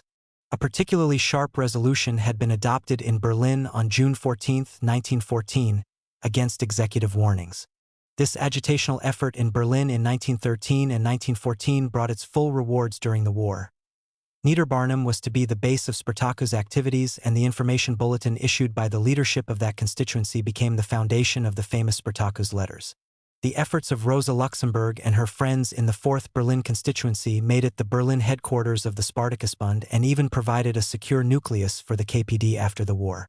At the same time, her preoccupation with militarism and the two trials rallied masses of comrades all over the country. Her name was more widely known in the summer of 1914 than at any time since 1910, or than ever before. After her trial at Frankfurt, she had given notice that we look upon it as our duty to use the coming weeks as far as possible in order to hasten the next step of historical development which will lead us to victory. This intention seemed entirely capable of fulfillment. Fist to fist and eye to eye. At last the boring preoccupations of internal party affairs were left behind. A general sharpening of conflict appeared inevitable. Even physically she felt better. A group of like-thinking radicals had crystallized out of the pressure of events. Liebknecht, Mehring, Marchluski, Pannekoek, and friends like Stathagen, Levi, and Rosenfeld. In no sense was this a new party, but a comradeship, that mixture of personal and political relations so congenial to Rosa Luxemburg, which she had brought with her from the early days of Polish social democracy. A few days after the triumphant end of the Berlin trial, Rosa took the train for Brussels, where the long-planned meeting of the International Socialist Bureau on the Russian question was to take place. She left Berlin in high spirits, a possibility at last of an SPD Congress which might support a tonic assault on the executive and set the seal of approval on large-scale actions. The International was to meet at Vienna in the autumn, not only to register the recent socialist successes against militarism, but to crown the efforts to unite the Russian party in which Rosa Luxemburg had played so prominent a part. Brussels would be hot and full of talk, but Rosa was looking forward to it. Fresh from her successes in Germany, she felt certain that her policy would prevail, even against the obstinacies of Lenin and his Bolsheviks. But all these hopes and plans were washed away, with those of millions of other people. While she was in Brussels, the murder took place at Sarajevo. Europe was once more in the clutch of an international crisis. The weakness of the Socialist International in the face of threatened war had already been exposed, at least to the participants at the hastily assembled meeting in the last week of July, if not yet to the world at large. By the time Rosa Luxemburg returned to Berlin, war had become almost certain. All the hopeful signs of a confrontation with imperialism disappeared as though they had never been. The world that ended in August 1914 was essentially Rosa's world as much as Bebel's Victor Adler's, and the emperor's. Protest, even negation, had always been based on understanding of the essential processes of that world, had been a part, if an extreme part, of it. The Lenins, the Hitlers, with their tight ideological blinkers, had been in it but not of it, but they inherited the future together with that blindly durable anonymity, the capitalist middle classes. For a brief moment the flame of revolutionary potential from the Second International flickered on, in post-war Berlin, to be forever extinguished by bourgeois reaction and communist efficiency. Appendix to Chapter 11. Rosa Luxemburg's own address to the judges at the Second Criminal Court, Frankfurt, Maine, February 20, 1914. My defense counsel have amply demonstrated the nullity of the prosecution from a legal point of view. I therefore want to deal with another aspect of the prosecution. In the prosecutor's speech as well as in the written indictment, my own words are alleged to have played a large part, and particularly the interpretation and purpose which has been placed on these words. The prosecution laid repeated stress on my alleged intentions while I was speaking at the meetings concerned. Well, presumably no one is more competent than I myself to discuss the psychological content of my speeches and my frame of mind, and to provide a full and complete explanation. Let me emphasize right away that I am very willing to give a full account of my purposes both to the prosecution and to you, the judge. Most important of all, I would like to state that the prosecution's version, based on the statement of its witnesses, is nothing but a flat, gutless caricature, not only of my own speeches, but of the entire concept of social democratic agitation. As I listened to the words of the prosecution, I had to laugh, and I thought to myself, once more a classic example of how little help one gets from a formal education in understanding the social democratic way of thinking, our whole world of ideas in all its complicated scientific refinement and historical depth, as long as class differences continue to stand in the way. If you gentlemen had taken any one of thousands of simple and uneducated workers from among those who were present at my meetings, he would have given you quite a different picture of my words. Those simple men and women of the working classes are perfectly capable of absorbing our ideas, those same ideas which in the mind of a Prussian prosecutor become so completely distorted. I will now illustrate this point in some detail. The prosecution has several times emphasized that even before the incriminating words were spoken, I had greatly incited my listeners. My answer to this is that we Social Democrats never incite. For what does inciting mean? Did I attempt to work on the meeting in the sense that if war breaks out and they find themselves in occupied territory, say China, they should behave in such a manner that not a single Chinese will dare even 100 years later to give any German a hostile look? If I had spoken like this, that would truly have been an incitement. Or did I perhaps try to raise in my listeners a sense of chauvinism, of contempt and hatred for other races and peoples? That too would have been incitement. But I said nothing of the kind, and nor would any trained Social Democrat. What I did try to do at those meetings at Frankfurt, and what we Social Democrats always try to do in all our written and spoken words, is to spread enlightenment, to make clear to the working mass their class interests and their historical duty. What we do is to lay open for them the main tendencies of history, of the economic, political, and social upheavals to which our present society gives birth and which with iron necessity lead to the fact that at a certain stage of development any existing social order must be removed and replaced by the higher socialist order of society. From this same point of view stems all our agitation against war and militarism. Simply because we Social Democrats aim for a harmonious, complete, and scientifically based vision of the world. For the prosecution and its miserable witnesses to see all this as mere incitement shows a coarse and unrefined conception, and above all demonstrates their inability even to conceive of the nature of our way of thinking. And now to the main point of the indictment. The prosecutor bases his case on an interpretation of my alleged call to soldiers not to fire at the enemy in case of war, in defiance of their orders. This interpretation seems to him to carry great weight and to be undeniably logical. His reasoning goes like this. If I was agitating against militarism, if I wanted to prevent war, the only possible way for me was to propose directly to the soldiers. When they order you to shoot, don't shoot. Now, isn't that a simple, convincing accusation, an absolutely logical conclusion? But you will permit me to state that such logic follows only from the conception of the prosecution, but not from mine or from that of social democracy as a whole. I ask now for your particular attention. The conclusion that the only effective means of preventing war consists in turning directly to the soldiers and inviting them not to shoot. This conclusion is only the direct consequence of a conception which assumes that, as long as soldiers follow the orders of their superiors, everything in society must be all right, which assumes that, to be brief, the whole basis of power and of militarism rests on the blind obedience of the soldier. That such is the prosecution's reasoning follows, for example, from official statements by the Supreme Commander. On November 6 last year, the Emperor claimed that the success of the Greek armies in the Balkan War proves that the principles adopted by our General Staff and by our troops always guarantee victory. The General Staff with its principles and the soldier with his blind obedience. Those are the bases of strategy and the guarantee of victory. It just happens that we Social Democrats do not share this notion. We are of the opinion that the great mass of working people does and must decide about the question of war and peace, that this is not a matter of commands from above and blind obedience below. We think that wars can only come about so long as the working class either supports them enthusiastically because it considers them justified and necessary, or at least accepts them passively. But once the majority of working people come to the conclusion, and it is precisely the task of social democracy to arouse this consciousness and to bring them to this conclusion, when, as I say, the majority of people come to the conclusion that wars are nothing but a barbaric, unsocial, reactionary phenomenon, entirely against the interests of the people, then wars will have become impossible even if the soldiers obey their commanders. According to the concept of the prosecution, it is the army who makes war. According to us, it is the entire population. The latter have to decide whether wars happen or do not happen. The decision whether we shall or shall not have militarism rests with the working people, old and young, men and women, not with that small section of the population temporarily immured in the so-called uniform of the king.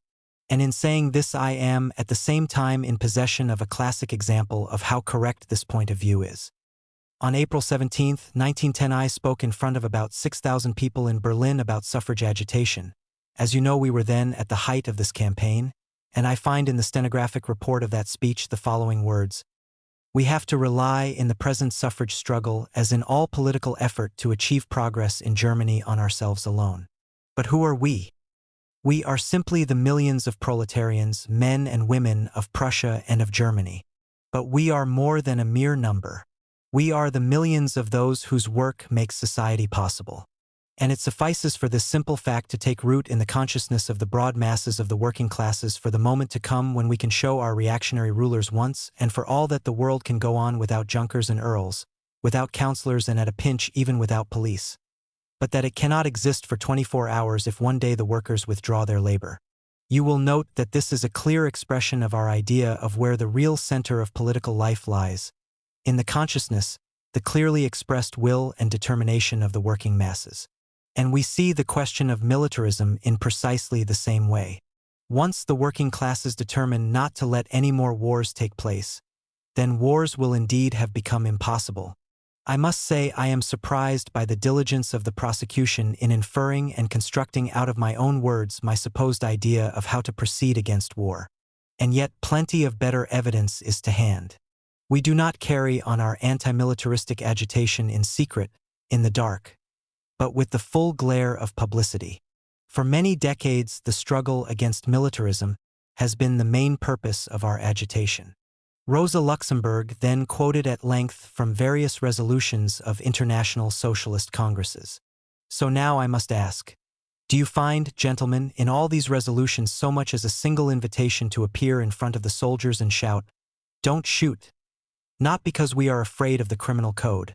We would be poor creatures if we failed to do something from fear of the consequences, if we left undone something that we considered necessary and useful.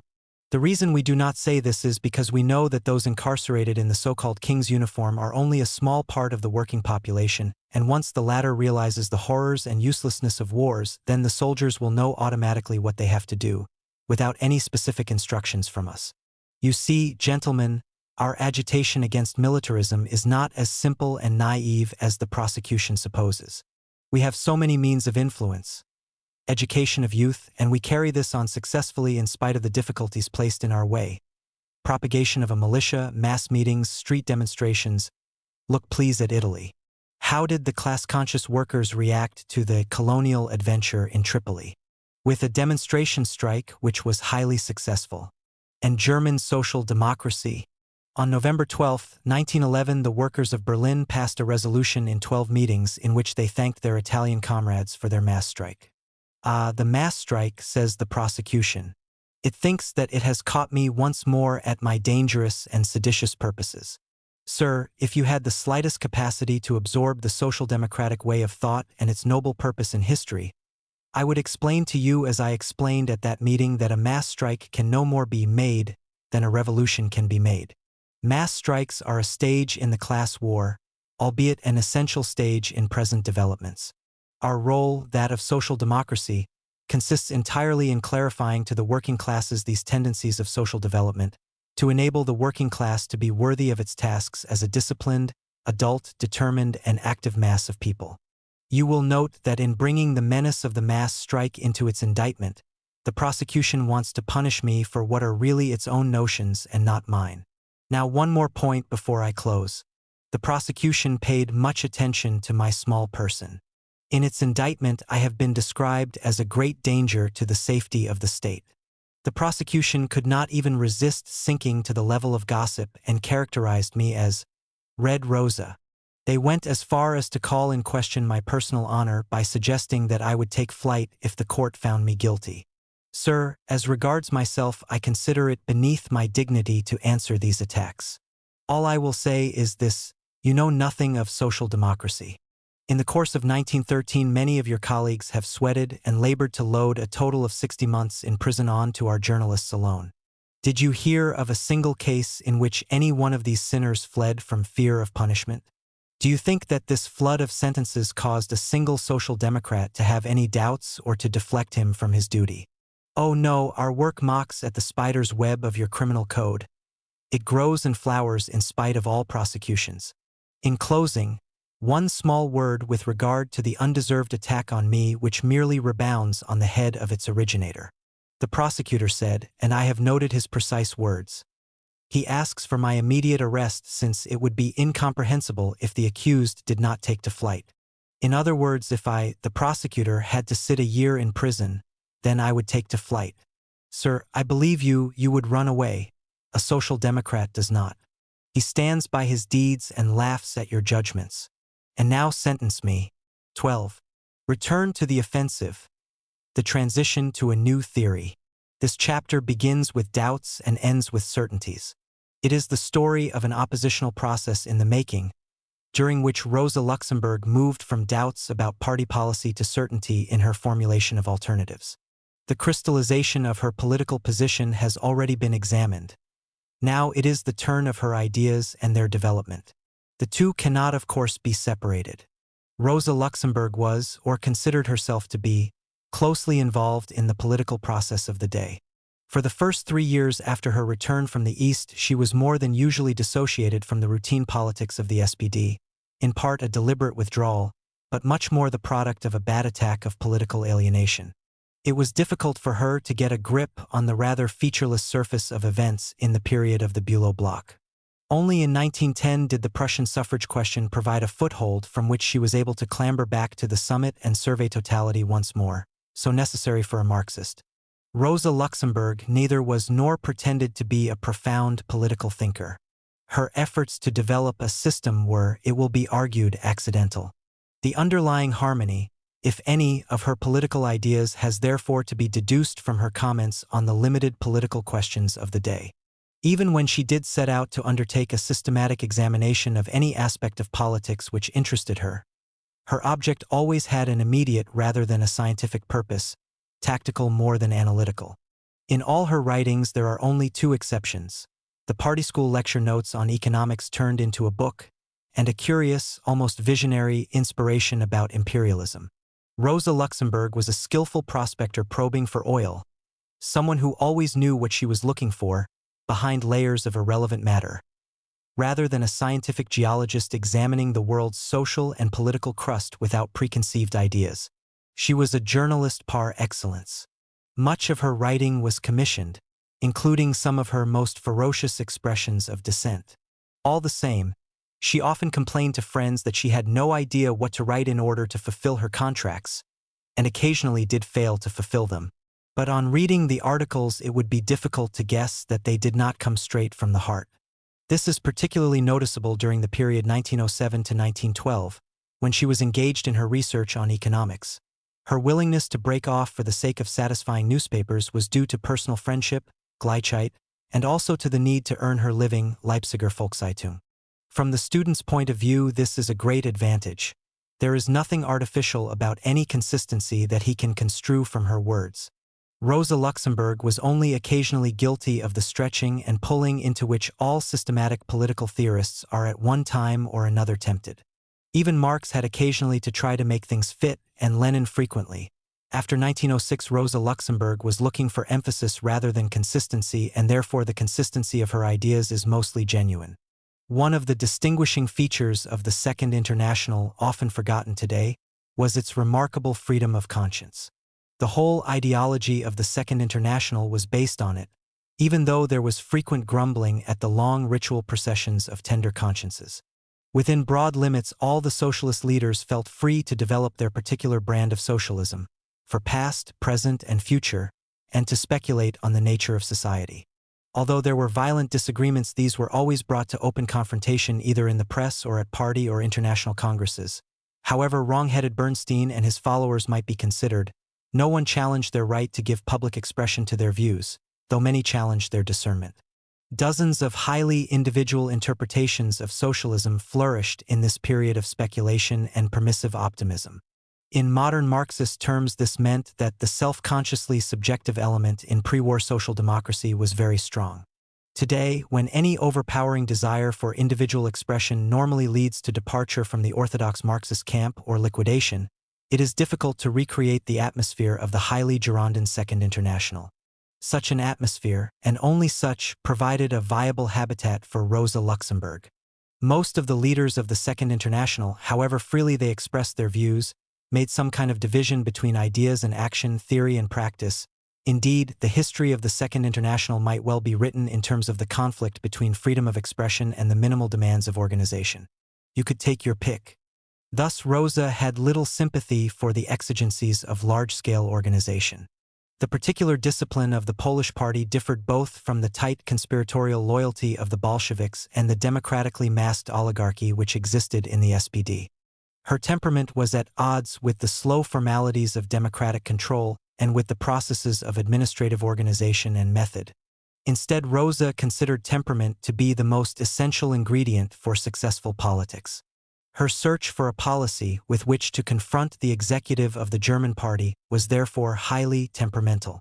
Any strategy advocated by her would necessarily contain a strong element of temperament, would be voluntaristic, self-orientated, active.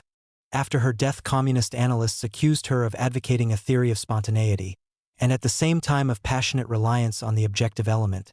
We shall have to examine whether this apparent contradiction between two such opposing elements can be resolved, and if her detractors resolved it, and whether the accusation is justified in the first place. And especially will we have to get to grips with the odd paradox of a theory of mass spontaneity based on a strongly articulated subjective element. Thus, the development of her political ideas between 1906 and 1914 can only be understood if three factors are borne in mind. Rosa Luxemburg's personality, as a positive element in her activities and not merely as a restraining dead weight. Her interest in political activity rather than theoretical speculation. And finally, the fact that she was politically isolated during this period and in search of a thoroughly different policy with which to confront the SPD authorities. We must distinguish between cause and effect. Her isolation did not stem from the confrontation of one set of ideas with another, but rather from an increasing lack of sympathy for a whole outlook which created the conditions for her oppositional ideas to evolve. The unsatisfactory outlook of her opponents had thus to be systematized before it could be attacked. In the process, much of the argument on both sides came to be based on explicit assumptions about the other's point of view, the correctness of which was strenuously denied by both parties. As soon as Rosa Luxemburg left Warsaw for the comparative quiet of Finland in the summer of 1906, she became anxious to interpret the Russian Revolution for the SPD. She had long been the main channel of understanding between Russian events in Germany and in the relationship between the SPD and the RSDRP, though since January 1905 the balance had tilted against Germany. Throughout 1905 she had tried to interpret Russian events to German audiences, both in the press and at public meetings, as something enviable. The fact that the Hamburg provincial organization of the SPD had commissioned a pamphlet from her provided an ideal opportunity. She outlined her task quite clearly at the beginning. Practically all existing writings and views on the question of the mass strike in the international socialist movement date from the time before the Russian Revolution, the first historical experiment on a bigger scale with this weapon. This explains why they are mostly out of date. The first thing was to wrest the mass strike from its more or less exclusive possession by the anarchists, at least in the eyes of its opponents. Rosa Luxemburg was well aware of the strong reservations in the German party on this account. Her rescue bid was based on two main propositions. 1. The development in the organization of the working classes which made them powerful enough to undertake mass strikes. The notion of the mass strike thus ceased to be a chimera of revolutionary romanticism, a compound of thin air and the mere goodwill and courage to save humanity, and became a practical proposition. 2. The increasing means of political as opposed to mere economic activity in socialist parties. This was based on the confluence of the two trends, with the political aspect being definitely the higher form of struggle. Wage strikes were no longer the only possible direct action of the masses and the only possible revolutionary struggle arising out of trade union activities. Nonetheless, the mass strike was just one weapon, albeit a very important one, in the arsenal of social democracy, and definitely not the final act in the overturn of society. It was a political weapon, rather than a purely economic one with incidental or miraculous political consequences. Finally, since it was not an end in itself, it could not be planned like an apocalyptic upheaval. The difference between Rosa Luxemburg's socialist mass strike and the anarcho-syndicalist conception seemed very obvious to her. She did not think it necessary in her pamphlet to devote much argument to distinguishing between them. Denouncing the anarchists had anyhow become a formal but meaningless ritual. She merely dismissed the anarchists as the ideological placard for the counter-revolutionary lumpen proletariat, whose historical role is now finished beyond any doubt. But she had later to revert again and again to the substantial differences between her conception and that of the anarchists, especially when addressing trade union audiences. What was obvious to her was not in the least obvious to others. At the 1910 Party Congress at Magdeburg, she was still inveighing against the notion that one has only to speak of the mass strike at meetings or in the press for it to break out overnight, whether convenient or not, corresponding as it does to the anarchist conception of the mass strike which has long been buried. Even at the 1913 Party Congress, Rosa Luxemburg was still preoccupied with the defense of her mass strike concept against the attempts of her opponents to call her an anarchist.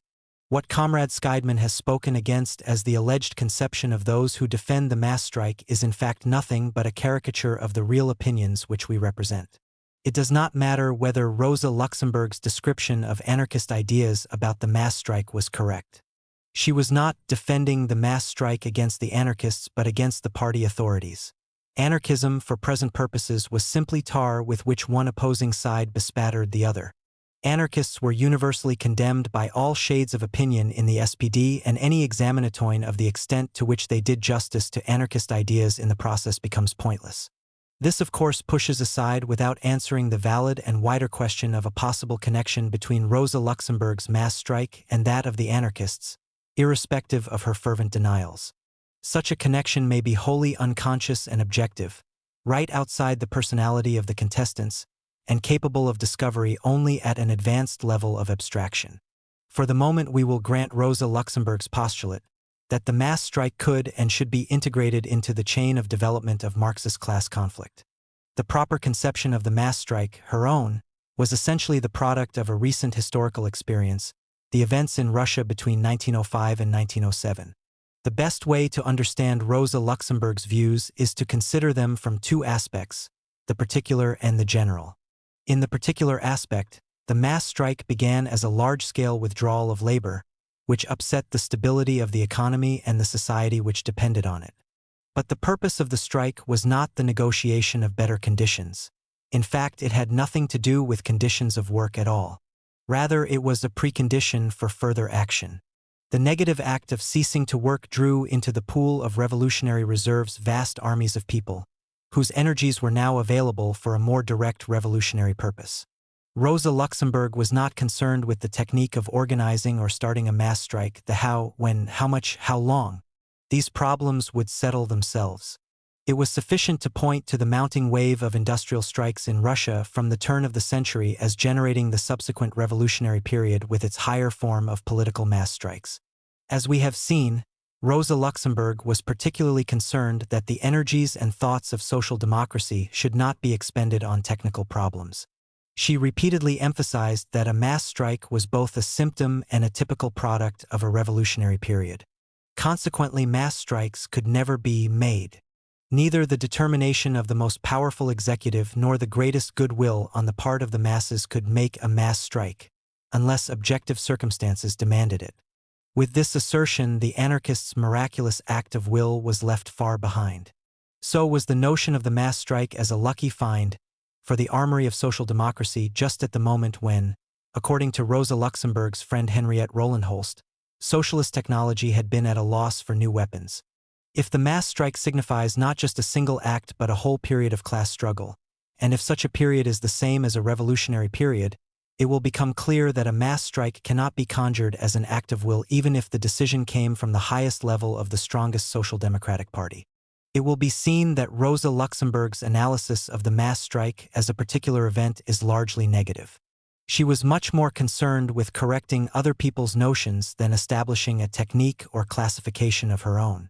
Consequently, her idea of what the mass strike was like has to be deduced from the historical examples she cited and not from any detailed description of the event itself. She was much more interested in the general aspect. The first problem was to integrate the mass strike into the wider process of revolution. Its inception and use marked a higher stage of action than the individual and unconnected strikes and actions that preceded it. The mass strike was essentially a collective noun for a whole series of activities, collective not only in terminology, but because the various processes and actions which the term covered were genuinely linked by intricate causalities. For the first time, hitherto separate forms of struggle were welded into one compact and unified whole.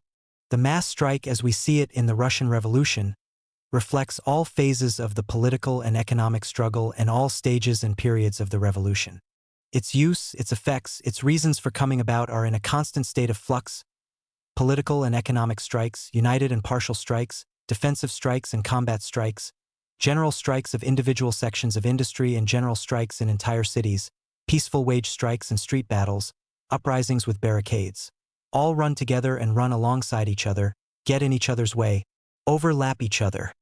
A perpetually moving and changing sea of phenomena. And the case of these manifestations becomes clear. They do not arise out of the mass strike itself, but from the political and social power factors in the revolution. The mass strike is only a form of revolutionary struggle. Rosa Luxemburg particularly stressed that this compound was greater than the sum of its components because the confluence took place at a stage of history higher than that in which the phenomena existed discretely. She called it a collective concept covering a period of years, even decades, in the class struggle. But at the same time, she did not merely move the arena of struggle from the economic to the political field. The mass strike was essentially a process of interaction between political and economic activity, with one fertilizing the other. Every political class action tears hitherto untouched sections of the proletariat out of their immobility, and this awakening naturally finds expression in stormy economic struggles, since these are closest to hand. The emphasis, however, had to be on stormy, that is, of equal weight with the new intensity of political action. There had to be a causal link between one and the other, not merely coincidence. Rosa Luxemburg thus neatly, and probably unconsciously, preempted the discussions between Plekhanov and Lenin on the one hand and the so-called economists on the other. Instead of opposing preoccupation with economic activity by emphasis on political struggle, she combined the two. The only criterion was causality and heightened intensity. So much for the input into mass strikes. At the other end, output, their integration into the historical process of proletarian class struggle was made even more emphatic. The connection between mass strike and revolution was not left to inference but earnestly analyzed and described. Nothing was, or remotely could be, achieved by any mass strike on its own. In marshalling her Russian evidence, Rosa Luxemburg clearly indicated the presence of the next stage in embryo. Thus, in December 1905, the third general mass strike had broken out in the Russian Empire. This time, the course of the action was quite different from the two previous occasions. The political action no longer gave way to an economic one as in January 1905, but equally it failed to achieve a quick victory as in October. As a result of the logical and internal development of events, the mass strike this time gave way to an open uprising, to armed street fights and barricades in Moscow. The conclusion she drew from this was that the mass strike, even at its most pervasive and diverse, could achieve nothing if it were not hooked on to the next stage of the revolutionary process. Revolution had at least to be in the air even if it was not actually imminent. Once again, however, Rosa Luxemburg chose to illustrate this with a negative example as well as a positive one. Only in the stormy atmosphere of a revolutionary period can every partial little clash between labor and capital build up to a general explosion. In Germany, the most violent and brutal encounters took place year in year out between workers and entrepreneurs without the struggle passing beyond the limits of the town or industry concerned. None of these cases turn into any general class action, and even if they were to lead to any individual mass strikes with some undoubted political coloring, they still would not cause any general thunderstorm. The general strike of the Dutch railwaymen, which bled to death in spite of much public sympathy because the rest of the Dutch proletariat remained immobile, is a significant example. It is obvious that all this was based on a particular view of socialist revolution, to be examined later, which differed sharply from the ideas put forward by almost everyone else at the time, not only in Germany but throughout the Second International, the Russians included. What was more immediately relevant was the role prescribed in all this to social democracy, the advance guard of the proletariat. It was this which was to be developed in the course of her battle with the leadership of the SPD during the next few years. The leadership of a mass strike rests with social democracy and its responsible leaders in quite a different sense. Instead of racking their brains about the technical problems, the mechanics of a mass strike, it is social democracy that must take over the political leadership even in the midst of a revolutionary period. The slogans, the direction of the battle, the tactics of the political struggle have to be organized in such a way that every phase and every moment in the struggle is related to the existing and already realized achievements of the proletariat, and that this is always taken into account when the plan of campaign is made, so that the tactics of social democracy must never fall below the level of the genuinely existing power possibilities, but must always be in advance of them. This is the most important task of the leadership during any period of mass strikes. And it is such leadership which automatically settles technical problems as well. This statement was almost a complete preview of Rosa Luxemburg's later elaboration of the function of socialist leaders, both in her criticism of the Bolshevik Revolution and when she tried to apply her views in practice during the German Revolution. But here again we should not look too far forward. Her definition of the tasks of social democracy was incidental.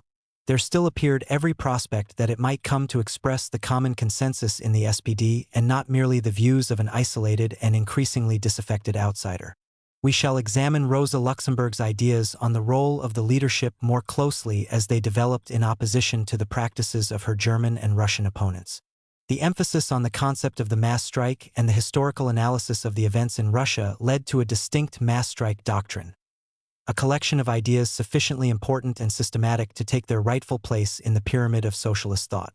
The fact that we must induce many of her ideas from negative assertions, what the mass strike was not, fails to deprive her doctrine of validity or vigor. Nothing makes a set of ideas so systematic as its defense against detractors. Many ideas have grown into doctrines only because they were systematically attacked and therefore systematically defended. This applies to Rosa Luxemburg's mass strike doctrine too, as it later developed under attack. Yet all the important elements of the doctrine were already contained in the original mass strike pamphlet. There was little changed, let alone new, in later elaborations. It was an undisciplined pamphlet, spontaneous as so much of Rosa Luxemburg's writing, and covering much more ground than the terms of reference set by those who originally commissioned the work, or for that matter by the author herself. This excessive thought, always bursting out of its allotted limits, is a typical feature of Rosa Luxemburg's writing, and makes the analysis of her work more interesting but also more difficult. Rosa herself never considered her writings on the mass strike as any separate or systematic doctrine, and would probably have resented any such suggestion. She analyzed what she saw, and she always saw in it only part of a larger process. Her emphasis was not scientific but shaped politically to convince others, to get them to act, not to create concepts for historians. This, then, was the mass strike doctrine as it stood at the end of 1906, the pure doctrine, still unadulterated by the special emphases of later polemics. Halfway through the pamphlet, tucked away among a lot of explanation, came the crux, the purpose of the whole exercise. The question arises how far all these lessons which can be drawn from the Russian mass strikes can be applied to Germany. The social and political circumstances, the entire history and nature of the working-class movement in Germany and Russia, are wholly different. At first sight, the inner laws of the Russian mass strikes which we have elaborated often appear to be the product of specific Russian conditions which can have no bearing on the German proletariat. The rest of the work was precisely concerned with applying the lessons of Russia to Germany, in the form of general propositions about the nature of class war. Briefly, what were these lessons? 1. The indivisibility of the proletarian class struggle, which meant that, by definition, Russian lessons became applicable to Germany or anywhere else. Clearly, from any point of view, it would be totally mistaken to regard the Russian Revolution as a beautiful spectacle, as something specifically Russian. It is vital that the German workers should regard the Russian Revolution as their own affair, not only in the sense of any international class solidarity with the Russian proletariat, but as a chapter of their own social and political history. 2. The leapfrog effect by which the demands and the achievements of the Russian proletariat caught up with, and even overtook, those of better organized working classes like the German. It should be noted that apart from postulating this leapfrog effect, Rosa Luxemburg also specifically queried some of the assumptions of German superiority. The contrast between Russia and Germany becomes even smaller when we examine more closely the actual standard of living of the German working classes. Are there not in Germany very dark corners in working-class existence, where the warming light of trade union activity hardly penetrates? Large segments which have not yet been able to raise themselves out of the most elementary slavery through the simplest forms of economic struggle? 3. The inversion of the accepted relationship between organization and action. Rosa Luxemburg postulated the important idea that good organization does not precede action but is the product of it.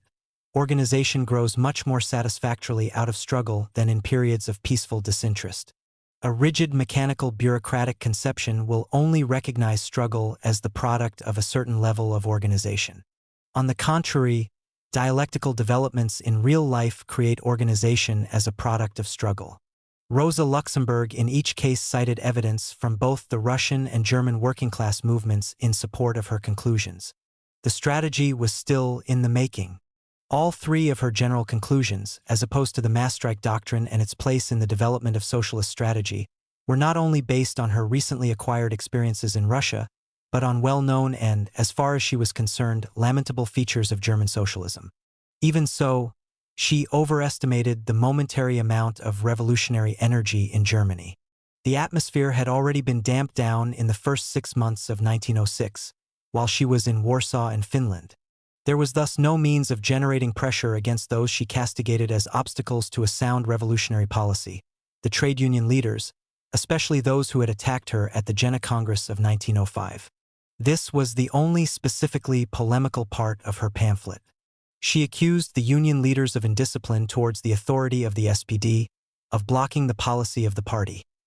In the process, she emphasized once more the unchallengeable sovereignty of the political party over the trade unions. Her historical analysis of their relationship was designed to show that the trade unions were not only the product of social democracy, that their rapid growth could only be the result of the party's creation of a suitable political atmosphere, but that they could not exist independently. But this analysis was out of date, an exercise in constitutional law which bore little relation to reality, an exercise none the less to which Rosa Luxemburg was at times curiously prone. The disagreement between the leadership of the trade unions and the SPD had been part of the revisionist controversy and had long been quietly buried. The secret agreement in early 1906 merely confirmed an existing power relationship which became obvious when next the mass strike became an actual political problem. If the pamphlet was aimed against the trade union leaders, whom was it intended to persuade? Almost all Rosa Luxemburg's political writings were like a compass, turning freely on the springs of argument with one end of the axis accusing and the other persuading. In this case, the object of her persuasion was the 1906 Party Congress. By emphasizing the dominance of party over trade unions, Rosa Luxemburg hoped to make effective what she believed might be commonly held ground in the party about the mass strike. If the trade union leaders could be publicly outvoted, she believed that their membership might become more receptive to the party's mass strike agitation, with or without the support of the leadership. Again, she assumed a willingness on the party's side to agitate which did not in fact exist. To the same political purpose must be ascribed the occasional contradictions, exaggerations, and distortions in her pamphlet. There was, for instance, the question of armed uprising which had necessarily been raised in her description of events in Russia. This she presented as a possible next stage in the historical process of social conflict. The internal logic of events transformed the mass strike into an open uprising on this occasion, an armed street fight with barricades. The Moscow December days are the high point of the gradient of political action and mass strike movement, and thus concluded the first busy year of the revolution. But this was Russian euphoria. When it came to applying this experience to Germany, Rosa Luxemburg altered her interpretation, to quieten the party leaders' well-known fear of bloodshed. In previous revolutions, a short battle at the barricades was the suitable form of revolutionary struggle. Today, as the working classes educate themselves from their own revolutionary efforts, the mass strike is a much more suitable instrument for recruiting the broadest sections of the proletariat for action. The former features of the bourgeois revolutions, the battle at the barricades, the open conflict with the armed force of the state, is in today's revolution only a final and short phase, only the last resort in a whole process of proletarian mass struggle. For similar purposes of persuasion, she deliberately overemphasized the element of the spontaneous. This plays, as we have seen, a very large role in all the Russian mass strikes without any exception, both as a forward-moving and also as a restraining element. This emphasis had a twofold purpose: to undermine the trade union bureaucracy and at the same time allay the fears that the carefully built organizations might be destroyed in the course of action. Hence the reference to the spontaneous element as both a forward-moving and also a restraining element. Emphatically, the party was still seen at this stage as synonymous with the masses. It was the party which had to provide the necessary spirit of movement to the static organization mania of the trade unions. Rosa Luxemburg went a long way to stress the difference of attitude between party and trade unions, which she condemned as German social democracy's worst fault. In postulating the antithesis union/party, she attempted no distinction within the SPD between leaders and masses. The word executive appeared nowhere in the pamphlet, and all references to the party were simply made in terms of social democracy. In 1906, spontaneity was thus shorthand for social democracy, while immobility meant the trade unions. In view of later events, the terminology is important. This indiscriminate use of social democracy and masses, the former being no more than the most conscious advance guard of the latter, but essentially part and parcel of it, contained the germs of future misunderstanding. Either Rosa Luxemburg's view could be taken literally, and must then lead to just that doctrine of confused spontaneity of which she was later accused by the heirs of Lenin's highly deliberate Bolsheviks, for whom spontaneity really meant confusion, or a closer differentiation between leaders, party members, and masses would have at some stage to be made, distinctions which acknowledged or empirically observed, differences and which could be underpinned with theoretical explanations. We shall see how the notion of spontaneity developed in Rosa Luxemburg's thinking, how the concept of party was broken down first into leaders and masses, and finally into leaders against masses, and how dissatisfaction with the leaders brought about a reliance on the masses which trapped Rosa Luxemburg in the terminological blind alley of spontaneity, a blind alley in which her later communist detractors were only too willing to wall her up. But the trap was one of words, not meanings. Mass strike, party, and trade unions was also a good example of the methods and objects of Marxist political analysis as expounded by Rosa Luxemburg, and can be used briefly to illustrate these. For Rosa, artificial or construction were among the dirtiest of words. During the revisionist debate, she again and again accused her opponents of inflating convenient but isolated facts, of making arbitrary constructions out of causations conjured up out of the blue sky. They, of course, accused her of the same thing. Philosophic flexibility versus practical arbitrariness was the common coin of political debate in the SPD. Any valid analysis had to be based on real life, and real life was history, and only history could be total. Whenever Rosa Luxemburg wanted to illuminate any particular aspect of socialist policy, she always began with an historical analysis of how it came to be there in the first place, and where it fitted into the total pattern. She believed that the process of history was absolute. Enlightenment consisted in discovering its elements and emphasizing their relative importance and connection. This method was, and of course still is, common to all Marxists, though it has become an increasingly formal exercise in Russia since the early 1930s, at least as far as genuine historical analysis is concerned. Since the beginning of the 19th century, Burke as well as Chateaubriand, history on the whole has ceased to be on the side of the defenders of the social order.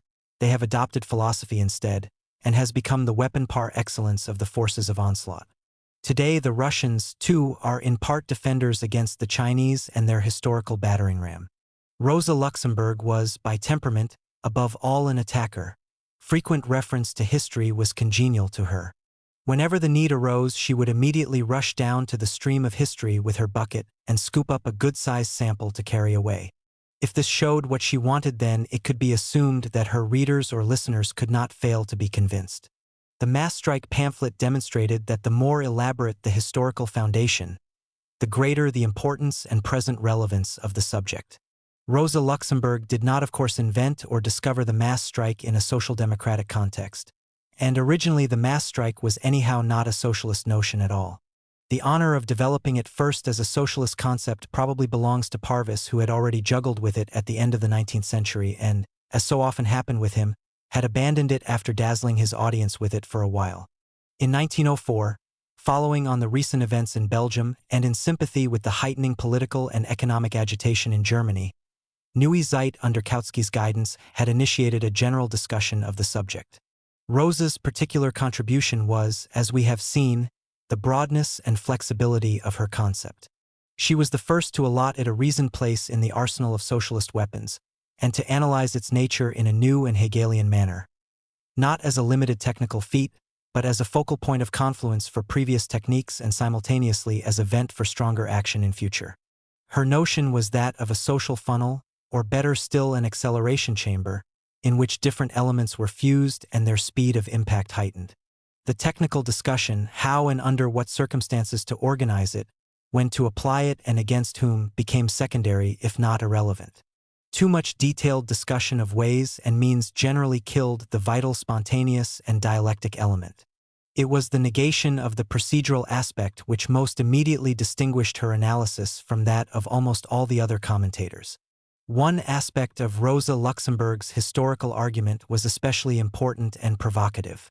Her historical reference was largely Russian. The mass strike lesson to be learnt was above all a Russian lesson. This was no accident. But the idea of putting forward Russia as a revolutionary example to Germany happened to constitute a complete dismantling of the natural order of things.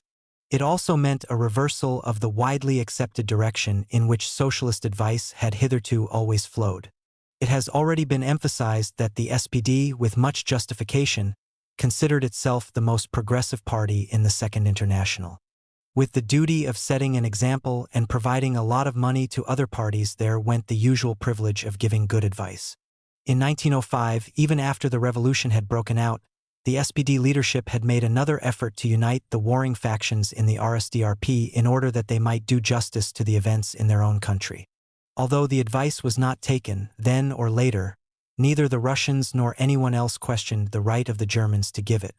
The German party leaders were very conscious of their international role. In this distribution service of privileged advice, Rosa Luxemburg was an enthusiastic participant. Her letters and articles on Russian questions before 1905 all preached the German example of unity to the divided and cantankerous Russians and gave them the benefit of her experience of 6 years in Germany. Suddenly all this was changed. Russia had become the eye of the revolutionary storm, with Germany merely the periphery. The cyclone of cause and effect was blowing the other way about. Rosa Luxemburg now gave advice to the Germans based on her Russian experience. At first this was no more than a change on the revolutionary weather map, the center of pressure moving from west to east. As yet no judgment on parties or policies was intended. But the leapfrog concept of historical development implied that in some respects at least the Russian masses were in advance of their German brethren. Rosa Luxemburg did not suggest that this was due to the merits of Russian social democracy, or that the latter was in any way superior to the SPD, but equally she did not dissociate the Russian party from the revolutionary successes of the workers. In fact, she deliberately avoided any reference to Russian party questions in her German writings at the time, probably to avoid causing embarrassment. Nevertheless, the very idea of learning Russian lessons was greatly resented by the Germans, not only by the party authorities but even by fellow radicals like Nettl. It was not only a matter of comparing the SPD and all its achievements with the notoriously disorganized and ineffective Russian social democracy. According to history, buttressed with innumerable quotations from Marx and Engels, Russia was the mainspring of European reaction, with Germany and its growing Socialist Party unquestionably the center of future revolution. The German socialists were well able to distinguish between Imperial Germany, their deadly enemy, and the Germany of the SPD, two irreconcilable set on collision course. But this ability to distinguish two different and hostile worlds stopped at the ethnic border. The German view of Russia was confused and contradictory, but the stranglehold of Tsarist autocracy was proverbial and the notion of Russia as the epicenter of European revolution nothing less than laughable.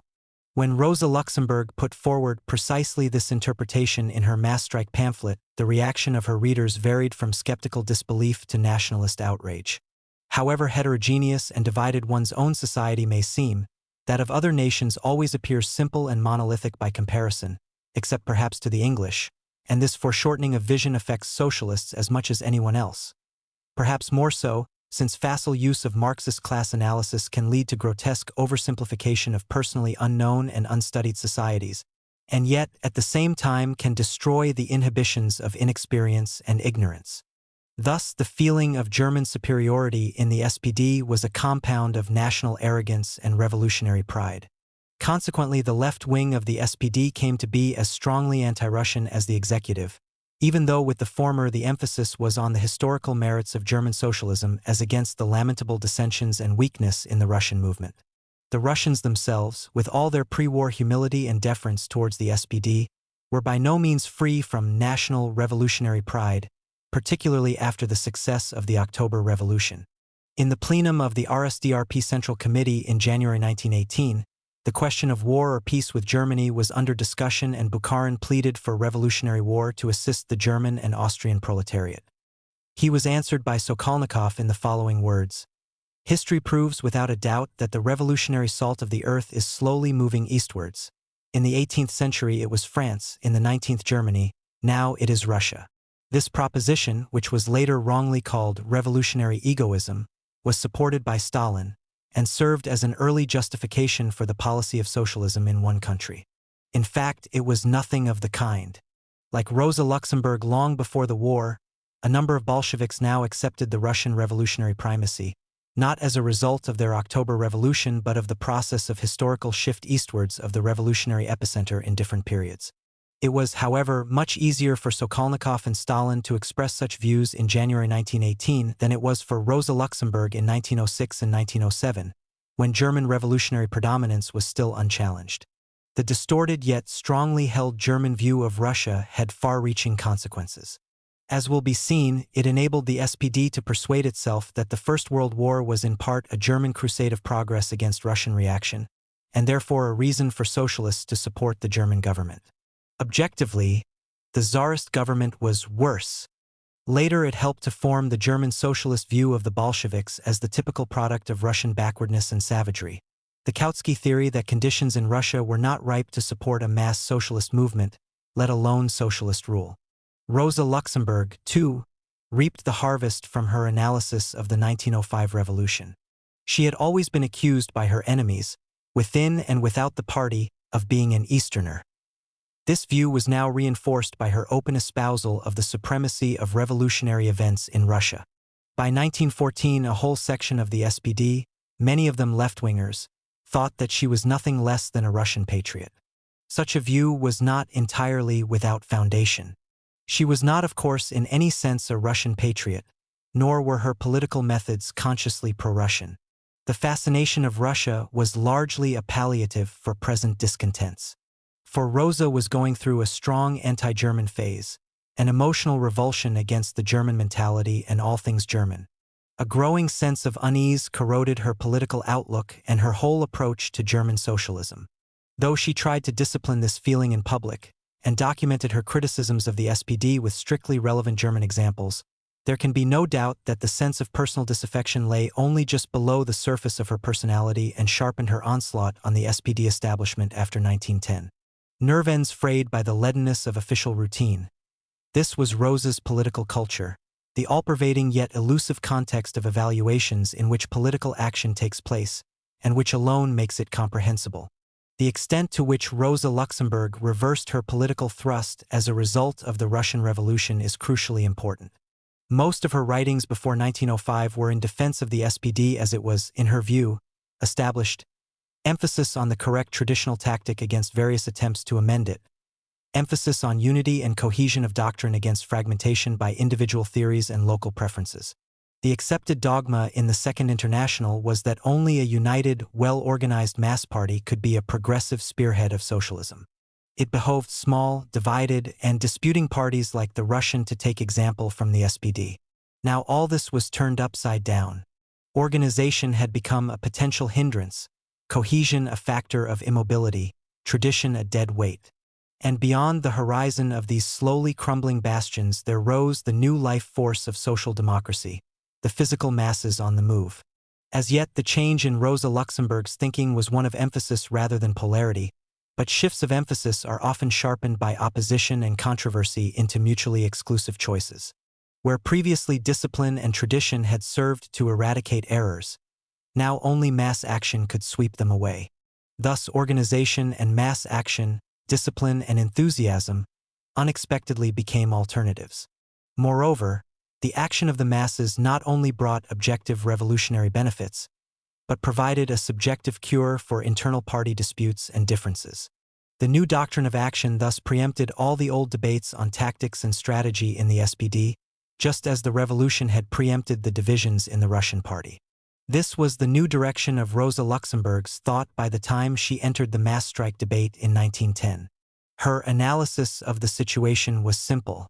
The suffrage campaign in Prussia and its surrounding provinces had created expectations and unrest among the masses.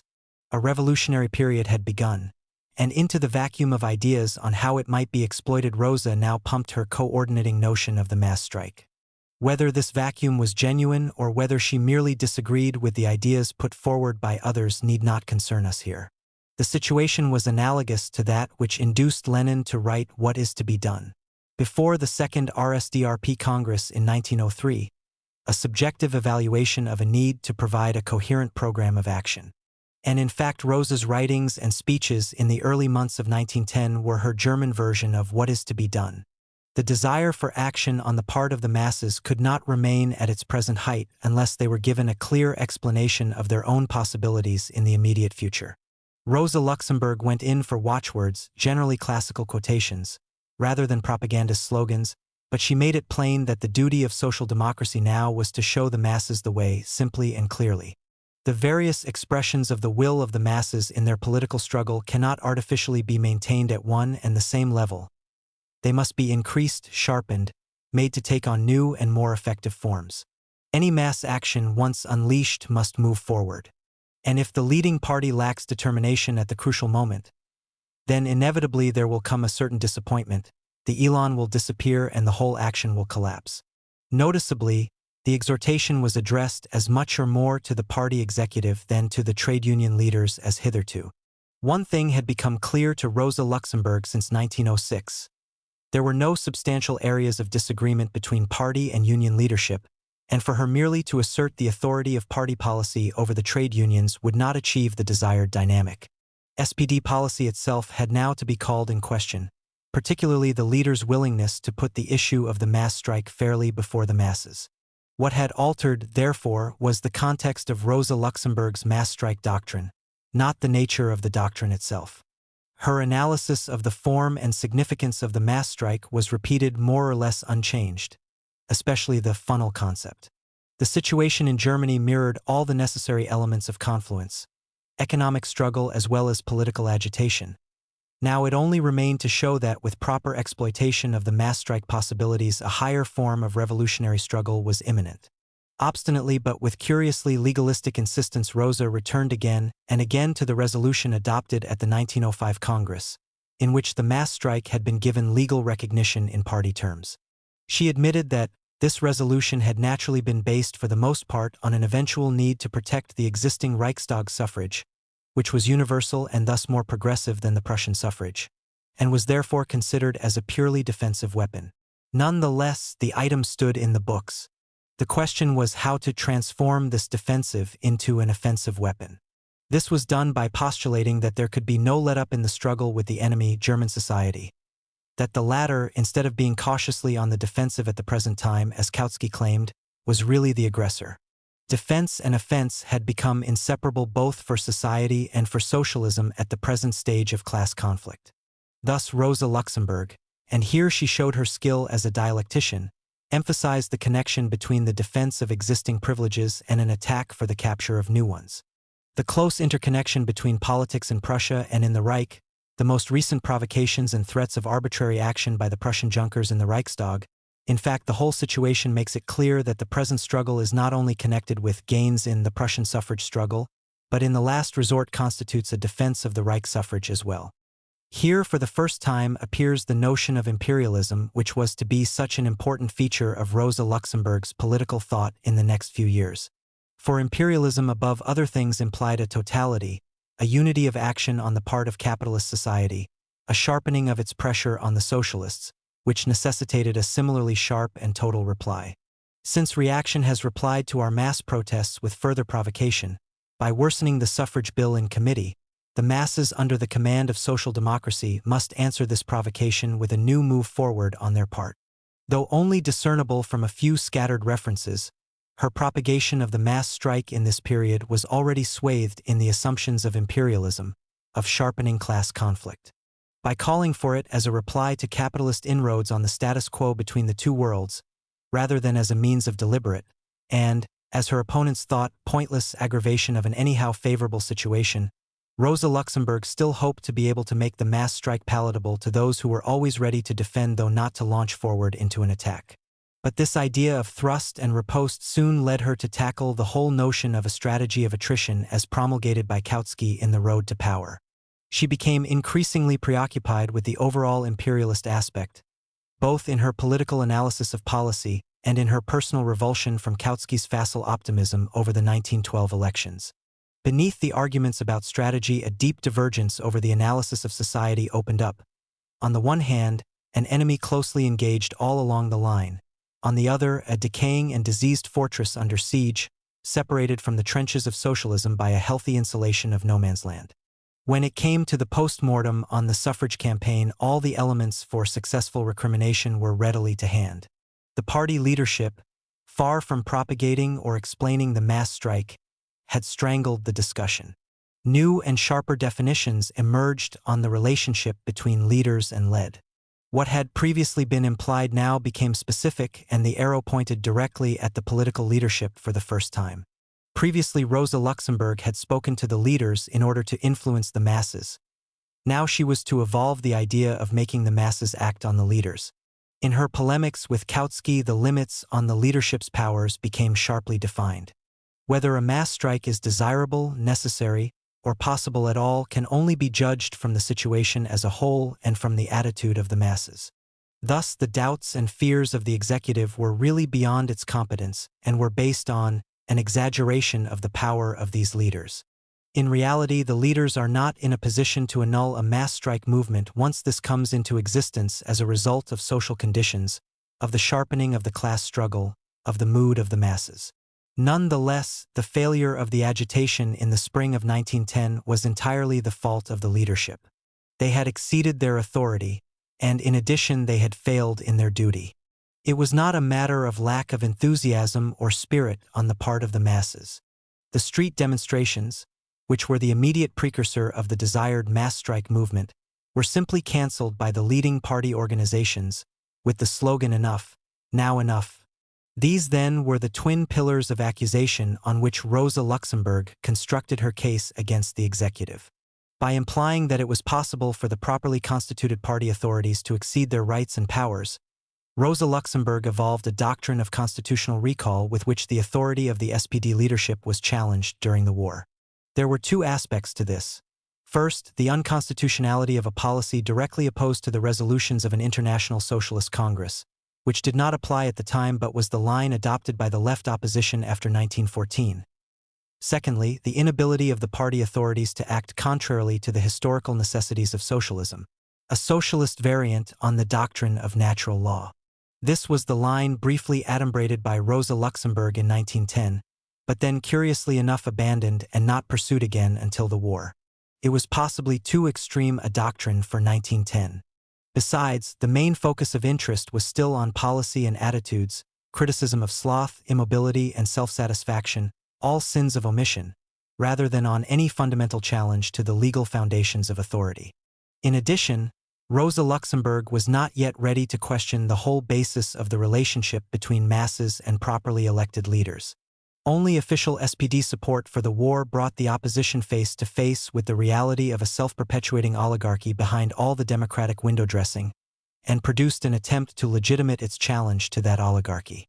It is always easier to build political theory on the exploded ruins of other people's work and not in a vacuum. This is especially true of Marxist arguments, the continuous dialectic of building and dismantling.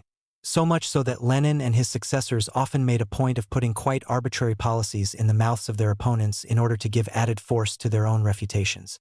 This demolition method of controversy is as old as politics itself.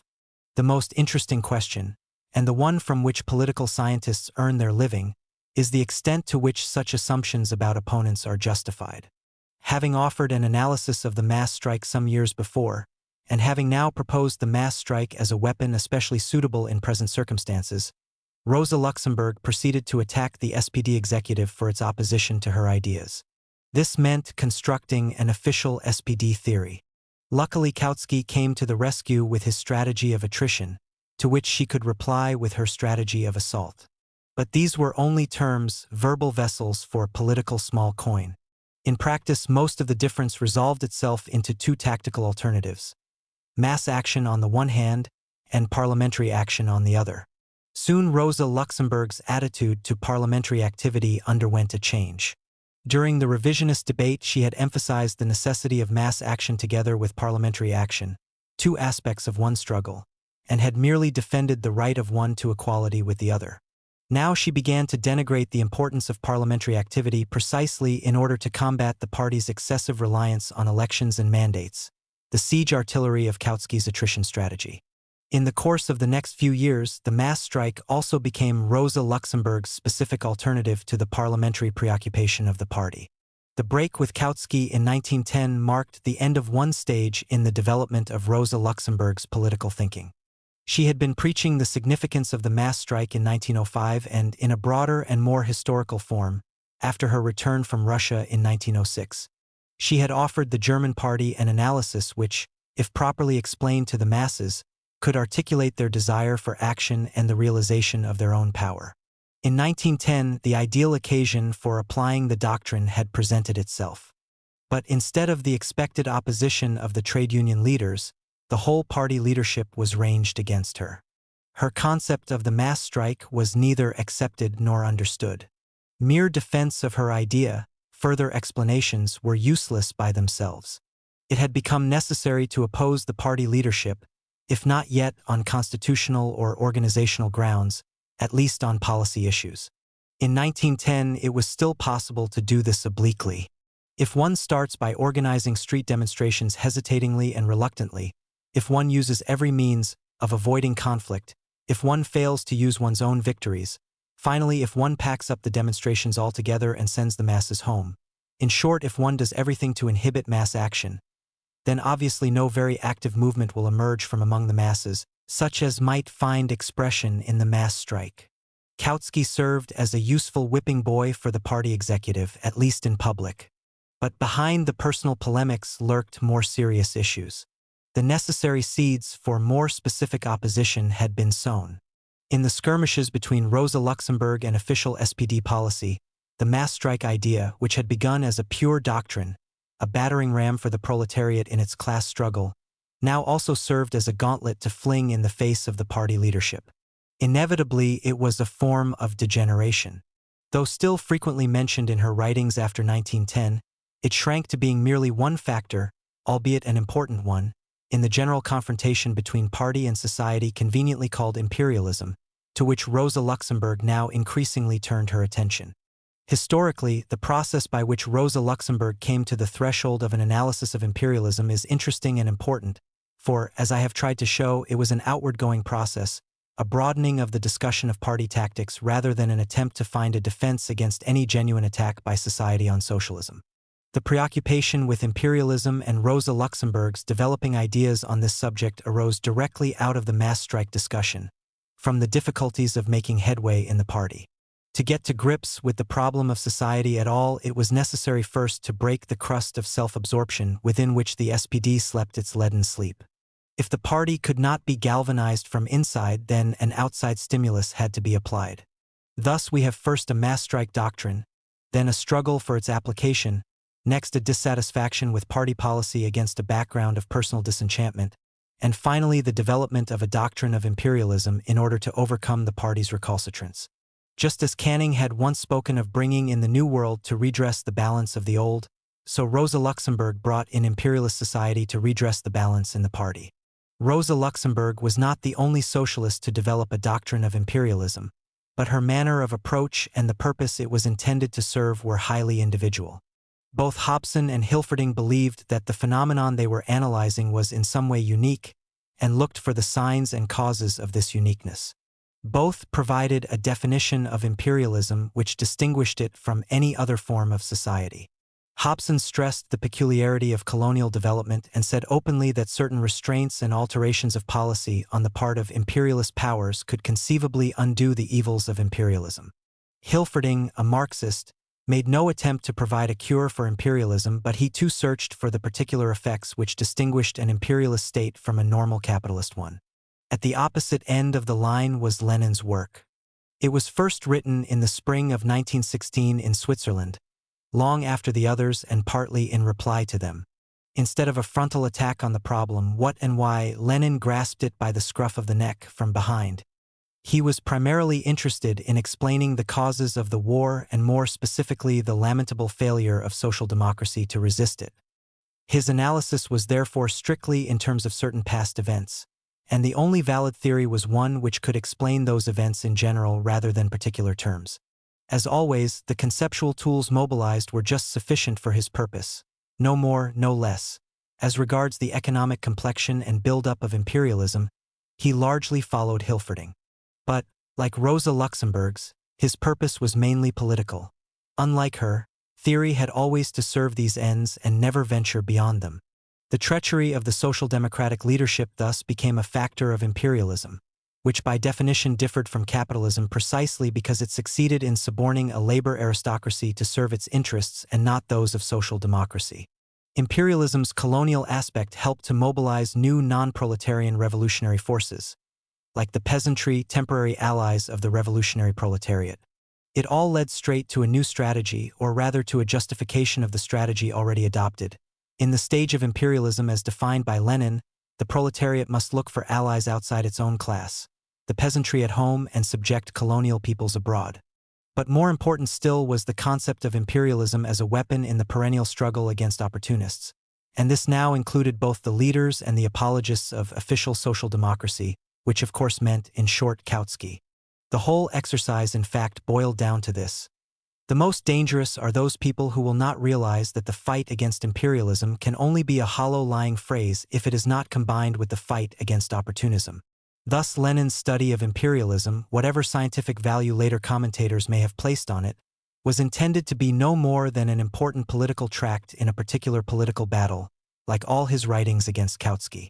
With one luridly significant exception, Rosa Luxemburg did not theorize about imperialism. The problems Lenin examined in 1916 did not exist, or could not be seen to exist, before the war. Nevertheless, the political problem of imperialism already exercised Rosa considerably. Indeed, it became her central preoccupation after 1911. Her thoughts, concerned with the misty, somewhat featureless present of 1911 to 14, and not, like Lenin's, with the immediate dramatic past of 1916, were tentative, scattered throughout her many political writings of the time, often on very different subjects. She never tried to draw them together. Circumstances demanded a physiognomy of imperialism with manifold application, not a doctrine. Nonetheless, when other people were still theorizing only, and Lenin not even doing that, Rosa Luxemburg was already postulating imperialism as a precise political problem of the times. Instead of concentrating on the errors of opponents, as Lenin was later to do with Kautsky, Rosa's concept of imperialism had a far more creative purpose. Consequently, her image of capitalism in its imperialist stage was a far livelier one than Lenin's. The differences between them were in part the product of different temperaments and techniques. Autres mœurs, autre impérialisme. Nonetheless, it is essential to understand that while Lenin's writing on imperialism benefited from later inflation to Holy Writ, but was no more than one of a series of rather arid polemics against opportunism in general and rival theses of imperialism in particular.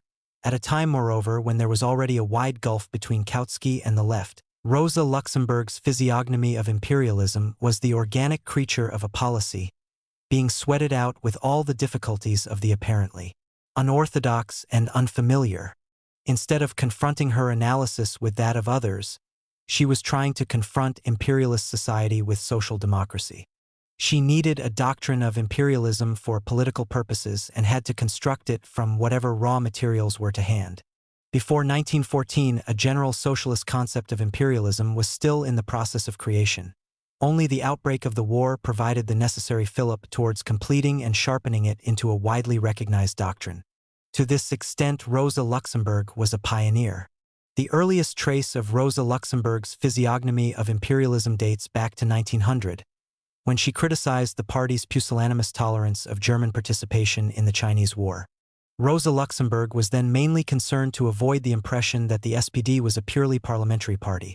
But this was nevertheless the first occasion on which a specific act of aggression by the German government was singled out as calling for a general mass response by social democracy. Similar comments were made from time to time, for instance during the First Morocco crisis in 1905. Looking back, it is not difficult to see during the revisionist debate the emphasis on the dual nature of the SPD, revolutionary and parliamentary, as the springboard for Rosa Luxemburg's theory of imperialist confrontation. Similarly, the discussions at the International Congress of 1907 and the fight for a sharper resolution on war and militarism, theoretical as it still was, at least provided a framework which could later be filled out with more specific content. The special concept of imperialism received a strong fillip during the Second Morocco crisis in 1911. Once more, it was the internal crisis in the party that provided the initial stimulus. The need to enlarge on the evils and dangers of imperialist society was the obvious conclusion from the party's failure to act at the time. Skillfully, the executive had maneuvered the issue into a question of party discipline, and Rosa Luxemburg had little opportunity of raising the broader question of imperialism at the Party Congress of 1911.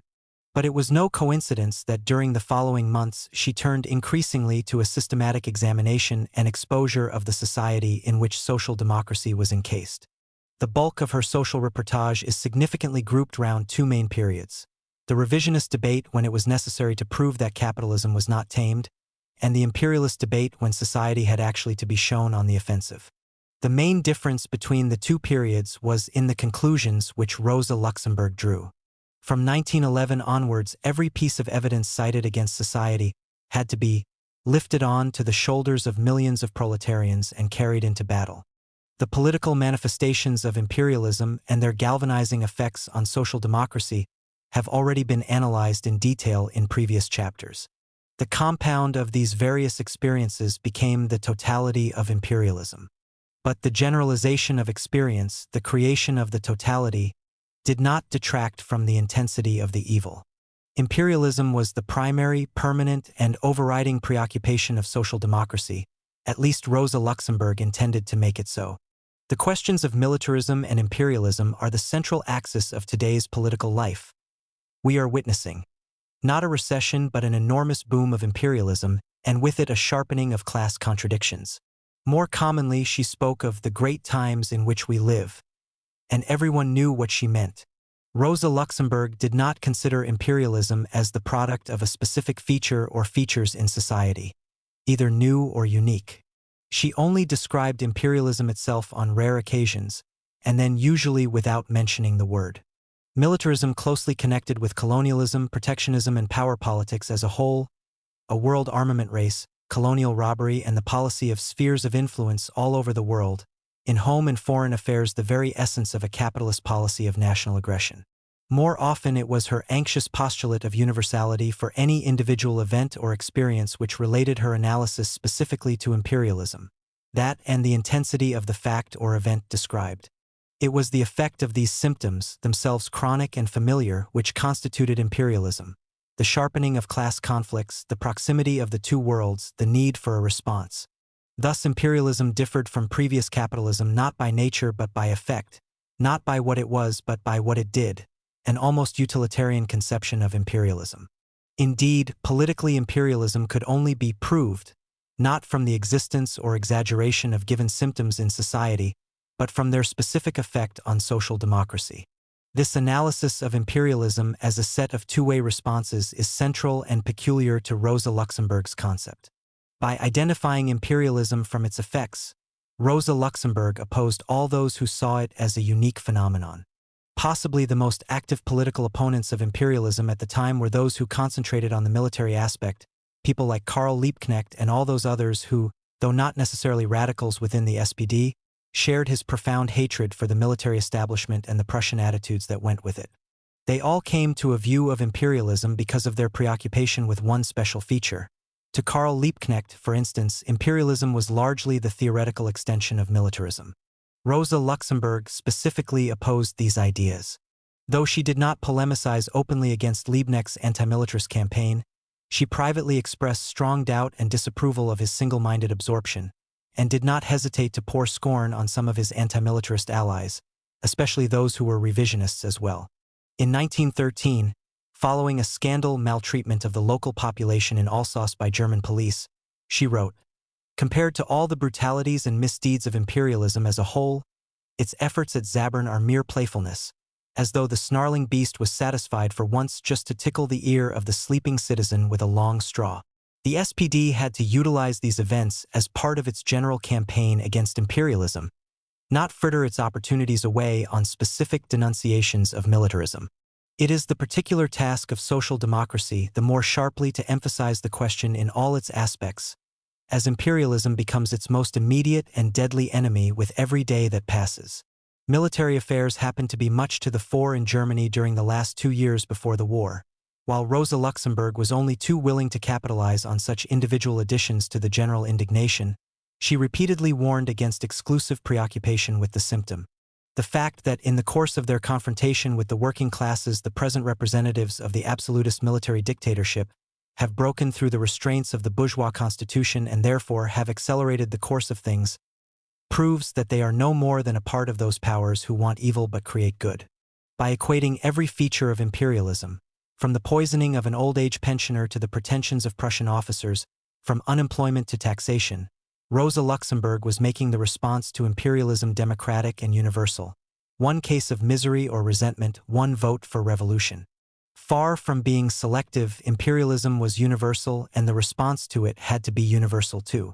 Thus, Rosa Luxemburg's imperialism was essentially a general state of affairs, a state of acute conflict, moreover, not merely a general name for unconnected symptoms.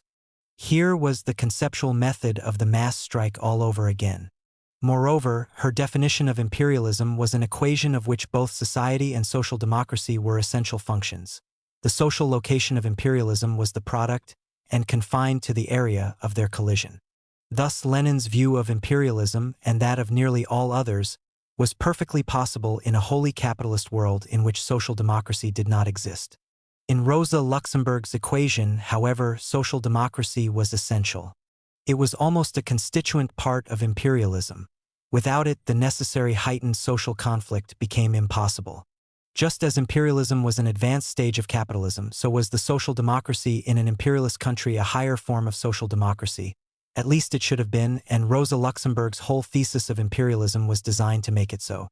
The pressure under which her physiognomy of imperialism developed was not intellectual but political, not scientific but polemical. It was not an intellectual exercise but a political necessity. This pressure governed and set in motion most of her political writing. It was her main stimulant. Lenin acutely put his finger on it when he referred to her self-flagellation, though he neither understood nor did justice to her achievement. By the time he came himself to analyze imperialism, times had changed, the breakdown of social democracy in 1914 and his own reaction had to be explained and justified. In short, a particular theory of imperialism was required there and then. Rosa's main purpose was action.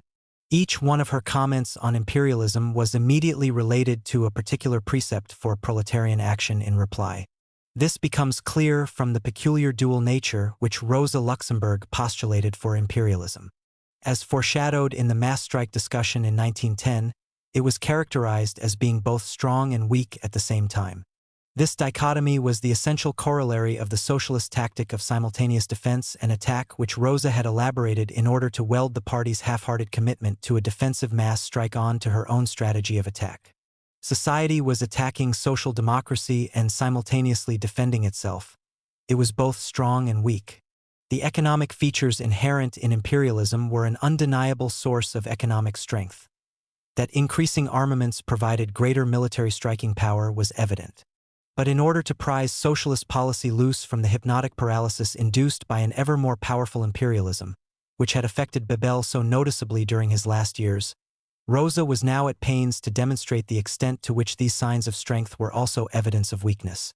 This was not just an example of classical dialectic technique, according to which the perfection of imperialism necessarily predicated its final collapse. Rosa Luxemburg dealt with this aspect separately in The Accumulation of Capital. It was rather a demonstration that as the power of imperialism increased, it also became more fearful and therefore more fragile. This proud German militarism, which according to Bismarck was afraid of God but nothing else, this militarism which is supposed to frighten us in the guise of a colossus of iron and steel bristling with armament from top to bottom, this colossus shivers at the very thought of a mutiny of precisely 12 soldiers. The whole of the German Empire is seen as dissolving in ruins as a result of a social democratic demonstration. Rosa Luxemburg's apparently contradictory emphasis on the simultaneous weakness and strength of imperialism was the product of her particular time. Her physiognomy of imperialism in fact synthesized two prevalent but opposing socialist moods, one optimistic and one pessimistic. The optimistic view was Kautsky's. His strategy of attrition was based on it, an ever-growing array of social democratic forces which would peacefully overwhelm the shrinking and alienated supporters of society. Such a view had really nothing to do with imperialism at all. It hardly admitted its specific existence. Kautsky rarely used the word before 1914 and then only in a purely economic context. When he was forced to take issue with imperialism after the outbreak of war, he still concentrated on the economics. Ironically, he, who was always the first to knit empirical observations into a theory, notably failed to appear among those who contributed to a special theory of imperialism. The whole basis of his attrition strategy rested on the assumption that there was no such thing as imperialism, or aggravated capitalism. As so often, the pessimistic view went with the burdens of organizational responsibility. It hung over the party leadership like a pall. Since it was directly contrary to the official ideology of the party, however, it was never clearly articulated, and has to be picked out from private letters and above all inferred from overt action, or lack of it. Bebel had repeatedly confessed in private before his death that if the full might of Imperial Germany were to be launched against the SPD, the party was powerless, and therefore would never risk any open confrontation. The extent of these fears was put to the test at the outbreak of war. While it is easy to show that the SPD leadership really wanted to collaborate with the German government for patriotic reasons, they dressed up their decision in the coy veils of helplessness. This pessimistic view thus gave full credit to imperialism. By implication, it too enjoined the party to sit back and wait for the collapse of society predicted by the dialectic, and its foremost interpreter, Karl Kautsky. Rosa Luxemburg differed from both these views. She emphasized imperialism as a special condition of society, as an aggravation, a necessary and inevitable one, since she had never subscribed to the notion of a normal and more amiable capitalism of which imperialism was a temporary variant that could be contained. At the same time, she refused to accept the implication of powerlessness. Apart from and because of the dialectic, imperialism was as weak as it was strong. Every increase in strength brought a simultaneous weakening. Nor was she content with paradoxes alone. To the practical question of what could be done, she replied by emphasizing the initial strengthening of class consciousness along the whole line of confrontation with the imperialist state. Class conflict existed not only in the obvious battlefield of factory or political arena, but for instance in the army, where the soldiers, proletarians in uniform, confronted the officers. As soon as the soldiers could be made conscious of the fact that uniforms were merely a disguise and that wearing them and taking soldiers' pay could not get rid of the omnipresent class struggle, obedience, the whole basis of militarism was eroded. This then was Rosa Luxemburg's physiognomy of imperialism. It was consistent and broad enough to be called a doctrine, even though she never claimed any such title. As with the mass strike, the doctrine developed by implication, the product of polemic, not of analysis. The interest at all times is focused on social democratic action and not on the features in society with which it was intended to deal. Indeed, the latter tend to be means of justification rather than preceding mainsprings of causality. We know this from the circumstances under which the doctrine developed, beginning with concern over the state of the party and broadening outwards to embrace society as a means of curing the party's lethargy. She used the word imperialism sparingly and rarely put her readers on notice that she was dealing with it specifically. Thus, it is only from the context that the following quotations can be taken as an image of the imperialist state. This state uses all the resources of its infamous courts and police network. It is armed to the teeth like the robber barons of the Middle Ages, covered from tip to toe in steel armor. But even so, the exploiters want to disarm their victims completely and make them defenseless. This is the picture of today's class state in all its infamy. Curiously, her work was largely free from slogans, perhaps a natural concession to literary standards. But much as slogans distort meaning, they are often a useful means of focusing interest, as any reader of Lenin well knows. For this reason, her contribution to imperialism so far has deliberately not been described as a theory. To qualify for this, any exposition has at least to be logically consistent, and its component parts must be capable of substantiation. But this was not Rosa Luxemburg's method or intention. The postulated sharpening of class confrontation was a matter of cognition and will, not a logical or automatic consequence of imperialism. Her totality was comprehensive rather than structural, like the identicast used by police forces to catch criminals. Hence the repeated use of the word physiognomy. It is not at all surprising that Rosa Luxemburg's physiognomy of imperialism has almost completely escaped recognition, let alone acceptance. Both her critics and her sympathetic biographers have ignored it. But this is due only in small part to ignorance or unwillingness to reconstruct her views from difficult primary material. The main obstacle is the accumulation of capital, that curious work of genius which has overshadowed all her other work on imperialism. In the accumulation of capital, Rosa Luxemburg set out not to describe, but to justify and analyze the basic causality of imperialism. The subtitle of the book was A Contribution to the Economic Clarification of Imperialism. The emphasis throughout was on economics, and she wrote to Konstantin Zetkin in November 1911, "I want to find the cause of imperialism. I am following up the economic aspects of this concept. It will be a strictly scientific explanation of imperialism and its contradictions." Rosa Luxemburg was teaching political economy at the time. The particular problem that excited her interest was a technical one concerned with Marx's economics, more specifically the problem of capitalist reproduction, which Marx had begun to set out in Volume 3 of Capital. It is almost certain that her solution of this problem led to the discovery of what she took to be the theoretical cause of imperialism. Important as this obviously was, the discovery was clearly incidental.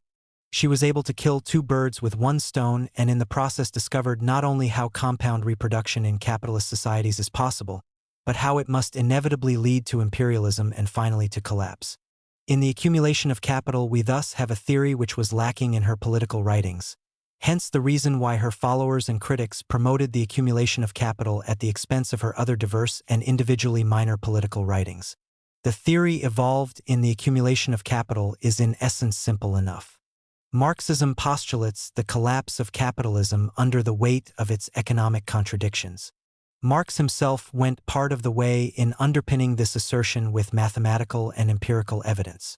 Rosa Luxemburg believed that this evidence did not justify the conclusion. This was her specific problem. Failing to resolve the mathematical equation, she looked for an alternative outside cause of collapse. This she discovered in the ability of capitalism to continue its existence and growth. Capitalism was essentially a growth process which could not exist statically. Just as long as there were pre-capitalist societies to be captured and brought into the economic sphere of influence of the capitalist colonial power. When the entire surface of the earth had been drawn into the process of capitalist accumulation, then capitalism could no longer grow and must collapse. But what had all this to do specifically with imperialism, beyond explaining its logical economic necessity? The answer is very little. Paradoxically, her one major work on the subject of imperialism took almost all the political implications for granted. The question she asked was not how, but why. Not what is imperialism and how does it look, but why is it inevitable? In more than 400 pages of untidy and often highly polemical argument against other economists, she tried to provide a neat and fastidious economic solution, far neater than could be provided by any political discourse. There is no obvious connection between the two. Not only was the accumulation of capital intended to be a consistent theory, but it was confined largely to economics and economic history. Rosa Luxemburg offered no specific recommendations for policy. Social democracy is not mentioned throughout the book in any political context, or for that matter in any context at all. In fact, it was Rosa Luxemburg's only large-scale essay in the theoretical social sciences. She herself claimed that its real origin was her interest in higher mathematics. If we are to relate this work to the rest of her writings on imperialism, and the validity of such a relationship is by no means certain, then one large step at least is missing. On the one hand, we have a rigorous economic causality of the enemy's being, on the other a series of pamphlets on tactical combat. How does the one become the other? How was theoretical economic necessity transformed into the political provocations which required specific socialist action? Rosa Luxemburg does not tell us. The two aspects of her work were kept in separate compartments. She never referred her political readers to the accumulation of capital, nor did she refer her economic readers to the political conclusions of her newspaper articles. Indeed, she admitted that the accumulation of capital was intended only for advanced students and wrote a simplified commentary on it in prison during the First World War in order to clear up the widespread misunderstandings to which the book had given rise. An additional difficulty is that the tone and tempo of it was a tremendous act of will. She claimed that it was written in one continuous session of several months, night and day. Rosa Luxemburg was swept into the vortex of her ideas, which grew in intensity and excitement as she wrote. There was none of the cold and calm discipline which she forced on herself in her political analysis. In spite of this, the accumulation of capital has been used as the basis for criticizing Rosa Luxemburg's attitude to imperialism in all its aspects. The foundation stone of this pyramid of criticism was laid by Lenin. He read The Accumulation of Capital in 1913, at a time when his political relations with Rosa Luxemburg were at their worst. His critical notes in the margin of the manuscript indicate that he was out to fault her wherever possible. They abound with exclamations like nonsense and funny. His chief criticism was fundamental. Her thesis that enlarged capitalist reproduction was impossible within a closed economy and needed to cannibalize pre-capitalist economies in order to function at all, he described as a fundamental error. This has provided the springboard for all later communist criticism of a much more detailed and sophisticated kind. From it has been deduced Rosa Luxemburg's allegedly objective attitude to capitalist collapse, which by implication almost completely destroys the role of social democracy and its leadership, the entire subjective element. From this in turn there developed the heresy of Luxemburgism, based on a theory of spontaneity which systematically negated the function of rational cognition, of will and of decision on the part of social democracy.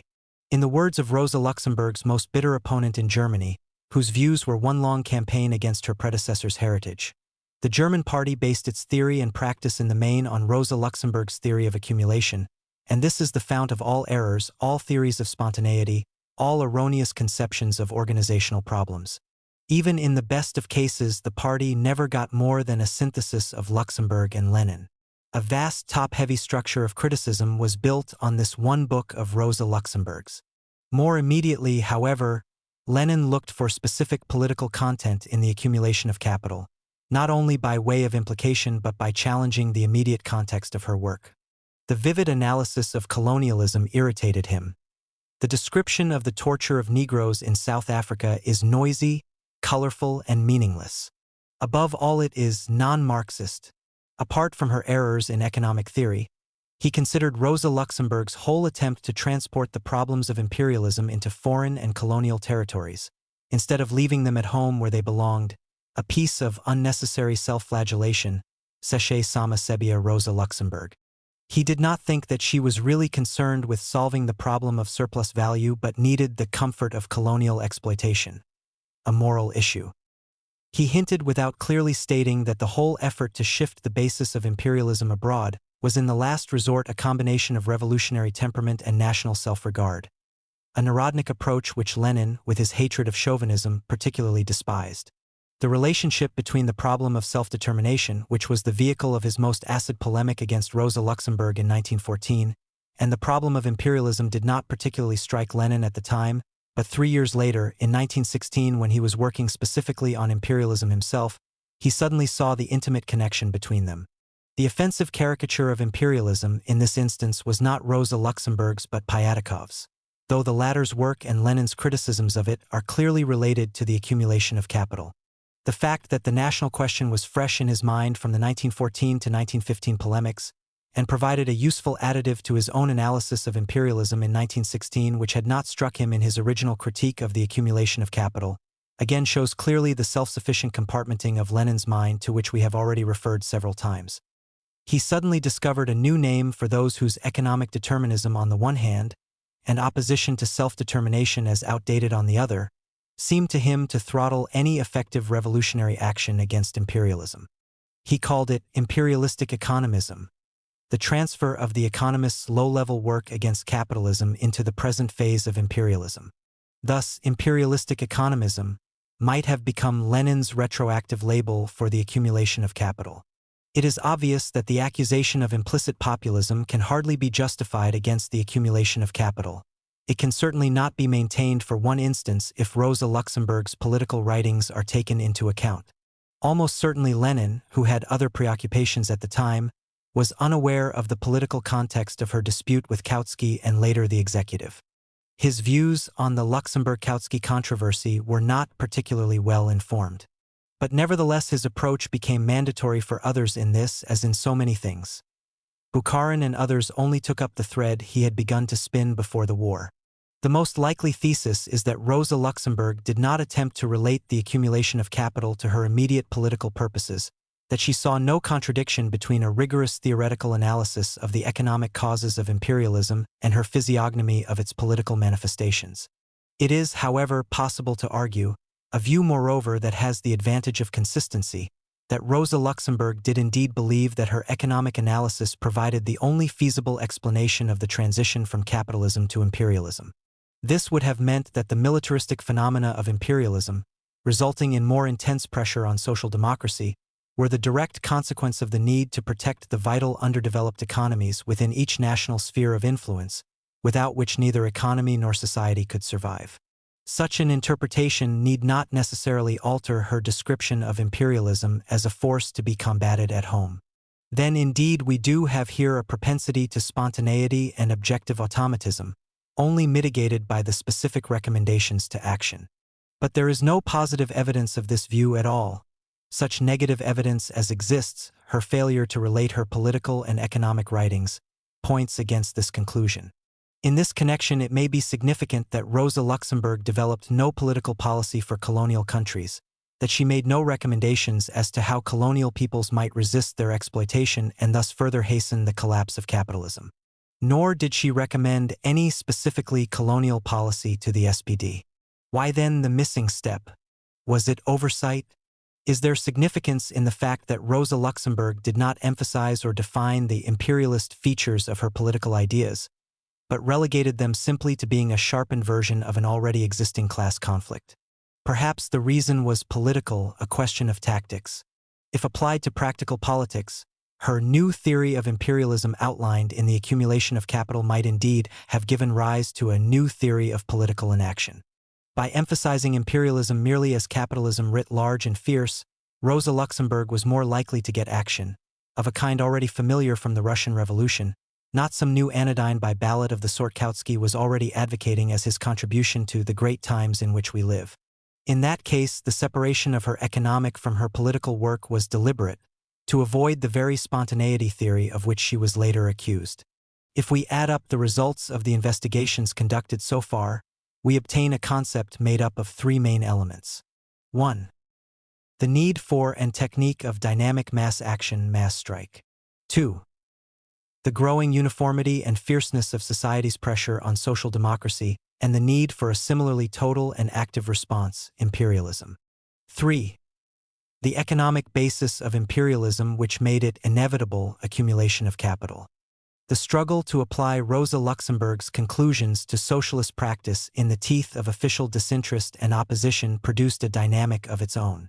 For practical purposes, the analysis of an aggressive imperialism had less and less to do with the confrontation of the two worlds but served instead as a nutcracker in which to break the party's shell of self-absorption. Imperialism was called in to redress the balance in the party. We must now examine the implications of this dynamic on Rosa Luxemburg's view of class conflict, and any conclusions about eventual revolution that can be drawn from it.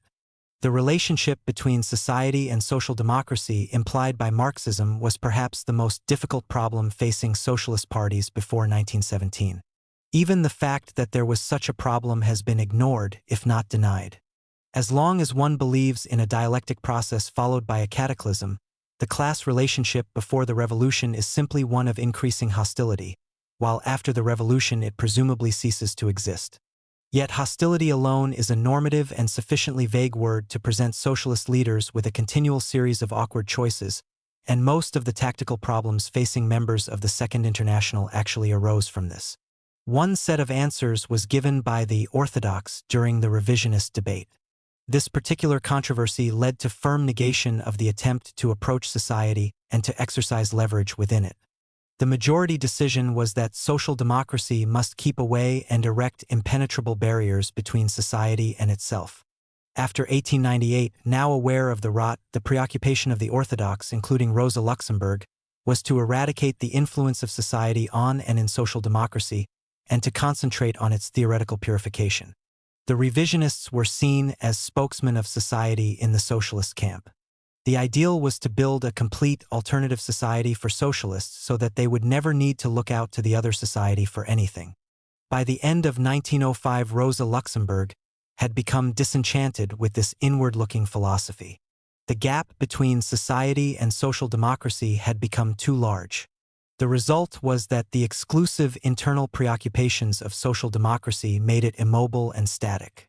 Comparing Russian dynamism with German immobility made Rosa Luxemburg realize that unless social democracy were brought more closely face to face with society, the Marxist idea of dialectic dynamic would engulf dynamic Marxist practice. By emphasizing the pressure of society on social democracy, by showing how closely the two worlds were locked in combat, the socialist camp would be galvanized into a dynamic response. Rosa Luxemburg's frequently used phrase, eye to eye, fist to fist, breast to breast, was not mere rhetoric but was intended to convey a sense of infighting which prohibited any attempt to ignore society and settle down to comfortably internal preoccupations. This is an important contribution to the theory of alienation, if we are prepared to regard it in this light. Marx had postulated the increasing alienation of the proletariat from society in various detailed ways: alienation between people, between the individual and his economic product, between human beings and the material world in which they functioned. It was this alienation that caused part of the vacuum into which class consciousness would be pumped by social democracy. As it turned out, the development of social democracy in Germany had indeed sharpened class consciousness, but instead of breaking the emptiness of alienation with a positive spirit of revolt, it had formalized it by substituting a false illusion of social security, a state within a state. The victory of the orthodox over the revisionists had in one sense merely strengthened alienation by pushing reality away. The SPD and its self-consciousness as a class party functioned in a vacuum. The revisionists had tried to break alienation by establishing positive links with society: trade union activity in factories, political activity through participation in government and administration. Rosa Luxemburg's solution was also through a closer approach to society. If alienation is due to a break in the relationship between two objects, then any rapprochement reduces or destroys it, whether friendly or hostile. In this sense, Rosa Luxemburg's theory of imperialism provided a way out of the blind alley of alienation resulting from the victory over the revisionists, an antidote similar in form to that of the revisionists but totally opposite in content. Instead of inspiring approval of society, her postulate of a closer relationship would inspire increasing disaffection and hatred. The main thing was to ensure that social democracy did not continue in isolation, in a state of suspense that could go on for a long time but must eventually lead not to the dialectic collapse of society but to the disintegration of the socialist camp. Alienation without the saving grace of revolutionary class consciousness must eventually destroy the alienated person or class. Even during the revolution itself, Rosa Luxemburg always postulated failure as an alternative to the successful resolution of the dialectic. Chaos or defeat could engulf the emerging society. There was nothing inevitable or automatic about her doctrine, provided one does not rely on the accumulation of capital alone.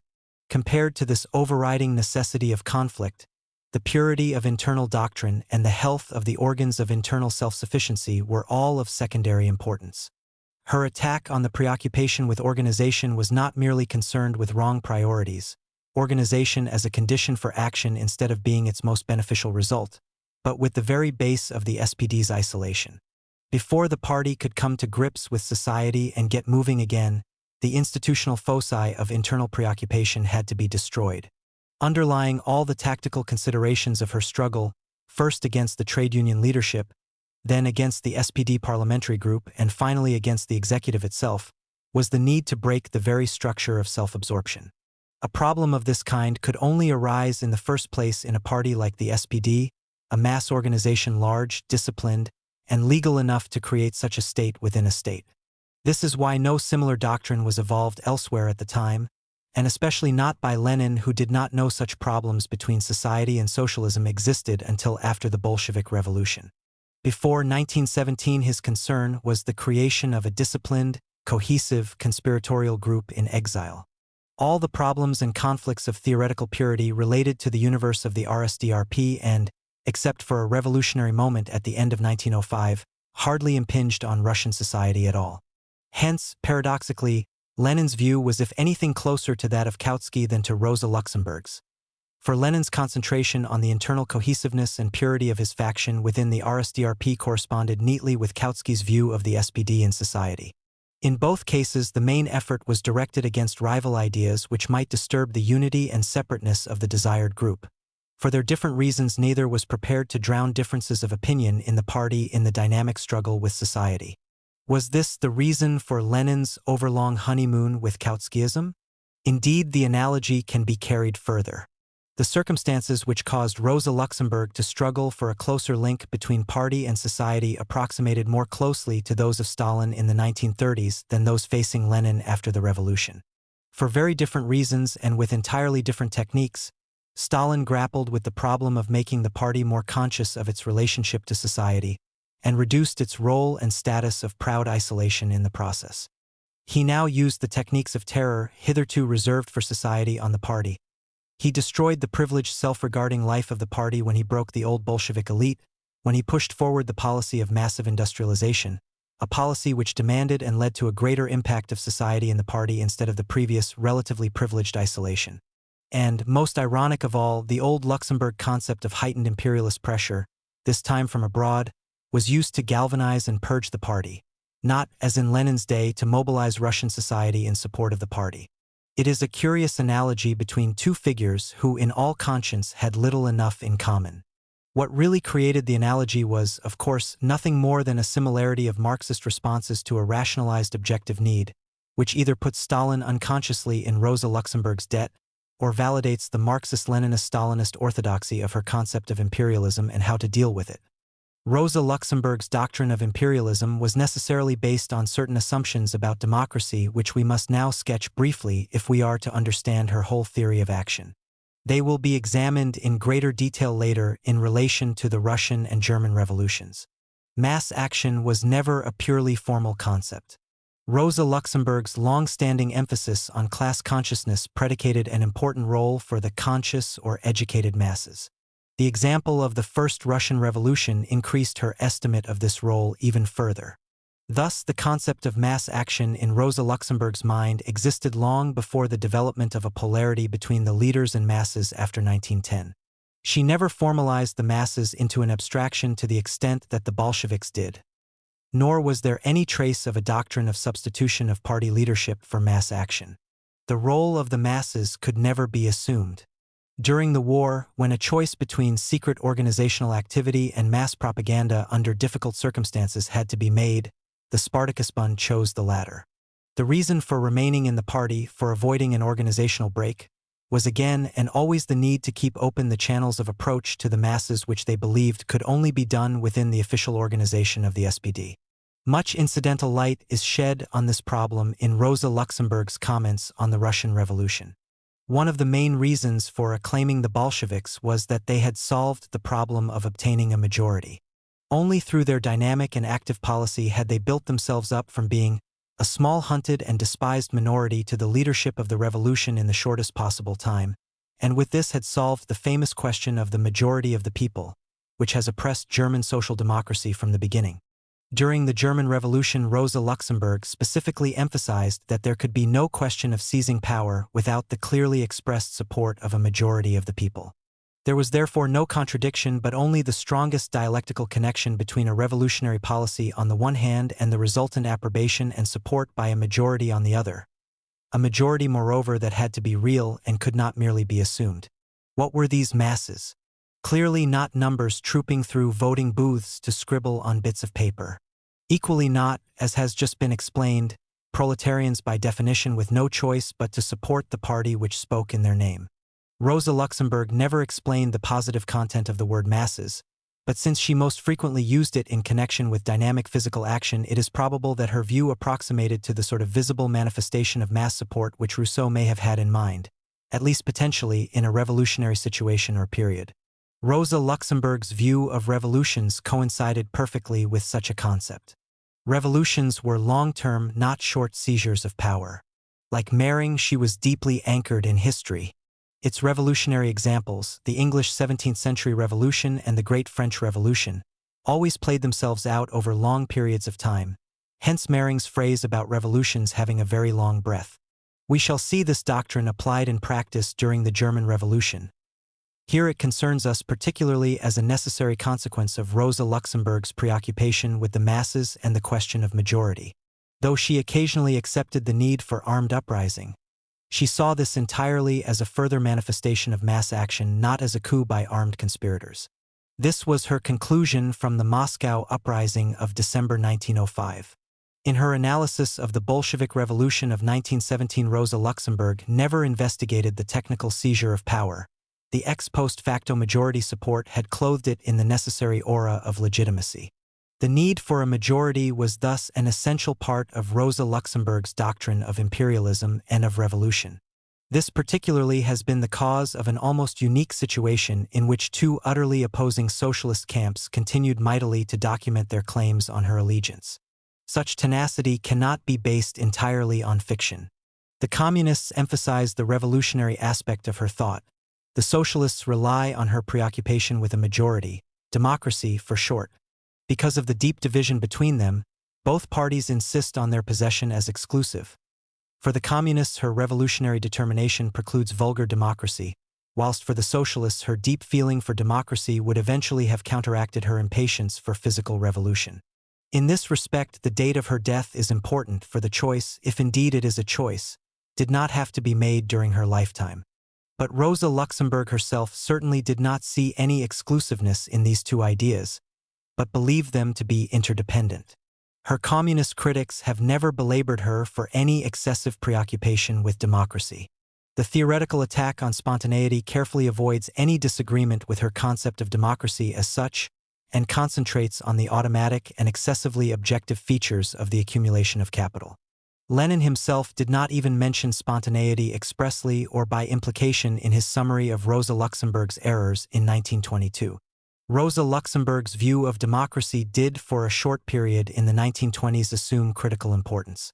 The Germany Communist Party was being disciplined to accept Russian control.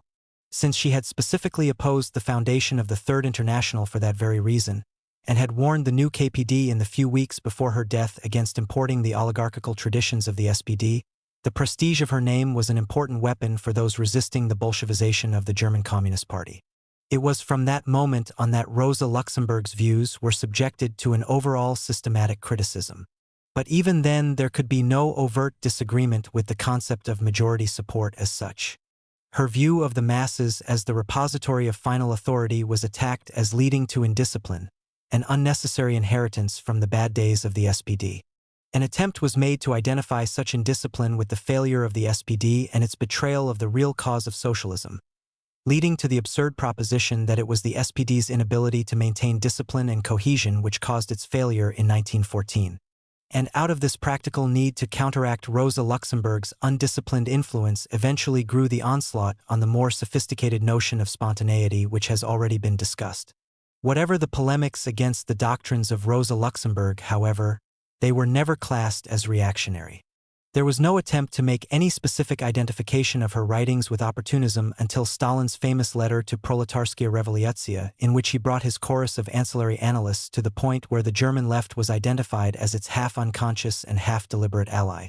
At the same time, the criticisms of Rosa Luxemburg's ideas were knit together into the coherent doctrine known as Luxemburgism, national question, spontaneity, poor arithmetic, failure to understand opportunism in organizational matters.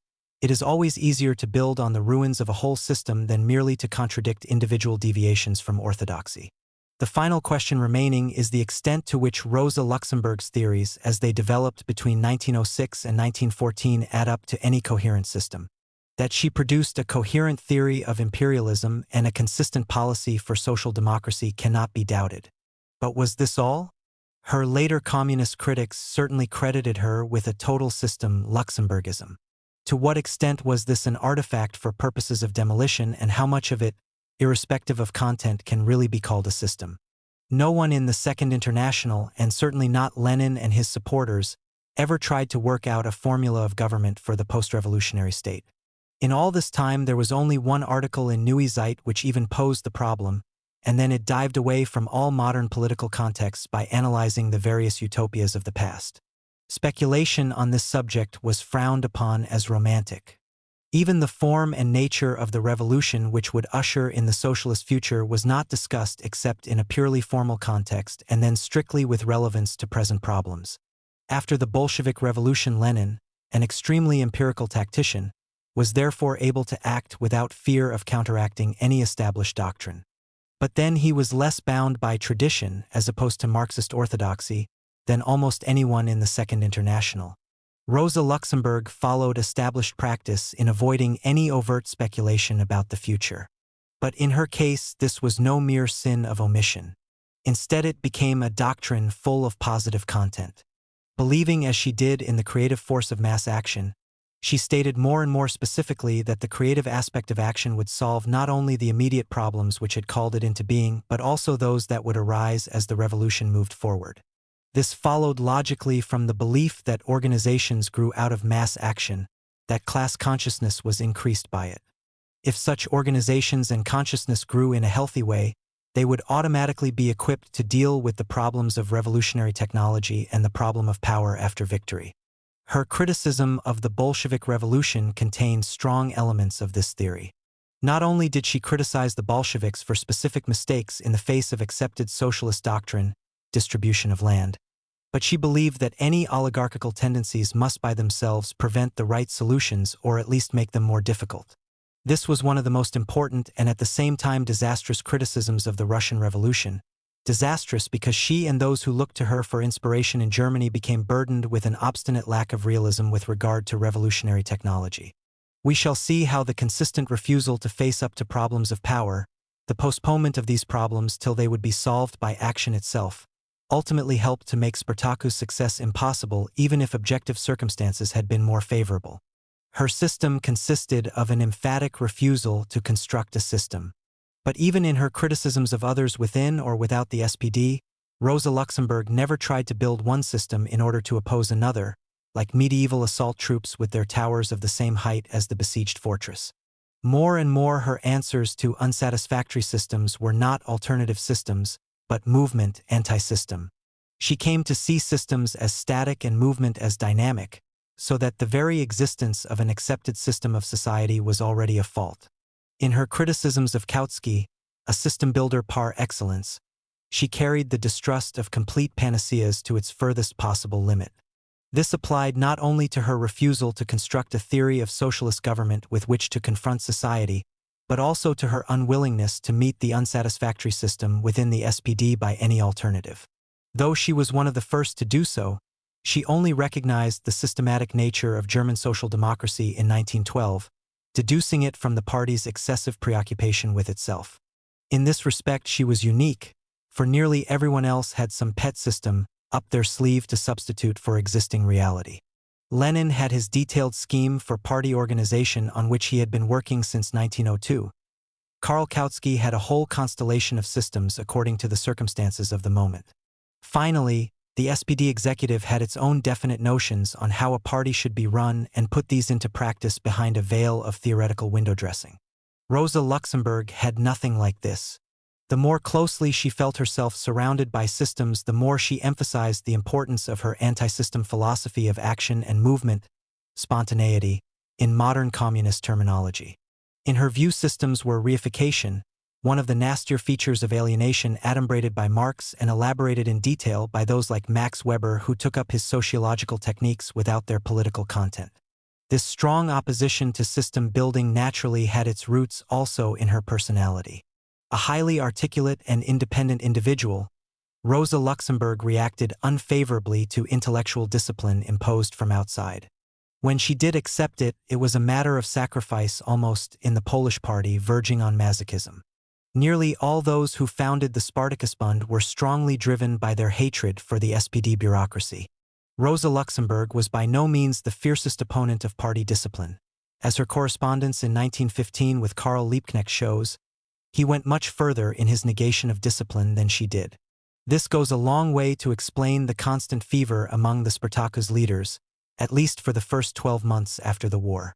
In the last resort, Rosa Luxemburg was a critic, albeit profound and acute, rather than a political theorist.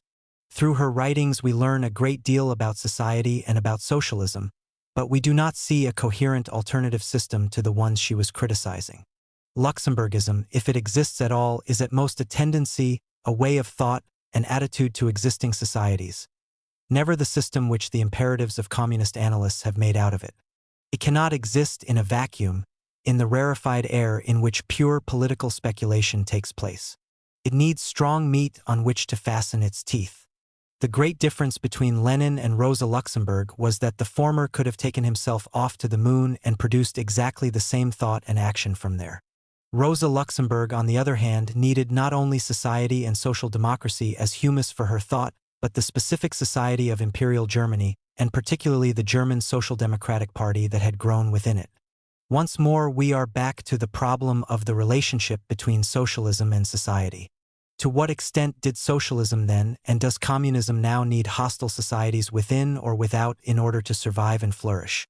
Rosa Luxemburg's socialism is unthinkable except in terms of an imperialist society pressing closely upon social democracy.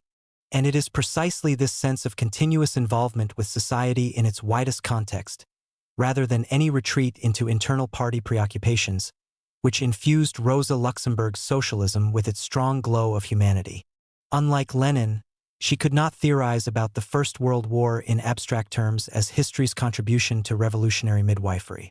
Nor, like Mussolini and other socialist admirers of action first and foremost, could she welcome the war as a personal escape route from preaching into doing.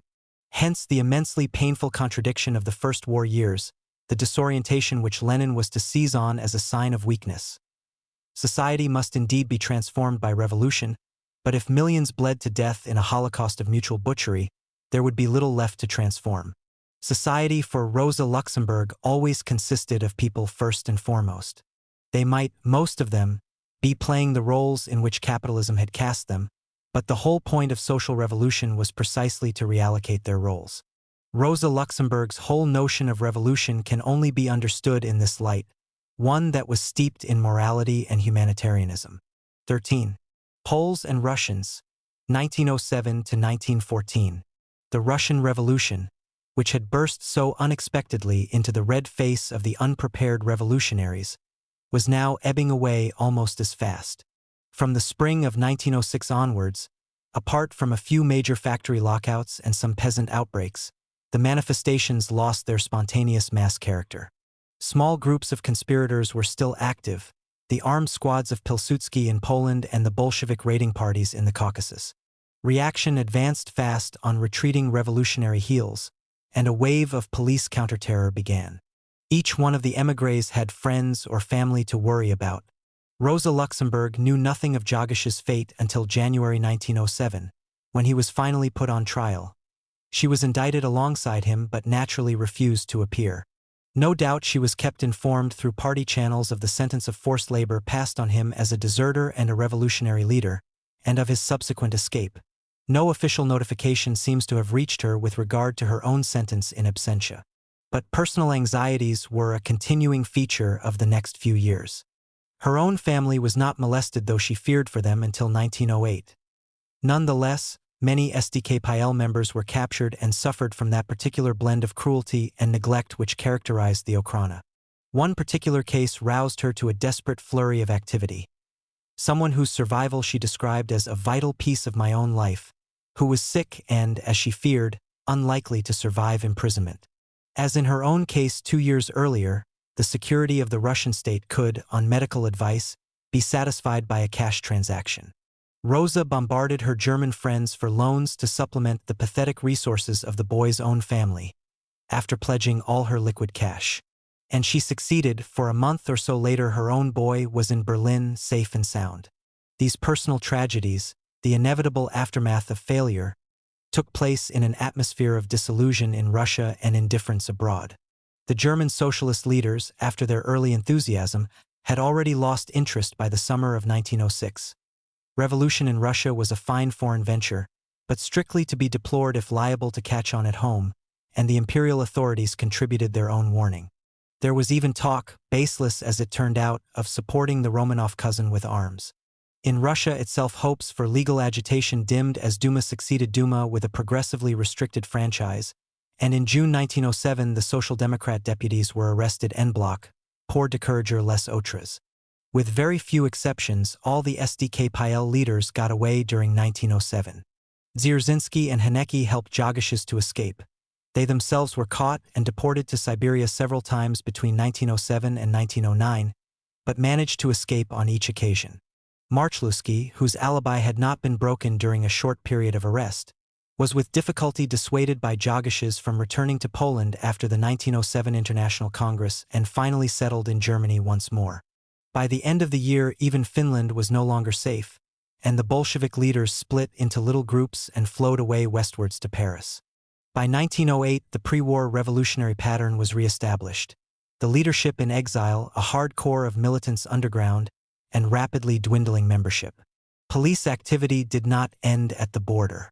They penetrated the émigré organizations with their own agents disguised as revolutionaries and tried to catch the couriers and delegates as they crossed the frontier. The existence of a legal socialist delegation in the Duma made the police task of identification much easier. Through all the socialist parties, Polish as well as Russian, tried hard to keep the legal organization as watertight and separate from the clandestine groups as possible. The nervous awareness of successful police penetration at almost every level made the leadership abroad suspicious and intransigent.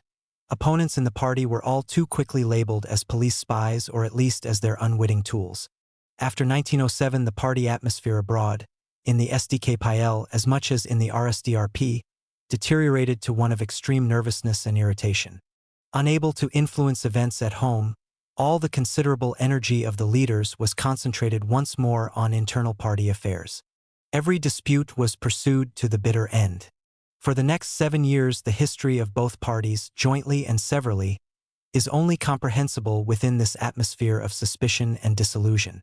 Nonetheless, the effect on the two parties was very different. The SDKPL split up, while the RSDRP was torn apart. Active participation in revolution was now replaced by elaborate postmortems. The returned revolutionaries threw themselves into this important Marxist task with zeal.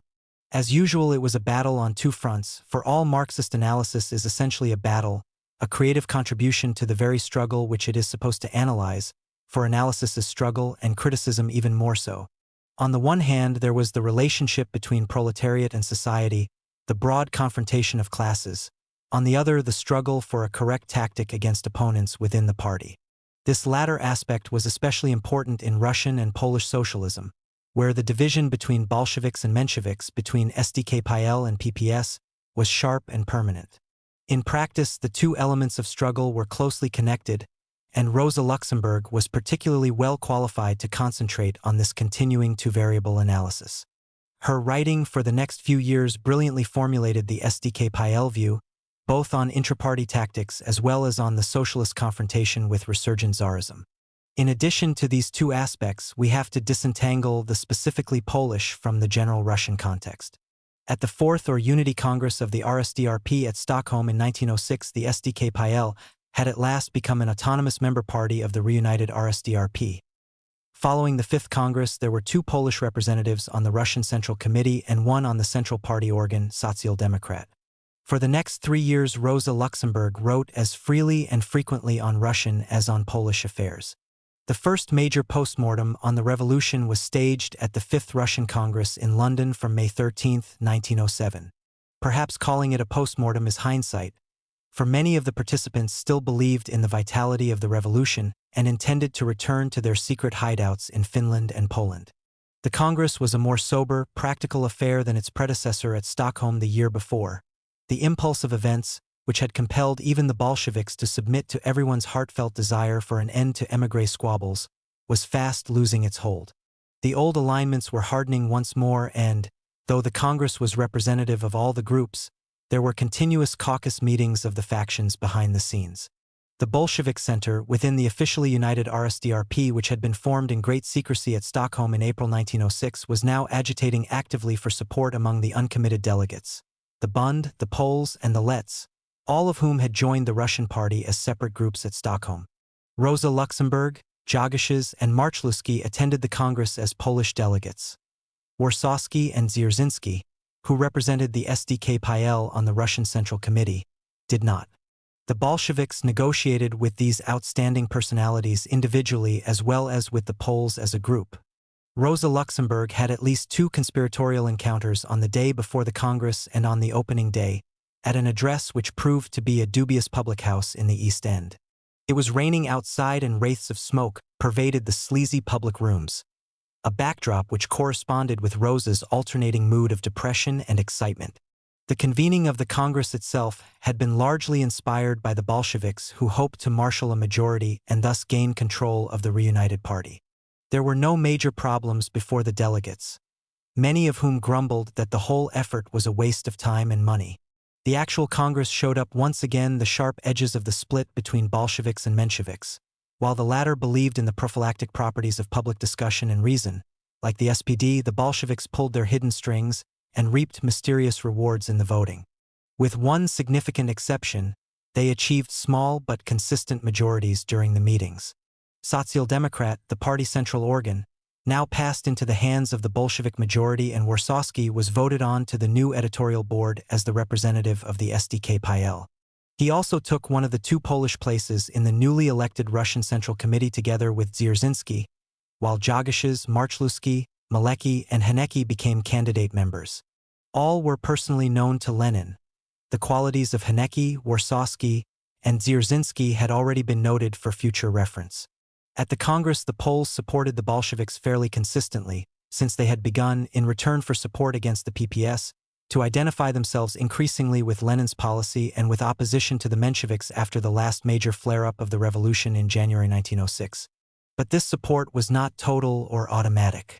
The big exception was the overwhelming adoption of the Menshevik resolution condemning armed raids and expropriation of captured money. In general terms, though only the Bolsheviks could be affected. Jagoshes as well as Rosa Luxemburg voted against Lenin, who obtained only 35 votes against 170, with 52 abstentions, which included such prominent Bolsheviks as Zinoviev. As far as Lenin was concerned, Polish support was invaluable in view of the almost even balance of the factions. But he resented his dependence on a group over which he had no control and for whose goodwill he had to negotiate on each occasion. The official Polish position on the internal questions of the RSDRP was expounded by Rosa Luxemburg in 2 long speeches. Russian congresses did not suffer from the need of the annual SPD Congress to get through a heavy agenda quickly so that the delegates could return to their normal duties. The Russians had no normal duties, and Rosa, like all the others, held forth at length. There was no PPS delegation. The SDK-PL had adhered in 1906 on the condition that it should be the sole representative of the Polish proletariat. Rosa thus spoke in the exclusive name of the most advanced, prosperous, and revolutionary area of the Russian Empire. In addition, she spoke for herself. She was now a distinguished figure in her own right, whose writings were known to many of the delegates.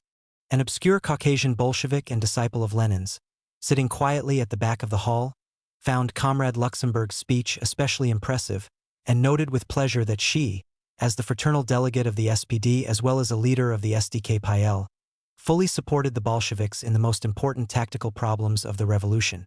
Her formulations were sufficiently striking for the young Stalin to reproduce some of them verbatim. But though Rosa Luxemburg always spoke for herself, her analysis was also that of her Polish party. It had been discussed with Jagoshes just before the Congress, in spite of the harrowing difficulties of their relationship.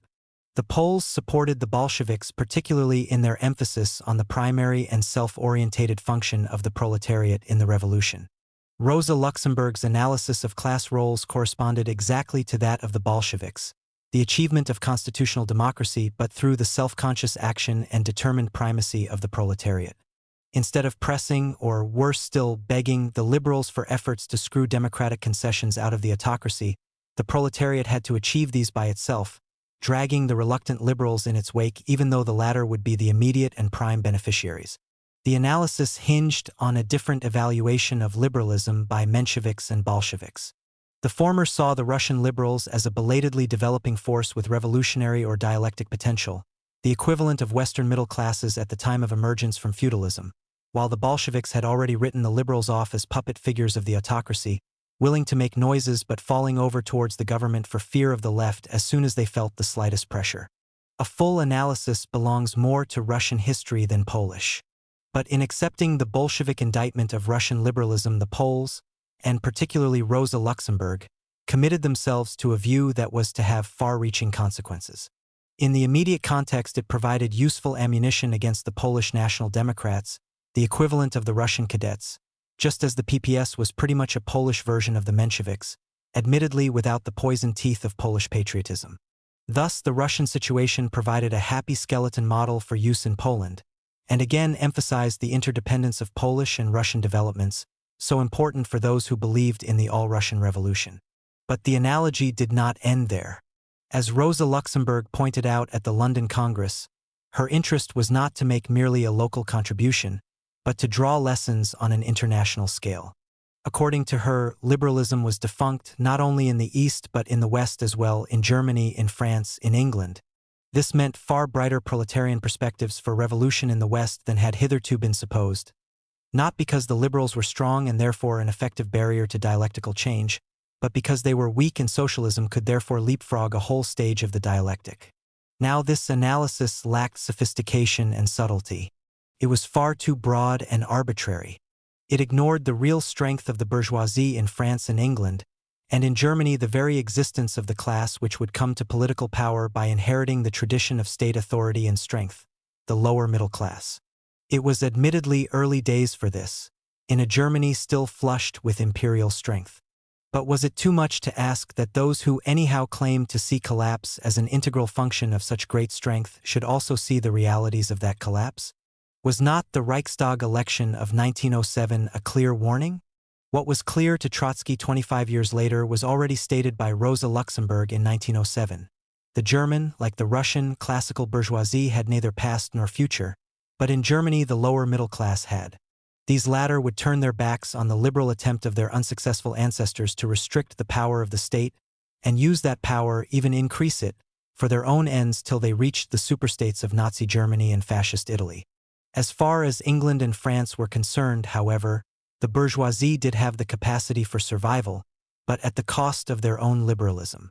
By resuscitating the power of the state against the political onslaught of the workers, and at the same time using the state to fulfill some of their economic demands, the bourgeoisie survived, minus their own traditions, a conservative and no longer a liberal force.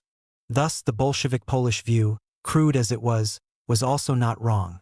Its very crudity saved it from the later Stalinist Trotskyite failure to understand fascism. But to any Englishman or Frenchman listening to this exposition, which arbitrarily insisted on sweeping in their own societies, the picture of the democratic rulers blotted out as a spent force must have sounded strange and foreign indeed. Where Rosa Luxemburg's analysis and that of the Polish party differed from the Bolsheviks was in the evaluation of armed uprising. This part of the speech naturally earned the ungrudging applause of Plekhanov and Axelrod. Interestingly enough, Rosa Luxemburg to some extent went back on her own previous evaluation of the Moscow December days. Presumably she was carrying out agreed party policy. In fact, the Poles were in a quandary here. Apart from their reluctance to accept the validity of Lenin's concept of organization, the only way a revolutionary situation could sensibly lead to armed uprisings, it was difficult to find a consistent argument for supporting the Bolsheviks on the one hand while strenuously and violently opposing the armed raids of Pilsudski's revolutionary fraction on the other. To say that the Bolsheviks were good Marxists and Pilsudski was not good enough to settle the point in the necessarily theoretical framework of an RSDRP Congress. A choice had to be made, and the SDKPL decided that its primary duty lay in emphasizing mass action as against armed uprising, in taking a stand against Polish opponents even though this must mean disagreement with the otherwise more acceptable wing of the Russian party. In the course of her argument, Rosa Luxemburg developed a theory of causality between left and right which was to appear again in different circumstances. You comrades on the right wing complain bitterly about the narrowness, the intolerance, the tendency to mechanical conception in the attitudes of the Bolsheviks. And we agree with you. But do you know what causes these unpleasant tendencies? To anyone who is familiar with the party conditions in other countries, these tendencies are quite well known. It is the typical outlook of one section of socialism which has to defend the independent class interests of the proletariat against another equally strong section. Rigidity is the form adopted by social democracy at one end when the other tends to turn into a formless jelly, unable to maintain any consistent course under the pressure of events. This argument had been heard before, as early as 1902, in defense of Gued's well-known lack of flexibility, due above all to the opportunism of the French socialist right in its relations with bourgeois parties. It would eventually be transposed to German conditions too, when the left would defend its alleged flirtation with anarchism against the strictures of the executive and the trade unions by claiming that anarchism in Germany was no more than an extreme reaction to Bernstein and the revisionists. Rosa Luxemburg attended the London Congress not only as a Pole but as a German. She was the German fraternal delegate, and her opening speech was entirely devoted to an analogy between German and Russian conditions. For the first time before a Russian audience, the primacy of the Russian Revolution over developments in Germany was openly admitted, part of the same reversal of the flow of experience and advice since 1905 which had already been demonstrated in the mass strike pamphlet. She refused categorically to admit any longer that German conditions were more advanced. On the contrary, she went to considerable historical trouble to show that the weakness and unreliability of the liberals was the same in Germany as in Russia. The recent Reichstag elections illustrated this, at least in Rosa's mind. Neither she nor Kautsky nor anyone else would admit that the class war could even temporarily be exorcised by a wave of nationalist sentiment. That there was one appeal which was irresistible to all classes if made strongly enough, to the radical lower middle classes who had hitherto supported the SPD, to the workers themselves if it came to the crunch of war. To see the liberals scurrying away from the left and towards the right was simpler and more convenient. Part of her opening speech at the Russian Congress was reported in the German press. It is doubtful whether the SPD executive enjoyed the interpretation of its fraternal delegate and her evaluation of the status of German socialism vis-à-vis the Russians. Her self-confident tone and the easy and on the whole consistent flow of ideas successfully covered up the extreme turmoil of Rosa's private life during the 12 days she spent at the Congress. The Congress itself went on from May 13th until June 1st, by the Western calendar. She had not seen Jogashes since they were taken away to the Warsaw Citadel. The relationship round which Rosa's life had effectively revolved, though in closely guarded secrecy, had now collapsed. Though the physical presence of the man she had loved so intensely frightened and probably disgusted her now, and particularly the obstinacy with which he continued to press his claim. Leo Jogashes was the acknowledged party leader, and Rosa accepted this role without question. Her letters show that the need to confer, to appear smiling together in public, was painful for her. Her public performance at the Congress thus bears witness to the strength and discipline of her intellect. But the applause was wasted. She longed to be away, though twice she was obliged to put off her departure. London had never pleased her less. And this paradoxical relationship with Jogashes, personal antagonism and party subservience, dominated not only Rosa's own role in the SDKPL for the next few years, but also that of Jogashes. His strength and blindness were to be firmly imprinted on the history of the Polish party. Though Rosa Luxemburg personally stood outside the Russian organization and had no direct voice in its policies or feuds, her contact with the Bolsheviks and particularly with Lenin was not confined to public speeches of support. The consensus reached during the long sessions with him, Zinoviev and Bogdanov at Kwakala in the summer of 1906 were confirmed by the meetings in London and at the International Congress at Stuttgart the following August. Their collaboration at Stuttgart culminated in the Luxemburg-Lenin Amendment to the Congress Resolution on War. Lenin displayed enough confidence in her, a rare event, to leave the draft entirely to her, and armed her with a Russian mandate in the Commission on Militarism. In return, Rosa proudly displayed Lenin to close friends like Clara Zetkin. Lenin's wife, Krupskaya, who knew how tactical Lenin's friendships were, and in her memoirs rarely allowed any personal qualification to warm up the dry procession of names and dates, nonetheless admitted that since Stuttgart, Rosa Luxemburg and Vladimir Ilyich had become very close. On their way to Paris in January 1908, Lenin, registered as a Finnish cook, passed furtively through Berlin, and one of his few evenings was spent with Rosa. But Lenin was none the less careful not to put all his Polish eggs in one basket. He also nursed his friendship with Dzierżynski and Hanecki, both of whom were to prove so valuable to him in 1917. Warsawski, too, was favored by his attentions, and did his stint for the Bolsheviks up to 1911. Traces of Lenin's hand appear in some of Rosa Luxemburg's activities in these years. She represented the RSDRP at the funeral of the SPD secretary, Auer, her old but never unfriendly sparring partner, in April 1907, and made a solemn speech on their behalf, with her tongue at least partially in her cheek, for Auer particularly had always appreciated her many different guises. Just now the element of charade in her official relationships was especially strong. She was representing Russia or Poland in Germany, the Germans at functions of the RSDRP, finally and always the Poles within the heaving bosom of the Russian movement. During the state visit of Edward VII to Reval in the summer of 1908, Jowers lapsed into an obvious piece of Francophile diplomacy with an article praising incipient Anglo-Russian friendship, and Rosa Luxemburg, after consulting with Lenin, answered him with an open letter in which she accused him of helping to sabotage the Russian Revolution. Lenin hoped to have gained a permanent recruit for Bolshevik causes. He commissioned an article for the new Bolshevik paper Proletarii in which Rosa Luxemburg denounced the current, left, deviations in the party, Otzevism and ultimatism. In writing to thank her for the article, he half-humorously upbraided her for not devoting more time to the RSDRP and its publications. Her tendency to relapse all too easily into the fleshpots of the SPD was understandable, but a matter of regret all the same. We were all very pleased with your articles.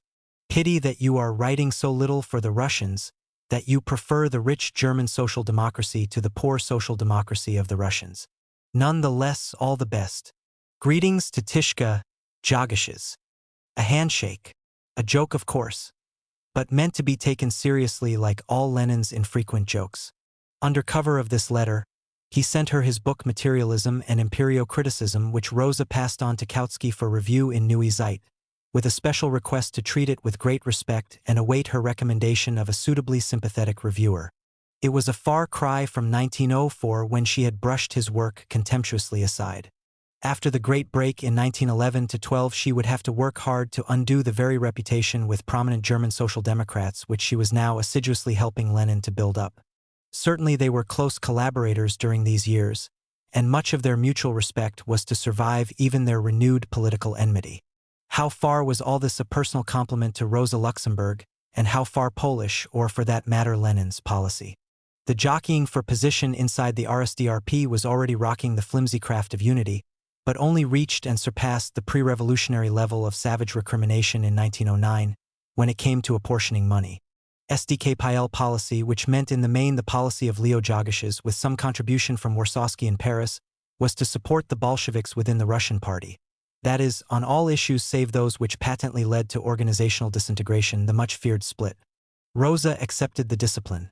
When she was asked by Gorky and Bogdanov to lecture at the new party school in Capri, which was opened in the teeth of Bolshevik hostility, she at once consulted Jogashes.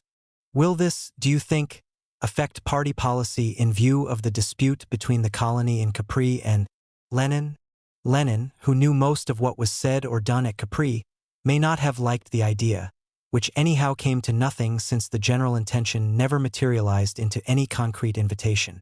But he noted the connection, in the context of the SDKPL more than with regard to Rosa personally, even though he did invite one Pole to his own party school at Longjumeau 2 years later. In the Polish movement itself, Rosa's position was of course much more important. The revolution had greatly increased the strength of the SDKPL, both absolutely and relatively, in relation to the PPS. The latter was now split into two mutually hostile camps, the unashamedly nationalist revolutionary fraction, dominated by the granite figure of Pilsudski, and the more socialist majority of the PPS left.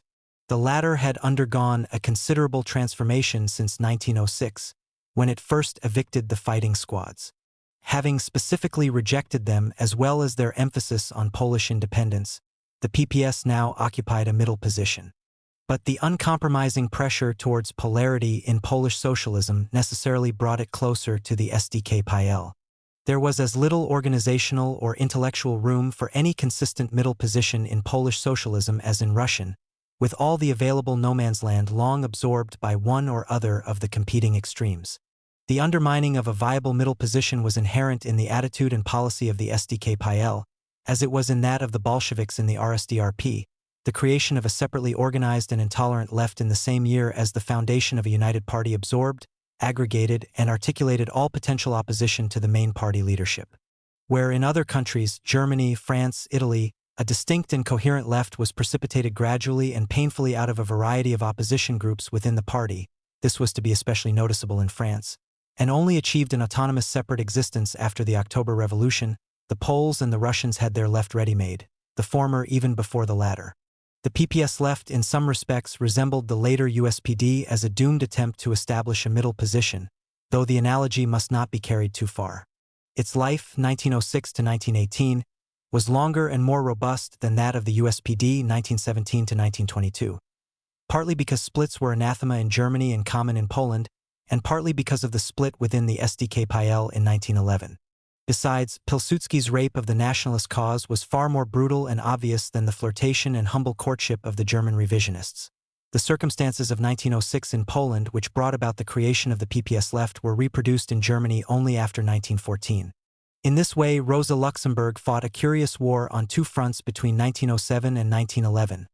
Against Pilsudski, Frak, as the revolutionary fraction was known, and against the PPS left.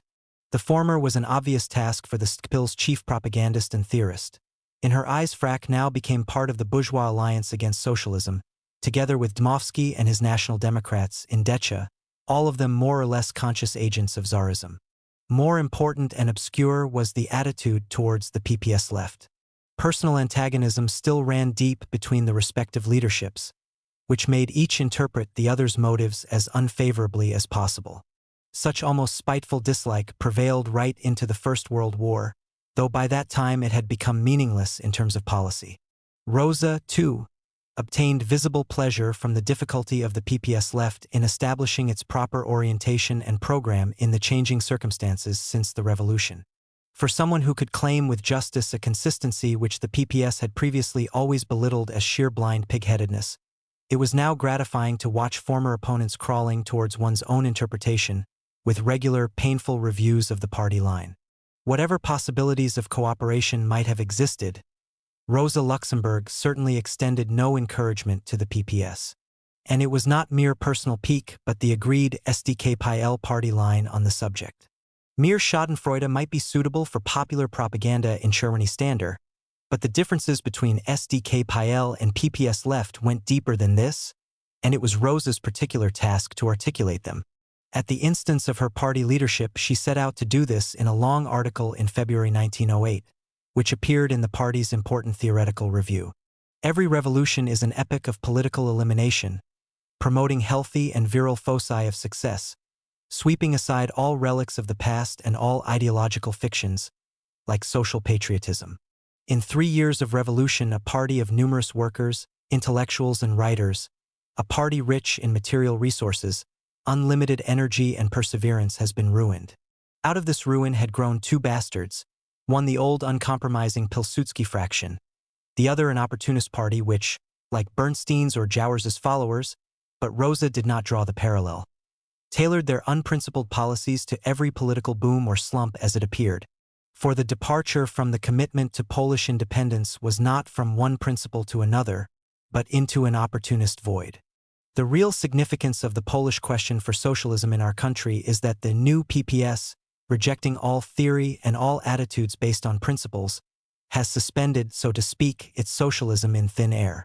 In the process, the reconstructed PPS has become neither one thing nor the other, neither fish nor fowl, an I pies, an I widra. Rather than this, Rosa Luxemburg almost preferred Pilsudski, who at least had a program and not merely a bundle of tactics. But worst of all, the renunciation of nationalism was false. Though it should not be part of the minimal program, Polish independence was still the ultimate PPS solution. Thus, the difference between FRAC and PPS left was one of emphasis only. Once more, Rosa Luxemburg used the best of both worlds argument, lack of principles and wrong principles, with which she had overenthusiastically berated the French and Belgian revisionists, and did the same violence to her logic. But by now another element had crept into Rosa's polemics, or perhaps it was peculiar to the Polish question and had always been there though couched in policy terms. Her argument was really ad hominem. Because her opponents had for so long been members of the PPS, they could not have principles whatever they believed, did, or said by definition. The underlying assumption of this article, which was to be repeated in the future by Rosa Luxemburg and her colleagues, thus was that nothing had fundamentally changed in the PPS, that the eviction of FRAC was but a little step compared with the big one across to the camp of genuine SDK-PL socialism which the PPS left was not willing to take, that the PPS leadership was still wedded to the evil traditions of Dasinsky and the London Congress of the International. After all, the remedy was at hand: self-abasement and mater peccavi, unequivocal adherence to the SDK-PL. Unwillingness to perform such ablutionary rites surely justified the SDK-PL skepticism to the hilt. That these demands were humiliating and impractical was beside the point. More serious, however, was Rosa Luxemburg's refusal to see a new, younger, and more radical leadership emerging behind the old stalwarts, one which represented aspirations that really did approach those of the SDK-PL. The problem of bridging a gap cannot arise until at least a minimum of bridge construction is undertaken on both sides. And when the time came, the operation of merging center with left actually proved easier than in any other country and took place far earlier. The Communist Party of Poland was quickly welded together out of these hitherto inimical components before the last year of the war had ended, 2 whole years before similar operations could be carried out in Germany and France. But then Warszawski, representing the SDK-PL, whose former leaders were now scattered between Berlin and Moscow, was able to put his back into the effort, so much so that he was accused of going too far to meet the PPS left leadership. Though the relationship between SDK-PL and PPS left was the typical product of Polish conditions in the post-revolutionary period, it also represents a much more general principle governing the relationship between socialist parties, or any parties for that matter. The immediate rival or opponent in a radical context is the party next door, the one which appeals fundamentally to much the same class of supporters. Thus, socialists cannot usually expect to make much impact on the supporters of right-wing agrarian parties in a multi-party system, but they do compete with communists and radical liberals. Within the world of socialism before 1914, the SDK-PL was unlikely to steal much support from Pilsudski, therefore denouncing FRAC in general terms sufficed, but it had to compete with the PPS left for popular socialist support and was therefore preoccupied with this rivalry. Paradoxically, the closer the program of two parties, the more extensive and violent their rivalry, especially when tradition and the self-interest of the leadership militate against fusion. We shall find the same phenomenon even more glaringly exposed in the relationship between Spartacus and the independents in Germany during and after the war. It is an occupational hazard of politics with its own self-generating energy. As so often, Marxism merely sharpened the vocabulary of conflict but did not create its conditions. All these are valid if extraneous reasons. There was one fundamental but specific factor which made any collaboration between the existing SDK-PL and PPS left well-nigh impossible. The national question had been toned down. It had not disappeared.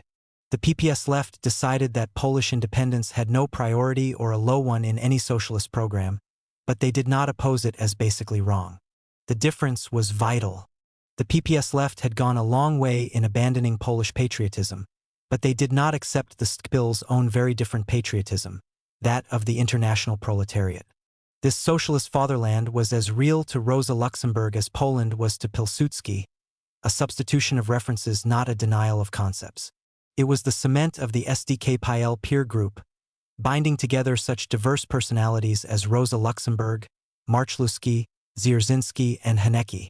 Thus its importance went far beyond mere policy, something like the natural law of the 18th century philosophers. How then could such a group work with the PPS left, for whom patriotism was a mere tactical consideration, a matter for opportunistic program juggling in accordance with the requirements of the moment? The more the PPS left decried the tactical assertion of Polish independence, the more opportunistic they showed themselves, Hence Rosa's contempt for their many programs when the SDKPL never had or needed more than one, socialism. As long as Rosa was there, the gap was unbridgeable.